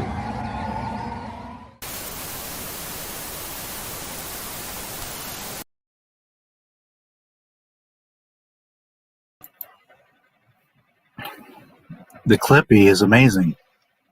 It's the best thing you will ever buy. Clips into your air vent, and you hang your glasses, and you never lose them, you never break them. If you're going to watch an ad, it's going to be my ad. Sorry for the ad earlier. $7 with shipping. They cost $3. Change your life. Avoid a ticket, avoid an accident. You'll never lose your glasses. So I just got two pieces of breaking news. The first one is that there's a winter storm headed towards Pennsylvania. God damn it, will this winter ever freaking end? The second is Star Wars. I just want to verify something, so just this moment.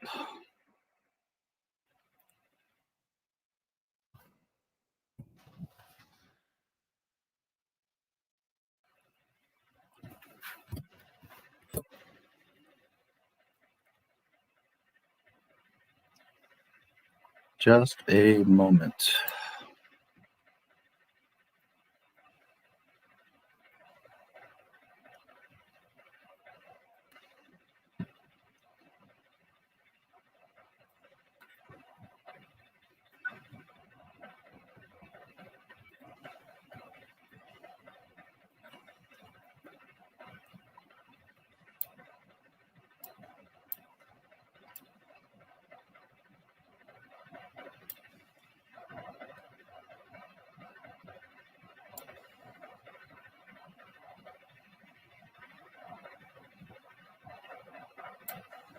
Okay, it's blurry, but let me just see if I can maybe find another image.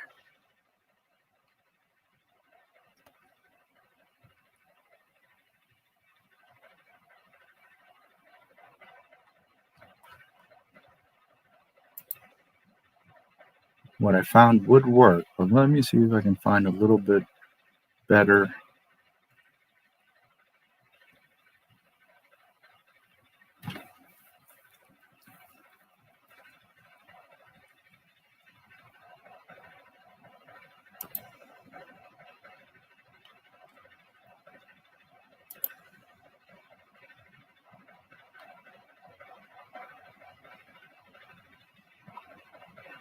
No.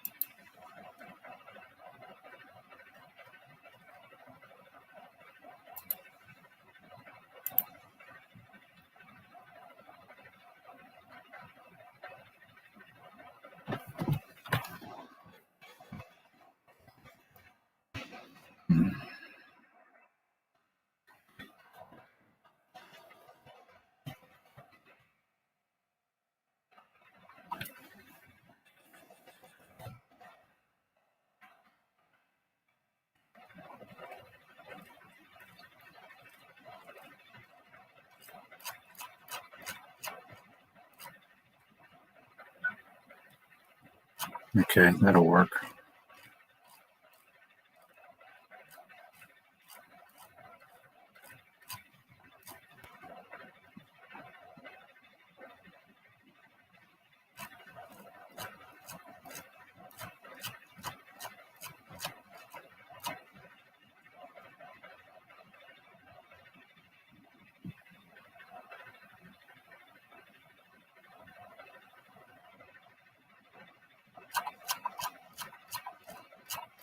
Just a moment, I got something juicy here.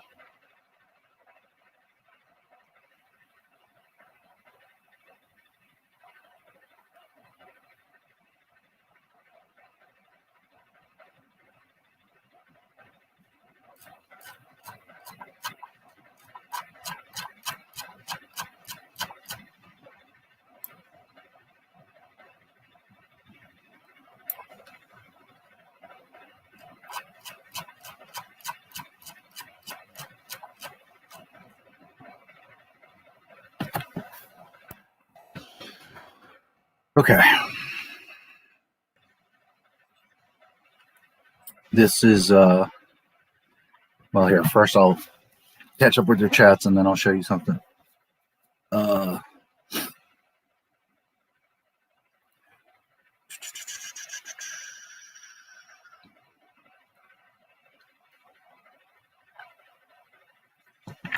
Yep, sure do.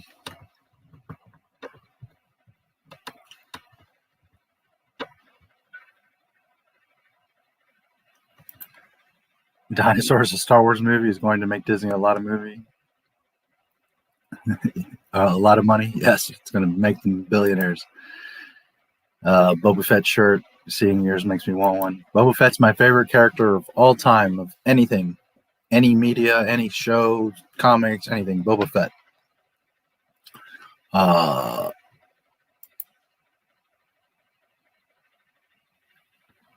Assuming you haven't seen it, recently I did a interview, What Star Wars Means to Us. There's a playlist on my channel. You can also look in the videos. It was with Mark Anthony Austin, who played Boba Fett in the special edition there with Jabba, you know, that Boba Fett. Great guy. We had an amazing conversation. That was an awesome interview. So if you like Boba Fett, check it out. It's about 2 hours. We had a great time. Highly recommend it. It was great. I know some of you were there.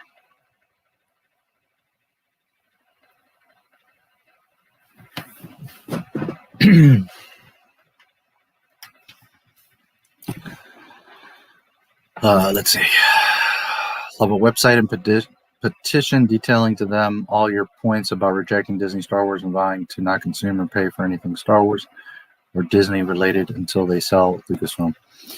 I build websites. I could very easily make a website for Not My Star Wars. I can even make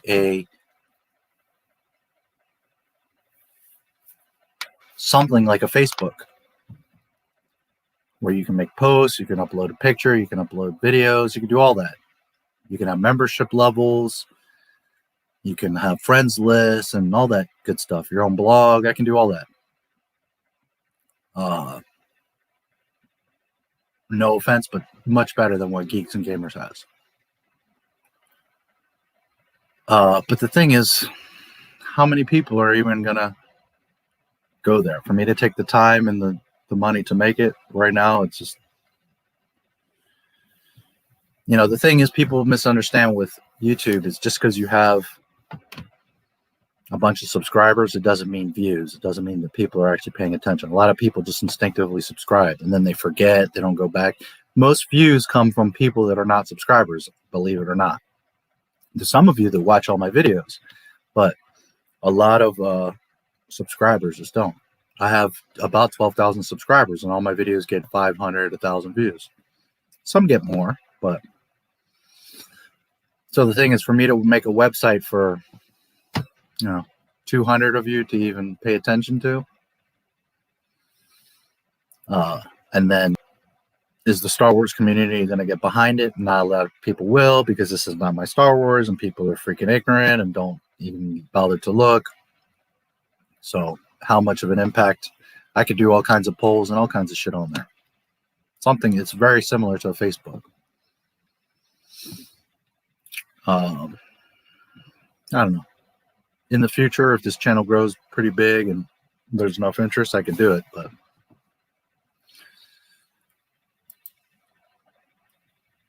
the thing is, for me to do it, to make it viable, I got to charge money. Ads aren't going to do anything, and they get annoying. So then it means I have to charge memberships. I barely have members on my channel. How many people are going to pay $2, $5, $10 a month to come onto that website when most of my stuff is here on YouTube anyways? You know what I mean? And then to moderate it and continue to like do polls and posts, now I got to hire somebody to do, you know, it just turns into a whole thing. So thousands, even tens of thousands of fans signing it and showing support on a message board where Disney can read them. Well, yes and no, because there's petitions on like change.org and stuff like that, like make George Lucas sequels, or I suppose I could start up a sell Lucasfilm petition. I mean, any one of us could do that. But you have a bunch of Mickey airheads that are going to talk shit and not want to sign it, and then you're going to have a lot of Star Wars fans that aren't even going to be aware of it, that don't get on the internet much, are going to feel like, oh, it's not going to do anything, why waste my time? I don't know. And even if you got 1 million signatures, is that going to be enough? I don't think that's the route. The route is you shut down everything they do. You don't buy their shit. You laugh at anything they make. You ratio their videos.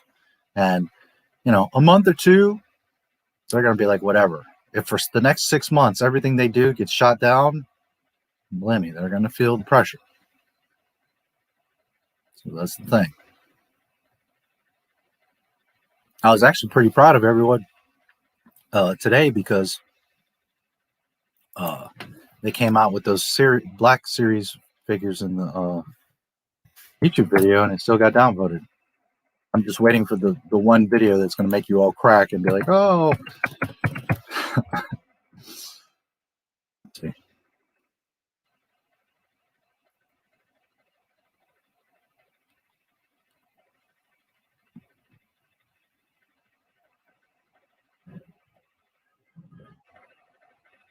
Yeah, even today's video, it's 1.4 likes and 3.8 dislikes. Granted, it only has 18,000 views, and over the next couple days, people will become aware of it, and it'll get worse.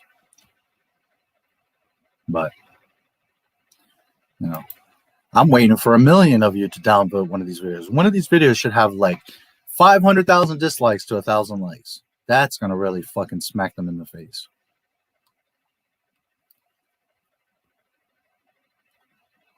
But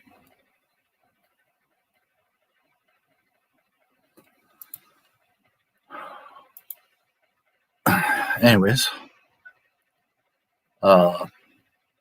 any one of us can go to change.org. I'm so busy, man, to even do it, but I suppose I could if I get some free time, write up something. It just would take a ton of signatures. I don't know, 1 million? Yeah, that would make a big difference. But is 1 million Star Wars fans gonna? I don't know. There's been other people that have made those types of petitions. Do George Lucas' sequel trilogy, bring back George Lucas, stuff like that, and they just never. And please don't misunderstand. Don't be discouraged. Any front that you can attack from, do it. I'm just saying that the logical way is to shut them down at every pass. Don't buy their shit. Don't watch their shit and laugh at them no matter what they do. Just say, nope, that's not Star Wars. Next Friday, it's so late.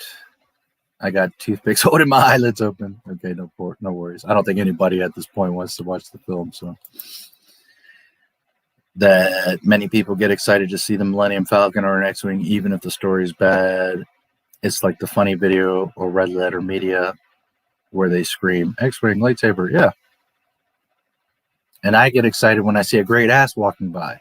But I also think, does she have a brain? Is she a good person? Am I going to get chlamydia?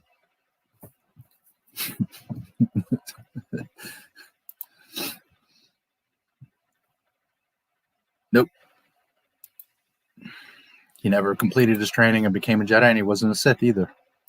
He was just a nobody. I didn't hear any voices. What, the video?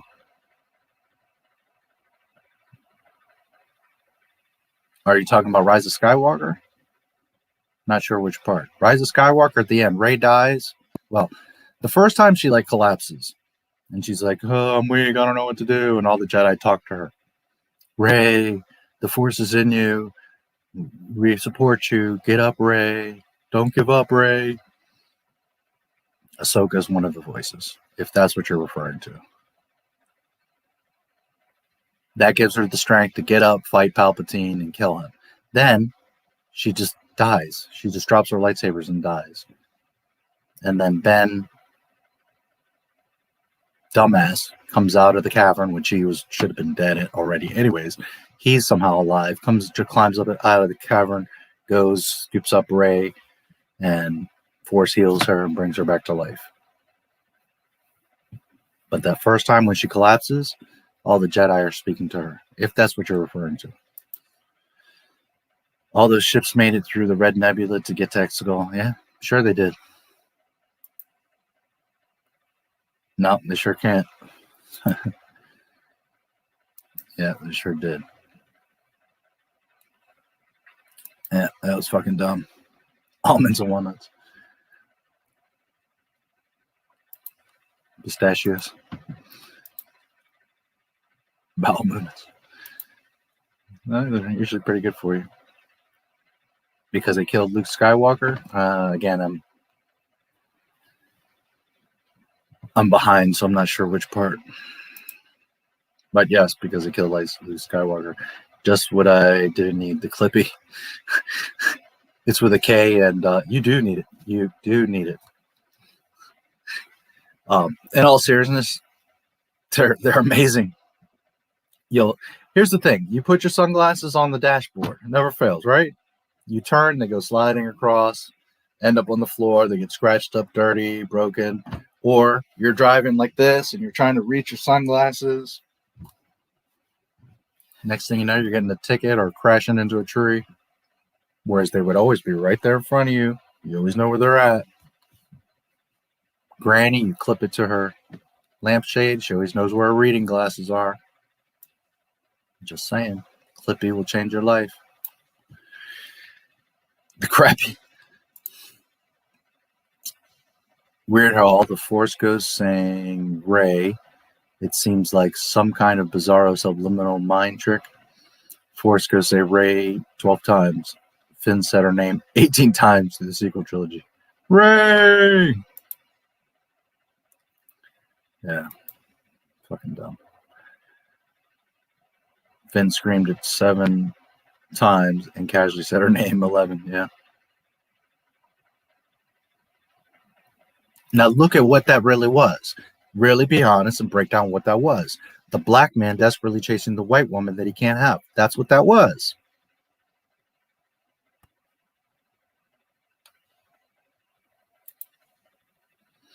Boba Fett has always been my favorite Star Wars character. He was my first action figure I ever bought and was about 8 or 9. I still have him. Awesome. Boba Fett is the shit. Boba fucking Fett.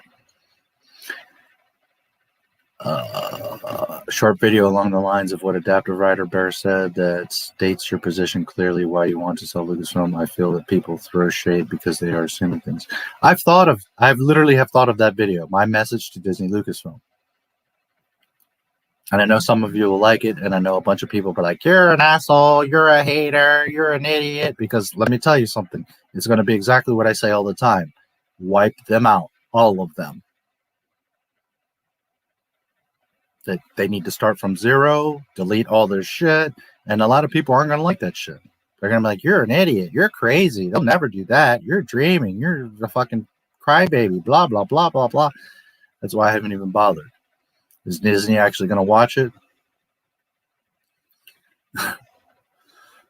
They might, but me making that video, a bunch of people, acting like assholes in the comments and it getting 1,000 views, it's not going to do anything. Because I've thought of making that video, believe me. And the problem is that if I make that video, I have to be very specific as what needs to happen is they need to delete everything. That right there is going to get all kinds of people butthurt. But I like Rebels, but I like The Mandalorian, but I want to see Bad Batch. So then we've already lost. We're not going to get anywhere with that. As long as you want to watch anything that they make, we're fucked. It's that simple. We're going to continue on. So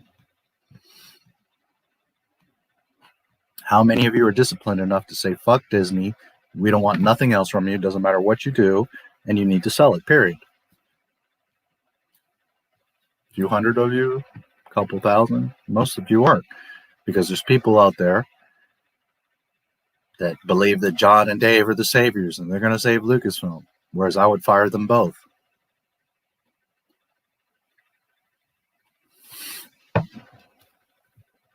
Dave for sure. John, I don't know. I suppose I would keep him around. He's, as far as I know, is not intentionally doing the damage. It's Dave. But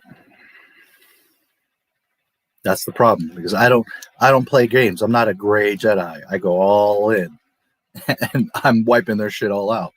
Starting over. It's like I've said many times. If you handed me Lucasfilm right now, and I tried to appease everybody and fix all their mess, I'm going to spend the next 5-10 years trying to untangle their mess. Or I can hit the delete button, and in 3 years, we can have Star Wars again. Real Star Wars.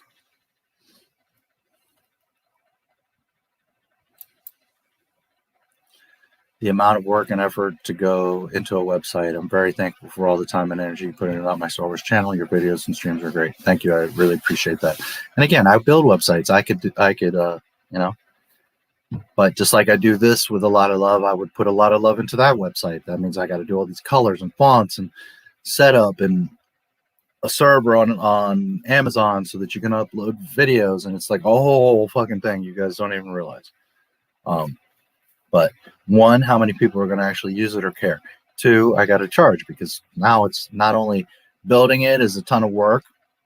If someone asked me to build that, that's $20K, $30K without me even blinking. It's a ton of work. Plus, I got to pay the servers, because what happens is when you guys start uploading a bunch of videos, that starts to take up server space, and now Amazon is going to want to start charging me for that server space. So now I have to start charging it. How many people are going to first use it, and then second be willing to pay? You know, that's the thing. And no offense to Jeremy again and Geeks and Gamers, but I would have built something 10 times better than what that is. Oh well.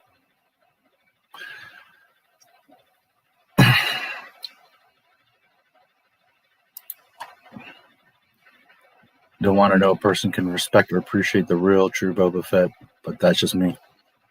Yeah, well, Dave Filoni didn't. He made all kinds of mistakes. Painting his armor, the way he holds his rifle. It's close, it's decent, but it's not really Boba Fett.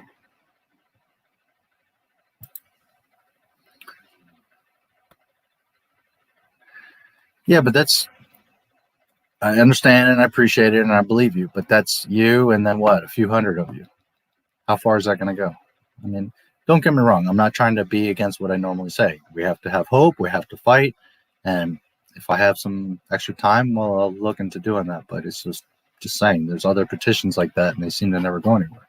People, this is the thing. People talk a lot. And I'm not saying this is you, but people talk a lot. But then when it comes to actually doing shit, those videos come out. I show you guys when they come out. I'm the only one that's posting sell Lucasfilm. I see one or two other people that do it. There should be 7,000 comments that all say sell Lucasfilm, sell Lucasfilm. Just embarrassing the shit out of Disney. And what's happening is crushing them. All the Gina quotes and all that shit. Don't get me wrong. But imagine if you went right now to the video and it had 5,000 comments and they all said sell Lucasfilm, sell Lucasfilm, sell Lucasfilm. They'd be like, oh fuck.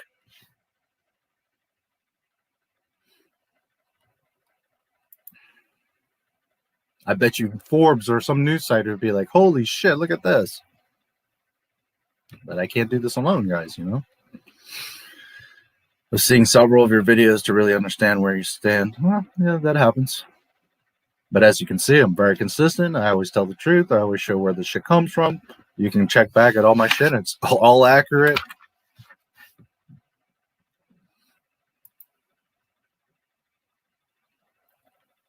Yeah.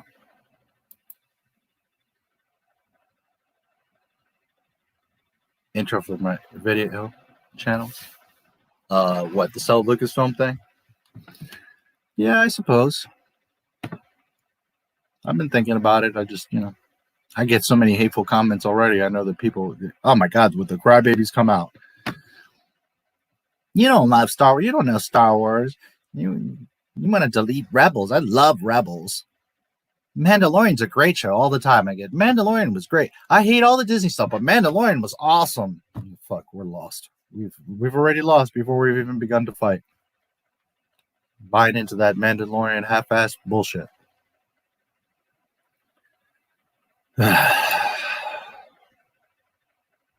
Yeah, there was the Force Ghost, and Ahsoka was there. Mace, Qui-Gon, Yoda, Obi-Wan, Kanan, fuck, bitch-ass Jarrus. Why would you bring that dumbass cartoon into fucking canon? Not canon, but whatever. Which, by the way, I don't know if I mentioned this last week. Freddie, bitch-ass Prince, had gone in to read for Star Wars. They didn't want him. Disney didn't want him. He didn't get the job. But then Dave Filoni fought to the tooth and nail to make sure he got that job. So, whack-ass Kanan Jarrus, the guy that thinks he fucking knows Star Wars and was talking shit to the fans. You know, this guy Star Wars is for fucking kids. Was there because of Dave Filoni. Your savior.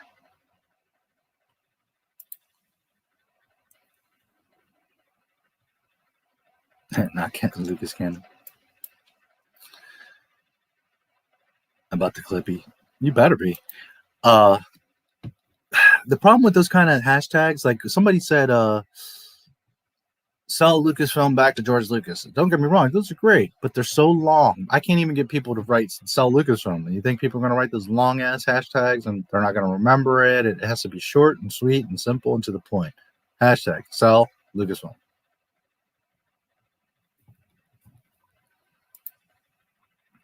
The Clippy's amazing. And I don't say that because I'm the promoter of it. I say it because it's really amazing and I use it. It's one of those little things. It's like the best $3 you will ever spend in your life. Didn't get LASIK done on my eyes. I would seriously consider the Clippy. Oh, there you go. Well, but it's what it's really technically for is sunglasses. It's for your car sunglasses. So there you go. But you can obviously use it for your reading glasses or your glasses. You also could use it like in a janitor's closet or equipment room, right? Hang your safety goggles. You could use it in your garage, run a screw through it and screw it to the wall, and you could hang tools or clips or glasses, safety goggles, whatever to it. Grandma's lampshade, like I said. All kinds of things.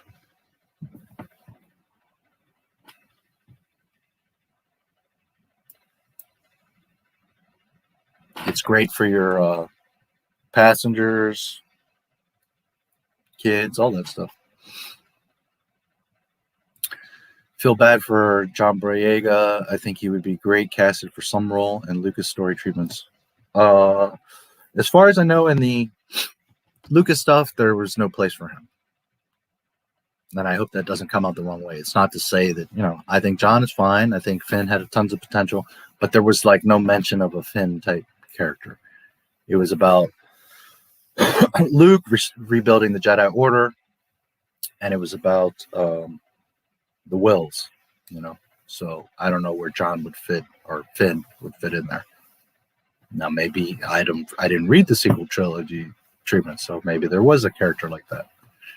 Just saying. He certainly was wasted, that's for sure.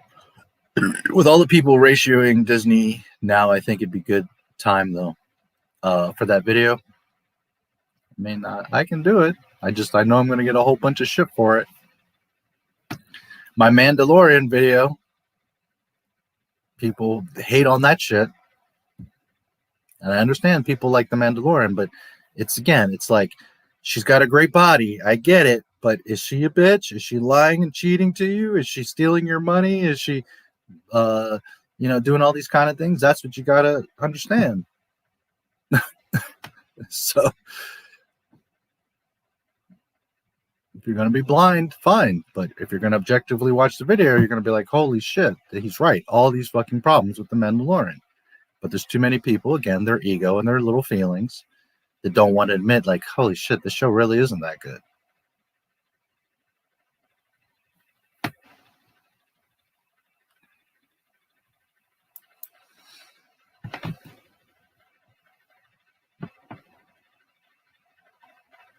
Now would be the time. Yeah, I mean, I suppose I'll think about it. I just know I'll get a ton of hate because you know me, guys. I'm not gonna play games with fucking Disney. Wipe them out. All of them.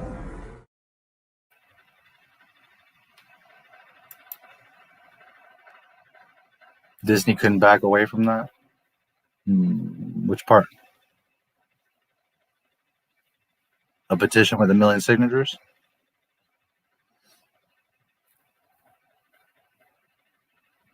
I don't know that 1 million people or that many people would even sign it.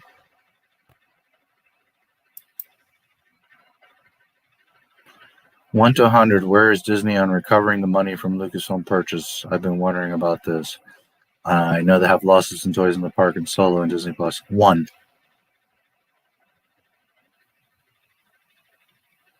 Disney Plus, they have said, is not even going to start making money till 2024. We are at the beginning of 2021.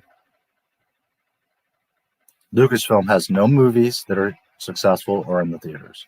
They have no toys that are selling. The hotels and cruises are shut down. High Republic, 1,000 people are reading it. So they have zero Star Wars income coming in. Meanwhile, they're several $billion in the red for the purchase of Lucasfilm. They've made roughly $1 billion, $2 billion back from all the stuff they've done with their fan fiction. So if they're bleeding money all over the place and there's no income coming in, they can't even upload a video without getting ratioed. They're years from right now. There are 1. Could they eventually pay it off? 5-10 years from now, maybe. They haven't recouped in the first 9 years, so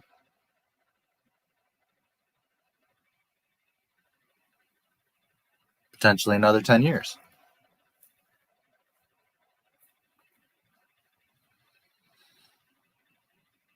And considering we're going to have KK for another 5 or 10,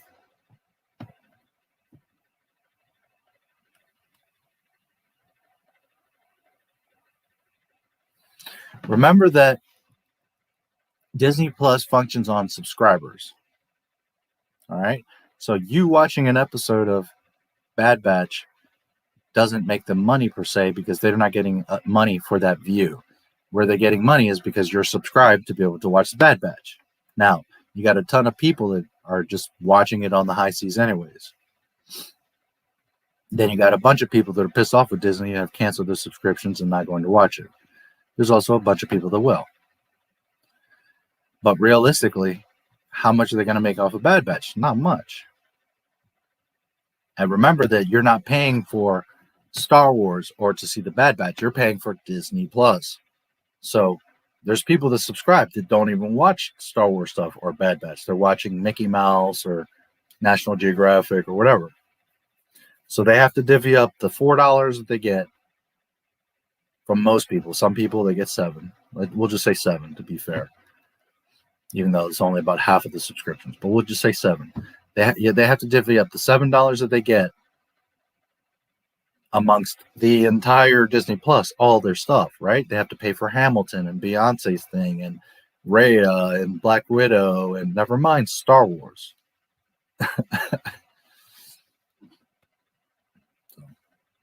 They're not making shit. Disney is counting on, they sold to this to shareholders. Oh, we're going to surpass Netflix. We're going to have like 300 million subscribers. You'll see. Just hang in there. And they won't. They're always going to be behind Netflix. One, because Netflix has been around a lot longer.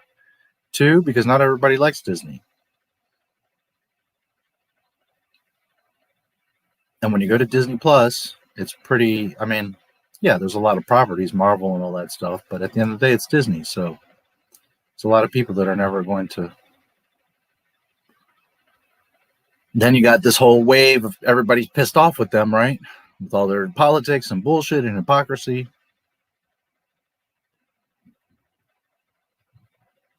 So they're in bad shape, much worse than they want to admit. This next in May, holy shit, it's every report gets worse and worse and worse. And wait until May. And they're going to be all excited. Oh, we got 5 million more subscribers, and we're doing great, guys. Jeez, I just spilled tea all over the place.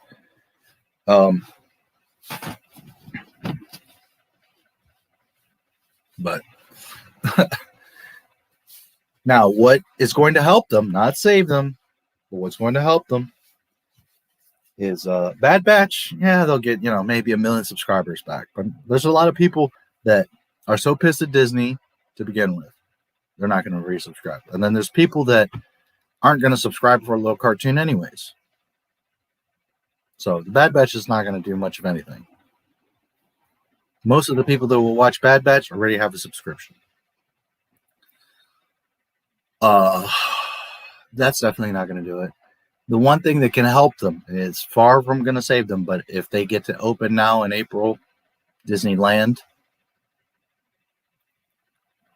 there's airheads that are going to go to the park and they're going to make some money. But what are they going to make? $1 billion over the next few months? It's not going to save Disney. They're way in debt. They're way in the hole. So the only way that this will turn around is, one, they fix Lucasfilm and fast. I mean, they got to do a fucking clean house, turn it upside down, 180, and start making George Lucas Star Wars, which they're not going to do. But let's just pretend they did. They got their figure it out and be like, holy shit. And they're like, we got to fix this. All right, well. And then they need a bunch of content. The only thing they got right now is Black Widow. That's all they're holding on to. Milan bombed. Raya bombed. Black Widow, they say, is going to come out in May. A few thousand people are going to go to the theater to see that. Maybe 1 million. They're not going to make anything. They're going to make a few $1 million off of it, and it's going to bomb hard. So then they're counting on Disney Plus. How many people are going to pay the $30 to see Black Widow that should have came out like 5 years ago? 100,000 people? I mean, it's going to bomb. So you see, when they announced all those shows, it was to get you all excited. Don't worry, it's okay. It's okay. We got all this stuff coming. But half of that stuff hasn't even begun production. Never mind produced, edited, post-production, promoted, set up, and ready to go. You're years from seeing Rangers of the New Republic. Ahsoka, you're probably not even going to see for the next 2 years. People seem to think like Favreau is going to be working on 5 shows at once. No, he's not. He's only capable of, he was doing The Mandalorian. Now he's doing Boba Fett. That's why Mandalorian got pushed back, remember? Because first they had to do Boba Fett, and then they were going to go into Mandalorian. But Mandalorian's popularity has completely declined. Then you got the Gina Carano thing. Then you got Pedro Pascal, all the issues with him. Plus he signed on for this movie, which takes precedence over everything. So he's basically going to walk off of Mandalorian anyways. Mr. I want to see my face. So Mandalorian season 3, I can pretty much guarantee you is not going to happen. So, and not to mention when people see Boba Fett, they're going to be like, Mando who? Oh, we're seeing a real Mandalorian now? We want more Boba Fett. Boba Fett has 40 years of dedicated fans. Mandalorian, some little bitch-ass punk.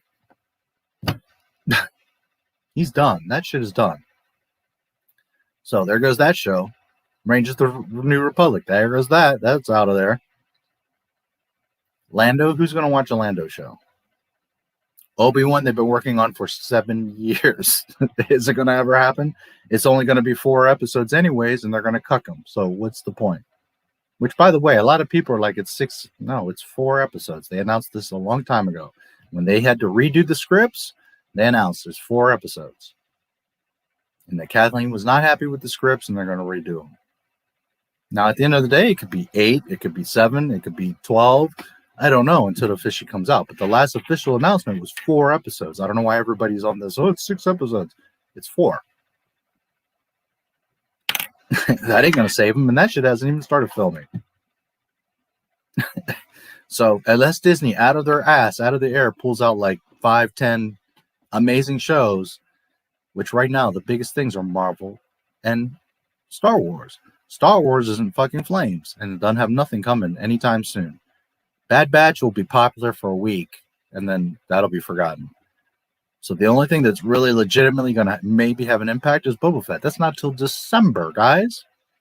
We're in March. Is Disney going to survive the year? WandaVision at the end kind of bombed. Falcon and the Winter Soldier, I don't know. Maybe that will do okay, but is that going to save Disney? No. We all know it's not. They're at a 1. I had no idea a website would cost that much as a customer. I can't imagine how much going into something like that. I wish I had the skills to help. I totally understand your feelings about making it.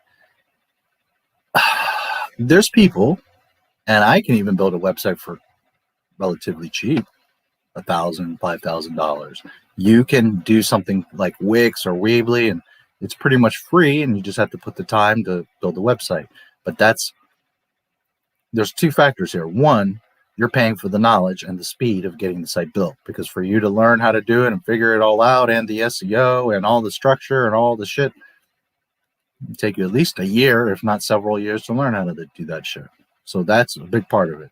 2, real websites, not little Wix, but coded, professional, real websites like I build using WordPress. Real websites cost real money. You know, like I won't build a website for less than 10 grand, but that's because I do custom sites, and they're, you know, it's just not worth the time and the effort. And you try to help somebody and build a little $3,000 website, and then they're calling you every 2 minutes complaining. But why doesn't this? And why doesn't that? And why can't I do that? Because you don't want to pay the money. Real websites start at, without even thinking, $10,000.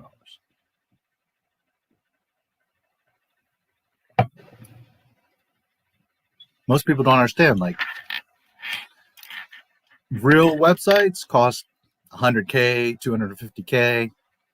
E-commerce sites are expensive. Imagine every product. Let's say you have 100 products.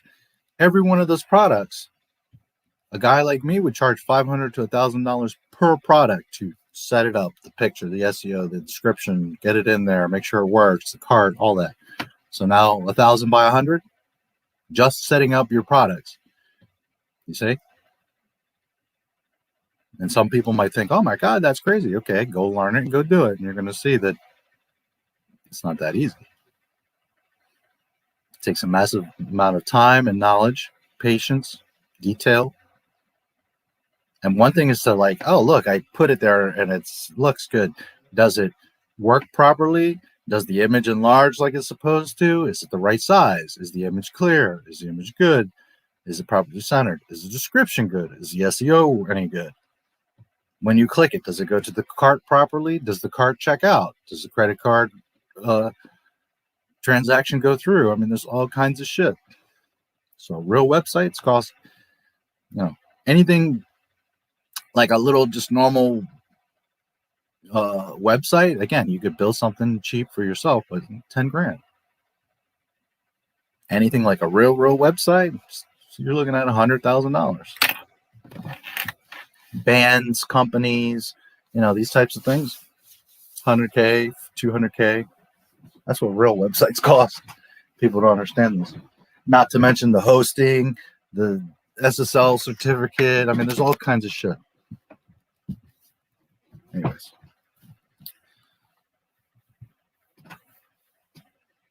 That's why it's like, why would I build a site and put all that work, you know, for a couple hundred people to go there every month?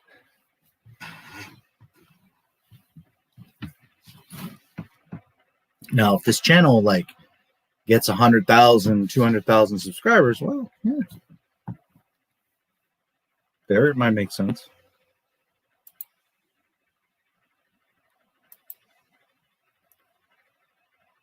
On Twitter, yeah, I've been seeing them. I'm juggling 1,000 things, but I've been seeing them.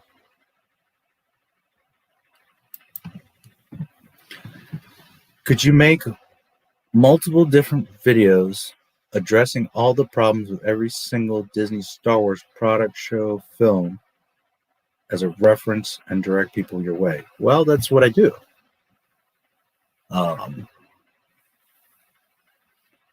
The problem is there's just so much stuff. Like, for me to make a video about every last thing, it's just, it's a ton. But I do the best that I can. I mean, I do a lot of that. If you go through my videos, you'll see a lot of that's there.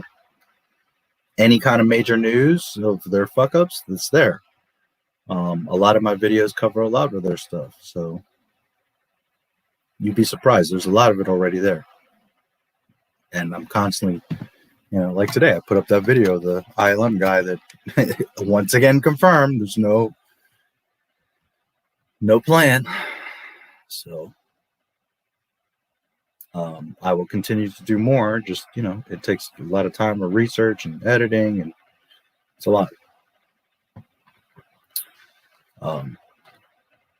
Just the Mandalorian ones, holy shit, those videos are time consuming. But chapter 2 will be coming. I think maybe Wednesday you guys will see it. It's pretty close to done. So it's just every time I turn, this is part of the problem too. Every time I turn around, Disney goes and fucks up something else, and now I got to keep up with the latest news. And then you got people like, you know, Theory the other day that puts up a George Lucas interview and is getting over 100,000 views. I posted that shit back on January 12th. I don't think it even has 1,000 views. So it's like, you know.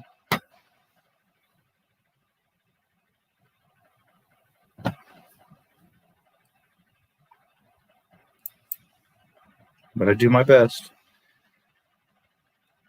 I mean, that's just what I try to do, literally. Go through some of my old videos, you'll see. To use those hashtags you suggested as much as possible, but also very new to the hashtag thing. Not entirely sure I'm doing it properly. Well, most hashtags will like light up or glow, right, if you do it. But in general, like, it all has to be a connected word.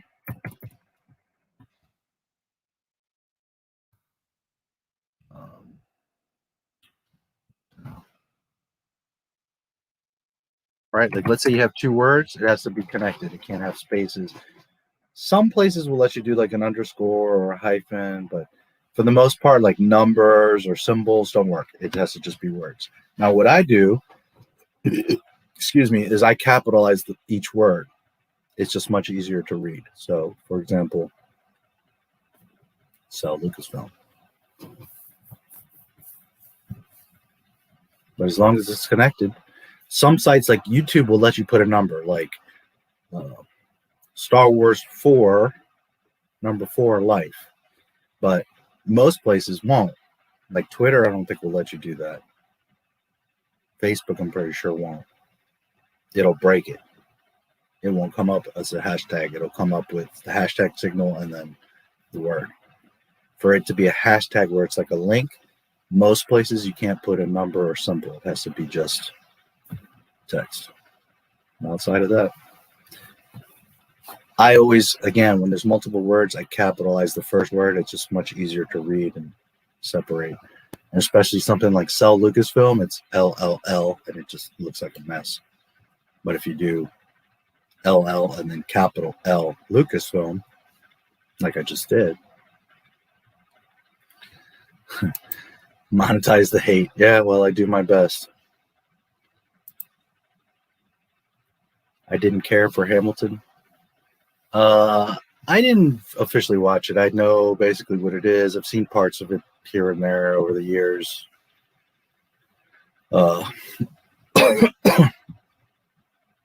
Nothing special. I mean, it didn't like change anything. You know, they make it like it was such a huge success. Probably got 1 million views, and that was that.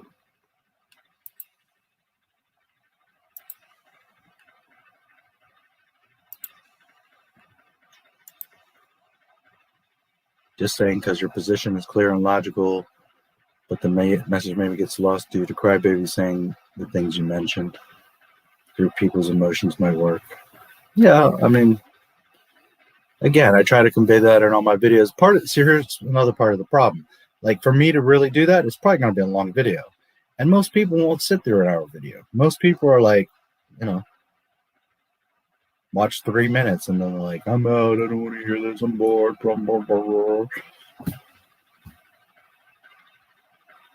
It's a statistic in our analytics. It's important, like how much people watch the video. It's not just the view, but if it's a 5-minute video and you're only watching 2 minutes of it, it's not good. Now, if you're watching 4 or 5 of the 5 minutes, that's good. That's a big thing that determines them showing it to other people. If you're only watching 30 seconds or a minute of a 5-minute video, then YouTube's just not going to show it to people. And that happens. Me, if I watch a video, I tend to watch the whole thing because I'm like, well, I'm going to give it a chance and watch it. Some things are just fucking dumb, so I'll just click away from it. But in general, if I click on something, I tend to give it its chance and watch at least most of it.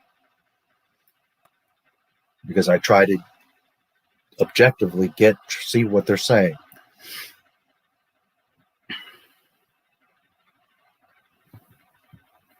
It's tricky. YouTube's not easy. Like, people think you just make a video and it goes. I mean, no. If YouTube was actually showing my videos to people, holy shit, I'd have tons of views. But they don't. So therefore, you know, a lot of my videos have 1,000 or less views, which is insane. They should all have thousands of views, but this is what it is.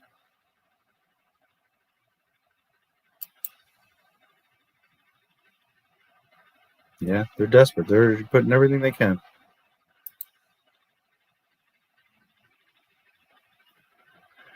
I don't know the specific reason, but it is interesting, huh? That was a big problem in the beginning when Disney Plus came out, is that they have all these contracts with other companies like Netflix and all these companies that had rights to watch their shit. So they can't put their own content on their own streaming service, which to me is ridiculous. If Netflix has the rights to play it for the next 3 years, okay, let them still have the rights. But if I own the shit, I'm putting it on my streaming service. Fuck what you heard. That's ridiculous.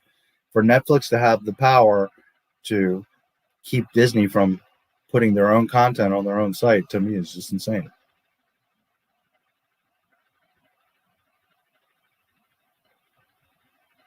But that's what that's part of why the Fox thing was terrible. One, it was like $70 million, and they still owe like 50 of that. 70 billion, excuse me. And they still owe like 50 of that, which is another huge, massive amount of debt that I don't even factor in. But two, they bought a property where half the shit that's on that property they can't even use for now anyways. They have to wait for contracts to expire for them to be able to put it on their own streaming service. It was just freaking dumb. Oh well.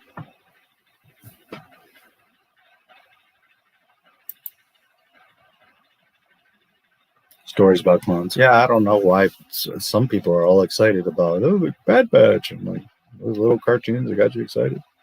Now, Star Wars was all good. Everybody was happy. They were making real Star Wars, and then we got like an extra cartoon to get more Star Wars. I'm all for it. And comics and books and this and the other. I'm not against that. But when Star Wars is in fucking flames and you're hanging on to Bad Batch, okay. April 30. Yeah. Well, we'll see. So they say. I mean, they're going to do everything they can to make it happen. I don't doubt that. So we'll see. They need it. They're desperate. Also, what are all the Disney Star Wars sites, web pages I need to go to let my voice be heard and utilizing downloads? There's not a ton. What I do is, first of all, on their videos, their own videos, I always put the sell Lucasfilm. Every one of their videos. Dislike, leave a comment.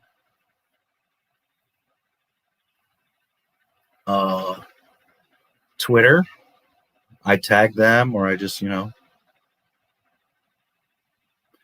I try to, like, the community posts, those are good examples of how I do that.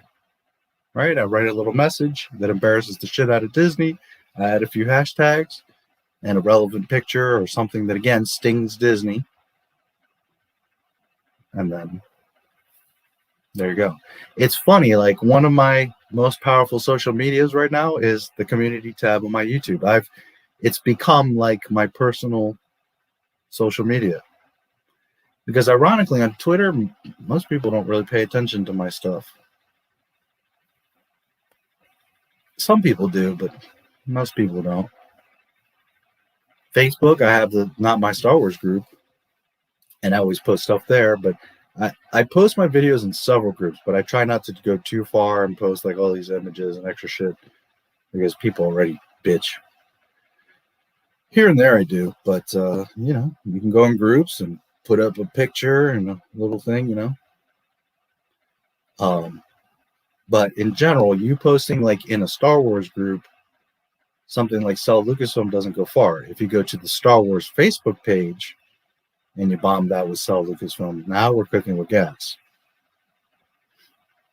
So just, anywhere you go, Tumblr, YouTube, Reddit, Twitter, Facebook, wherever, Pinterest, Star Wars tends to have, they have Instagram. Unfortunately, Instagram you can't downvote, because if you could, holy shit, they would get bombed over there too. But you can leave comments. So Twitter's one of the easiest and fastest. You just write a little thing, 2-3 hashtags, maybe tag them.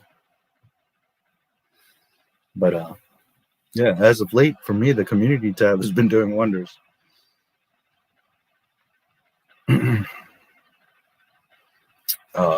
A lot of people that aren't my subscribers see them, and some people are like, "Oh my god, I'm so glad I saw this." And then I got, I'm sure you guys see the comments, all kinds of idiots. You're a hater. You're an idiot. You're a man baby. Blah blah blah. Stop crying. Nobody's crying. I pointed out a fact that Disney has lost billions of dollars. Period. There's no tears. There's no emotions. It's a fact. The one that's being a baby is you coming on my post and saying that shit. Why are you saying that? Because you know it's the truth, and the truth stings. So, but anywhere you go, just search for the Star Wars page. I know they have Instagram, Twitter, Facebook. Do they have a Pinterest? I would assume so. Reddit, they have. I never was sure if the Reddit is official, but there is a Star Wars Reddit.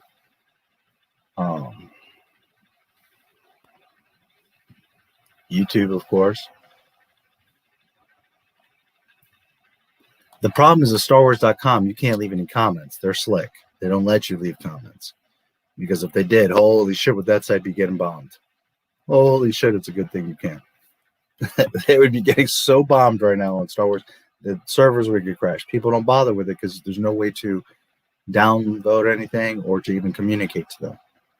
They don't leave it to where you can leave comments. So StarWars.com is kind of a lost cause. So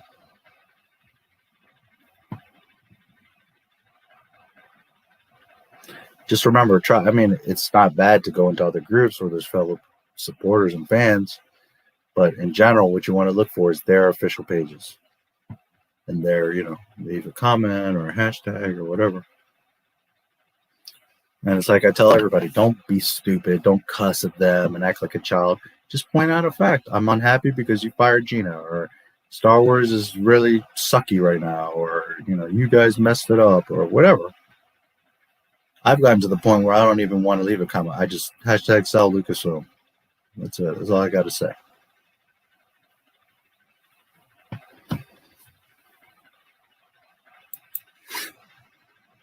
Yeah, it'll definitely be limited. Even if they're full capacity, it's not going to save them. But worse yet, it's going to be limited. So, yeah, that shit's dumb. Especially when, like, in a month, it'll be free on Disney Plus, which is even more dumb. Whoever pays that is a fucking idiot. Fair Ninja's armor. Yeah. He's weak. He's dumb. Constantly get his ass kicked all over the place. Every show is about, oh, look at this special guest. So stupid. Was good for the first episode.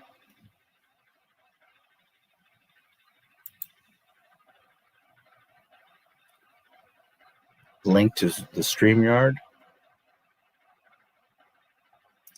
What do you mean? Clarify. Which link do you want?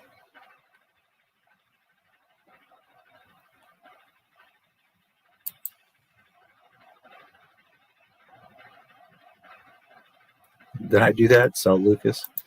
Yeah, I'm a little tired. What I meant to write is this.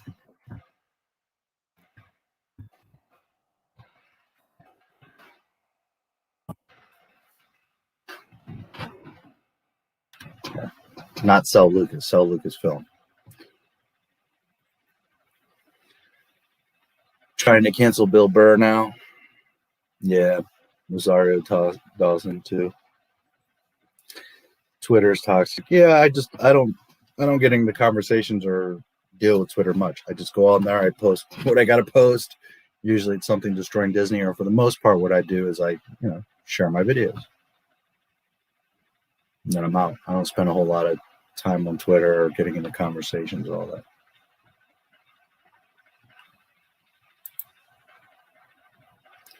Got to be hard to keep up with all the fuck ups that Disney start. Yes, it's insanely hard. Reporting on the High Republic loan. Yep. Doing all of this is a massive amount of work. I got to hit the sack. Always a pleasure chatting and watching your content. Have a great week. See you next Friday. Yep. Absolutely. I will remind anyone, channel members, or if you become a channel member, I'm going to start doing channel member streams. Wednesdays is what I'm thinking. So just put that out there. If I was too chatty, not at all. I was just a bit ecstatic about being able to discuss true Star Wars, like-minded people, brings back memories of when I was a Boy Scout, talking all the time. Not at all. You've been actually kind of quiet, so no worries. It's what I'm here for. So we can talk about Star Wars. Yeah, that's what I meant to write. Is sell Lucasfilm. Is a comedian. Why no one understands an offensive joke these days? Because everybody's pussies. Everybody's little snowflakes, sensitives. Because younger generations are brought up in this ridiculous mentality of parents can't spank their kids and parents can't say anything to their kids, and everyone's sensitive and you have to identify how I want you to identify and all this bullshit. Man, I tell you, half the kids nowadays wouldn't have survived 10, 20 years ago, never mind 50, 100 years ago. Holy shit, would you all be fucked?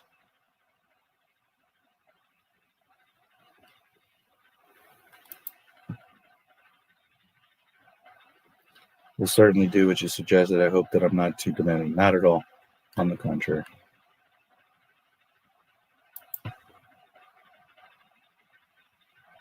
Cool, I appreciate it. Like I said, for as little as $2 a month. Again, I think there's $2, $5, $10, $25, and $50. So for as little as $2,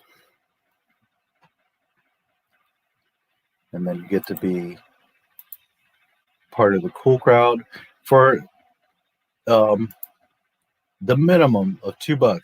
You get one, you get all my super duper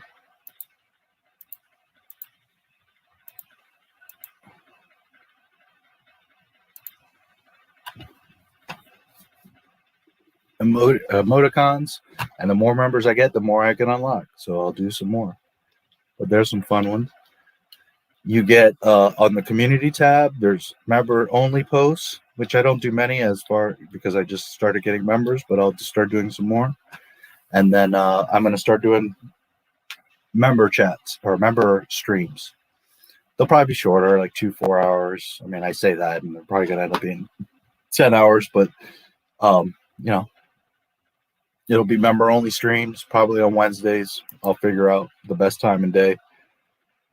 And yeah, I try to be as personal with you guys anyways, but it'll be a smaller group, you know, like 5 of us, at least at the moment. So there you go. I appreciate it.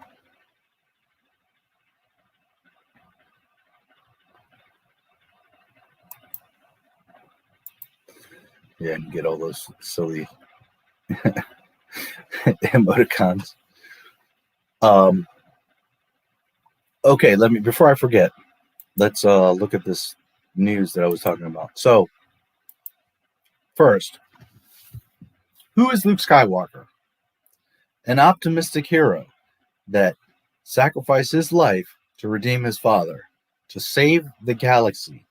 Positive, strong, confident, loving, a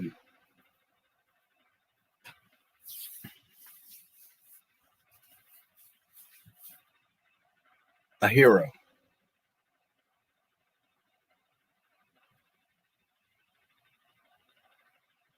Never, he had weaknesses, he had failures, but he was a good heart, always fought for what was right, and according to the EU, according to any literature and lore that we had up until Disney bought Star Wars, he goes on to become the most powerful of all the Jedi in all of history. He single-handedly rebuilds the Jedi Order because all the Jedi are dead.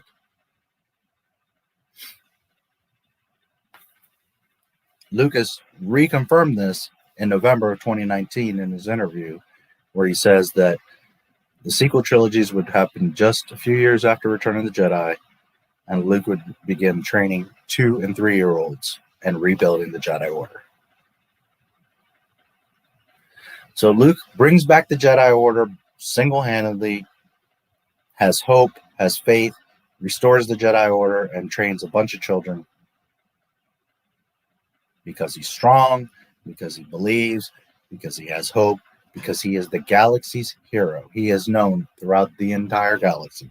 Mandalorian would goddamn well know who Luke Skywalker is, and so would Rey. Positive, optimistic, powerful, righteous. That's Luke Skywalker. Okay.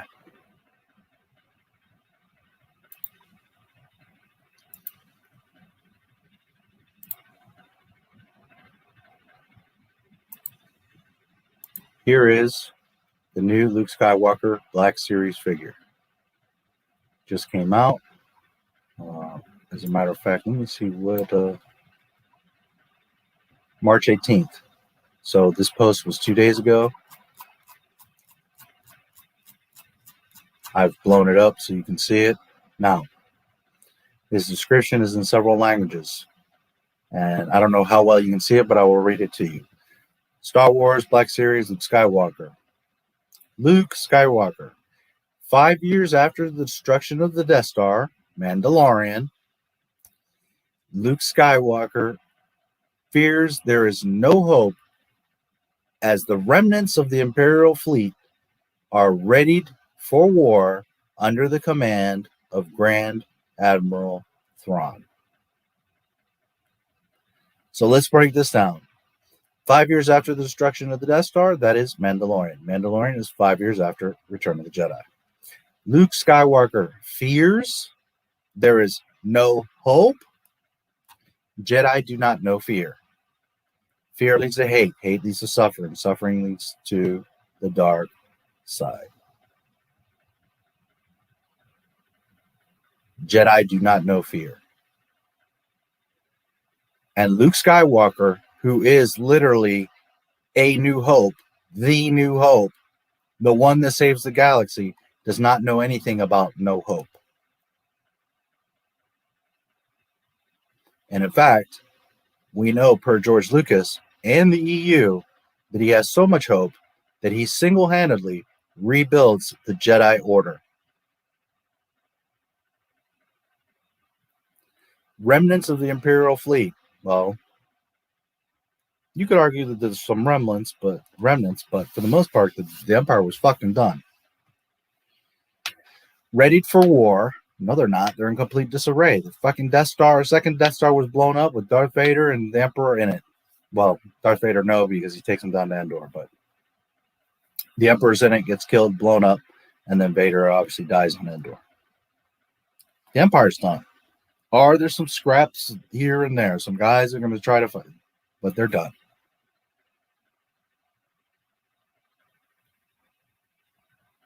But according to them, Thrawn apparently is going to take over the Empire and restart the whole thing. Start, rebuilding the Empire, blah, blah, blah. So Thrawn, here's a few things. Thrawn is coming. Now they're implicating him with Luke, okay? Thrawn, not only are we 5 years after Jedi, which is the Mandalorian, and they name drop Thrawn in the Mandalorian. So now Thrawn is going to be the beginning of the First Order. Why? Because number one, they're describing Luke as fearful and has no hope. The guy that you saw, Jake Skywalker, on that fucking island.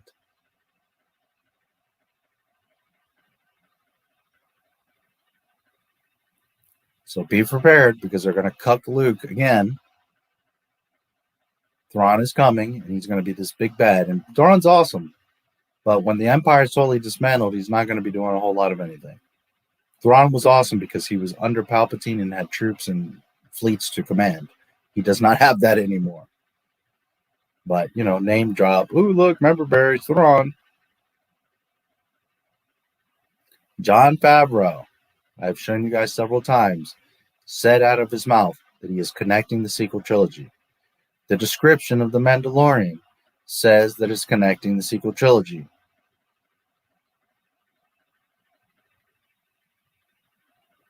Several references in The Mandalorian show talk about the First Order. But yet, Jon Favreau and Dave Filoni are going to save Star Wars. They're not going to save a goddamn thing. Jake Skywalker is happening, and it is connecting the sequel trilogy. So if you guys want to continue on with Jake Skywalker, keep buying their shit, keep watching The Bad Batch, keep doing all that nonsense. Or hashtag Lucasfilm.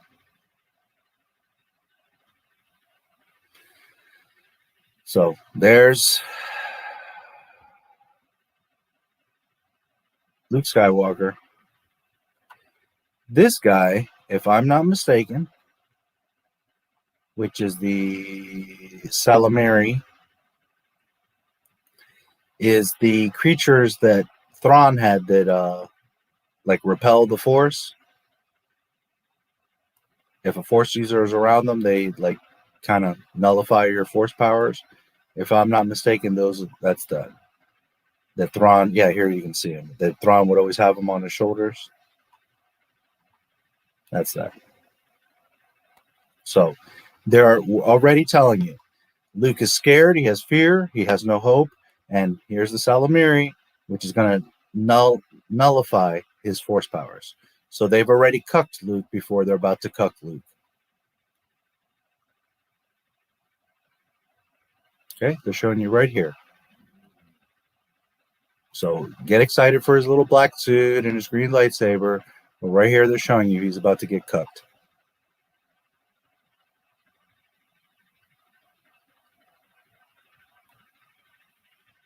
And again, Jon Favreau himself said that he's connecting the sequel trilogy. So I don't know why people have it in their mind that, oh no, they're going to change it and multi-timeline and blah, blah, blah, blah, blah.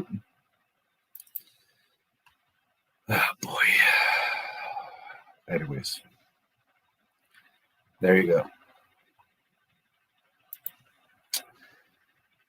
Enter a baby Jin and Video Man emoji.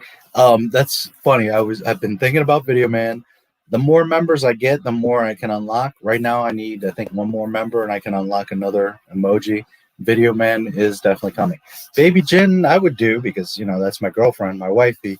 But I didn't know how much you guys would want her, so she wasn't a priority. Eventually, I can have several of them. I just have to have enough channel members. So, yes, Baby Jin would be there. Boba Fett will be there. I have lightsabers. I have all kinds of Jar Jar, 3PO, R2, all kinds of stuff. I would love to do a bunch of them, but right now it limits you depending on how many members you have, how many you can unlock, which is kind of silly, but whatever. Video Man, yes, I have been thinking about that. You will be seeing Video Man. Absolutely. He'll be a very cool. I mean, I could swap one out right now, but I kind of really like the ones that I have. So, and KK and George were requested. Well, so was George, KK, and Darth Jar Jar were requested. So, and they're awesome. I added the Mickey Vader, which I think he's pretty cool, and of course Geode. So, but yeah, once I get a few more channel members, probably next will be Video Man. He will be very cool. Very appropriate, as he is the mascot of Not My Star Wars. And speaking of the wife, hi, Baby Jim. I know what you mean when you say how much hard work goes into websites. My father developed and programmed software and websites alike as long as I can remember. He even made 2 online companies and that. Yeah, apps are pretty complicated too. And again, a simple little app, there's little builders. You know, you can make a simple little app. There's free website builders. You can make a little website. It's not to say that, you know, but real websites cost thousands of dollars. They're a ton of work. And you know, some people like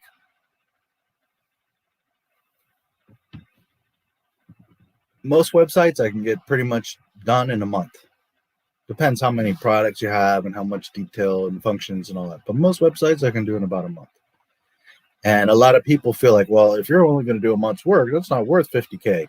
Okay, well, don't cry to me when your shit doesn't work or doesn't have all the shit that you want, or it doesn't matter if it takes me 5 minutes or 5 years. You're paying for the knowledge and the know-how and the skill to be able to do it. If you don't understand it and appreciate it, well, go build your own website. You're gonna see. But what happens? You got people that get this ego, like, oh, fuck that, I want to pay for that, you're crazy. And then I'll build it myself. And they try it for 3 days and they realize, holy shit, is this a ton of work? And then they give up. So then their ego doesn't let you come back and say, hey, you were right, I got to pay you 10 grand. Instead, their ego gets in the way. So either A, they hire some kid to do it for $1,000 and they got a crappy website, or B, they just give up and never even bother to go through with what they were trying to do in the first place.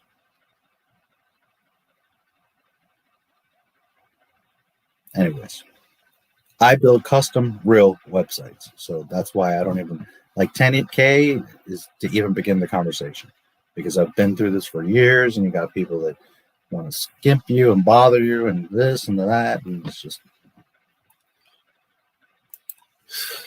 I don't have time for it. Anyways, it is a ton of work. Not to mention the 10 plus years I took to learn how to do that shit.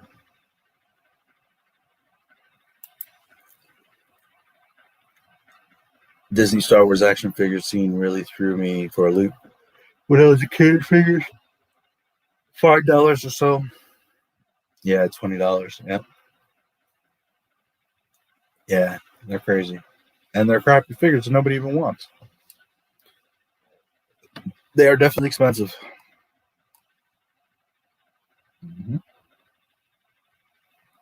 I remember when I was a kid, you know, making $5 was a considerable thing, but you always felt like, oh man, I can buy an action figure, I can mow a lawn, I can do chores, I can like. Now it's like, man, a kid, $20. It's like that's some money for toys that aren't even as well made as the originals. And worse yet, nobody wants. Now that I'm looking to make up for what I didn't have as a kid, it's a bit disappointing to have spent what equates to a small fortune. Yeah. Definitely is.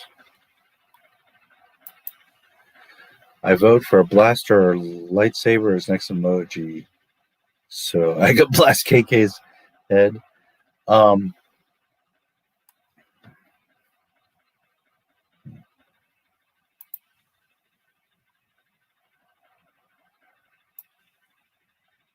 Let me see something.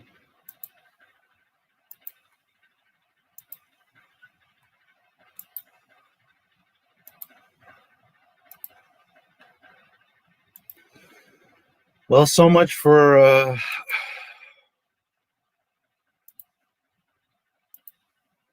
New Hope Part 3. I guess next Friday we're gonna have to do that one. That's all good. I love this stuff. Let me see something there, Mr. Raddick.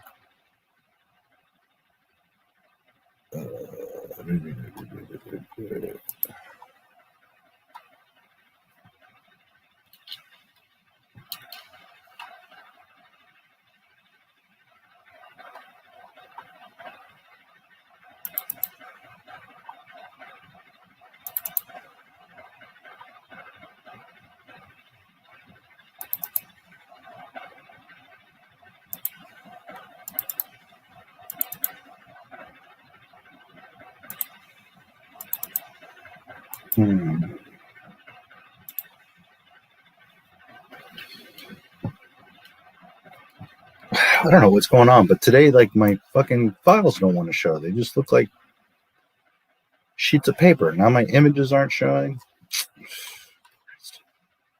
This last window update, man, I keep getting this damn error, DLL, I don't know what. It's been a real pain in the ass. All right, let me do a couple things here.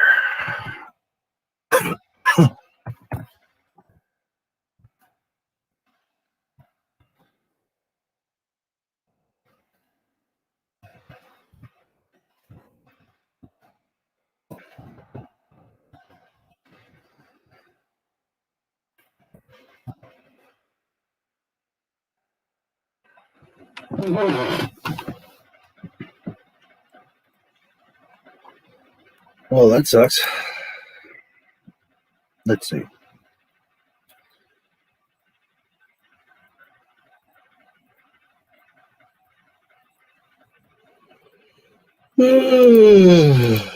Chewie, Maul, Emperor, Greedo. I got a bunch. Yoda, Jango, Leia. Blue lightsaber, green lightsaber, red lightsaber, blue and red lightsaber clashing. Lobot, Obi-Wan, Qui-Gon, R2, Rebel Pilot, TIE Fighter, Tusken, Vaders, an X-Wing shooting blasters is pretty awesome.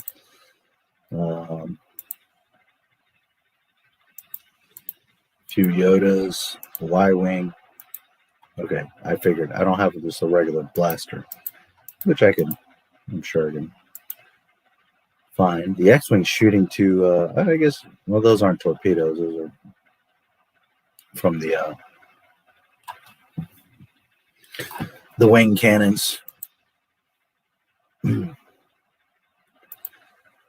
A 5-parter, yeah, it might be.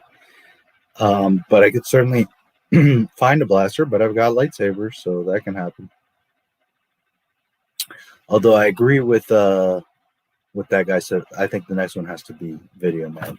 And I'm really considering right now swapping out Vader for Video Man. the Mickey Vader.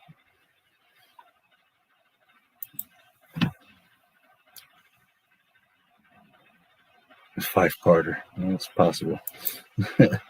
Well, what I'll do is next week will be part 3 because we didn't even talk about A New Hope, so I'll have to change the thumbnail and the title of this. Yeah, well, right now I can't. I mean, I could swap one out, but I can't add a new emoji. I need to get, I think, at least one more member before I could add a new emoji. Emoticon or whatever the hell they're calling them. I forget what they call the damn things.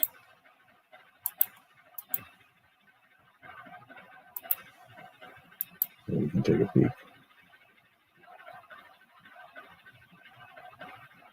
Yeah, YouTube's funny. Like today's video got 300 views. I mean, to me, that shit should have thousands of views right now. But, keep watching, theory videos. What do you want me to tell you?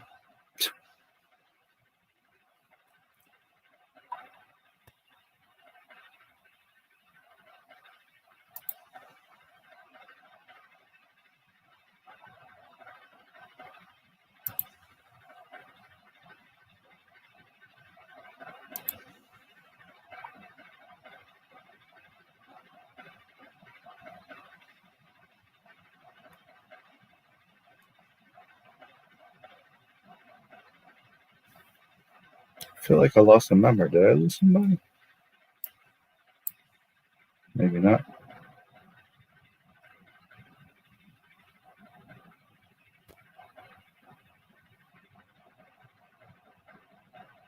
No, I guess not.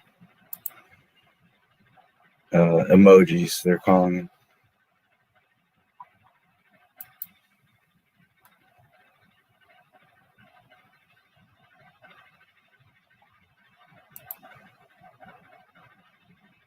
I need 5 more members.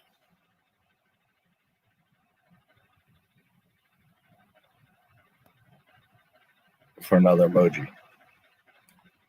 It says to unlock 7 emojis, which I'm assuming it's 6 emojis, so it would unlock 1 more. Or maybe it's 7 more emojis, but I think it's 1 more. So either way, I need 5 more members, so it'll be a while before.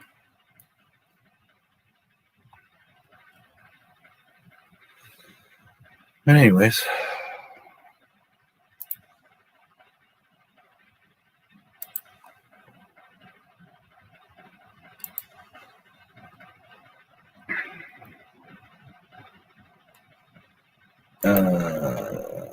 I take it that if you continue with the movie deep dive live stream, you'll do the other 5 as well, I suppose, eventually. Well, I did already Phantom Menace, Attack of the Clones,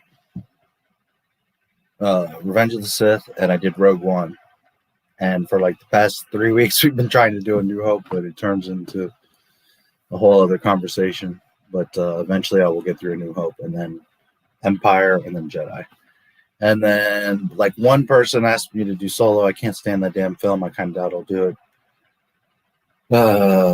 I really don't want to do the sequel trilogy, but I don't know if you guys really want me to and just like rip it to shreds. Well, I suppose maybe we could. I'm not that. I mean, I've been a Star Wars fan for 43 years, and I have just no interest in even watching it. That's how sad it is. Like, not even to like make fun of it. I don't even feel like watching those movies. And I see them here and there because I take clips from them. But it's like, I don't know that I could even sit through The Rise of Skywalker. That shit's just a whole fucking flashy mess. Return of the Jedi just totally shits all over the franchise. And Force Awakens is a boring piece of crap that's just a copy of A New Hope. So it's like, I don't know. I don't even really have. I mean, I'll do it for you guys if you guys want me to. But anyways, for what it's worth, I've done all those other ones. So I'm trying to get through A New Hope and then Empire and Jedi. So if you look through my live streams, if you go to the channel, you can see a live stream folder or a playlist on the homepage, or click the playlist button tab, and they're there. So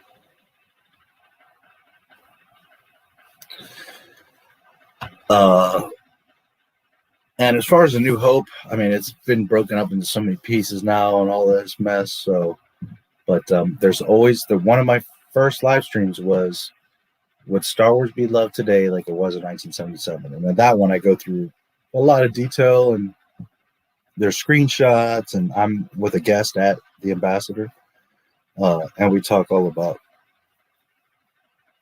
A New Hope. I would, on my own, go in greater detail, more line for line, but that one was pretty detailed. There's a bunch of stuff there, so there's always that. It's kind of a backup.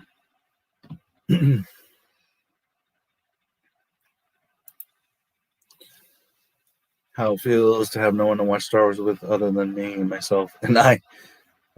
It's practically like trying to pull teeth trying to get parents to watch it with me. Yeah. I don't have any friends around that, I don't have any buddies or, anyone that's like, yeah, let's sit down and watch Star Wars. Yeah, I love Star Wars. I mean, I've seen them all like 1,000 times, but if someone, I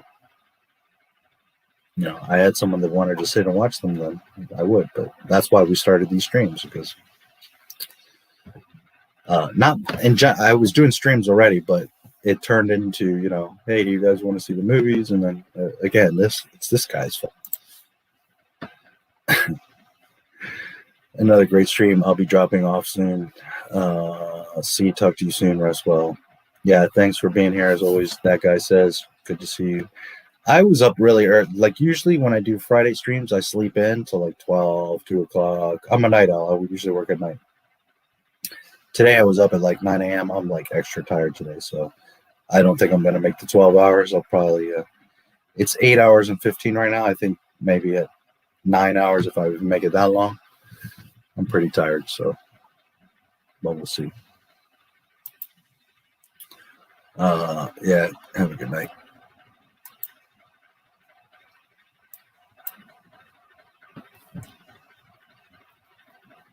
Yeah, you have a great night, MJ1. This is another thing that's happening with the movies. Is like I love them and I want to do them, but there's other streams I want to do too. And lately they just become a bunch of conversations. Like one that I want to do is what's going on with the Cassian Andor and Obi-Wan show. I dug up a bunch of stuff, and I've been meaning to make a video, but I'm so freaking busy. And like the stuff that I was going to make in the video is now a few weeks old. Although yet a lot of people, nobody's really talking about it. So in a way, it's like it's old because of when it came out, but new because nobody really knows about it. But to make the video and edit it and do all that with all this other stuff going on, it's like, fuck. So I was thinking of just doing a stream where I can show you guys all the stuff that I dug up. So there's one.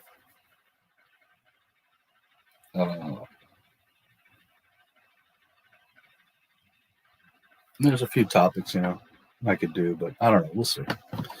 I've been desperately trying to get through this A New Hope, and we haven't been able to manage it. So part of the problem is we've all seen this movie a million times. So, but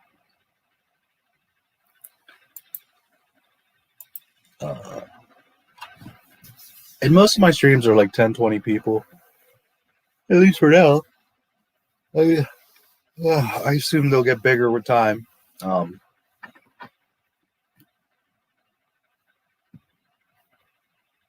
But anyways, we hang out and have fun for the most part. So, oh my God, Solo fell asleep 3 times trying to watch that mess. Yeah, that movie sucks.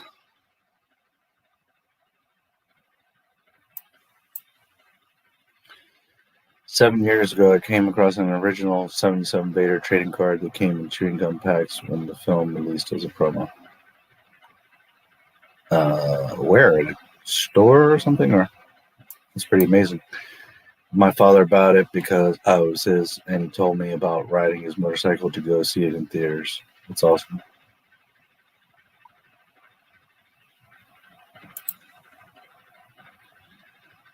Our friends that are around want anything at all to do with the true Star Wars. Yeah, unfortunately.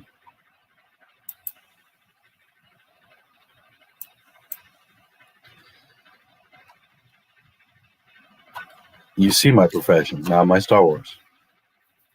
I do own a digital marketing agency. I am by trade a digital marketer. But this pandemic has killed all that. Ain't nobody calling me for websites or any work, but I do all that stuff. SEO, website, social media.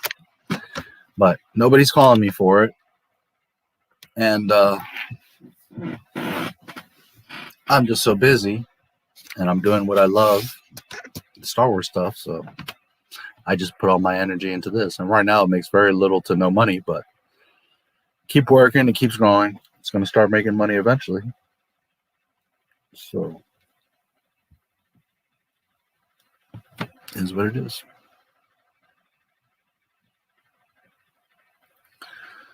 But I literally own 2 corporations. I have several YouTube channels. A lot of them are for like testing and different things, but 4 main YouTube channels that I run. This is the main one that I work on all the time. But I have a comedy channel, I have a hemp clothing channel, and I have the digital marketing channel. I'm just so busy to even do anything with most of the other channels. Although I have a couple comedy things I need to upload.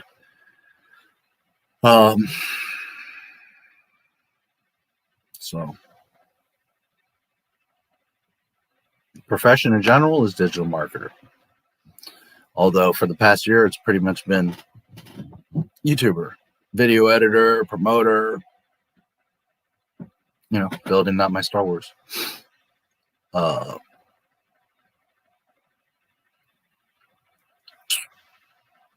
So yeah, also a researcher, historian.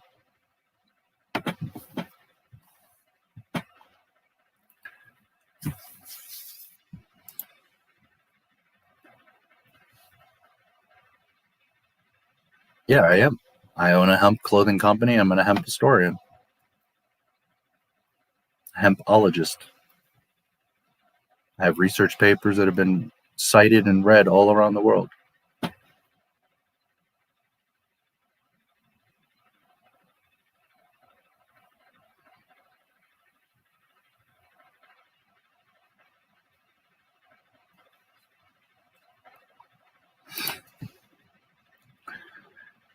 Boba Fett actor you interviewed said his favorite Star Wars film was Disney Solo.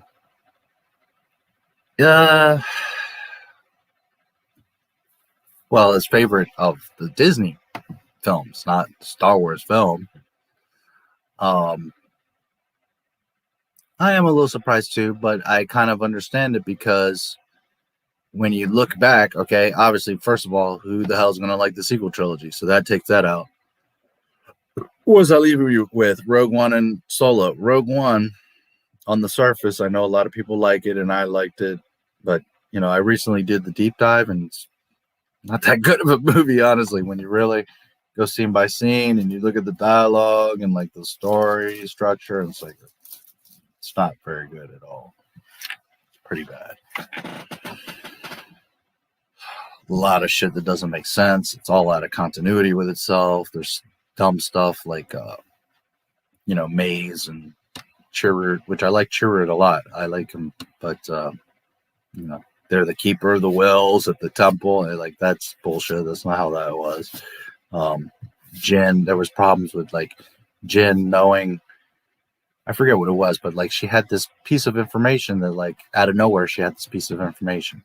Right now I can't think, I'm tired, and it's like she knew something about, she had to get the plans, but yet she didn't know about the plans, or I forget what it was. It was this whole dumb fucking thing. The rebels are not behaving at all like rebels. You know, you got Cassian fucking assassinating people and like them stabbing each other back, and that's not. Darth Vader would never behave that way in the end in the hallway. The Empire blows up their own fucking all the archives. How dumb is that? You got X-Wings on Scarif, which I think Scarif, like the concept is cool. It looks like World War II, like the jungle, the AT-ATs coming, or the AT-ACTs. again, when you look at it like from distance, you're like, oh, that's pretty neat. But first of all, most of that film is slow and boring until you get to Scarif. And then when you start to break down Scarif, you're like, oh, that doesn't make any fucking sense. You got X-Wings coming along and just gunning down the fucking AT-ATs, no problem. So then in Hoth, why didn't they just use X-Wings to take down the AT-ATs? Instead, they're shooting them with snow speeders that are just like ping, ping, ping, not doing anything. And that's everything that Disney does. They don't understand Star Wars. They just think like, put in the ships, it'll look cool. But they're not thinking, wait a minute. Could X-Wings take out these AT-ATs? Because the AT-ACs are much bigger and heavier armored than AT-ATs. So, not only are you contradicting yourselves with much bigger and stronger AT-AT versions, but why wouldn't then in Hoth George Lucas know to just bring out X-Wings and shoot them down? There. And my argument was, okay, well, cold weather, the X-Wings wouldn't do well, but still, I mean, they did have X-Wings and they did fly out of there, right? So it doesn't make any sense. Why would you be wasting time with little snow speeders? But there you go. They're on fucking Scarif taking out bigger and stronger AT-ATs. So there's all kinds of stupid shit in Rogue One that it's like, it's not that good of a movie.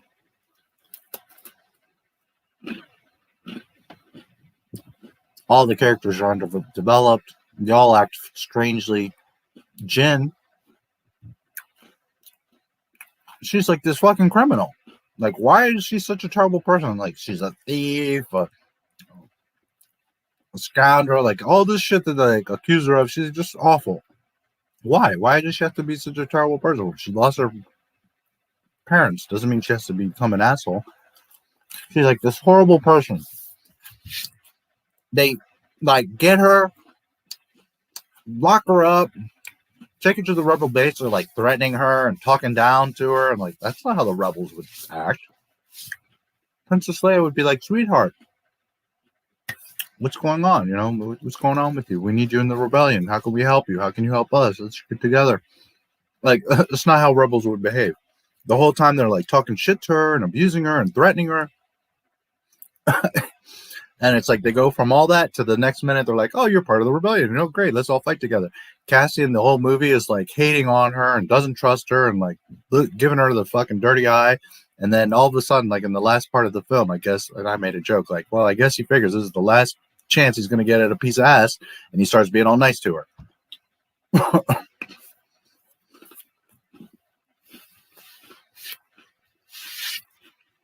If you just watch Rogue One through, you're like, oh, okay, yeah, it makes sense. It could be canon. It's okay. It's not. But if you really watch it, you're like, holy shit, this is not good. This movie's a mess. I was struggling to give it 5 out of 10 stars. The more I think about it, it's like a 3. And that's what I gave The Rise of Skywalker. So there you go. Rise of Skywalker is like a 1 if Rogue is 3. It's just not a very good movie. And I know a lot of people liked it. That's like the one good thing that Disney made, but honestly, it's not very good.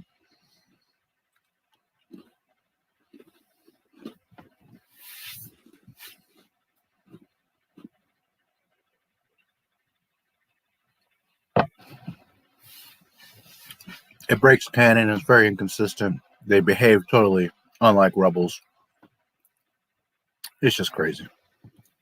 So now, baby Jyn, my wifey here, Jyn, is my favorite female Star Wars character. Mostly because I like Felicity. I think she's freaking gorgeous, and I love her. Not literally, but that's my baby Jyn. But I like the idea of baby Jyn. I like that she lost her parents. Her dad is the guy that created the Death Star. I don't want her to be an asshole criminal like they made her, but, you know, she could have had a rough time, grew up being a tough badass. She tried to find her dad. You didn't even have to have Casio keyboard. He's not even necessary. She could have on her own sought out her father, gone and saved him, found out that he was like held to make the Death Star plans. She saves him, or at the last minute he dies like he does in her arms. And then she's real pissed, and then she's like, that's it, I'm going full rebel and fucking up the Empire. I mean, they could have done a whole Jyn Erso thing. Fuck Cassian, he didn't even do anything anyways. She's the one that gets the plan. She's the one that climbs up the tower. She's the one that fights Krennic. She's the one that is all fucked up and like scraping her leg, and she's like, you lost, dude, too bad, I'm getting this fucking shit transmitted, you know, like she's the hero. So I like the premise of Jyn. I think she's gorgeous, and I think she's a badass, and I love the whole idea of her. Did they execute her correctly? No. Did they do as much character building and use her correctly? No. They blew it. But the premise, the idea of her character, the basics of what she could have been and should have been, and not to mention she's freaking gorgeous. I love Baby Jyn. But that whole movie's pretty fucking dumb.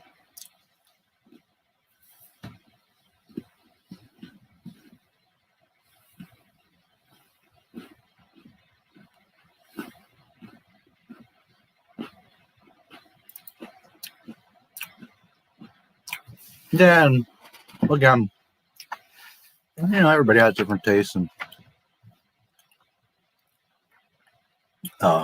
we also talked more stuff behind the scenes, which I mentioned. You know, like he was like, notice I said Favreau because Filoni's been fucking up and breaking canon and doing all kinds of mess. And behind the scenes, he was telling me he totally agreed with me.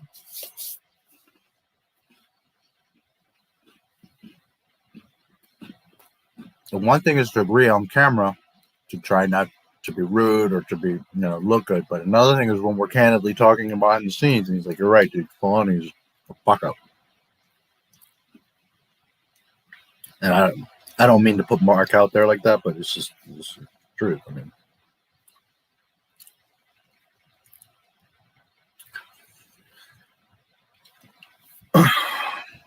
but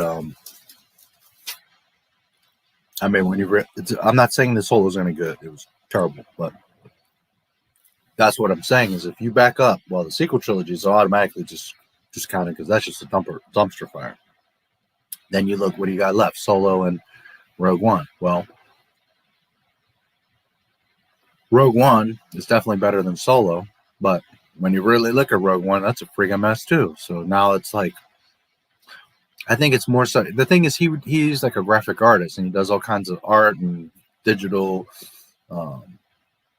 He does like images, but he also does a lot of like CGI stuff. So I think that he's like, well, if it's all trash, well, what's the most artistic? What like draws my attention? What's the most unique? And that's why I think he likes Solo, not because he like literally likes Solo.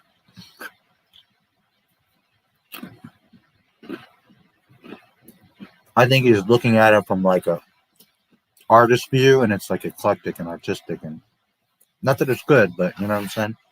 I don't think he said he'd like it. He didn't give me any indication that he likes it because the story's great and it's canon and Han Solo was awesome, and it wasn't anything like that.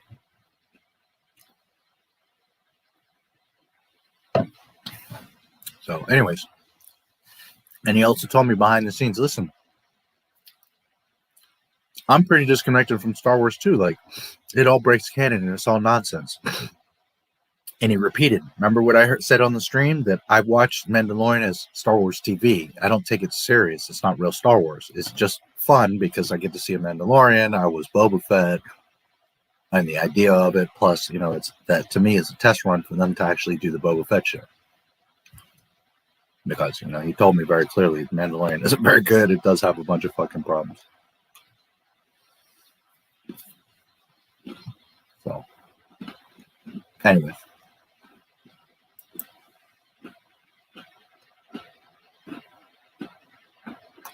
It will be out in the next couple of days. Those are, I actually had the script done months ago, but every time I turn around, Disney throws out some new mess, and all the past few months they've just been ridiculous. So I get caught up in other videos, and I have a bunch of big videos that I'm working on. It's just they're very time consuming, and then other shit keeps coming up. The Empire Project, I got to get that shit out. It was supposed to come out last year. That one's going to blow you guys away. And then I got a secret project after that. It's going to really make you, well, I think the Empire Project is going to blow all of you away. But I also have another one that top secret I haven't even mentioned that I know you guys are going to love. But chapter 2, the problem with those Mandalorian videos, and here's the thing. The reason they take so long is this. I watch the episode and I do commentary pointing out all the problems as I watch the episode. They're all so fucking bad, such a fucking mess, that by the time I finish that breakdown, it's a 5-hour video. Now I got to spend days breaking down that video as much as I can, getting rid of any and sneeze, yawn, break, pause, because it's just so much. But also, like, maybe I repeated something, or maybe I could have stated something the wrong way, or maybe I just said it bad and I reset it. So there's all kinds of things that I edit down. But those videos are like 5 hours long, so now I got to get that down to about a manageable hour.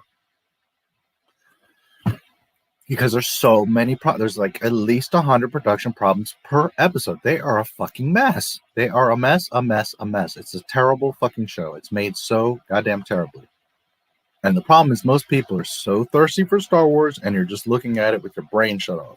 But if you think about it, holy shit, it's a canon nightmare, and as a production, they're just terrible. Holy shit, is Mandalorian such a piss poor made show? It's really bad. Anyways, so then I got to reduce this like 5-hour video down to an hour. Then I got to make sure I'm not reiterating things make sense, blah, blah, blah.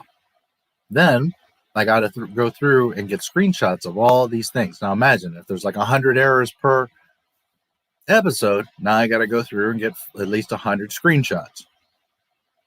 And I have to get the right screenshot that really displays what it is I'm talking about. It's just like a whole fucking thing. It's so time consuming, all the problems with the Mandalorian, because if I could do them quickly and easy, I'm only on chapter 2 because I've been so busy and they take so much time. I would have loved to have gotten them done. Now, could I do like most people, just do a quick review and have it out when it came out and do what most people do, chase the fucking algorithm and try to, but that's not my videos. My videos are high detailed, high quality, high researched. Most people are like, oh, and plus it's easy when you make positive videos. Oh, the Mandalorian's great. Look, Bo-Katan, yay, video, 5 minutes, 10 minutes, 15 minutes, done. Me, I'm breaking down all the problems, all the issues, all the little details.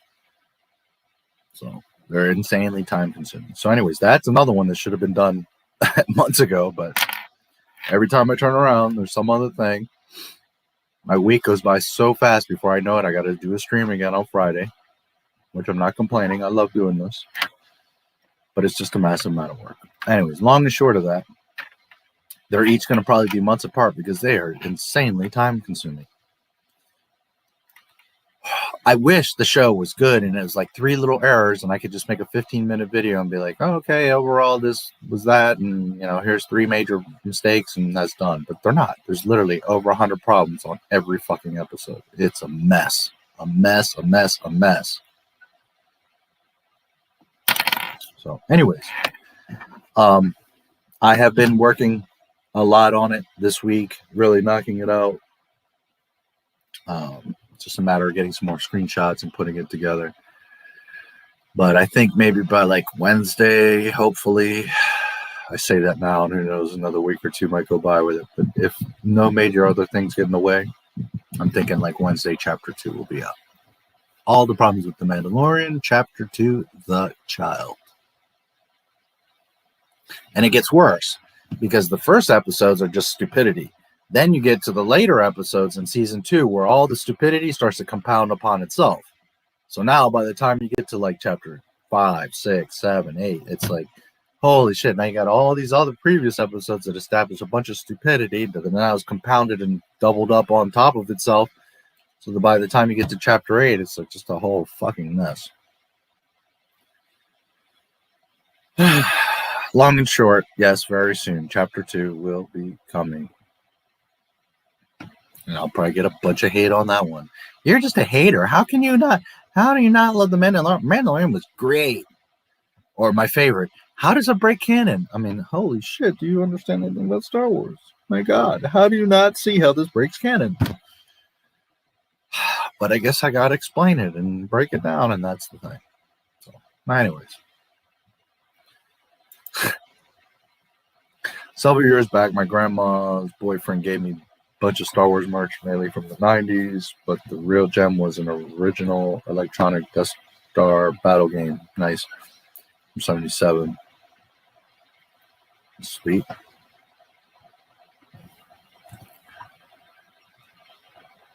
I think Wednesday. I'm going to try my best. But it's getting there.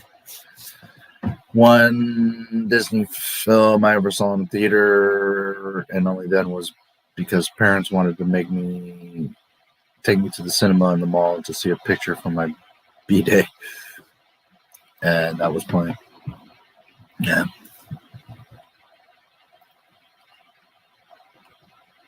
I don't hate Rogue One, but just again, since I'm all about canon and all about accuracy and correctness and respect for Star Wars, you watch it like I do, deep dive, and it's like, oh man, it's a freaking mess. But anyways, at least I got baby Jen. I love my baby Jen. Parents don't really know the difference between the real Star Wars and Disney Star Wars because they don't really follow it like I do. Yeah, not everybody does. And that's okay. Again, Star Wars isn't for everyone. Christopher Murray. Yep. Agreed. I'm not sure which part, but maybe what I was talking about with Rogue One. Another thing in Rogue One that really perturbed me was the fact that the Geonosians designed the entire schematics for the Death Star as seen in AOTC. Yet Jin's father put in the reactor shop. Yeah, see, there you go. It's, again, breaks canon. Because, again, they're not thinking about everything that Disney does is like this. What can look cool? What will give them member berries? And then we'll figure it out. We'll push it in there and we'll make it fit. They're not thinking about, well, if we do this, this, and this, how does that affect what has happened and what is going to happen? They're like, fuck it. We don't care about that. We just, as long as it kind of fits and it looks cool, they won't know the difference. The fans, they don't care about canon.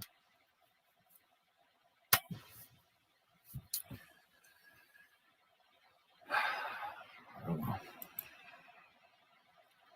Really thinking is, no, absolutely on the exact opposite. You literally said, I don't even know what that is. It's not even Star Wars anymore. I have no interest in getting involved with that. He's not doing anything with Star Wars.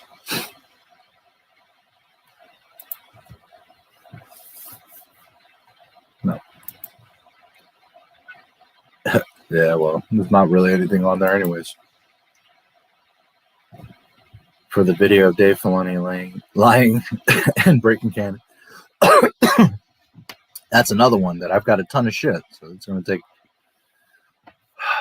And a lot of that good stuff is on Rebel Force Radio, but I don't know that I've been meaning to write to them and say, hey, can I use your clips? But I have, you know, I'm pretty sure they're still Filoni fanboys, and you know, I would be honest with them, like, hey, can I use your clips? Because I'm going to embarrass the shit out of your boy.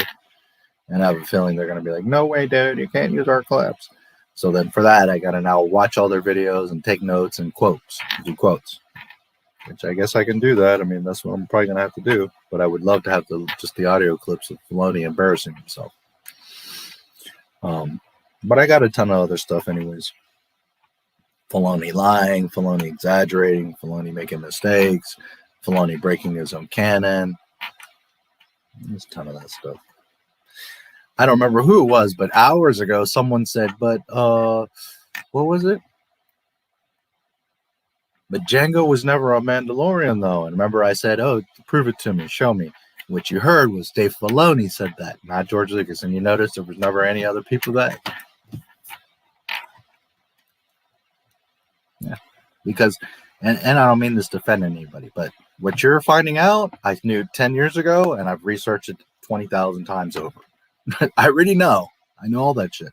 That's why when I talk about Star Wars, I know this. I know the complete picture. So I'm already 10 steps ahead. I already know that if you say this, it doesn't work, or it does work, because I already know what's supposed to happen in between. So when you come out with something like, well, but he was never a Mandalorian anyways. Yeah, that's what Dave Filoni said. I know that quote. George Lucas never said that out of his mouth. Dave Filoni says all kinds of shit. And you can't go by, well, this guy said that George said. No, you can't do that. The only George quotes that exist are what George actually said. Otherwise, I don't trust Filoni for nothing, because he makes tons of mistakes. He breaks canon. He's been busted lying and fucking up. Sam Witwer had to correct him several times. And Sam Witwer isn't the guy that's directing or running the show. He's there working on the show, doing Darth Maul's voice, and having to correct Dave Filoni because Dave Filoni doesn't understand fucking canon. George's apprentice. He was never George's apprentice. He did not work that closely with George. The person that worked with George that closely was Rick McCollum every day and Jonathan Rinzler. He was someone that was generally with George every day, asking questions, taking notes, doing the books, was on the set. That's who was, not even his apprentice, but that's who was really there. Dave Filoni would see George. There's an interview where he says he would see him 3 times in a year. People think like they're buddies and they used to hang out all the time, and every day at lunch, George would tell him all about Star Wars. No. Absolutely not. Anyways, there's so much phony baloney. That's another video I was going to take. Plus, that video.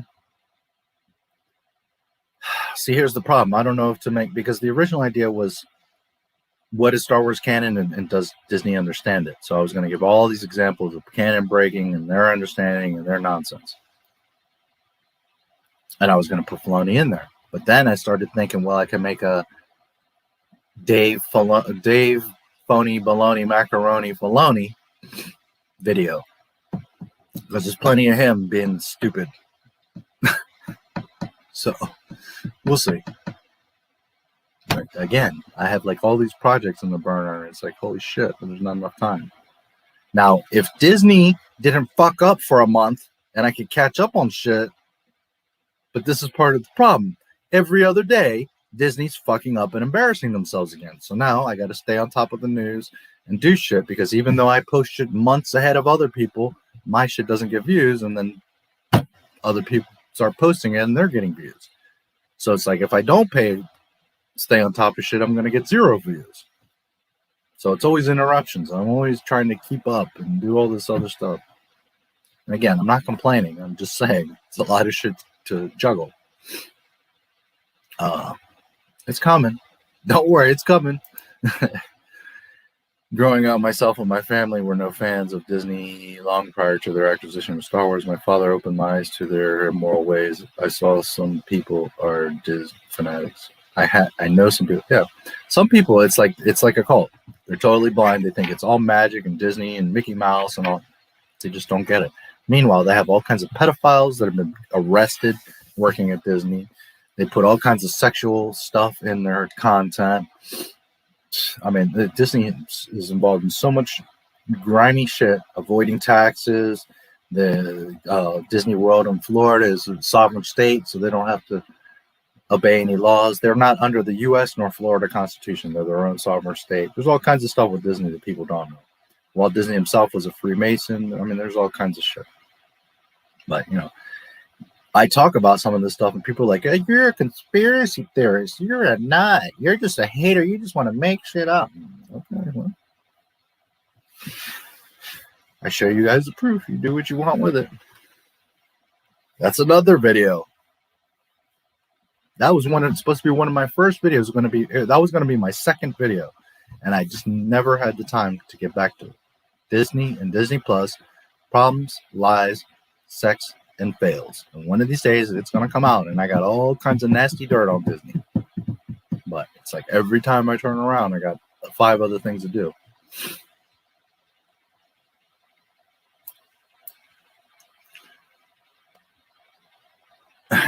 I get it asked this all the time. I love the EU.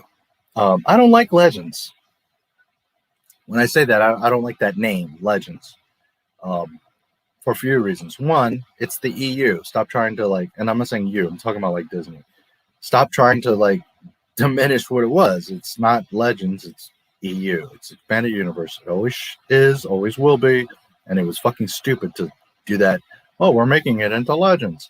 Number two, the word itself, Legends, is telling you that it's fantasy, that it's not real. It's just the legend. It's disrespectful. So I think it's foolish when people say like, I choose Legends. I think you're supposed to be saying, no, I do not accept Legends. I only support the EU. Number one, that's what you guys should be doing. But anyways, to each his own. I love the EU. Great stuff, great stories. It was never canon. It has conflicts within itself and in the canon. But if I owned Lucasfilm, first of all, I would have never made it Legends. It would always be EU. But if I got Lucasfilm today, I would make it right back to EU. And either make all the Disney stuff Legends or just outright delete it. So I love the EU. The EU is awesome. It has its problems. There's things that need to be fixed. As I've said in another stream, if I got Lucasfilm today, the first two things I'm doing is, well, there's several other little things I would be doing, but as far as serious projects, is number one, immediately making George's sequel trilogy, first priority. And number two is getting a small group of Star Wars experts like myself and cleaning up and fixing the EU as best as possible. Now, most of it's okay. Like 80-90% of it's fine. It doesn't need any, but there's some conflicting stories. There's some things that don't fit in continuity. So little tweaks that could be fixed. For Marjay to exist, she would have to be tweaked around, but I would make it the EU again. I would promote it and sell it and love it, and I would try to bring as much of it that makes sense, not member berries, not fan service, but makes sense. I would be bringing from the EU into canon. So hopefully that answers your question.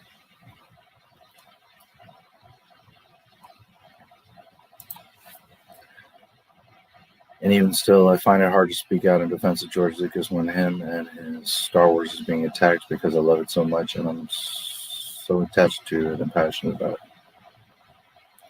Well, but why do you find it hard to speak out? If you love it, you shouldn't find it hard to speak out about it.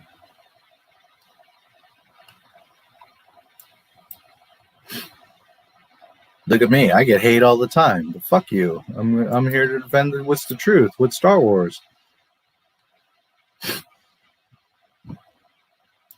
Plain and simple. Ain't nobody gonna tell me any different. I know what Star Wars is. I was there in 1977. Superiors teachers talk crap about it, and peers I wanted to be friends with him, sold it, losing my temper. Well, one, just don't talk Star Wars with dummies. Or two, the best way to counter them is to stay calm and just embarrass the shit out of them. When they try to tell you this, this, and this, you say, nope, that's not how it works. This is what it was. George Lucas is the creator. He's the only one that has a voice. And then you're going to have some people be like, but Disney owns it. They can do whatever they want. Okay. And you could go to Burger King wanting a Whopper, and they give you a fucking taco and tell you, fuck you. That's what you get. Shut up and eat it. Because that's what Disney did with Star Wars. And you might love the taco, and that's fine. If you love the taco, go roll with it. But you're probably not going to go to Burger King again for a burger if they're forcing you to have a taco.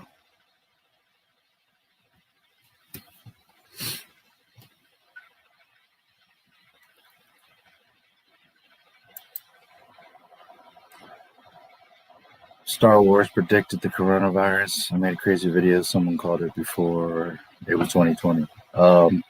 Obama mentioned it before. When he was president, he mentioned it. So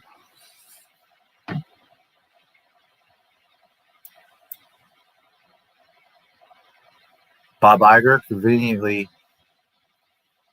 stepped away as CEO and became chairhead right before Corona hit. Disney Canon has basically replaced the Vong with some no-content aliens called Grist, copying everything from the EU after saying Legends is a canon. That particular one, I don't remember. I'd have to look. Grist, it's not ringing a bell right now, but I'm also tired. I've been streaming for 9 hours. But yes, that's what they're doing. They're going to start bringing all this EU shit back because they see that what they're making isn't going anywhere. So now they're going to make a desperate attempt of bringing out, you know, all these old shows, Ewoks and the original Clone Wars, all this shit, because they're desperate. They desperately want you to somehow cling on to what they're doing. And they're bringing out EU stuff, and they're going to just, again, you know, cuck it all, mess it all up, and destroy it to their version. So.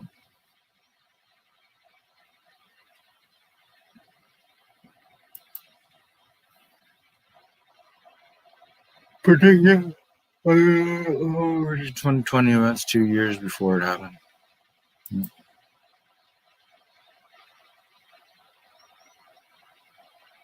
To my shame, when someone brought up Disney Star Wars in conversation, I just try to avoid the subject if I can.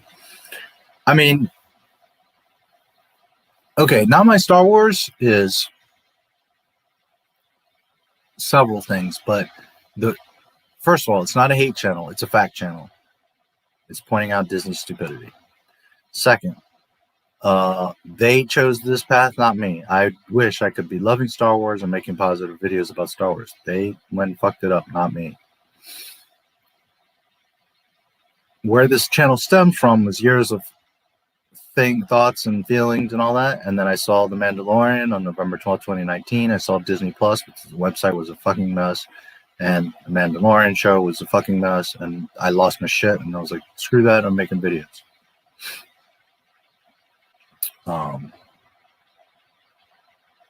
So a big part of Not My Star Wars is me being able to vent, me being able to share knowledge and call out Disney, and also to be a beacon, to be a voice, to be a safe place for everyone that's hurt by what Disney's bullshit. But a realistic place. I hate channels. I'm not here crying and screaming, and I'm also not the positive guy that, guys, it'll be okay. Kathleen's going to get fired. It's going to get better. Jon Favreau's going to save Star Wars. No, that's all bullshit. And you know it. You all know it deep down in your heart. Stop clinging. Stop being thirsty. You know it. So I don't do any of that bullshit. And I don't down other people that do it, because I know there's a lot of channels that try to be positive, but you're just fooling yourselves. There's a lot of people that want to cling on to hope. So a lot of this channels do decent because there's a lot of people looking for that kind of hope of the beacon. But this is the thing. I've always been a realist in life. And if there was a passive, civil, hopeful way of fixing Star Wars, well, then I'm all for that. But it comes to a point where, you know, you've been getting a black eye for 9 years. I'm not going to stand here and let you just keep doing that. Now I'm going to give you the black eyes, only they're going to be much worse than what you were doing, because you had the opportunity to be respectful and loving and take care of it. You shit on it. Now you're going to feel my and all the Star Wars fans' wrath. So I totally understand, because I don't necessarily want to be arguing with people, or that's why I don't tend to bring people onto my streams, because I don't have time for, you know, people's opinions and feelings and arguments, and people that think they know what they're talking about with Star Wars, when the fact of the matter is most people I meet within 2-3 minutes, they make it very clear that they don't know Star Wars. So I don't waste my time with your opinions and your thoughts and my theories, and I don't have time for all that. I'm here to state facts, share information, educate, empower you with knowledge and what's going on with Disney. Doesn't mean we can't talk, doesn't mean we can't have fun. As you can see, I read everyone's comments, but that's why I don't tend to just bring random people, because most people just want to argue or think they know something, or they're going to try to argue some point that I've covered 10 times already and that I know from 30 years ago. And they're going to try to argue with me that this, that, and Dave Filoni said this. And it's like, I don't have time for that nonsense. So I understand wholeheartedly. But I also understand that having so much love and knowledge for Star Wars that I can't sit here and just watch this shit burn and not do anything about it. So maybe write some stuff down, maybe make some videos, maybe do a podcast, maybe, I don't know, find some sort of outlet. Here you can always talk Star Wars, you can always ask questions, you can always comment things, so at least you got that.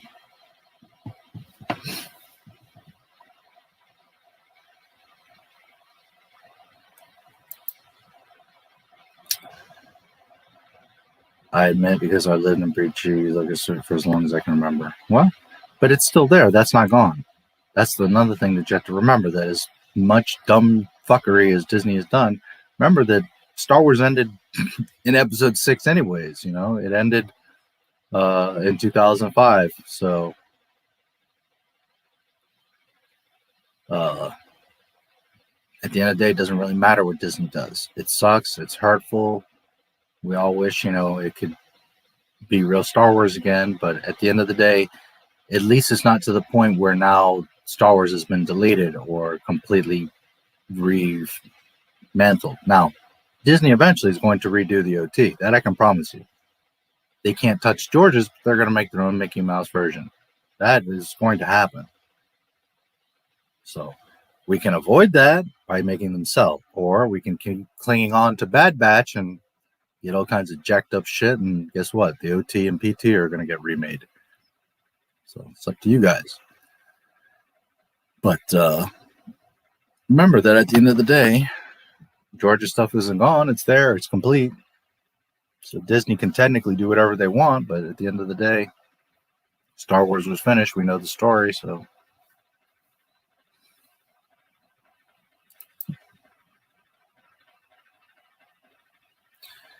Yeah, no, I understand.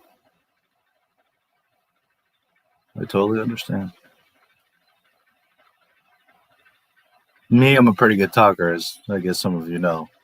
I've given speeches. I know and love Star Wars, so this is easy. This is entertaining for me.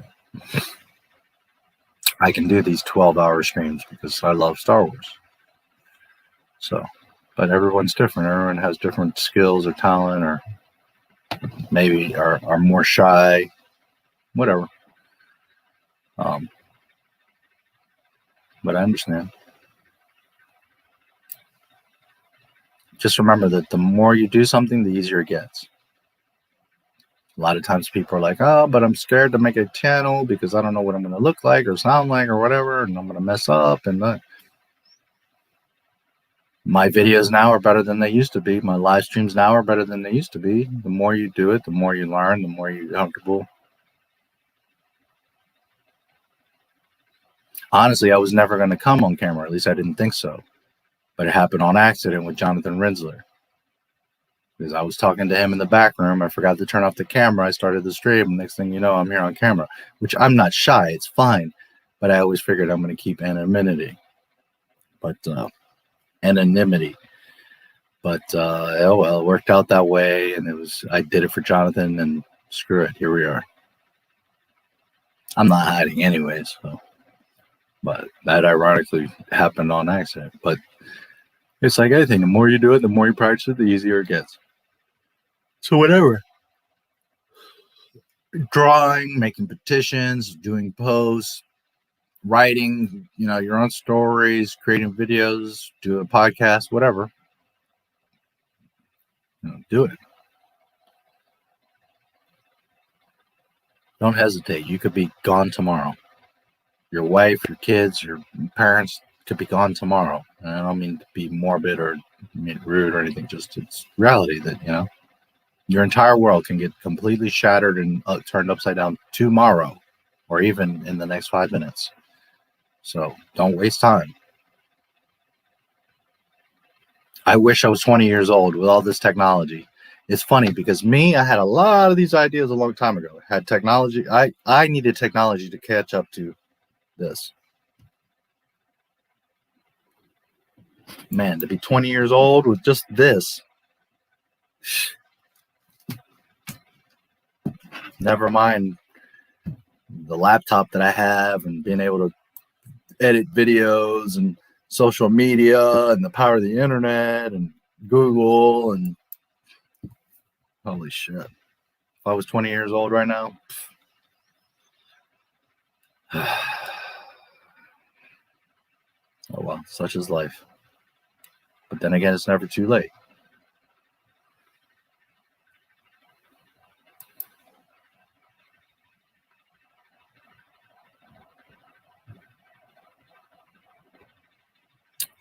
Yeah, well, you haven't been much of an introvert on my channel, so you know, I guess maybe you feel comfortable, and that's okay. That's what I'm here for. Understand something. Not my Star Wars. Some people think it's like, you're this man baby whiner and you think Star Wars is yours and you're just crying because it's not what you like. That's not what Not My Star Wars is. Not My Star Wars, it is partly for me, but Not My Star Wars is for you. It's a place for you guys to be able to come and express yourselves, have an open forum, learn about Star Wars from someone that knows it really fucking well, to entertain you with humor of destroying Disney, but also so that you have that saying. Not My Star Wars is for you guys. It's for you guys to have the power, the information, and the proof that when someone's like, well, but Disney was great, and this, and this, and you could be like, no, that's not true. That's not canon. That shit's bullshit. And they're going to be like, well, yeah, you don't know what you're talking about. You don't have proof. And you could be like, oh, really? Here, let's go look at Not My Star Wars channel. You see this video? Shut the fuck up. That's what Not My Star Wars is for. And it's so that you have the power for you to say, that's not my Star Wars. It's not about me. It's about the Star Wars fans, real Star Wars fans. To have the power to say, that's not my Star Wars. That's what that's about. It really is not about me. It's about Star Wars. And some people just can't grasp that because their brain is this fucking big. And they have an ego this big. Whereas I'm the opposite. My ego is this big and my brain is this big.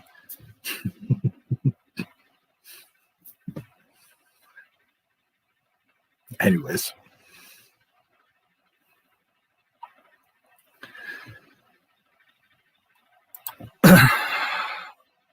Obama. Well, it's the truth. He did talk about there is a pandemic coming, and I don't remember the exact stuff right now, and I'm super tired, but he talks about it. If you do a little research, you'll see that there's videos of him talking about a pandemic coming. But people forget that he's the one that built those cages and that, you know, all the stuff that Obama did. Anyways, I'm not here for politics. And I'm not Democrat or Republican or choosing sides. I see through all the bullshit and I call them all out. They're all fucking fake. They're all full of shit. But Obama, oh boy, he's not a nice guy. Drone strikes on kids and all kinds of shit.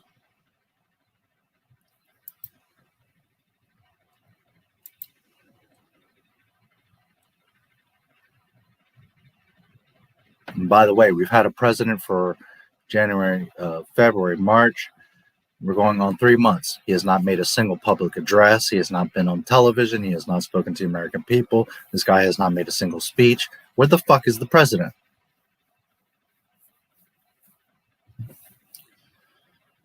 Basically, what they said is the Star Wars fans who didn't believe that the Vong didn't fit Star Wars, that it was aesthetic to Star Wars. They replaced them with another species with the same content. Yeah, I feel like I heard something about that, but again, it's so much stuff going on. It's like I can't keep track of all of it. I keep track of most of it, but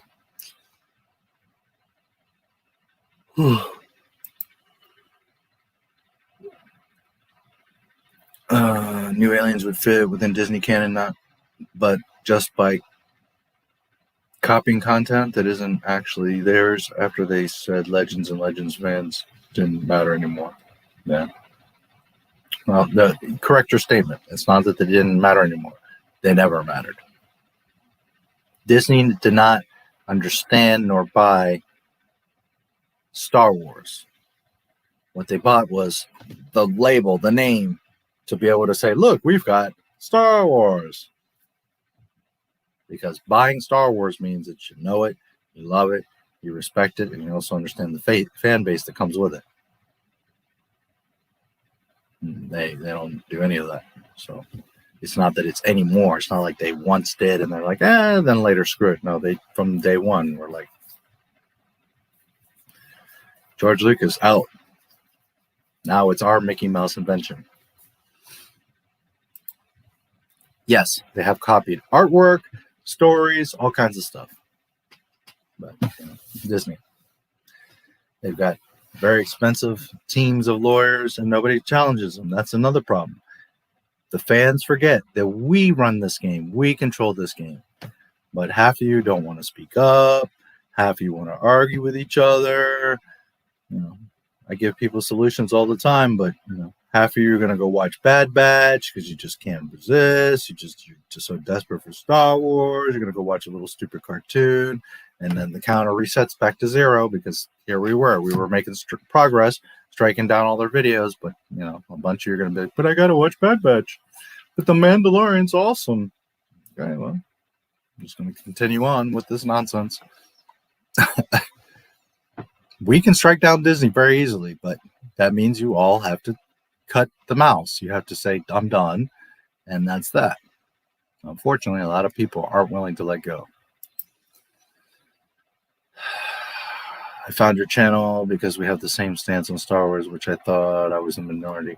Well, there's a lot more of us than you realize. Part of the problem is that YouTube doesn't show my videos. If they showed my videos, there's a ton of people that would love this channel. But it is what it is. Now, on the same token, you guys can share it. You can share the videos. You can share the channel. You can talk about it. You can tell people, hey, if you want some real Star Wars and you want real Star Wars knowledge, there's one place to go, and that's Not My Star Wars. You care about Star Wars? You care about George Lucas? That's the channel. He doesn't make shit up. He doesn't theorize. He doesn't opinionate. He talks about Star Wars facts.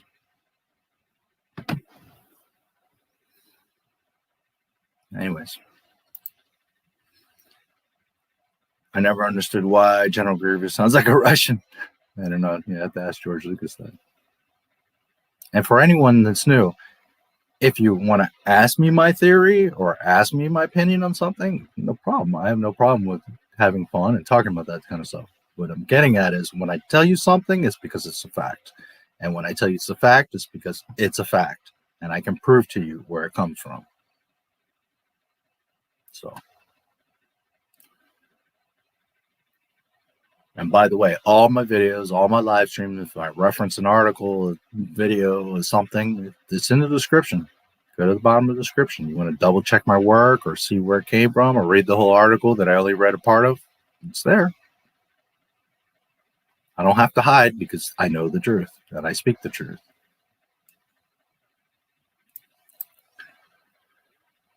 If the comments aren't that on topic, I'm a new fan. I was once told that if I didn't like Ray and the Disney trilogy, that I didn't understand good writing and that I was a sexist. That is absolutely incorrect. That is idiots jumping through hoops to try to defend something that they know is not Star Wars. Ray is the farthest thing from Star Wars. Jedis must train. Jedis must fail. Ray did none of that. All of Disney stuff is just fan fiction. So.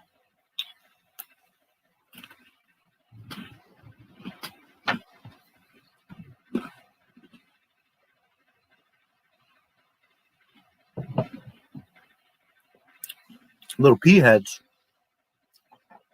that don't have intelligence to understand that Rey is bullshit, and they never understood Star Wars to begin with. That's why they don't have the comparison. That's why they think as Rey is good, because they never understood what Star Wars was to begin with. So naturally, you're not going to understand why she's not any good. A lot of them never saw Star Wars to begin with, but they want to comment on it. They think they know about it. Or they saw it like 15 years ago and are going off a loose memory. They don't truly know Star Wars, because anyone that knows and loves Star Wars immediately knows that Rey is not Star Wars, or that any of the Disney stuff is Star Wars, because it all breaks canon, it all contradicts itself, and it's all disrespectful to what Star Wars is. By default, and it's not an opinion, it's a fact, that if you like the Disney stuff and you're defending the Disney stuff, you were never a Star Wars fan to begin with. That's like saying, I love this girl, but I cheat on her. I like hanging out with other girls more. I spend time with girls that are the complete opposite of the girl that I love this girl. You know, this let's take Jen, for example. I love this brunette with the green eyes and her smile, and she's awesome, and her body and her voice and all that. And meanwhile, I'm hanging out all day with blondes who are completely opposite of her character, her being, her voice. She's got like a British accent. Instead, I'm hanging out with some girl with a Kentucky accent that's a blonde. And it's nothing like the girl that I love. She's like literally completely opposite.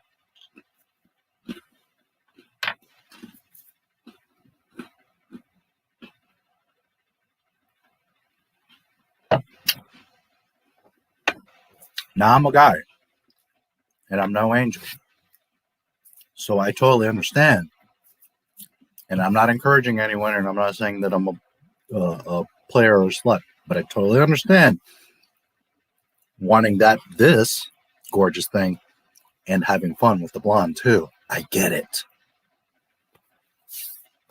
I get that you could like both. I get that you can get enjoyment out of both. I get that in a perfect world, I get to have them both, plus a redhead too. I get it. But I can't sit here and say that I love this woman genuinely and I'm honest and true and faithful and understand her when I'm off with fucking the blonde and the redhead and the Asian girl and the Russian girl at the same time. So I get it. It would be nice to have the harem of all the other girls. I get it. But you can't sit here and be honest with yourself or to me and say, but I love this one. She's my true love. Because if you really truly loved her, you wouldn't even need all those other girls. This girl's going to give you everything that you need in the beginning. Because she truly is what you're attracted to and what you like. And her voice makes you get excited, and her smell. Sex with her is amazing. You love spending time with her. You want to share your life with her. So therefore, if she's that amazing and you love her, then you wouldn't be wasting time with all these other chicks, no matter how perfect or great or fun or whatever they are. That's the point. I get it. Wanting to have fun with other stuff. But you can't come to me, because I know all kinds of guys like this, even married men. Oh, I love my wife to death, blah, blah, blah. And meanwhile, we're out in the street and you're trying to pick up on everything, every piece of ass that we see. Shut the fuck up. You can lie to yourself. You can't lie to me.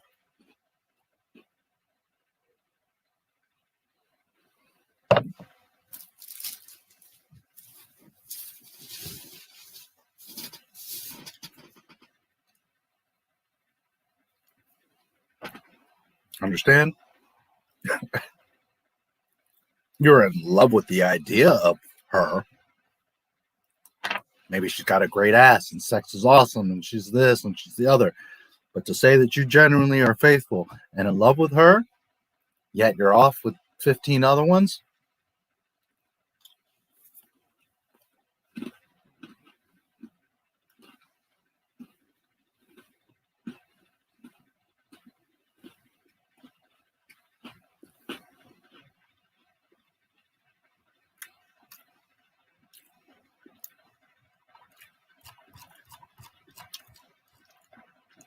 I lost the chat. Where'd you go?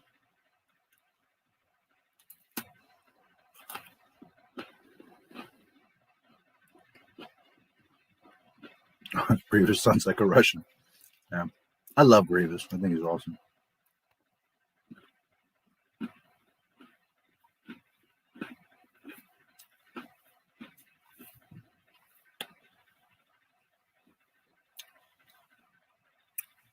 And by the way, it's okay. We can talk about a little bit of other things. And in general, I try to stay on Star Wars, but it's not to say we never talk about anything else. But for the most part, if it's revolving around Star Wars, you can ask or say whatever.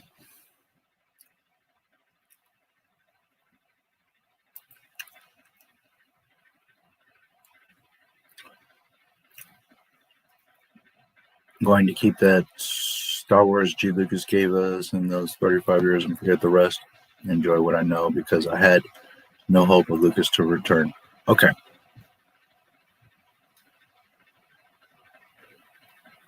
Would Lucas ever return to Star Wars?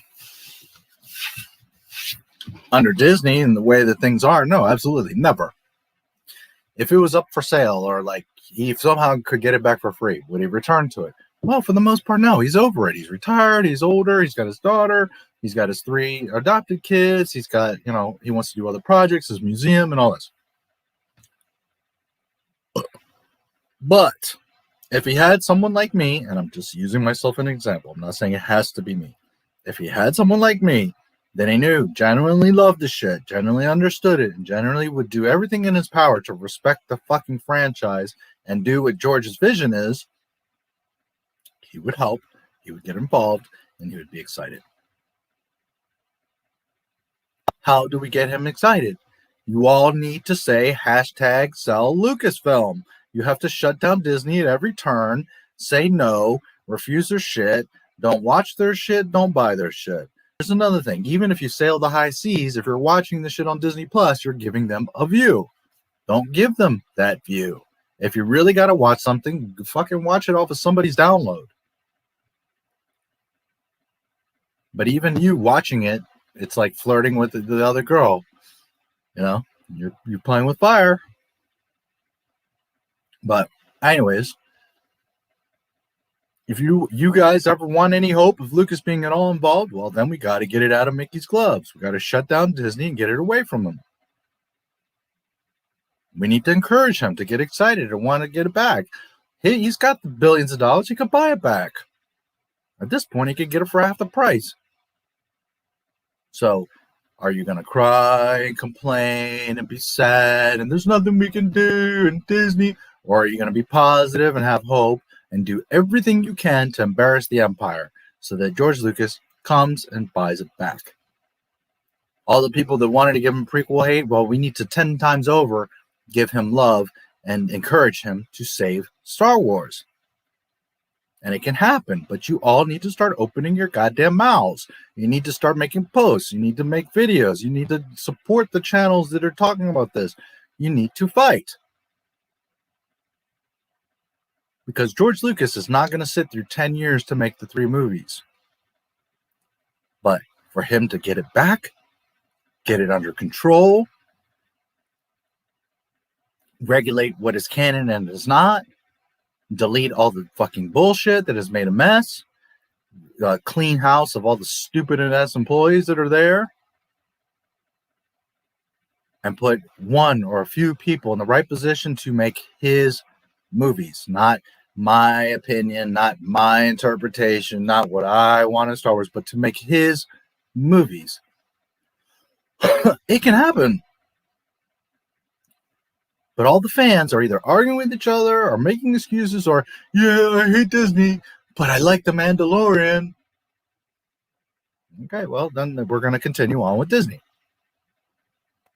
Until you completely denounce and shit on Disney like they've been shitting on you for the past 9 years, and at every turn remind George, we love you, we need you, we want you back. Please save Star Wars. Believe me, if 1 million people, if every day was fucking trending on Twitter and everywhere he looked, he doesn't look at social media, but if all his people are like, holy shit, his wife is like, holy shit, everyone at the Starbucks office is talking about this hashtag, sell Lucasfilm, this hashtag, save George, save Star Wars. Why isn't that happening? Stop wasting energy on arguing with airheads.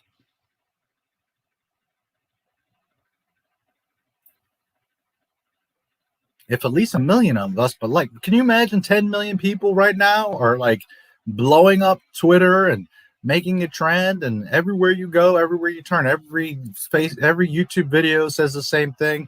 The Twitter is trending. There's like 100,000 posts on Facebook right now, and all George can see is just flooded with love and desire and hope and, you know, save Star Wars. Guys, he would. He's called them his children, literally. He's a multi-billionaire. He could buy it back like that.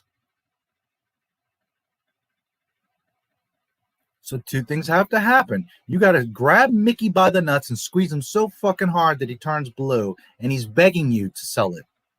I got to get rid of this thing because I can't breathe. And we also have to encourage George to save it, to come back and save it. Again, he's not going to sit there for 10 years and make the movies, but he can control it and fix it, put it in order, put the right people in place. To me, it should be in the Lucas name. Nowhere else. His kids are dumbasses too, because he wanted them to have it. They didn't want to have anything to do with it. I wonder if they even regret it. They should be ashamed. Anyways, if you want Star Wars back, it can happen, but you all need to, 1, strike down Disney at every fucking breath.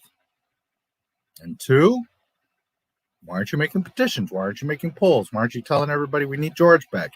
You know?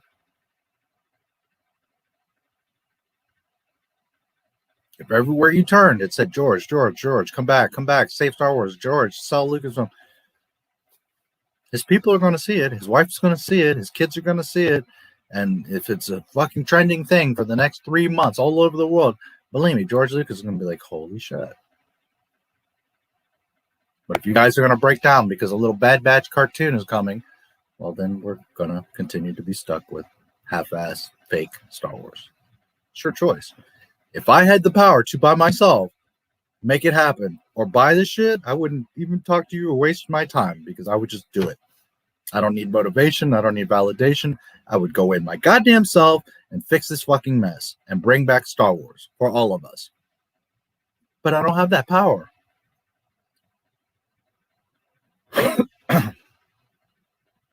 All of you getting together and listening, yes, we do have that power. We control this game. But when you all want to waste time and argue with each other and mope around, well, then here we are. This is what we're going to have. And I'm not saying that directly to you, Gordon. I'm just saying this to everybody.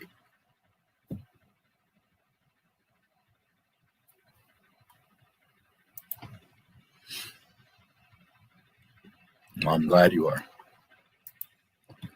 Christopher, good night if you're still around. I appreciate you coming in, and I hope you have a good night. Every Friday I'm here. Sometimes I would pop up here and there. I'll remind everyone I'm going to start doing member streams. Probably the first one will be this Wednesday, so just a heads up. It's kind of frustrating, especially when I have so much that I want to say, but I don't always know how to put it into words. Make a video. Write it down. Get a diary, a Star Wars diary. Start taking notes. Start writing it down. No one in this earth has any excuse right now. Pick up your cell phone. You can even just do an audio recording, but you pick up your cell phone and you just talk to the phone. This is how I feel. This is what happened. This is what's going on with Star Wars. This is what I want. This is how, Disney did this. This pisses me off. I love this. This is what I want. Whatever. Even if you're not going to post that to YouTube, record it for yourself so that you hear and see yourself and work out your own feelings on it. And once you have a clear understanding and feeling about it and what you want to convey, well, then it will come out naturally.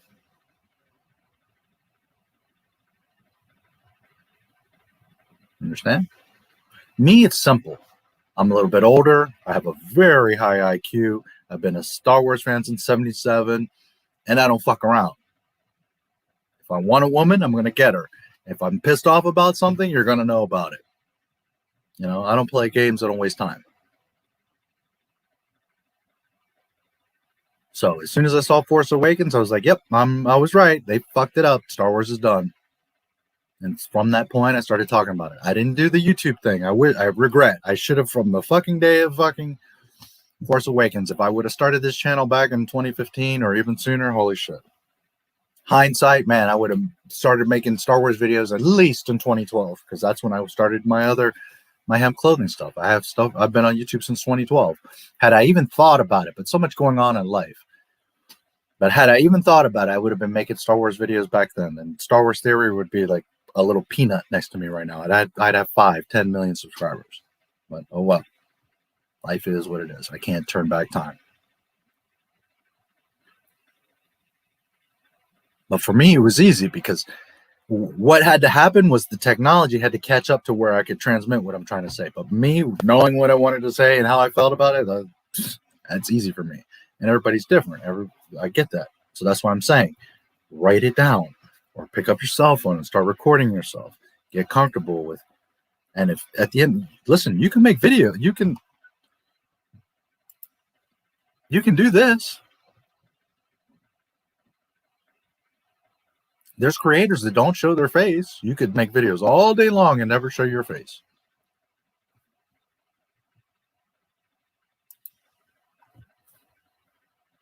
Okay, so you have no excuse, because I know you got a fucking cell phone.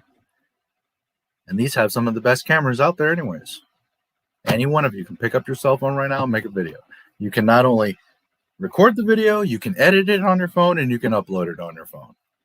So you have zero excuse. You could be out in the middle of freaking the Sasquatchian fucking forest or whatever and make videos. You have zero excuse outside of your battery dying. You have Google to research and learn and understand the stuff. You have channels like mine that you can take tons of examples. Also, remember, I'm an SEO. I'm a digital marketer. So I know all the tricks. I know all the keywords and tags and titles and all the stuff you need to do that 99% of all the other creators, channels much bigger than mine, have no clue. They just make a video, put a link, and post it. And their videos get a lot of views because they have bigger channels and they've been around for a while. But those videos have views for like a day or two, and then they're dead. They're gone. Never again will that video get a view. My videos are all set up so that for years, evergreen, they're going to keep getting views. So that 3 years from now, when some trend happens with, I don't know, ILM art director, well, guess whose video is going to pop up? Mine, because it's properly set up. Understand? When you just search the latest news flash, that's what your video is going to last of. The latest news flash for the next day or two or a week. My videos are about bigger, more important, broader. So therefore, this video could have success now, but it could also have success in 6 months, a year, or 5 years from now. When I got wind of Disney was going to be coming out with Clone Wars Season 7, you know what I did? I uploaded the original 2003-2005 full movie, edited, beautiful, full movie, over 2 hours of the Clone Wars, the original Clone Wars by Genndy, because I knew that all of you were going to find out that on May 4th, the new Clone Wars was going to come out and everybody was going to start looking for it. And sure enough, that video got a few hundred views and floated around. And then guess what happened? May 4th happened. Everybody started watching Season 7, and especially with the end of Season 7, Ahsoka, Darth Vader, picks up her lightsaber, everything. Everybody was freaked out, wanted tons of Clone Wars, and guess what they were all searching for? The old Clone Wars. And guess who had the full movie, edited, set up correctly, nice thumbnail, proper title, and all that? I did. That video got 160,000 views real quick. Because I already knew, foresight, I set it up. The holiday special, I knew months in advance that the little Lego holiday special was coming. So what did I do? I put up the original holiday special because I knew that when that shit starts to get some action, people are going to start searching the holiday special. That one got some views. Not the same as the other one, the Clone Wars. That Clone Wars one took off, had like over 5,000, 7,000 comments. It was insane. But you see, I set it up with the proper information so that when the time came, that video I knew would be there and would get views. Now, sadly, Disney completely blocked my Clone Wars video and killed that. Because right now it have hundreds of thousands of views, and I probably would have gotten a few thousand subscribers off of it. Unfortunately, Disney dicked me on that one. And then the holiday special, at first it was just a claim, which is fine. A copyright claim just means I can't monetize it, which is fine. I never intended on monetizing it. It's their property, you know. But then they partially blocked it. So now you can see it in some places, but not everywhere. So that means because it's partially blocked, they don't show it to people on YouTube, and then it doesn't get views. And other people were smart and replaced some music, and therefore they can monetize it. But I wanted you guys to have the original holiday special. So I bit the bullet. I can never monetize it, and it's blocked from partially blocked from views. So unfortunately, that's another one that would be getting a ton of views, but it doesn't because Disney's trying to block it. But the point here is that me having the foresight and the knowledge that their shit is coming out, I took an action and said, okay, let me set up a video that long game is going to be there. And sure enough, their little Lego bullshit came out and my video got some views. It didn't blow up like the Clone Wars one, but it definitely got attention because I set it there.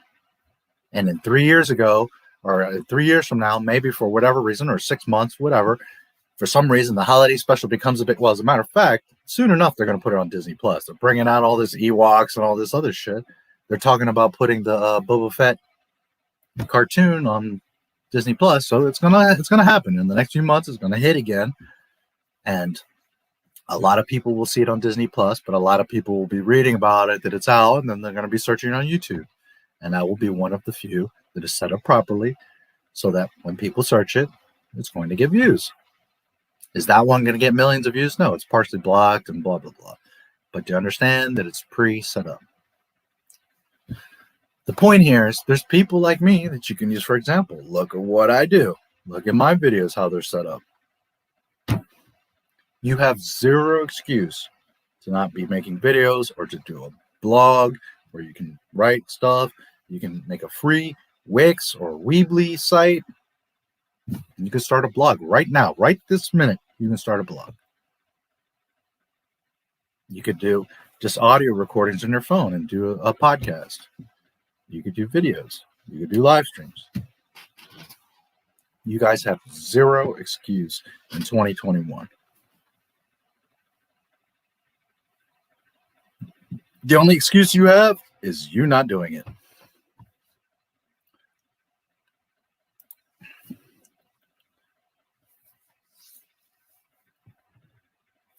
How do you put it into words? You don't think about it. You just, from here, just go. That's what I do every single time. Sure, I'm much more professional with it. I have experience, so I have somewhat of a plan. But to tell you the truth, for the most part, I come on here and I just let what it happens. And you see, sometimes, like I was going to do part 3 of A New Hope, which was supposed to be just one video to begin with. And here I am 9.5 hours later, just having a conversation about Star Wars and the stuff that I do. Why? Because it comes from here. I'm not thinking about it. I'm not trying. I'm not planning. I'm not worrying about it. I'm just going. And when you know and you love something, it's real easy. It's not that difficult. So just be true to yourself. Be true to what it is you want to talk about. It's not that hard, ironically.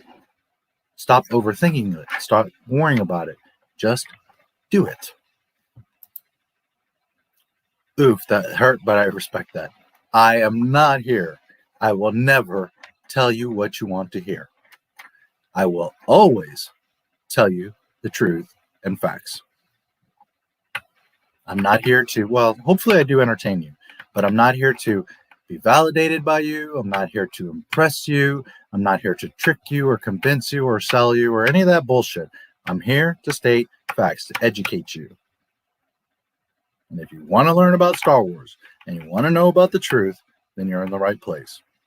If you want to have your ego stroked or your little fifis protected, you're in the wrong place, because I will cuss you out, I will break you down, and I will embarrass you if I have to. I will shred your shit if you come on my channel talking shit or talking nonsense. I am never going to tell you what you want to hear. I'm going to tell you what you need to hear, the truth. Now, for the most part, I'm very nice, I'm very kind, and you are all welcome. You always have an open forum, and as long as you're respectful, I give you guys a lot of love as much as I can. I very much appreciate every last one of you. But as some of you have seen, I can pull my fucking claws out real fast. Because I don't take no shit, especially not in my fucking house. But know that when you come here, you're not going to get any bull jive and waste your time, and you're going to hear the truth. You're going to learn something.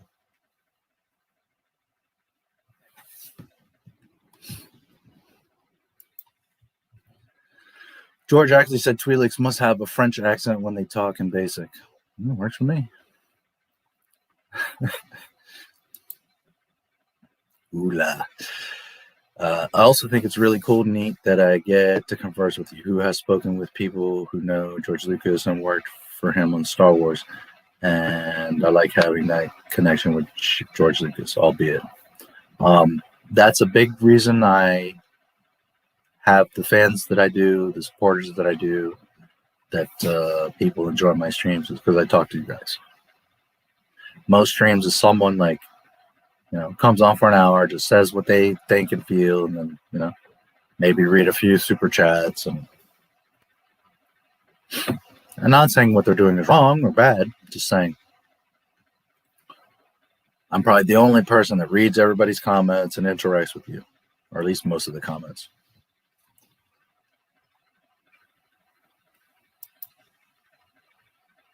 Jar Jar Abrams set Rey up as this big important character that had ties to a strong Force family, but then Ryan came in and ruined that by saying she was a nobody, but then called her a Palpatine.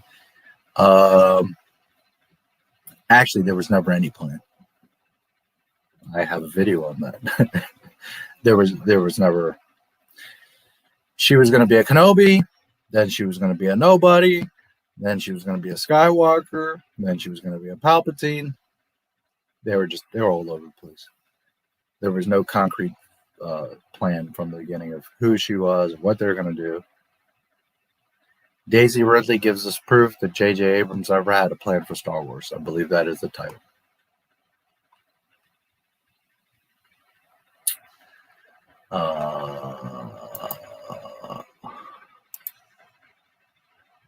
I could be wrong.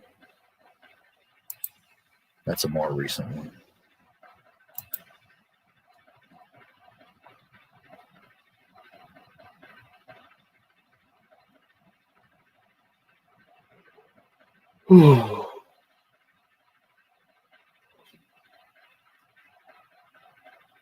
Okay, the one that I just told you, she does talk about how JJ didn't have a plan, that they shot 20 to 50 shots or takes of every shot so that later they could just pick and choose which they wanted to use. There was no plan, like this is what we're filming today. It was like, film this 30 times, 50 times, and then later we'll figure out what we're going to do with the story. She literally says it. But the one that I was talking about is, yeah, see, like the holiday special has 598 views. That shit should have thousands of views, but YouTube doesn't show it. It is what it is. Daisy Ridley admits Disney Lucasfilm never had a plan for Star Wars. She's on the cover. There's a big question mark. There's Emperor Palpatine. She's on the right side. There's several examples there, but there was a famous interview where she said, there was no plan. I don't know if you saw Star Wars Theory. We were all lied to. Okay, well, I posted this before he did that shit. I was one of the first people to find this interview and post it, and there it is. And there's other examples. There's Oscar Isaac and John Boyega. There might be another one or two people in there also saying that there was never a plan, and then I have no interest in Star Wars or whatever. Daisy Ridley admits Disney Lucasfilm never had a plan for Star Wars 6 months ago.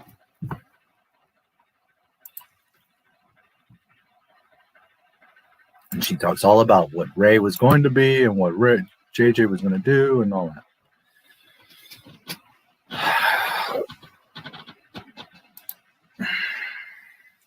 She just assumes the Skywalker name has been nothing to anyone, and they thought, oh, that was such a badass ending. Yeah, well, because people that hate and don't understand a goddamn thing about Star Wars are the ones that are making Star Wars.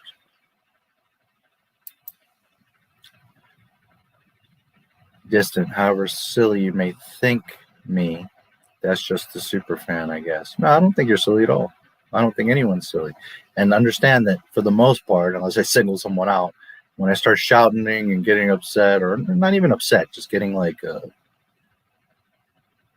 and emotional isn't the word either, but like, you know, I start getting a little bit fired up. It's first and 98% of the time because I'm cussing Disney out for being such dumbasses. Especially Dave fucking joke-ass Filoni.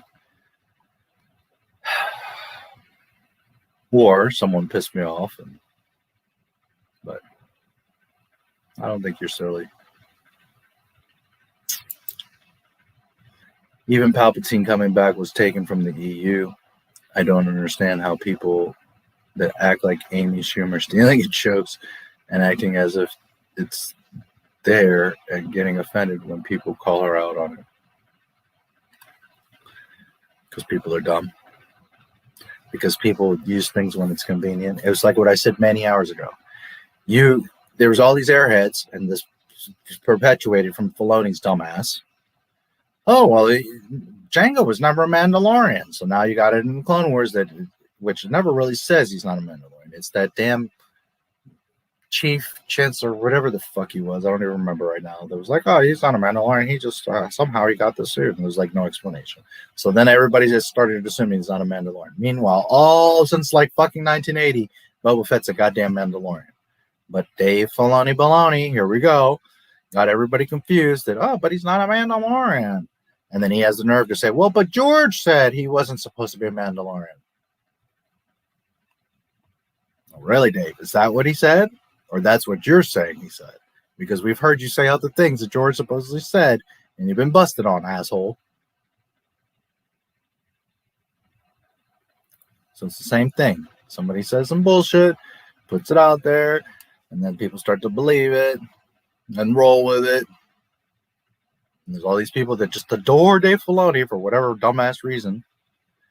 And, you know.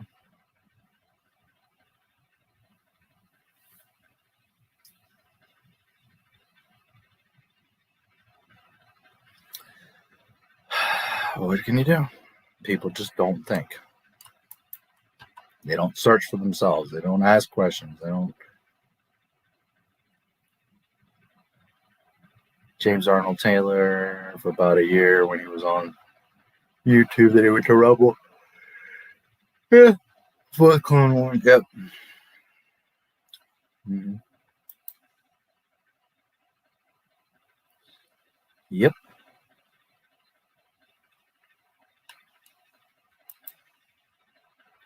After the information about how Kathleen Kennedy lied and broke her promises to Lucas that she would be getting Lucasfilm's anti-Star Wars ass out of Star Wars, but nothing happened.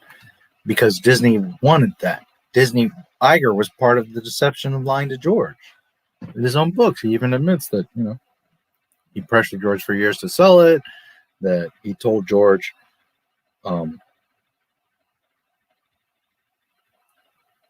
that he wanted to buy his treatments and that he would pretty much do them. And then as soon as they bought the shit, he was like, no, we're not going to use your stuff. And listen, I will go back to the beginning of the stream so that you all get it through your fucking heads.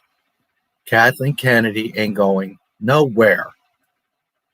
Kathleen Kennedy has cost Lucasfilm billions and Disney billions, B, capital B, billions of dollars. At this point, if they were going to fire her, they would have done it a long time ago. She's not going anywhere. And part of that is because she is not only doing her own way agendas and fucking shit up, but because she is doing what Chapek and Iger want. They want Star Wars for future generations. They want people to think and believe that Mickey Mouse created Star Wars. That's why they're making it so different and destroying all the old stuff, so that your kids growing up believing that it's Disney magic, that Star Wars was created by Mickey Mouse. So when you got Kathleen Kennedy running around rampant, breaking the entire IP and costing them billions of dollars, it's because Chapek and Iger and the board want her to do that shit.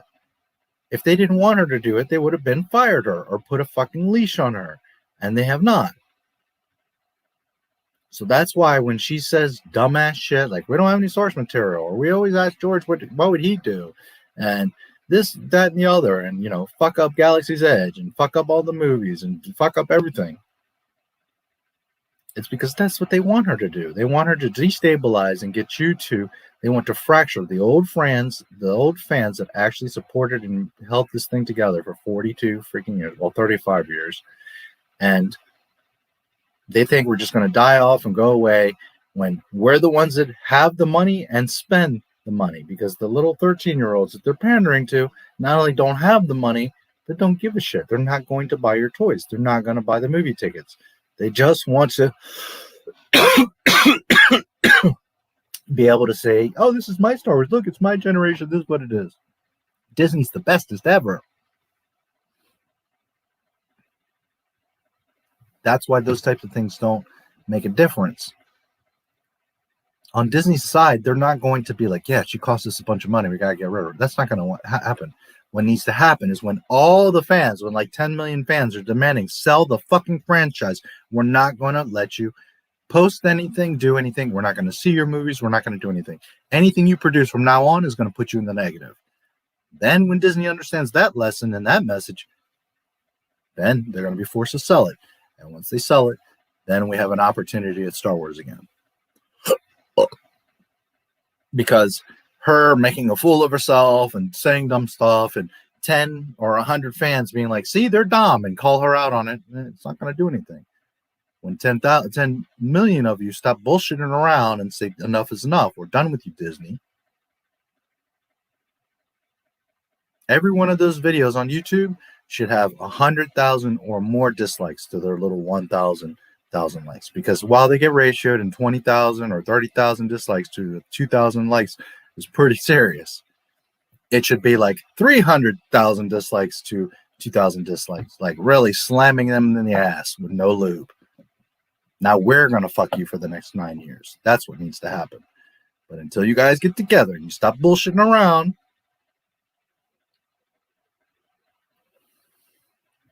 we're gonna be right where we're at. Believe me, I have nothing to do with Disney at all. I'm George Lucas Purist. Honestly, I'd be happy in content if when Lucas got it back, he made nothing new in their entire. Yeah, even if he got control of it, decanonized all that bullshit, just deleted it, said this is what's canon. It's ended at episode 6. That's it. Star Wars Skywalker Legacy. Fiend. Put it in a vault and done. I would rather that any day than continue to see this bullshit. And so many people have such an ego and so fucking stupid that, but then we wouldn't have any Star Wars. We got all the Star Wars content because of Disney. No, what you got was fake ass bullshit that damages the franchise. And you're so thirsty that you're willing to take dog shit because you're desperate, instead of being respectful to the franchise and saying, well, if you can't get it right, then leave it the fuck alone and lock it up. So that goes back to, you don't love Star Wars. You have an ego about Star Wars. You're in love with the idea of her, and you have such an ego that you might look like what she looks like, but you want to shape her and make her to be exactly what you want her to be. You're not in love with her. You're in love with, oh, what I think I can make her. And it's the same thing with Star Wars. So many people have this ego of like, well, I love Star Wars, but really, I would change this and do that and the other and move this and make that, and that's not. You don't love Star Wars. You love the idea of the name and the IP to create things with lightsabers. Loving Star Wars means you want nothing to do with it. You want George to make it and you enjoy it. That's loving Star Wars. That is this woman right here. You look at her and you're like, oh my God. And you meet her and her voice, her smell, her taste, her smile, everything is exactly what you're in love with. Not, well, but you got to smile this way and you got to wear your hair that way and you got to do this and you got to do the other. You have to act this way and dress this way. And that's not loving her. That's you trying to manufacture what you love.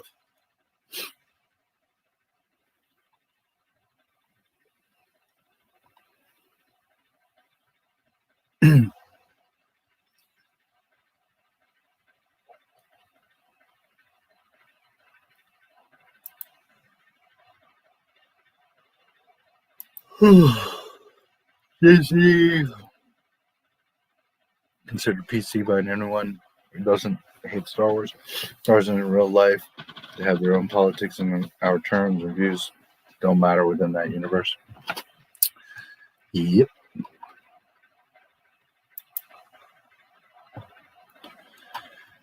Disney purchased Star Wars and Lucasfilm by instinct. We had a bad feeling about it. I missed so many people caught up in the craze who may have had any inclinations. Yeah, I was very scared too, but I figured if anybody can pull it off, well, Disney can. And I gave them a fair chance. I said, I'm not happy. I already know they're going to fuck it up, but I'll give them a chance. I'm going to leave it alone. I'm not going to bitch. And then they went and did the, oh, well, we're taking the EU and dumping that aside and making Legends. And I was already like, oh, boy, here we fucking go. And then I saw Force Awakens and I was like, oh, boy, Star Wars is gone.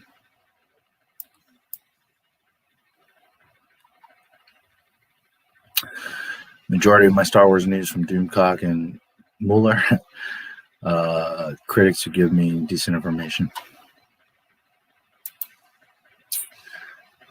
I also thought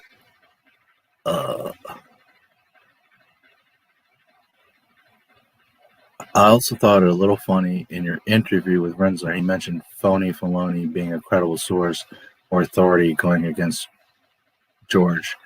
I forgot the details, but that just stuck out. Yeah, well, I had brought something up about I don't know if it was canon or something, and I said it might have been Boba Fett being a Mandalorian. I forget what it was, and I was like, because Dave said this, and that seems to contradict. And he's like, oh well, but I'm sure if Dave said it, then it's got to be true. A lot of that was Jonathan being humble. Here's the cold, hard facts. Dave Filoni did not spend much time with George Lucas. I not only have tons of interviews and proof of this, but if you go to Rebel Force Radio and you start listening through those interviews, you're going to see that George and I didn't discuss that. I didn't see George. He wasn't around. We didn't have that conversation. Like over and over again, he goes on how I didn't, he wasn't directly in contact with George all that time. Another misconception is people think that George was working on the Clone Wars and was there all the time with them. And no, he wasn't. George walked in the room with notes, handed them to writers, and walked out of the room. He was not at all involved in making any of those episodes. What he did do is when they were finished, he would watch them, he would look at them and see if they're not completely off the wall. But they weren't overwatched by Lucas and him maintaining canon and all that. That shit went out the window real quick. It became Filoni making stuff and then Lucas watching it. Did he have to put his final approval that it was okay? Yeah. But at that point, it wasn't about canon or anything. It was just like, okay, well, it's close enough. It's good enough. It's fun. Fine. George was not involved with the Clone Wars. People seem to think he was there and he was all involved and he was on the studio. No, he wasn't.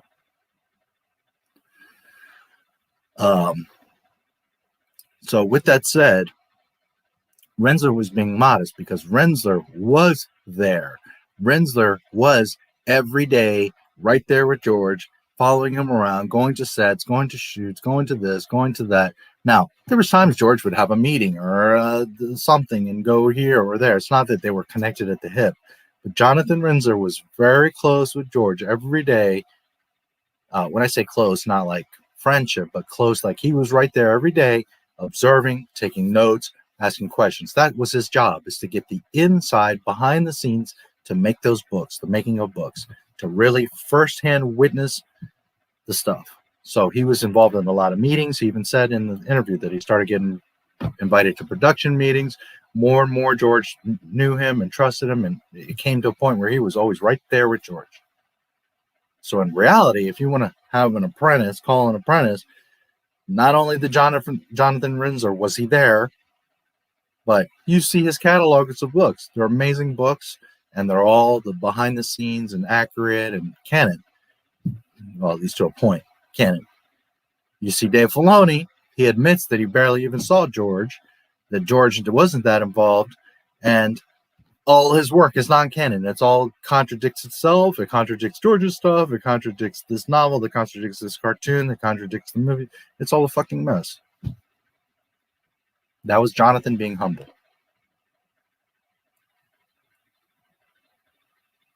And Jonathan, while he knows and wrote about like the actual factual, like what was going on behind the scenes of the movies and interaction with George, Jonathan himself says, like, I don't really know all that canon stuff and lore stuff, and like, you know more than I do about it. He's not a fan in that sense of knowing all that extra stuff. Whereas Dave Filoni does know that extra stuff. From more of a fan view. But Rinzler got the work side by side, inside view. Understand? So the guy that truly spent time with George, or the two guys that probably spent the most time with George, was McCullum, Rick McCullum, the producer, and Jonathan Rinzler. And then you had others that were pretty close, like Dennis Murin had been around since the beginning. John Knowles, he would have worked with a lot because, you know, he ran all the ILM stuff.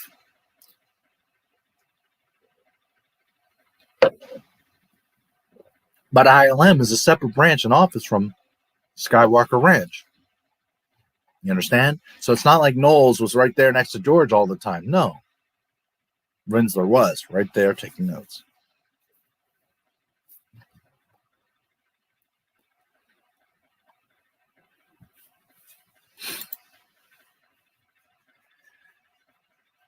I believe that was Doomcock.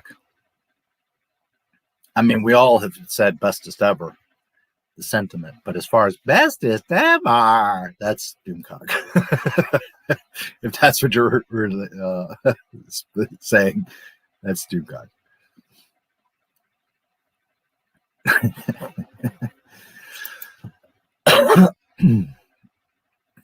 One last thing before I pass out. I'm getting pretty tired myself. Do you believe that the cinematic universe is only universe that matters, not the games or books? I believe there are either 208 or 308 books. Okay, that question's a little bit complex. What is actual canon is 1 through 6. No more, no less. That's not an opinion. That's not a theory. That is absolute fact. The only canon is the movies, 1 through 6. Period.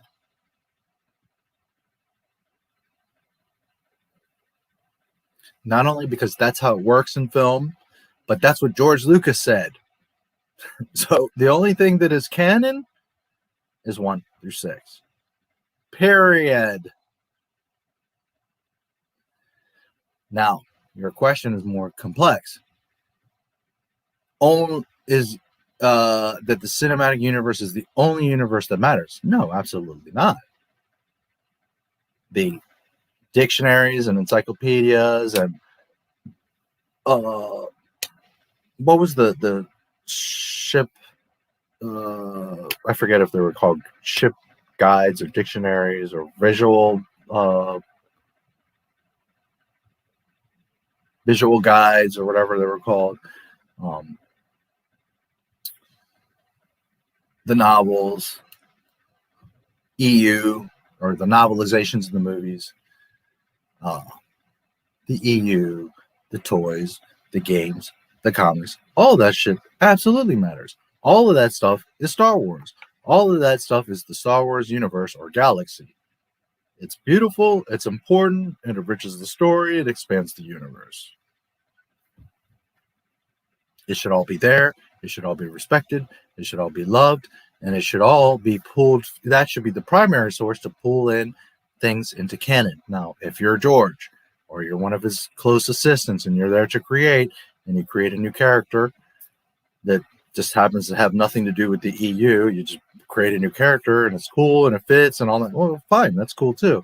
But your primary source to pull from is the EU. Not because of its canonicity, because there is none. It's other authors that made stories.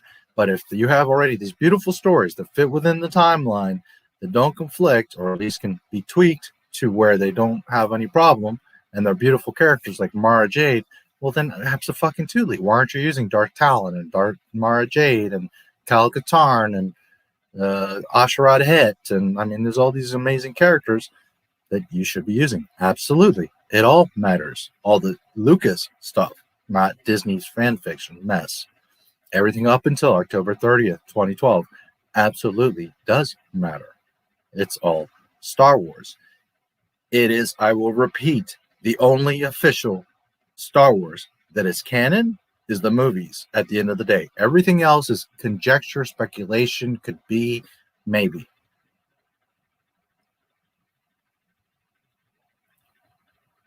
But as long as it's not conflicting with the films, then absolutely. It should be there. It should be used. It should be loved. And it absolutely does matter. That is part of Star Wars. From the mugs, to the cups, to the hats, to the gloves, to the t-shirts, to the lunchbox, to the action figures, to the Legos, to the comic books, to the media guides, to the video games. If I don't remember if I said games already, but the EU, all the books, all the visual guides and dictionaries and ship reference guides and robots and all the different things they did, all the making of books that Rinzler did, all the documentaries and behind the scenes, all the extra deleted or extra state scenes, all that shit matters. It's all Star Wars. And as long as you always understand the distinction of what is actual canon, 1 through 6, no more, no less, period, then everything's fine. All that stuff is super important, super matters in this beautiful Star Wars. Disney, that's a whole other conversation. All their shit is bullshit. It's all a dumpster fire mess. So hopefully that answers your question. 1, as long as you understand that distinction. And 2, the way you worded it is like, is it the only thing that matters? Well, no, of course not. All of that stuff matters. The holiday special, the Ewoks cartoon, droids, all that nonsense, it all matters. It's all Star Wars. Absolutely.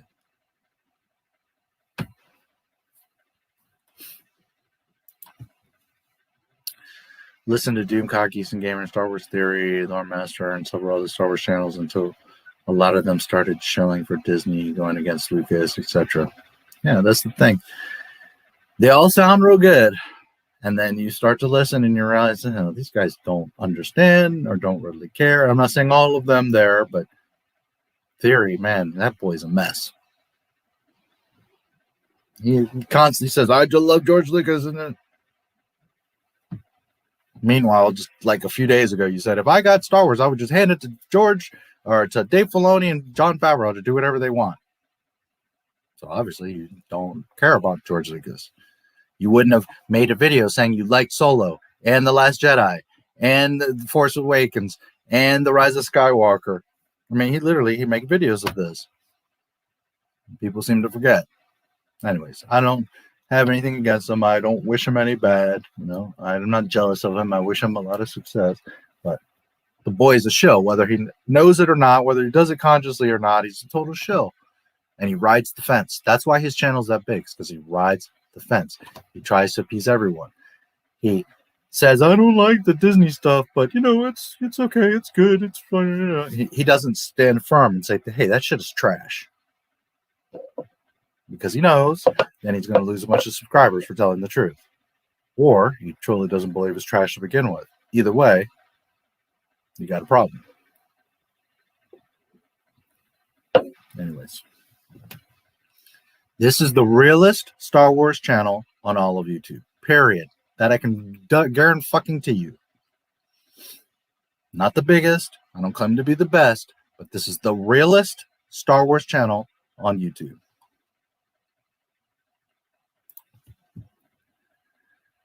Most of those leaks came from Reddit anyway. All the YouTubers claim they have sources in Lucasfilm. Yeah, well, it's hard to say, you know. I can't say that none of them don't get any emails. Some of them could be fake. Some of them could be misleading. I don't have any, you know. I research. I understand because I've been there since day one. And I keep on top of all this shit. And I have a brain. But I unfortunately don't have anyone.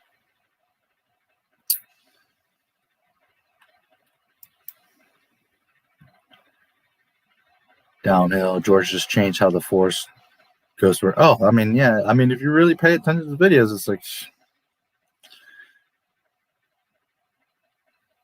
yeah. And again, I don't want to attack him. I'm not here to down him. You know, I'm super happy for him that he's successful and all that good stuff. But at the end of the day, it's like, man, this kid doesn't really know Star Wars, and he's got like 2 million people that buy into that shit, and it's scary because it shows you that those 2 million people are totally clueless about Star Wars.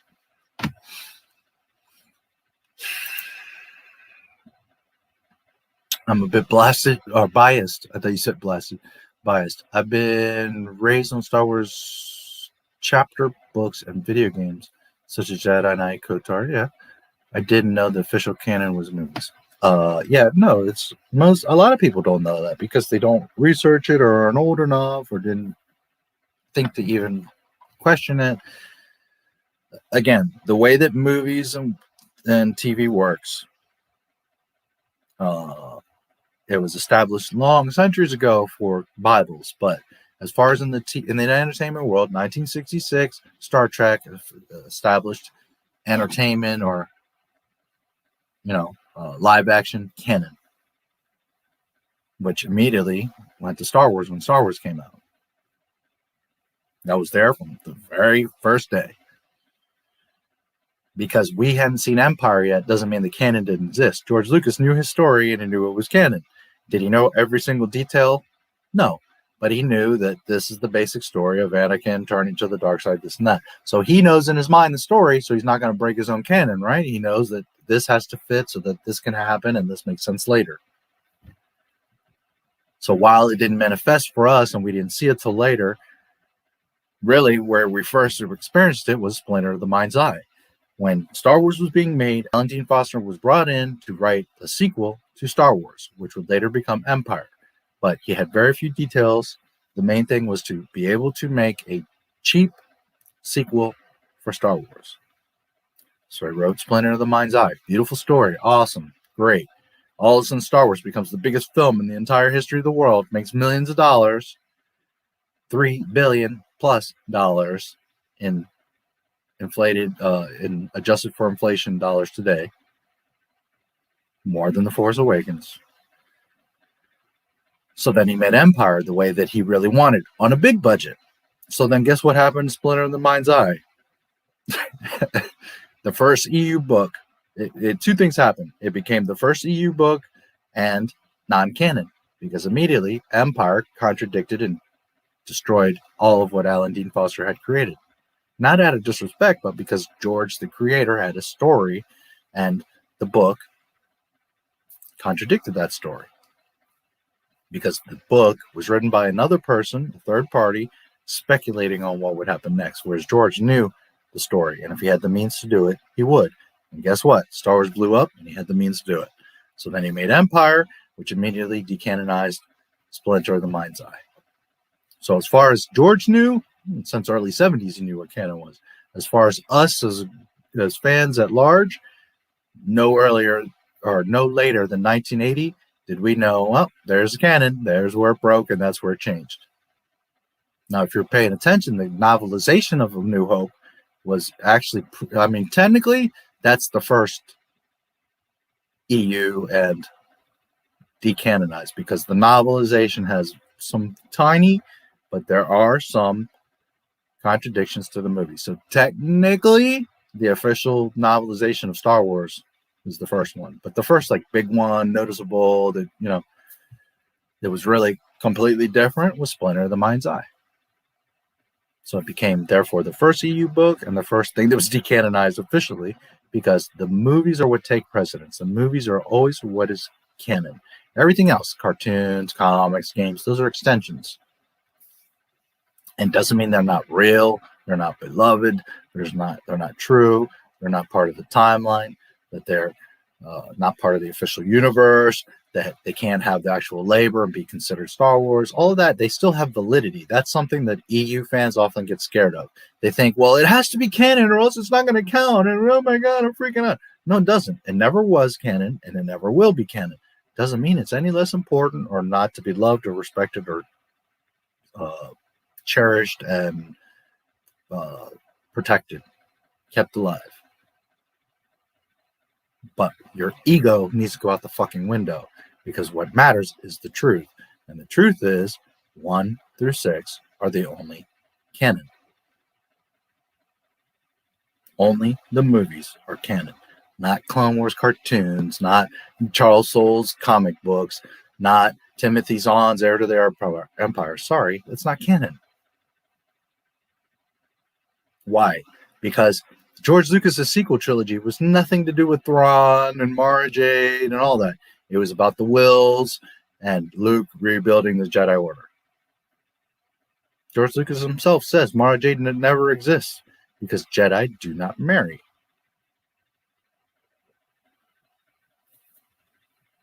I have the quote. Mara Jade cannot exist. Now, if you tweak it and you make her fit within canon, okay, that can happen. But currently, as Mara Jade's story is, she's not canon because she can't fit in the Star Wars universe. She cannot fit in the official canon of the movies. Now, Dave Filoni does the opposite. He's like, well, it's close enough. We'll just throw in Ahsoka because I got to have my baby Ahsoka. She's got to be there. Fuck Star Wars and fuck George Lucas. Ahsoka's got to be there. So we'll put her in there, and then later I'll explain how we can we'll give an explanation of how she can fit.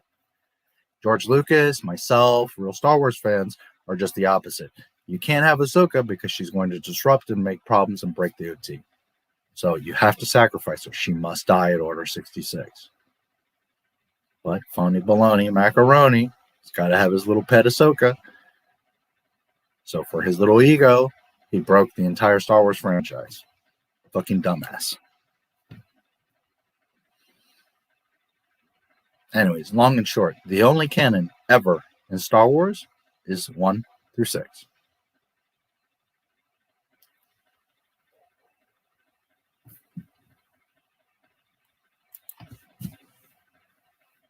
I respect you greatly. I'll consider this information and think about it.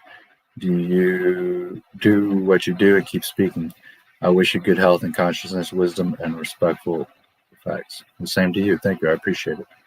This is the biggest problem with Star Wars Theory. And again, I have nothing against that kid. But his name literally says it all, Theory. And he reads all this Disney stuff and watches all this Disney stuff and then tries to make videos about, well, this is what George Lucas was and this is what Star Wars was. And you're sourcing shit from Disney. Anyways. Good night. I hope you get a rest. Thank you. I appreciate it. Which will be soon. Original Star Wars novel from 1980 where Han and Chewie fight a cult of crystal skulls or something. I don't remember, but the cover had a huge crystal skull on it with Chewie and Han. It's not Splinter, because Splinter is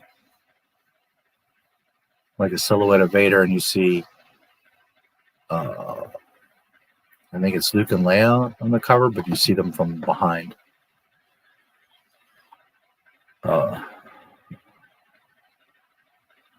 Huge skull.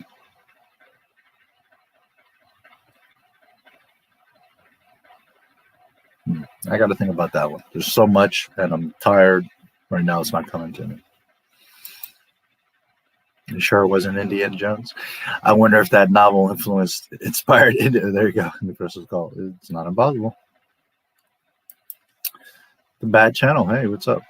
I've been here for a while. I don't really have anything to say, though. Oh, that's all good. Well, listen.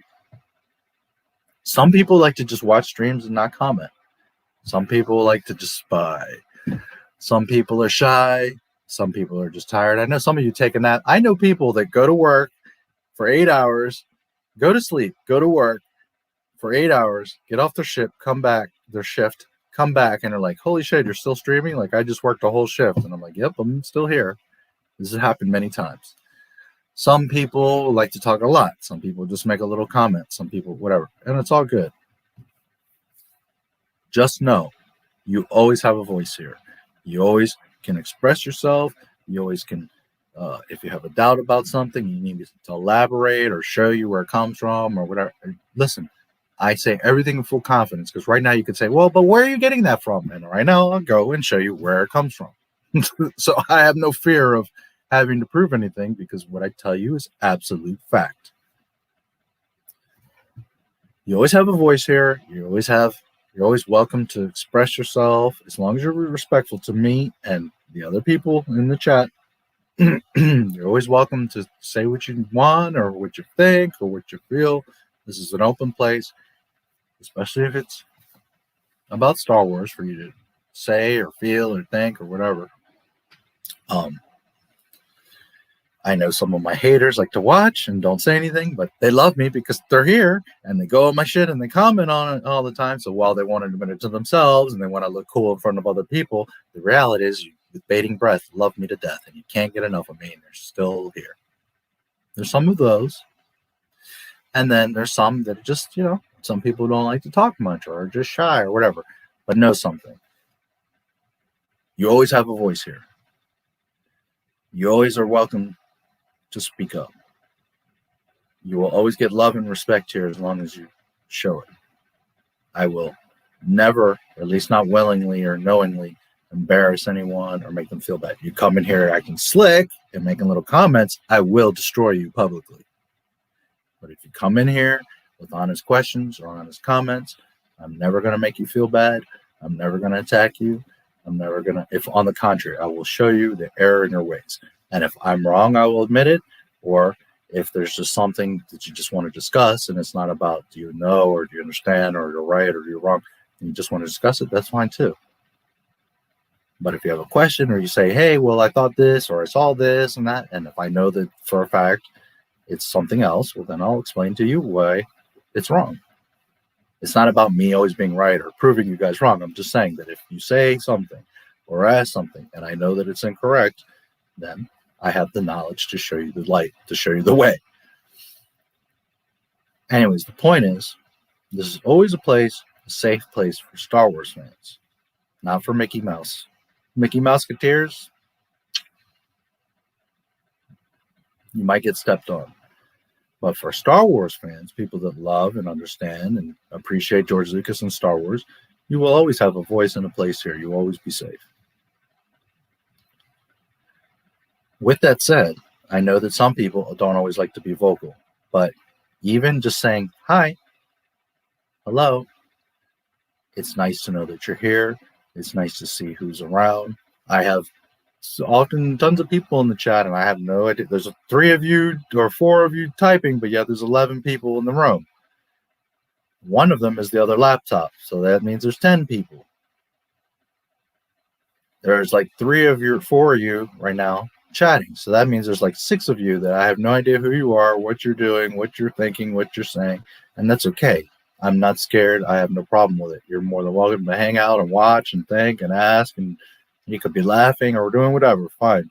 But just know, you don't necessarily have to get into a whole conversation or be shy or anything. If you just want to say hi, I love to know that you're here. I love to know that you're around. I'll say hi back to you. And some people are shy. They're like, no, I don't want to say anything because then he's going to point me out. Well, I'm not. If you just say hi, then I'm going to say hi.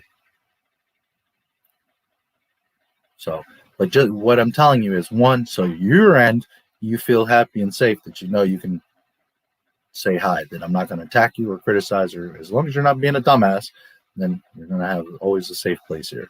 And also, from my end, it's awesome to know that you're here. So if all you have to say is hello, or I see you, or I'm listening, or thank you, or I love this, or whatever comment you want to make, well, I'm super happy to see that too.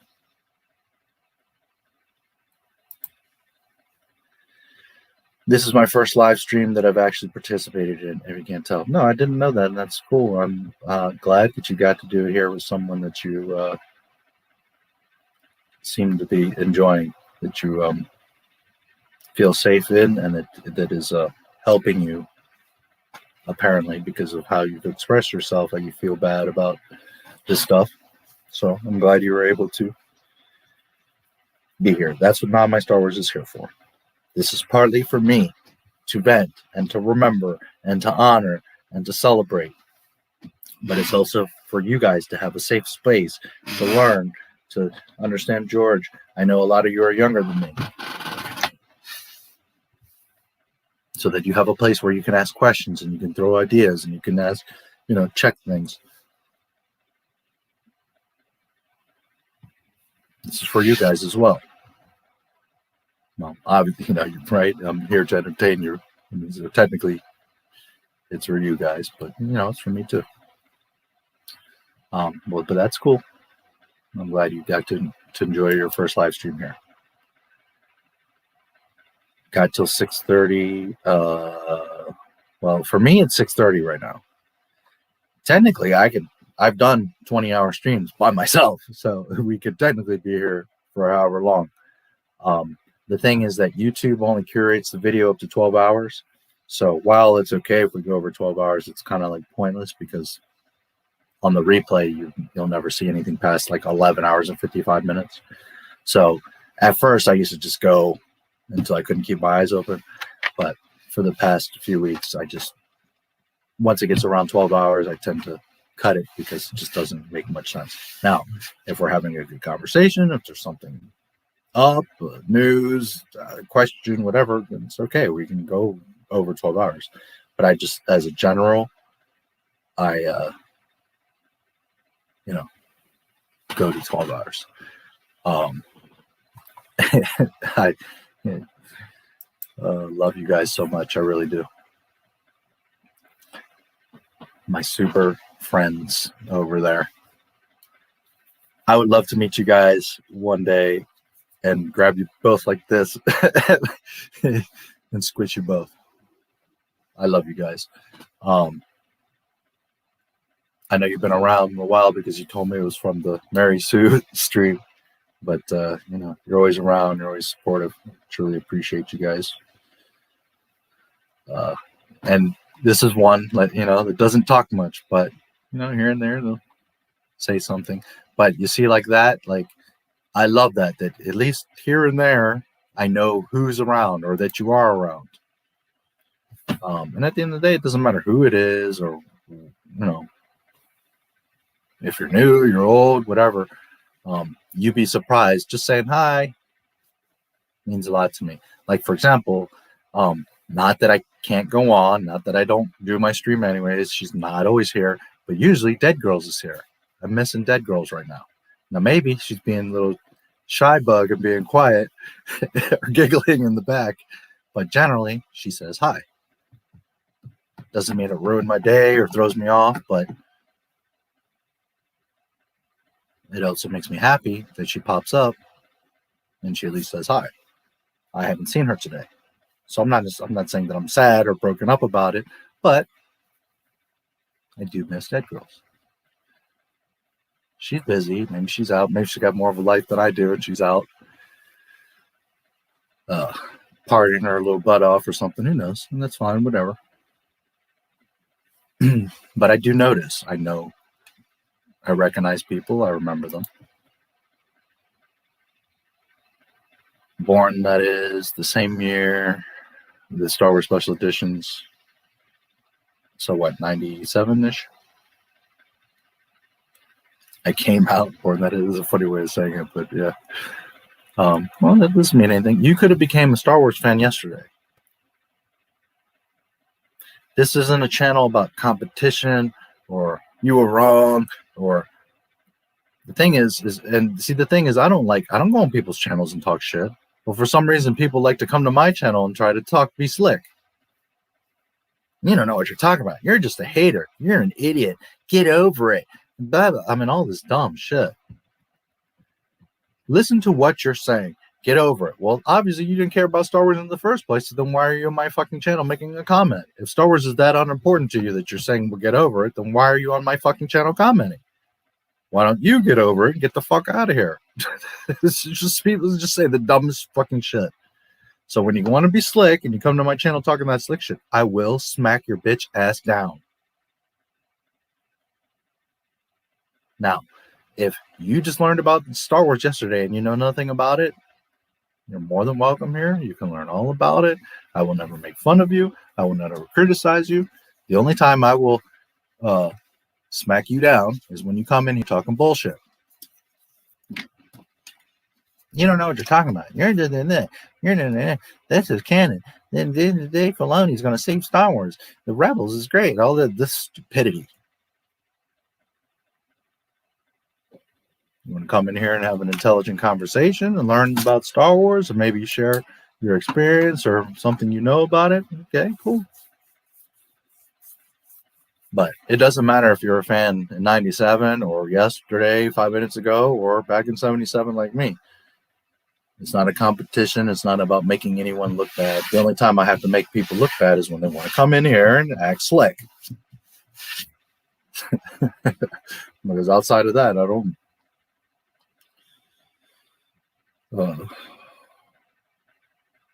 But yeah, it doesn't matter when you became a fan.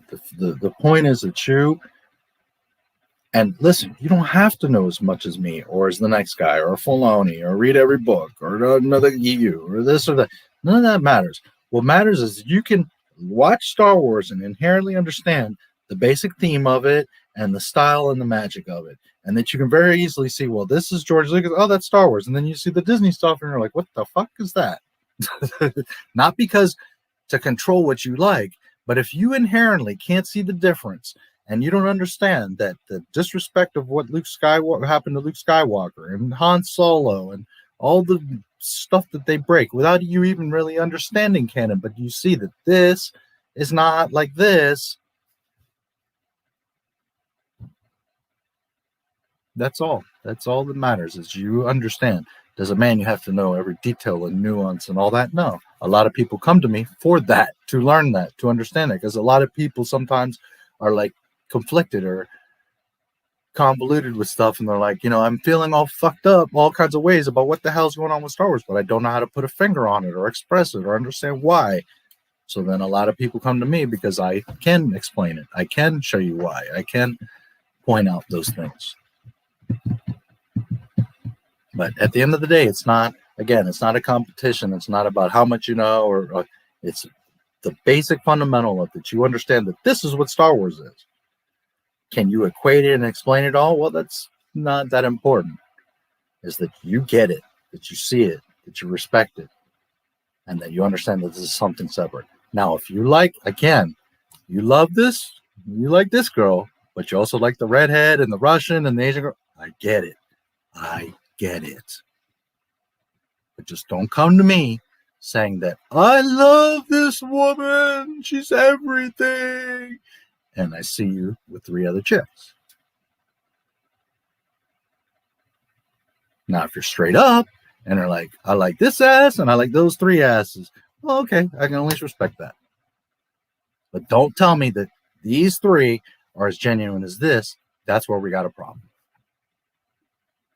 Not because it's Jen. I'm just showing you an example.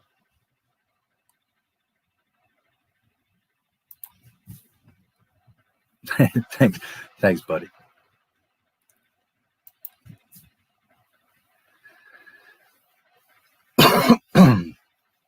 I didn't have a lot of Star Wars toys growing up, unlike a majority of my peers, but with that little Star Wars merchandise I had, I was extremely fond of it, and it resounded enormously with me.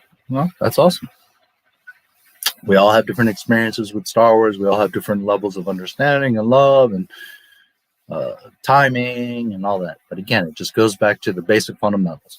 Do you get that this is what Star Wars is? Do you appreciate what George Lucas? I never said he's a god. I never said he's perfect. I never said that I love every last thing that he did. There's some things I would have liked to seen more, some things I would have liked to seen less. Some things, if it was mine, I maybe would have done a little bit more different. You sure would have seen a lot more of this guy if it was mine. But that's me. But if you can't be humble enough to say, well, but at the end of the day, it's not my story, it's George's, so I have to either appreciate and like what he did or not. Because your opinion doesn't mean a goddamn thing at the end of the day. What matters is this is what Star Wars is. Do you understand and appreciate and love that or not? It's that simple. It's okay. If you, at the end of the day, don't love what George did, it's okay. You don't have to. You don't have to be a Star Wars fan. It's okay. But some people just want to die on this hill. No, I'm a Star Wars fan more than you. Well, then, why aren't you loving, appreciating this? Why aren't you protecting this? How are you possibly going over here when this is what Star Wars is? And you're arguing with me that this dumpster fire over here is what this is. No, you don't know Star Wars. No, you don't love Star Wars. It's not difficult. It's not that difficult. It's okay if you're not a Star Wars fan, but you love the Disney Mickey Mouse space fantasy. That's okay. Love the shit out of Disney's Mickey Mouse space fantasy. It will be okay. But see, the thing is, now it's cool to be a Star Wars fan. Now it's, you got to be down and it's important. Meanwhile, back in 77, you all didn't want to hear nothing about it. And I was the nerd. And you're dumb because you like Darth Vader and you wear a Boba Fett t-shirt and all. Okay, I remember. But now, everybody wants to be down with the team. Because now it's cool.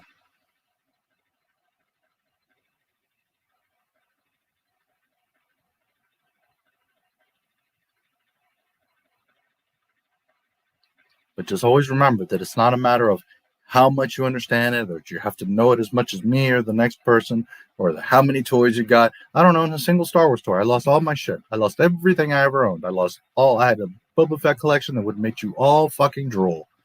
Lost it all. I don't own a single Star Wars toy. I remember one stream, somebody's like, oh, that rim doesn't look Star Warsy. So what? I'm not a real fan now. Now I don't know this shit because I don't have a bunch of toys on shelves behind me.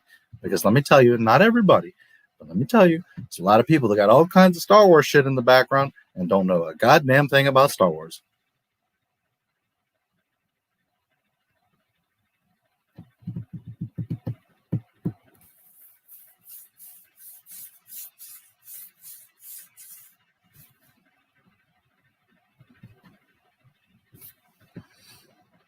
So it's not a matter of like how much you know and how much it is. It's not a competition. It's just you, and not for me. You don't have to prove it to me or to anybody else. For you to fundamentally understand that this is what Star Wars is, what George Lucas created. And something that is so foreign from this, your heart, your mind, your gut should automatically be saying, that's not Star Wars. That's not my Star Wars.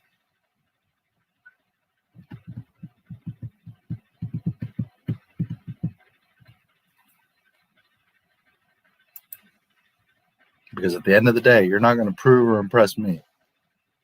I do it to give you the confidence and the knowledge so that you for yourself can be at peace, so that you don't feel like you're crazy, so that you don't see this stuff and all these airheads are like, oh, but this is what this is. Move on, and you don't know Star Wars, and it's not for you, and all that bullshit. So that you can keep your sanity and understand that you're the one that understands for your own sanity and your own peace. I remember as a kid trading Star Wars action figures as a kid during elementary and middle school in the playground or in lunchroom.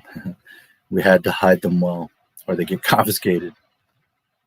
Yeah, weird times at school sometimes. Some of the rules are just...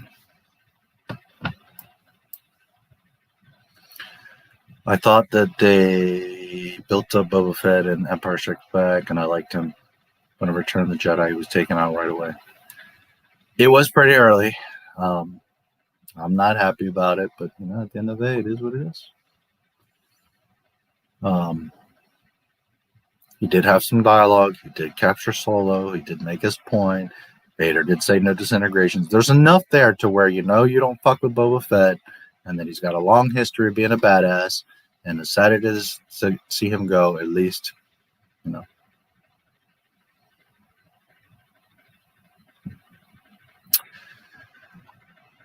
It is what it is. But then again, remember, 1.2 million clones are Boba Fett. The Clone Wars cartoon, Bad Batch, Mandalorian, all of that is because of Boba Fett. Rebel Commando video game, you know, so many things. The entire Mandalorians, Bo-Katan, Kryze, Death Watch, Pre Vizsla, the Darksaber, all that shit. Boba Fett.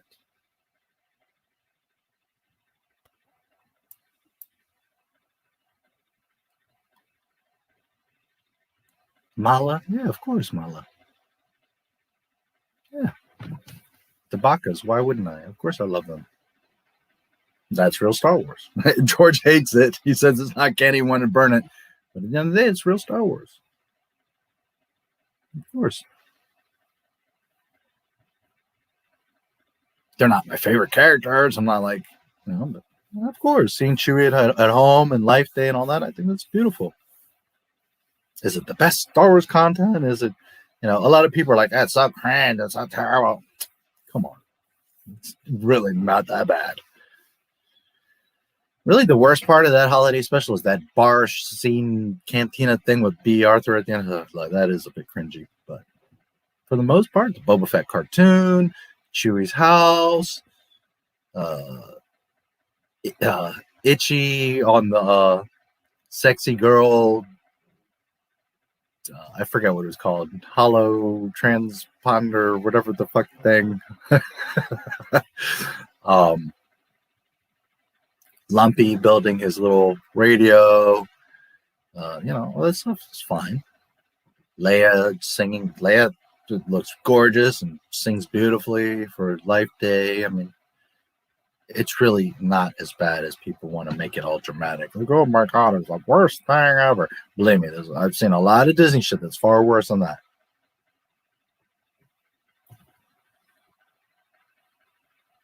Yes, I love the Bakas, of course. Mark looks crazy with his eyeliner. You know, there's silly, goofy stuff in there, but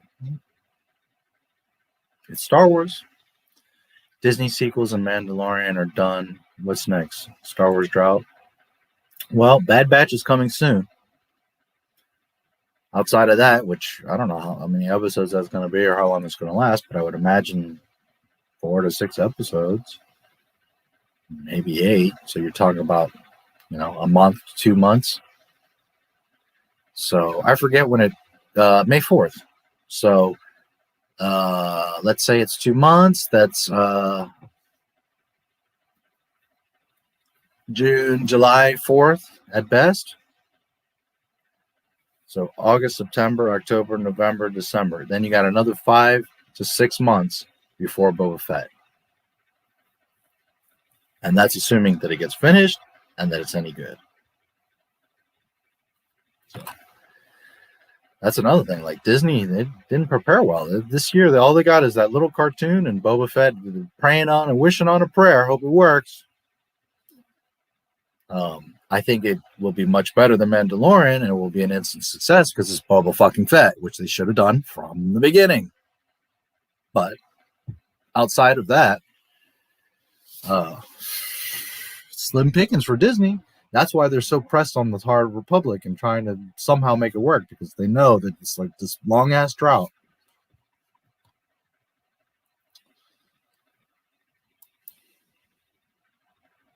Original action figures. That was me who said your room was in Star Wars. Oh, okay.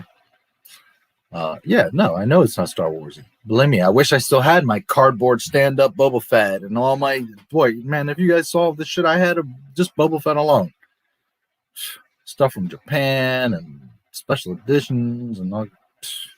I don't even want to think about it. It breaks my fucking heart.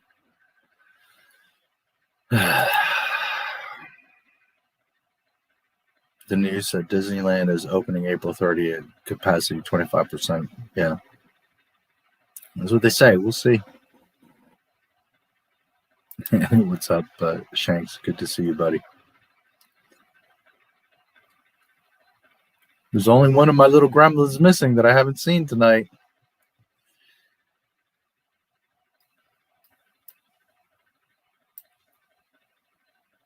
Actually, there's someone I haven't seen too, which I want to say hello and thank you to, is my first channel member, which I don't know, maybe he's another one hiding in the dark and not speaking, but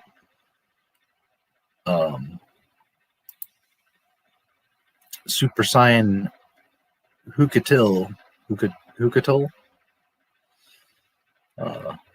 was my first member about 2 weeks ago. She.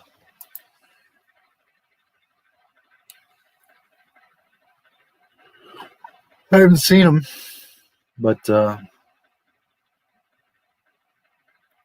Crown Medal. Oh, that's Future Jim. Oh, yeah, right. I saw a video of his. It is a guy. Well, I'm assuming. But yeah, it should be. But I haven't seen him around, so I don't know if we're like in totally different time zones. He seems to have a lot of like anime and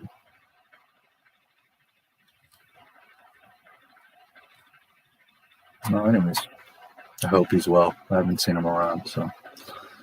But I appreciate you if you end up hearing this or you're hiding around somewhere back there.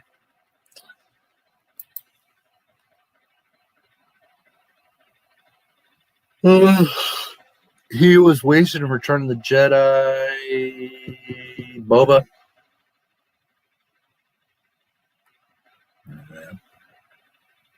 I don't know. You have to, again, be unselfish and think of the narrative of the overall story. So was he really wasted? It does suck. He got knocked into the pit on accident. I mean, I get it. Believe me, I, of all people, I get it. But shit happens. Last week, our neighbor was wearing a Boba Fett sweatshirt and had Boba Fett lanyard with a Lego minifigure. Nice. Nice. I had a bunch of that Lego shit, too. Slave One, I had the little Boba Fett. That's awesome, though. You should have told him, hey, go on YouTube. There's this amazing YouTube channel called NotMySTARWARS, and he loves Boba Fett. Some of the Star Wars collectors are the worst. They have a whole bunch of Star Wars toys merch, Disney included especially, and they claim to be super Star Wars fans, yet know next to nothing of true. Yeah, that's the thing. They have all the toys, and they look cool, and they're, they saw a character on Clone Wars, like, oh, look, I got this clone, and then, but you don't know anything about the story of Star Wars, or that clone, or how it relates, or how it fits in the canon, or how it breaks canon, or...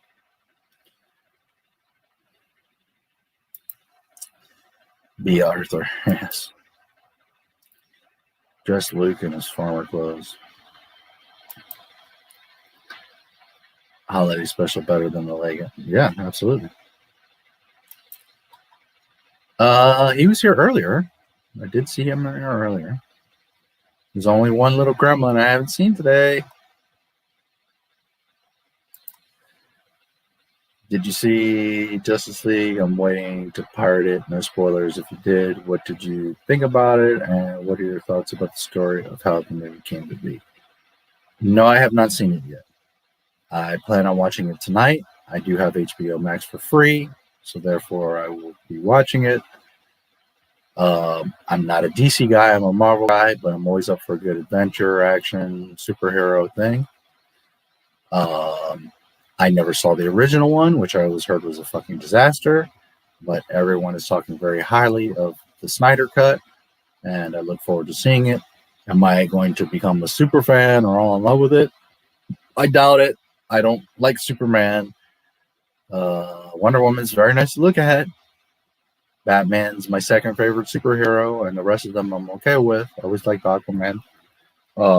I suspect I will very much enjoy it. I'm the type that's going to watch it all the way straight through, 4 hours. I mean, I'll take like maybe a little break, but I'm not going to probably watch like half and then the next day watch half. I'll probably watch the whole thing. From what I hear, it's really good. Most people love it. Some people really like it and say there's little things, but for the most part, it's really good. So I don't have the first-hand experience, but I've been hearing really good things, and I was intending on watching it anyways. I don't intend on doing any kind of review or anything like that, but next live stream, if you guys want to talk about it a little bit, sure. By the way, I am going to start doing member-only streams, maybe like, I'm thinking like Wednesdays, 5 o'clock, 7 o'clock, somewhere in there. Hang out for a few hours. Members only. So just letting you know right here. Have I seen it? No. Waiting to pirate it. Yeah, I'll get it for I have it for free. What do you think about it? Again, I've heard nothing but good stuff. The story of how it came to be, I think it's pretty fucked up. I think fuck Warner and fuck Hollywood. But at the end of the day, the fans wanted it, and they're getting it, and that's, to me, the most important part. I don't hate DC. I like their stuff. I'm just more of a Marvel guy. But, again, I'm happy to see a superhero action fun movie. But to me, more important was that the fans were respected, the fans were listened to, even if it's on a fake premise and virtue and signal, which I'm not necessarily saying that's what it is, but just saying, and even if that's the motive, it doesn't matter. The fans got what they wanted. I'm glad that Zach, not that I'm any fan or care about Zach or whatever, I don't have anything against him either.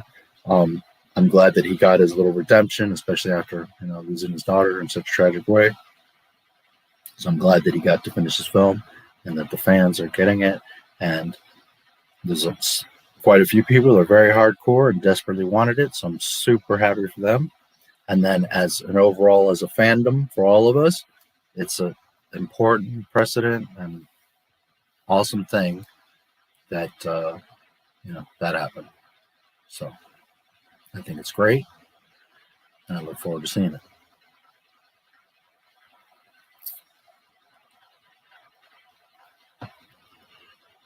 So we will see. Good score on Rotten Tomatoes and IMDb, so I'm pumped for good. Yeah, from most everybody I hear, they say it's really good. And I hear like, I haven't heard anybody say it's trash, it totally sucks. I haven't heard that. I haven't even heard people say like, it's really mediocre. Nope. I've been hearing between it's amazing, legendary, his best work, one of the best superhero films, to it was pretty damn good. And then like the worst is, it's got some issues. I'm a comic fan. I know the lore. There's a couple little things. But overall, it was really good. That's like the worst I've heard. So some people are like, oh my God, it's revolutionary. It's going to totally change superhero films and the DCEU and Zack Snyder's thing. But the thing is people are already like, well, the sequel happened, all that, but they've already signed Bad Robot. They already got JJ coming to fuck up DC. So I don't think, no matter how successful this film is, it doesn't really matter, because unless they're going to do the JJ verse and then the Snyder verse, and I don't know. But anyways, overall, again, the most important thing here is I think that Zach got his redemption, although what he did with Geeks and Gamers was fucked up and he was wrong, and I'm not a fan of his. But I'm just saying that he gets his redemption because of his loss and because that was his movie, and they were fucked around and dicked him and made a bullshit half-ass movie. So I'm glad that he got his redemption and that the fans got what they wanted, a really good movie. They also got the redemption of, like, we told you there was a fucking Snyder cut. We told you there was a much better film, that it was a longer film and all that. So that's awesome. But overall, again, the most important thing is for all of us that they listened to the fans. Disney, take a fucking lesson. So I hope that shit gets like 10 billion views and they get all kinds of subscribers and embarrass the fuck out of Disney.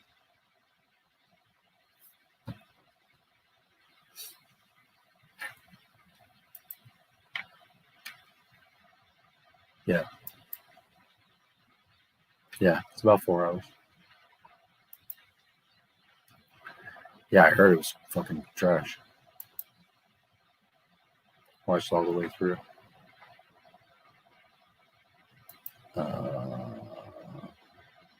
Did you ever have a members only jacket?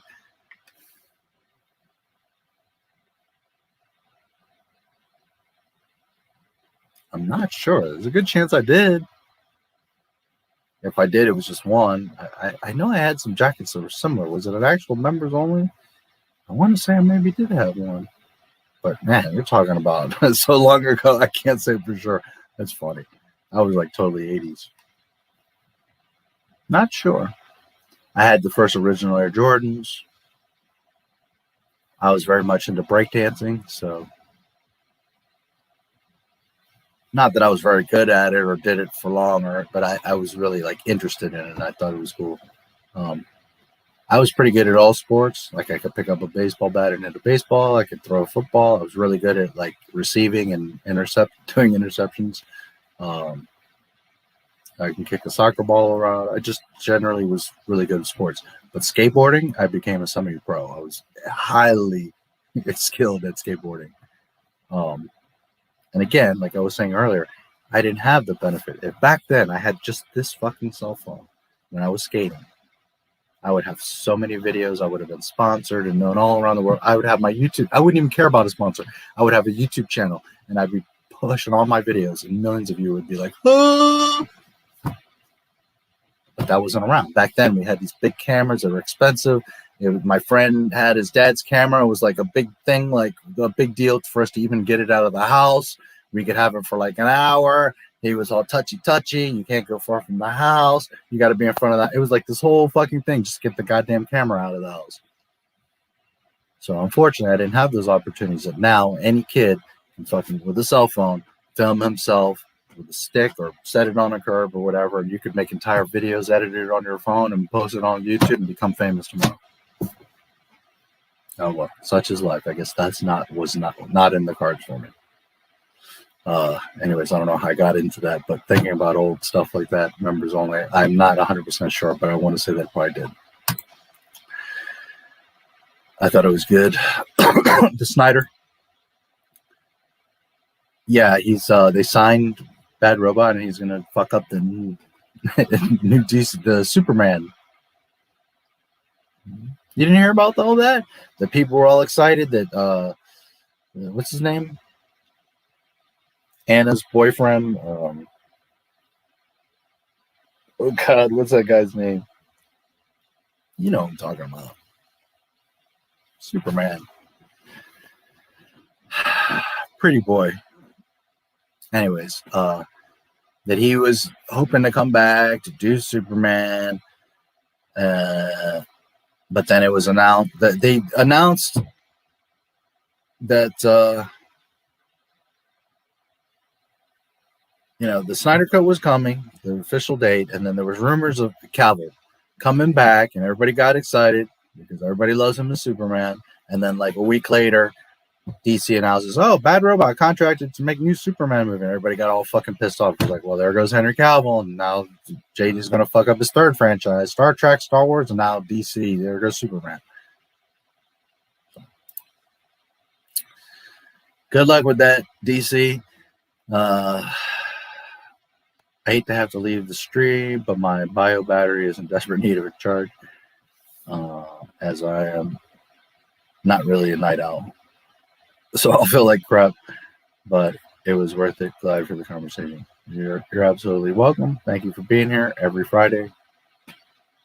I am here.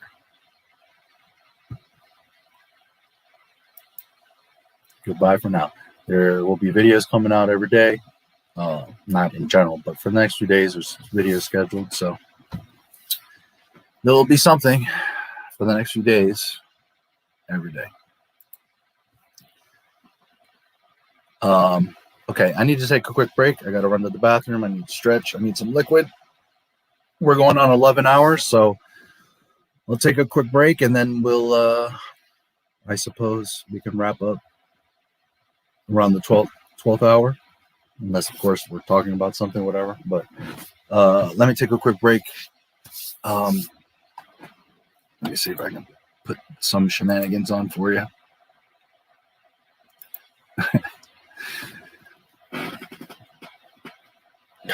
I don't remember completely what you guys have seen or not seen, or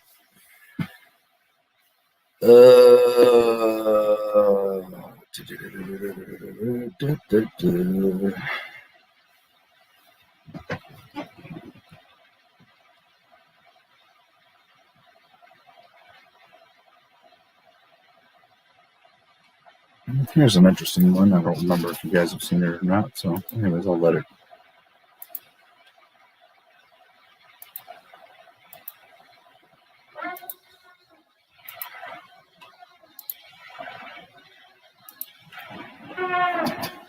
Bob Iger steps down as Disney CEO, All right, as was I'll planned. be back in just a few minutes.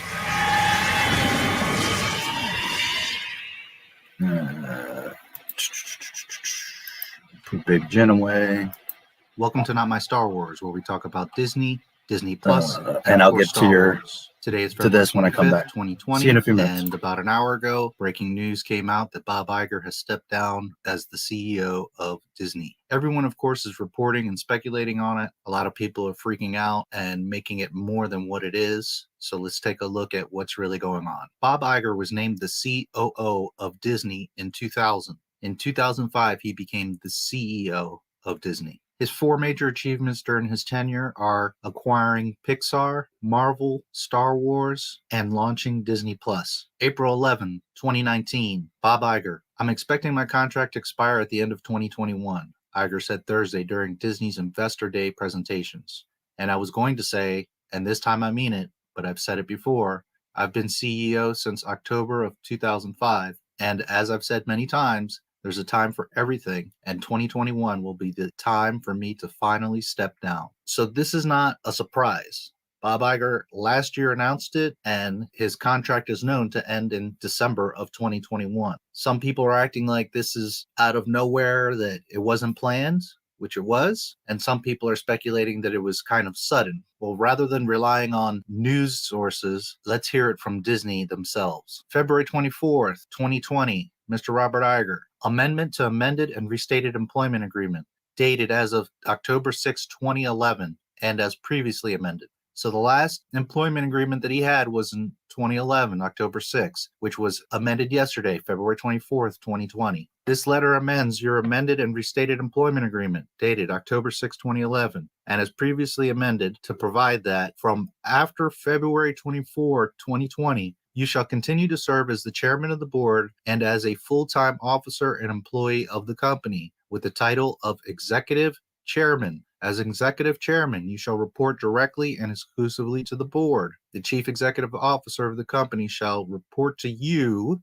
in your capacity as executive chairman and to the board. As executive chairman, you will continue to direct the company's content creation and have such other authority, duties, and responsibilities commensurate with your position and experience as the board, after consultation with you, may assign to you from time to time. Except as specified above, the agreement shall otherwise continue in accordance with its terms, and in the event of any conflict between the terms contained herein and the agreement, the terms contained herein shall govern. Defined terms used, but not defined, in this letter have the meanings ascribed thereto in the agreement. If you agree that the foregoing sets forth our full understanding regarding the amendment of the agreement, please evidence your agreement and acceptance by countersigning 2 copies of this letter where indicated below, returning 1 executed copy to me. The Walt Disney Company by Alan N. Braverman, Senior Executive Vice President, General Counsel, and Secretary.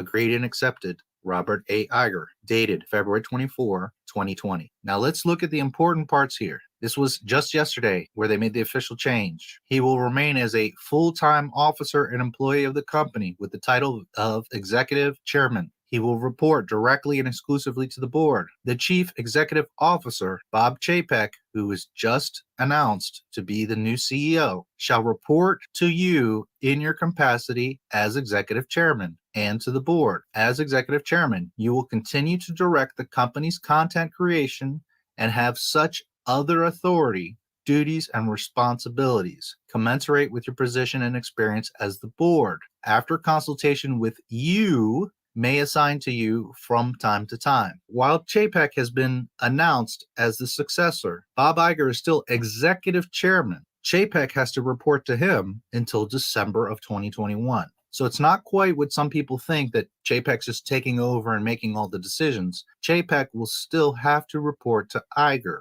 Iger, furthermore, will be mentoring him throughout the process until December 2021. Yes, Chapek is now the new CEO. He will have authority to make decisions, but just know that it's clearly stated here that Chapek must report to Iger. So it's not like Iger is just stepping down completely and Chapek is taking over and everything's going to change at Disney overnight, because it's not. Disney CEO Bob Iger will be replaced by Disney Parks, Experiences, and Product Chairman Bob Chapek, age 60, as CEO, effective immediately. Iger will stay on as executive chairman through the end of 2021 with a focus on creative endeavors, while Bob Chapek will be immediately the CEO and running daily operations at Disney. The creative endeavors will still be decided upon by Bob Iger. So this means that Marvel, Star Wars, all these things aren't going to change overnight. Kathleen Kennedy is not going anywhere, at least until 2021. Now, it's not a coincidence that Kennedy's contract ends in 2021, as do Bob Iger's. Keep that in mind.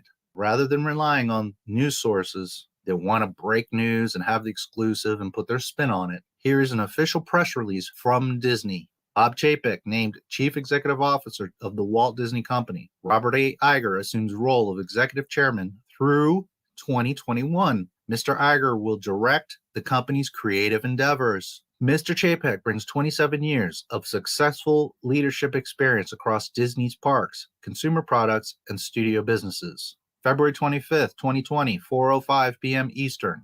Burbank, California. The Walt Disney Company Board of Directors announced today that Bob Chapek has been named Chief Executive Officer. The Walt Disney Company, effective immediately. Mr. Chapek most recently served as chairman of Disney Parks, Experiences, and Products. Robert A. Iger assumes the role of executive chairman and will direct the company's creative endeavors while leading the board and providing the full benefit of his experience, leadership, and guidance to ensure a smooth and successful transition through the end of his contract on December 31st, 2021. So we're talking about still 2 years that Bob Iger is going to be in control of what is happening creatively at Disney. Regardless of Chapek being the CEO, Bob Iger still holds the cards. There are a bunch of quotes here in this article, but I'm going to let you hear it directly from their podcast that was released also a few hours ago. In Mr. Chapek's new role as CEO, he will directly oversee all of the company's business segments and corporate functions. Mr. Chapek will report to the executive chairman, Mr. Iger, and the board of directors. He will be appointed to the board at a later date. A new head of Disney Parks, Experiences, and Products will be named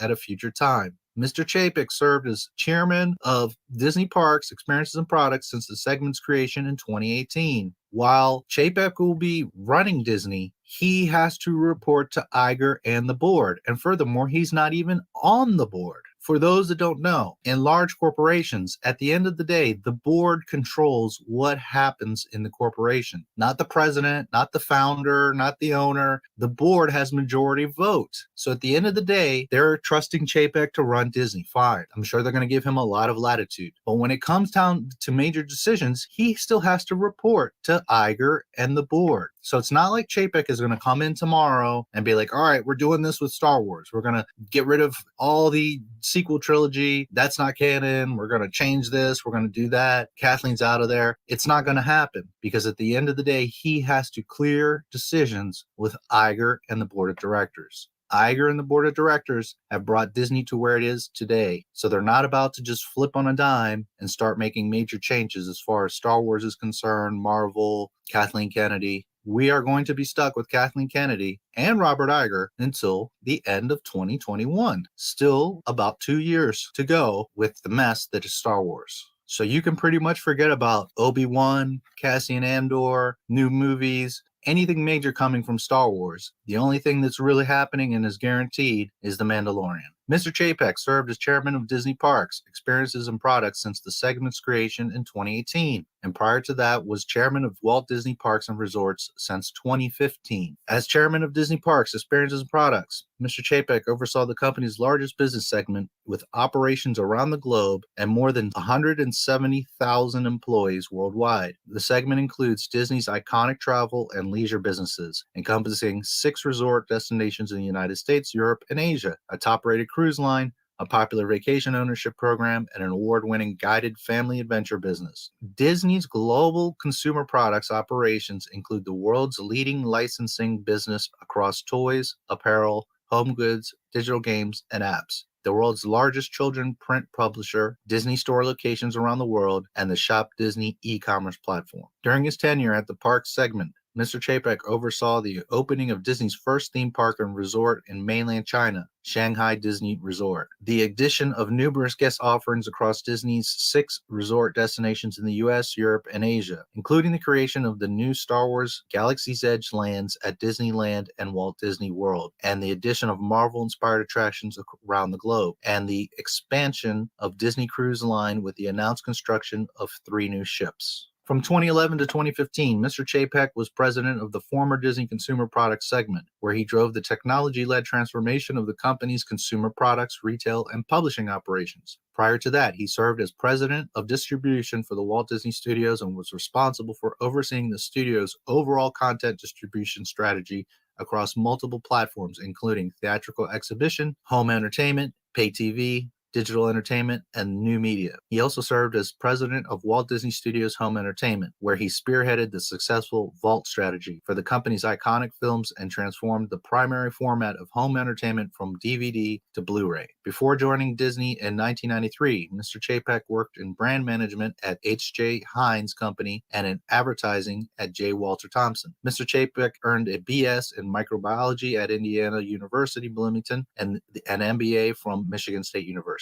Key points to take from this official press conference from Disney, not a news report. Chapek is effective immediately, the CEO, but at the end of the day, he must report to Iger and the board. He is also not part of the board yet, so don't expect Chapek to be making any changes today, tomorrow, or for a while. And in fact, he's not going to be able to make any major decisions for the next 2 years. Effectively, Bob Iger is still in control, which means nothing at Disney or Star Wars is going to change anytime soon. When you look at their bodies of work, Iger on a larger, more public scale has had some impact, obviously, on Disney. Pixar, Marvel, Star Wars, Disney Plus. Those are huge achievements. No one is denying that from Bob Iger. Bob Iger also has been involved in a lot of ugly things, like the recent Emerson Elementary fine, where he publicly had to come out and apologize and claimed he was going to make a donation. We still do not have a confirmation of that donation happening or how much the donation was, if it did. On a smaller, more personal scale, Mr. Chapek seems to be a much more qualified, experienced, and successful man. He has done a ton of stuff for Disney. Remember that the president and CEO oversees the operations of a company. And while he can do a lot, at the end of the day, he's the boss. And like any company or corporation, the employees are who make things happen, not the boss. The boss is overseeing things. So in reality, Chapek, as I read to you in just a moment ago, has done quite a bit, from cruises to Galaxy's Edge to marketing, the evolution from DVD to Blu-ray, developing parks. He has done a lot for Disney.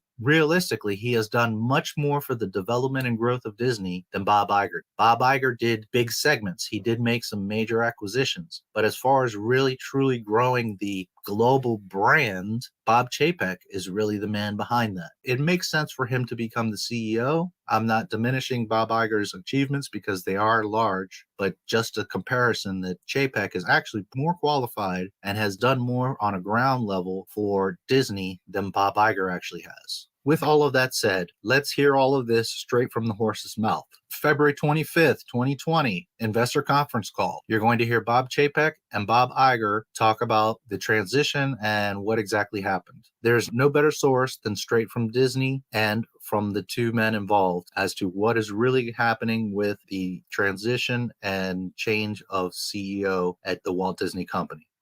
Joining me for today's call are Bob Iger, Disney's Executive Chairman, and Bob Chapek, Disney's Chief Executive Officer. Both Bobs will make some introductory comments, after which we will be happy to take a handful of your questions. So with that, let me turn the call over to Bob Iger.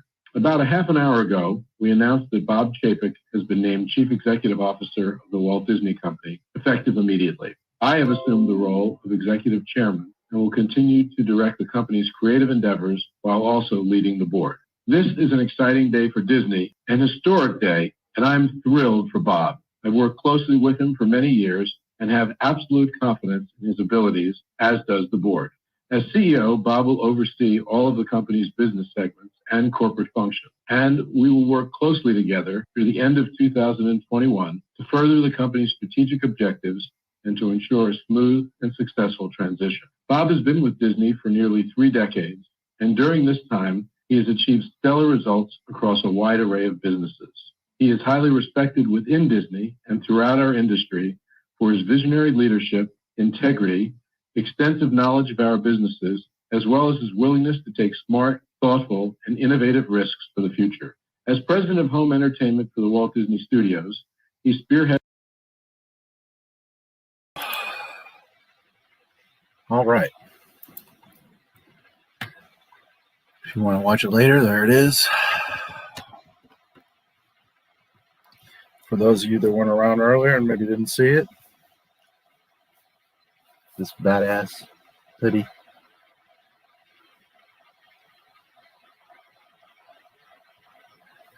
Of my Menace mouse.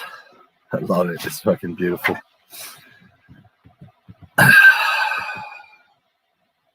Breakdancing. Let me see, where were we?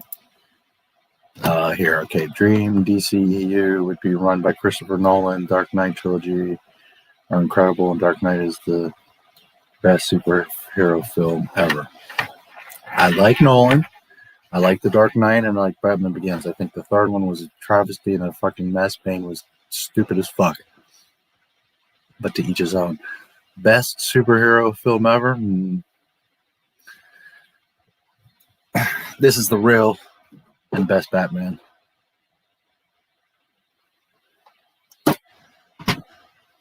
But The Dark Knight was cool. And Nolan would be cool for that. Breakdancing, yeah. I was decent at it, but nothing special. Well, I don't know. I don't know how much of that's true. I'm just a little channel. But I appreciate the sentiment. I suppose I have some little influence. But anyways, 11,508. I got 1 subscriber tonight. It's something.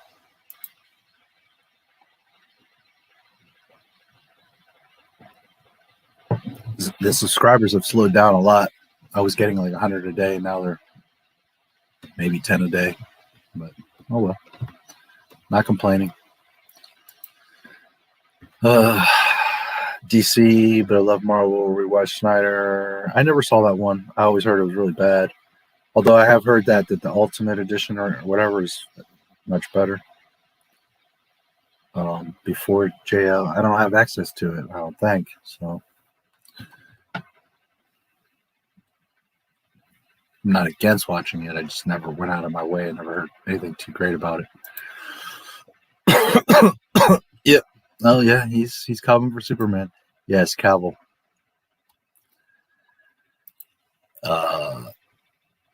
Luke Skywalker, Superman status. They don't know how to write that for them because they're so powerful, overshadow everyone else around them. Yeah, and that's okay. You build around those heroes.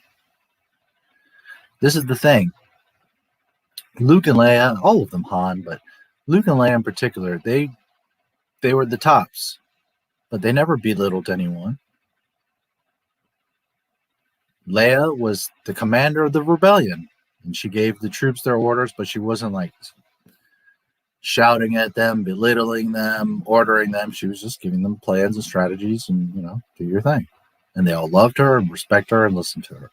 Luke, he was the only Jedi. And he never, walked around strutting and looking. He He respected all the other rebels. He knew that he needed them. He counted on them. A good hero doesn't have to belittle or overshadow anyone. He makes them better. That's what Michael Jordan did. Now, Michael Jordan wasn't, he was very demanding. He demanded you to play at your best because he always played at his best. But one thing about Michael Jordan that most other players don't have is he made everyone else around him better.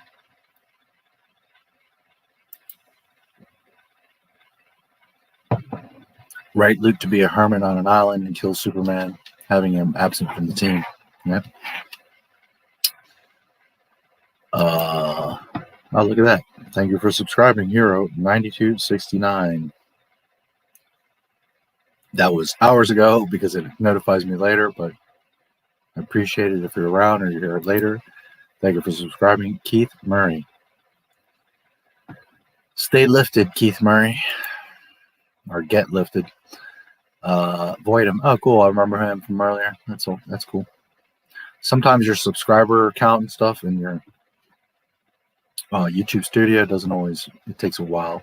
Sometimes like I'll have a subscriber and then like 1 to 3 of them will like go away. But I've gotten used to where they'll show back up in a few hours. It's like YouTube adjusting and being stupid. So I probably actually have a few more than 11,508, maybe 11,510 or something like that. Infinity War, I really want to get to 12. Infinity War has been my favorite. I really want to get to like 30,000, 50,000, and then from there, I mean, you know, you always want to keep going, but that's like a level I want to get to because it like starts to really legitimize your channel, but also that's probably where the channel will actually make $5 So I would like to get to that level, and then from there, you know, however long it takes to keep going, it's fine, but I really want to get to about 30, 50,000. Infinity War has been #1 favorite go-to superhero movie until 2 days ago when we watched Snyder Cut. Now both of them are #1. Avengers Campus will be open at Disney California. Oh, that's interesting. Dark Knight. Yeah, Dark Knight was awesome. Why so serious?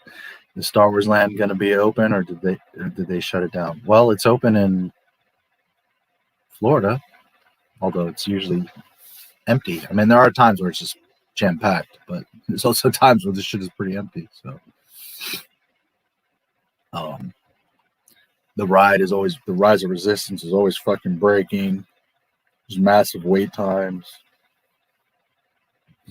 But the assumption is if it opens in California, yeah, it should be open.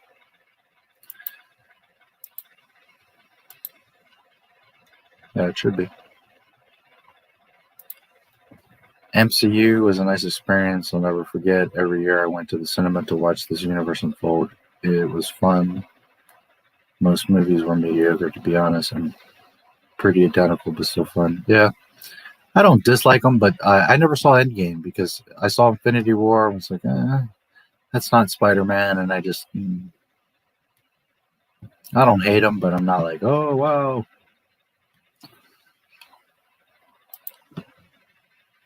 Forever be my #1 trilogy.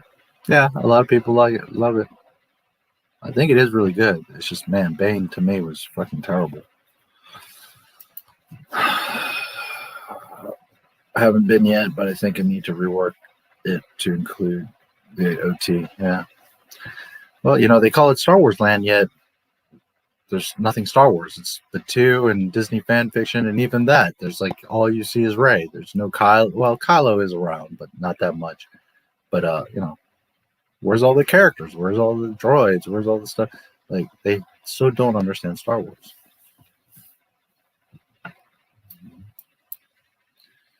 I have a video coming out today, actually. It should be interesting. It's a short, but there's some little things there you're going to be like, oh boy. Best MCU films for me were Infinity War, Iron Man. Iron Man was cool. Ragnarok, I wasn't a huge fan. Winter Soldier, I never saw. Guardians, I never could get into the Guardians of the Galaxy. I don't like dislike them or hate them, but I just never could really care for them much. The only one I like is the little raccoon dude. I know a lot of people like Amara. I don't know. She can't do anything for me.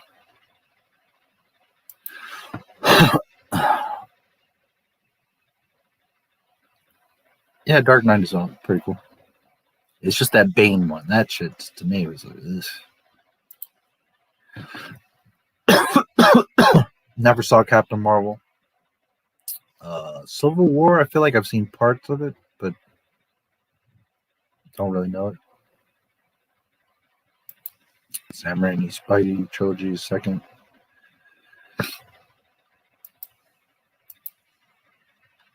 I just thought he was lame as shit. I don't know what to tell you.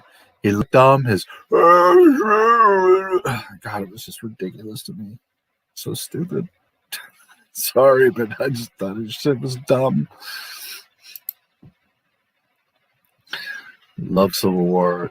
Deliberately skipped Captain Marvel.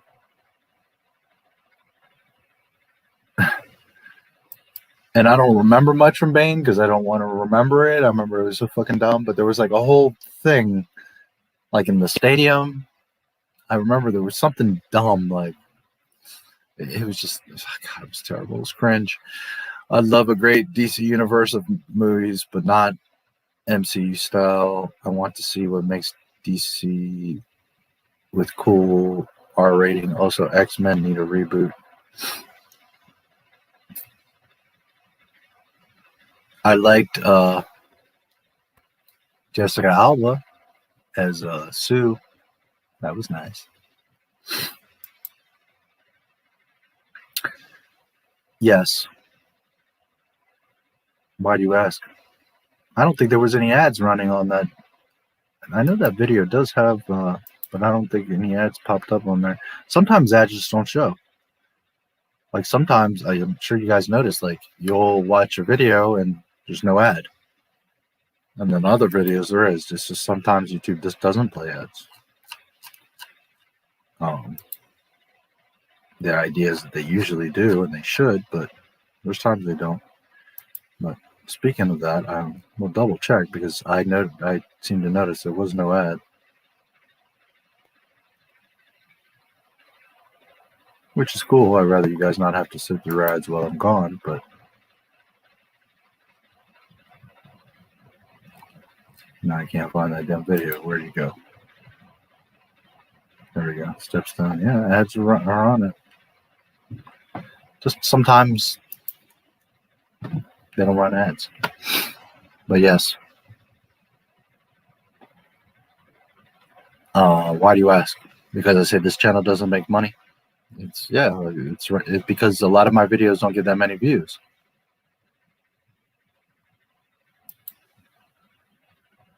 For a channel to like be making money, your videos all have to be getting like 30,000 views. Most of my videos get 500, 1,000. From Nux Taku called YouTube, a system designed to break you. The YouTube algorithm is really fucked up and puts a lot of pressure on creators. Don't stress about subs. No, I don't. Subs don't really mean anything. Views are what matters. You could have 10 subs, but if you're getting 1 million views per video, then you're good. You could have 100,000 subs, and if all your videos are getting 1,000 views,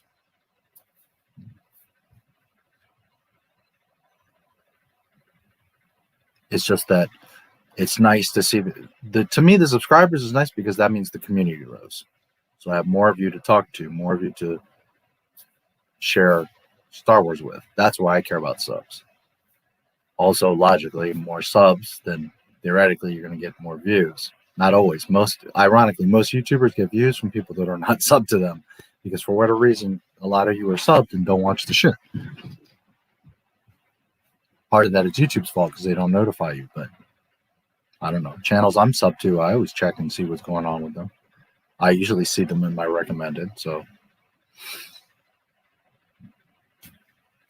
But no, I'm not pressed on subs. Again, I don't mind if I have 10 subs. What I need is views. But as I like to talk to you guys and have a community, that's why I like subs.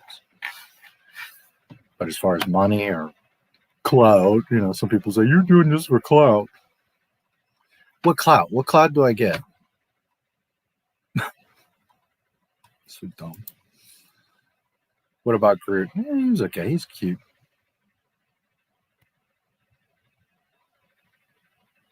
I like baby Groot more than the big Groot.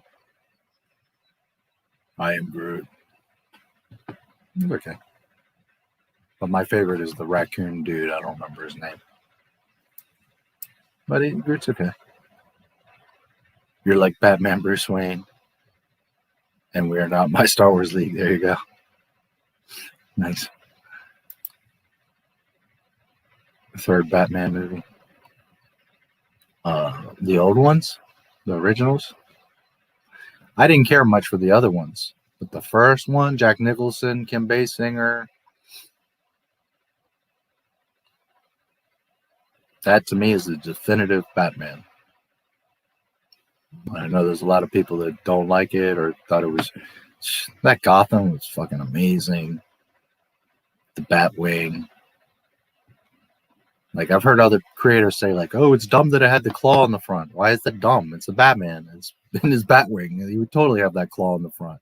That he flies up and does the bat symbol on the moon. Holy fuck, that was awesome. It's not like he literally goes into outer space and is in front of the moon. Which he theoretically maybe could in the Batwing, but he just goes way up high in the sky, and you know, just like we look at the moon, well, it looks like he's in the bat signal. I thought that shit was amazing. Jack Napier. You see how it becomes the Joker. Jack Nicholson was amazing. Kim Basinger looking as hot as she possibly could. It was awesome. I like her character too. Like she's a confident woman. You know, she knew what she wanted.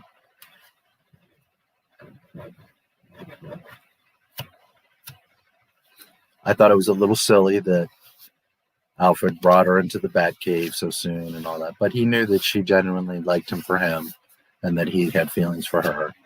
So, you know, it makes sense. The Batmobile was badass. The Joker with his long ass barrel. You know, I thought it was awesome.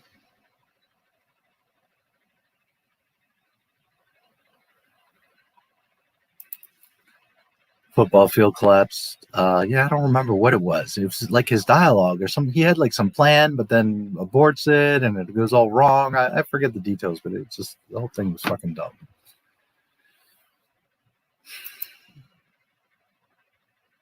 Put this team together and there's room for more. Yeah, well, there's always, you know, more the merrier.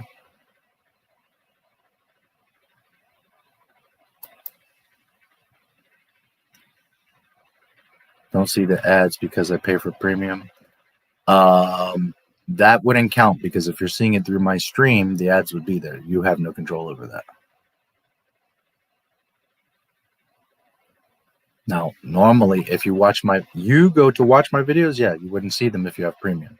But what I'm saying is if I play a video through my stream and you're seeing it like I did there, you have no control. The ads would show because you're seeing it as my channel, not as you.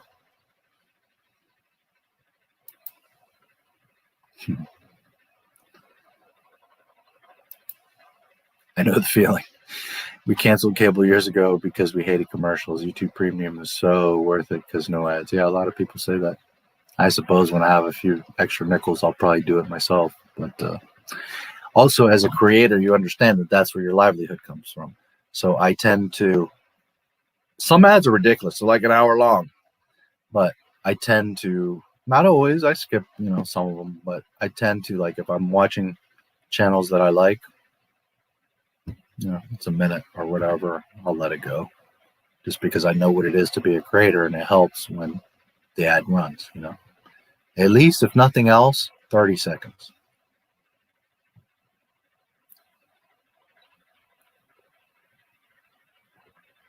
It depends on the ad and how long the ad is. But in general, if you let it run for 30 seconds, which is generally 15 seconds more than when it says skip ad, it will tend to give credit.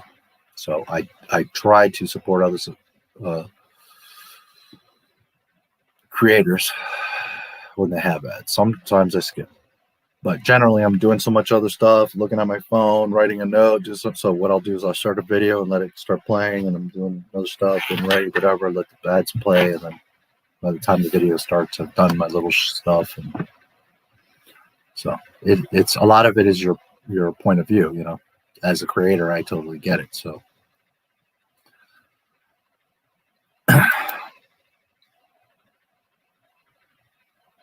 No stress about views either. Well, it would be nice to make a few dollars off this damn channel.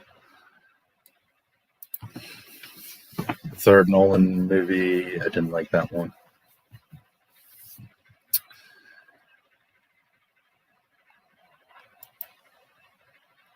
I didn't like from Keaton's Batman was that he kills. Same complaining with Snyder. I don't know why people have a problem with this. Why do people have a problem that the Dark Knight has to fucking whack somebody every now and then? I never understood this.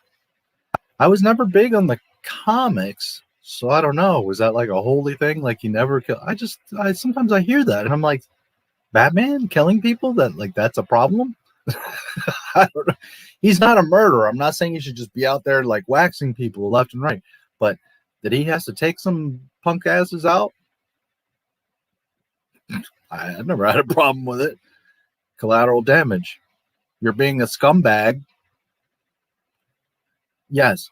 Does he try to save lives and deter and tie them up and capture them? And okay, I get it. But like some people are like, oh my God, he killed somebody. And I'm like, it's the fucking Dark Knight, dude. Like, really? I would assume he's got to fucking put the smackdown on some people. I don't know. I never really understood that. Like, that's a problem that he has to fucking off somebody? I never thought it was much of a problem. Yes, I don't want him out there like a vigilante, just taking people out left and right. But you know, some people like the Joker. If he kills a Joker, I mean, I'm not exactly going to be upset about it. You know, somebody that's out there killing tons of people and acting wild, and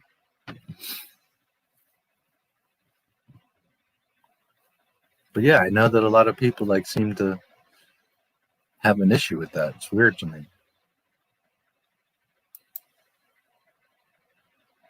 because he doesn't kill. Yeah, well, I guess. I suppose. Again, I'm all for him avoiding it at all costs. I'm all for him being careful and trying to do the right thing, the righteous thing, the justice thing. I'm all for that. But if Batman has to fucking kill a motherfucker, well, he's got to kill a motherfucker. That's, to me, that's, you know, all within the realm of it can be done. That's how I always.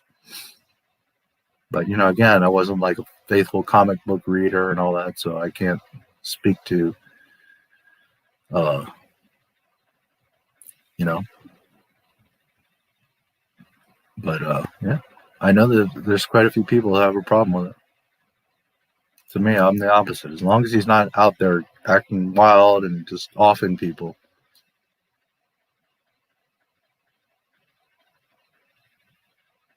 Not when you got like Joker and Dr. Freeze and all these people like trying to kill thousands of people. Like, isn't Superman? Batman will kill people. He just won't use guns. Yeah, that's, I mean, how I feel. That's another reason why I didn't like Superman. He's a little pansy ass. Sometimes, guys, being a superhero doesn't mean that you're always going to make the right decision or that you're going to always. Sometimes you have to whoop that ass. You need to fucking put it down. And if someone is, you know, to the extreme of trying to kill thousands of people or everyone on Earth or everyone in Gotham, well, then you got to knock the motherfucker off. Period. Done. This is what it is. If you can capture him and deter him and all that, all the better. But, you know, like Ra's al Ghul, you know, fuck that dude. Kill his ass. Everybody's better off for it.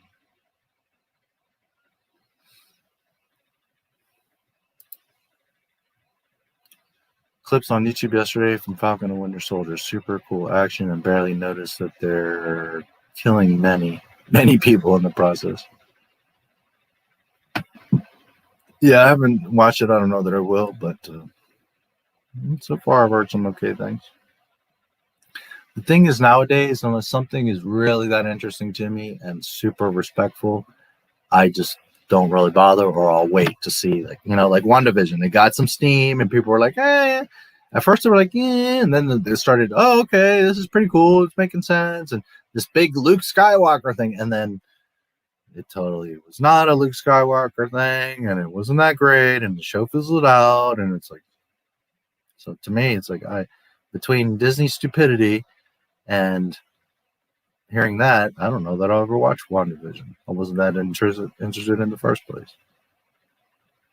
Now, something like Cobra Kai, immediately I'm going to want to check it out. And then you see the first episode, and you're like, holy shit, I'm back in 1980. This is totally Karate Kid, like 100% on, spot on. So then from there on, I'm like, I'm watching all of this. That's an exception. Batman's one role is he doesn't kill. He's fine with crippling, but killing is an absolute no. He swore on his parents' graves. Batman killing is the TLJ Luke Skywalker compared. Yeah, now that you mention it, I do seem to remember something about that, swearing on his parents' graves, so I'm not arguing that. I just, again, I'm not huge in the comics to remember all that lore. And also, like I said, if at the end of the day, the Dark Knight has to kill a motherfucker, well, I'm not mad. He's got to kill a motherfucker. It is what it is. But I get it, if that's like his rule.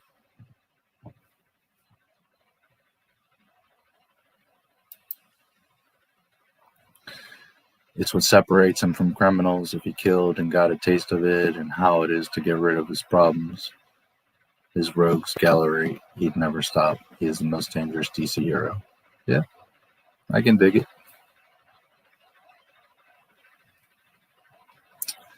I can appreciate it.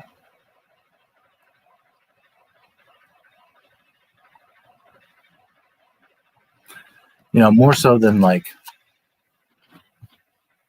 me expecting it. I'm just saying, like, if he off somebody, I wouldn't be like, oh, shocked, like, oh my god. Like, I would totally think, like, well, he's the Dark Knight. That's what he had to do. But yeah, I get it.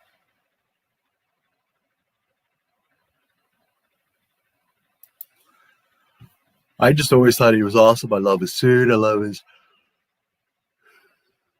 that he's like a detective. He's a philanthropist. He's pretty suave. He's very smart, obviously. He's got awesome gadgets and the Batcave and all that stuff. And, just overall, always liked Batman. It's my second favorite to Spidey. Good morning, Wes. Did I see you hours ago? I don't remember. I think I did in the beginning of the stream. Watch YouTube video crammed of entire season of WandaVision. It was fantastic. Looking forward to Falcon and Winter season. Crammed.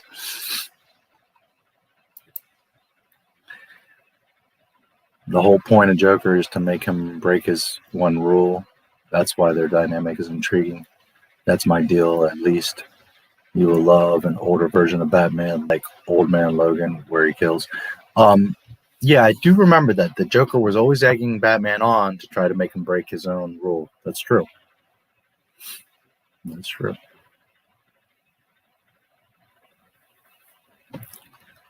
He's the world's greatest detective. Well, I don't know. He might have some competition with Columbo. Or Poirot. There's a few. Sherlock Holmes. Yeah, no, he's obviously Detective Comics. Yes.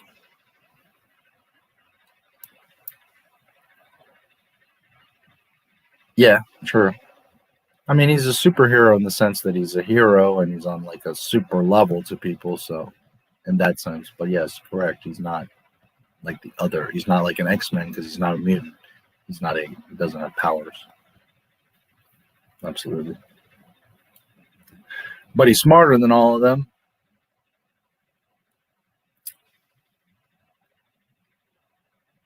Which is why I never liked like those Batman versus Superman type things, because you're talking about someone that has like extraterrestrial powers and can fly around the earth and like punch through fucking, stop a speeding train.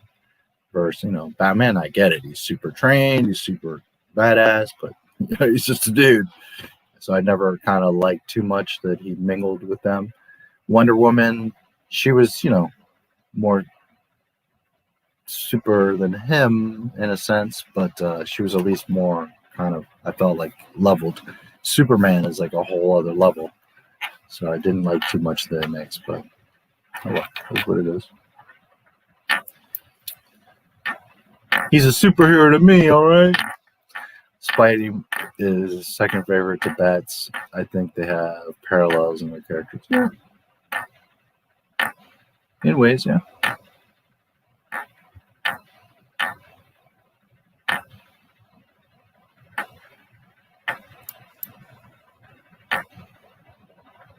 Favorite Robin? Yeah, I don't know. Never was much of a Robin. It's been a long time, but I feel like maybe what's his name with Clooney was okay. Dick Grayson. Honestly, I can't really think of a Robin that like really stands out to me. I think like the comic book Robins were more interesting. Again, I wasn't a huge comic book reader. I don't know all of them. I don't have a collection. I don't remember all the details, but I know a lot of that stuff. Dick Grayson, that was a gymnast. I believe his family was killed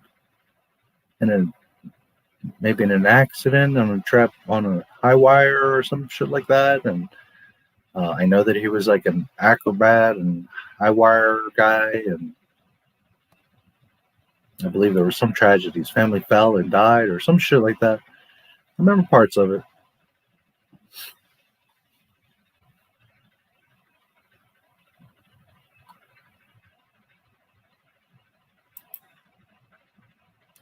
I hated the Danny DeVito Penguin.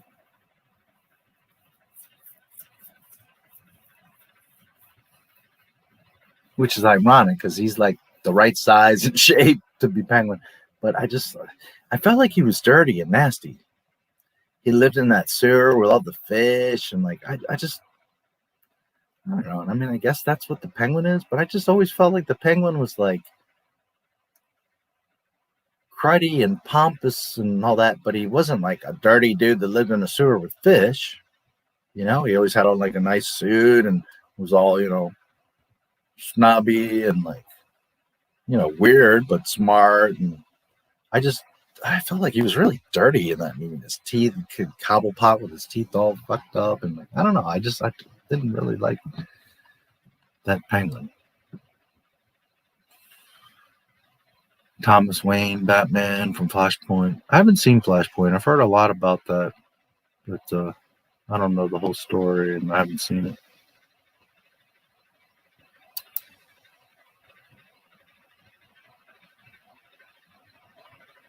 His superpower is he's rich. Well, it's part of it. It doesn't hurt that he's very handsome. He's an exceptional athlete. He's very smart, well-spoken.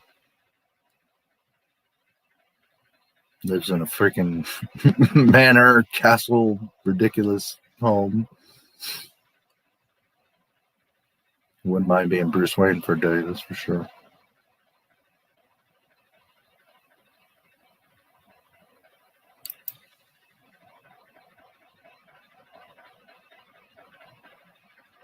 Carnage.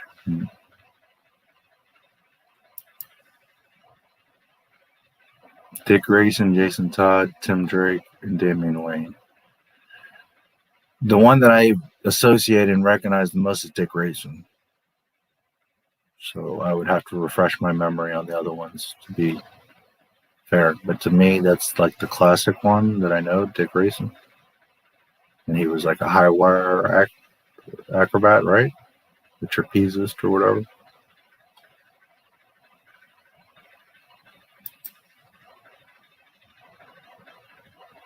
Jason Todd, Red Hood is pretty much Batman with guns. I do remember something about that. Hit Girl from Kick-Ass. There you go. Man, I haven't seen that movie in a million years. Yeah, circus trapeze artist, right? He was disgusting. Yeah, I really did not like Kalavat. Allah worshiper. Hello, sir. Hello to you.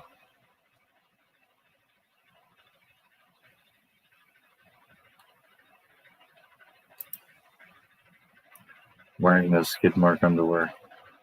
Yes.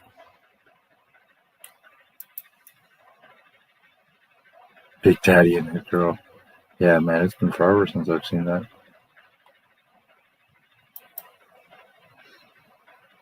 Flying Graysons. Right. Mob wanted money from the circus, but the ringmaster refused, and they sabotaged his dragon.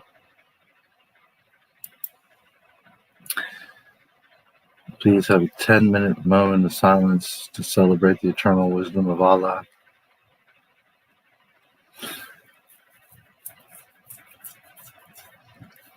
No disrespect, but that's not my belief or religion. You, by all means, do what you feel you need to do. I'm probably only going to be on here for a few more minutes anyways, so.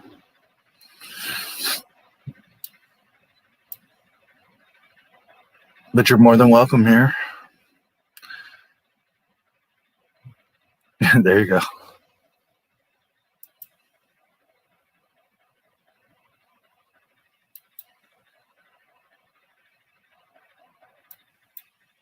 Yeah, this is the Church of Star Wars. This is the Church of Not My Star Wars. I like darker storylines.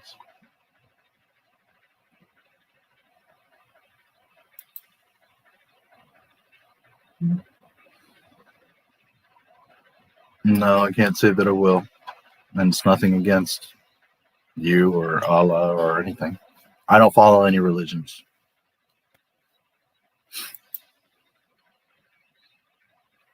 Three more hours while it's possible.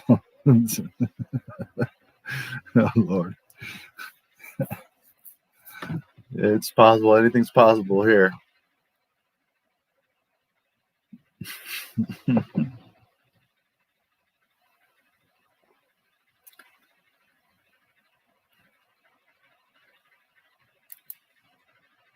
End the stream soon.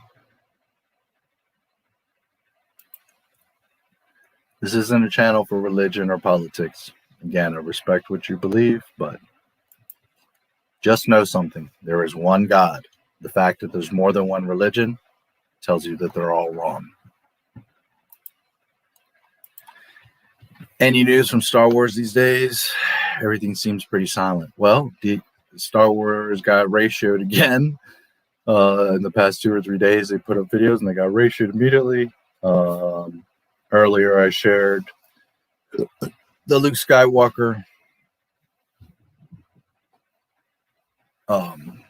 Black Series figure that talks about basically Jake Skywalker's on his way and Thrawn.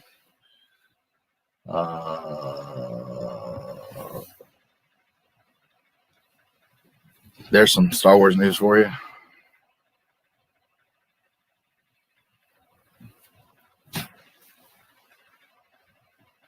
Well, I don't know if you saw my video. Was it today's video? Yeah, the ILM guy. That was from like 2-3 days ago.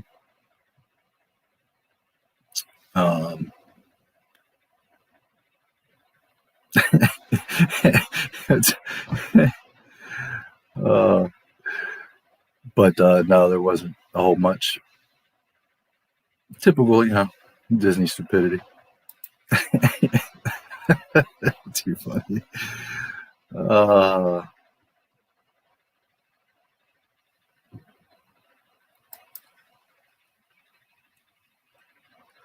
Here in Ohio, it's 8:01 for me. And anything's possible.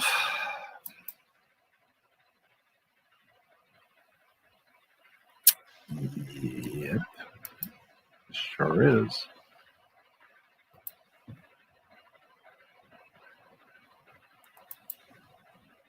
$11,509. There you go. There's another subscriber.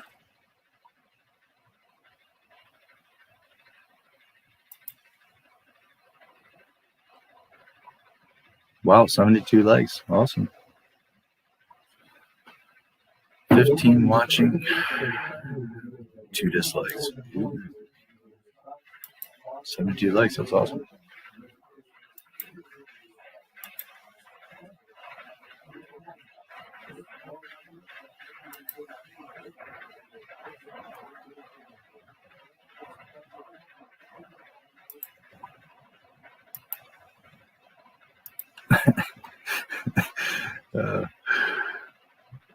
This really, that's funny. I feel like you guys won't ever leave unless I end the stream. I'm speaking specifically to you, Dana. It's funny. Love you guys for that.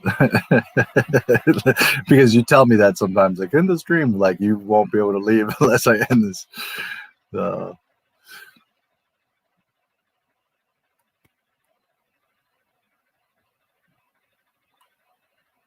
This isn't the place to promote any politics or religion.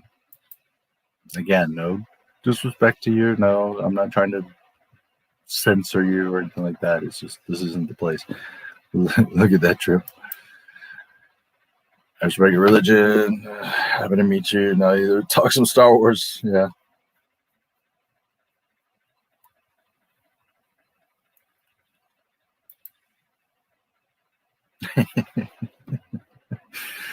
Yeah, well, you know.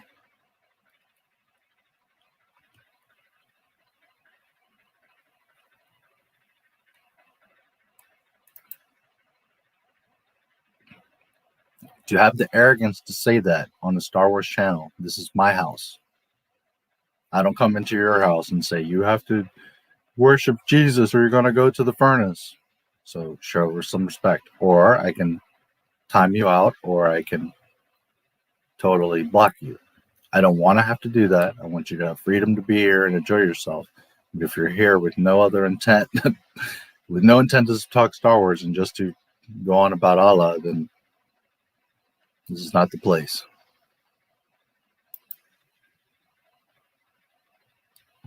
I'm pretty classic. Luke Skywalker, probably. I don't know. I like them all, to tell you the truth. I think they're all pretty neat. Rey's is fucking dumb, but Leia's what I thought was okay from Rise of Skywalker. I mean, the whole fact that she has one and all that is dumb, but it was okay.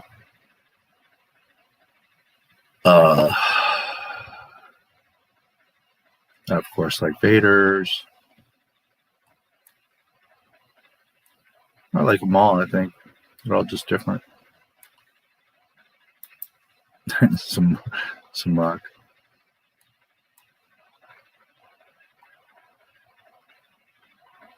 It's your last warning. Allah worshiper. Anakin's, yeah. Palpatine's was pretty cool.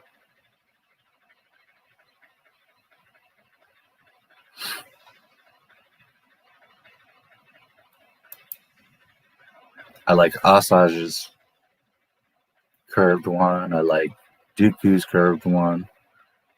Those are pretty awesome.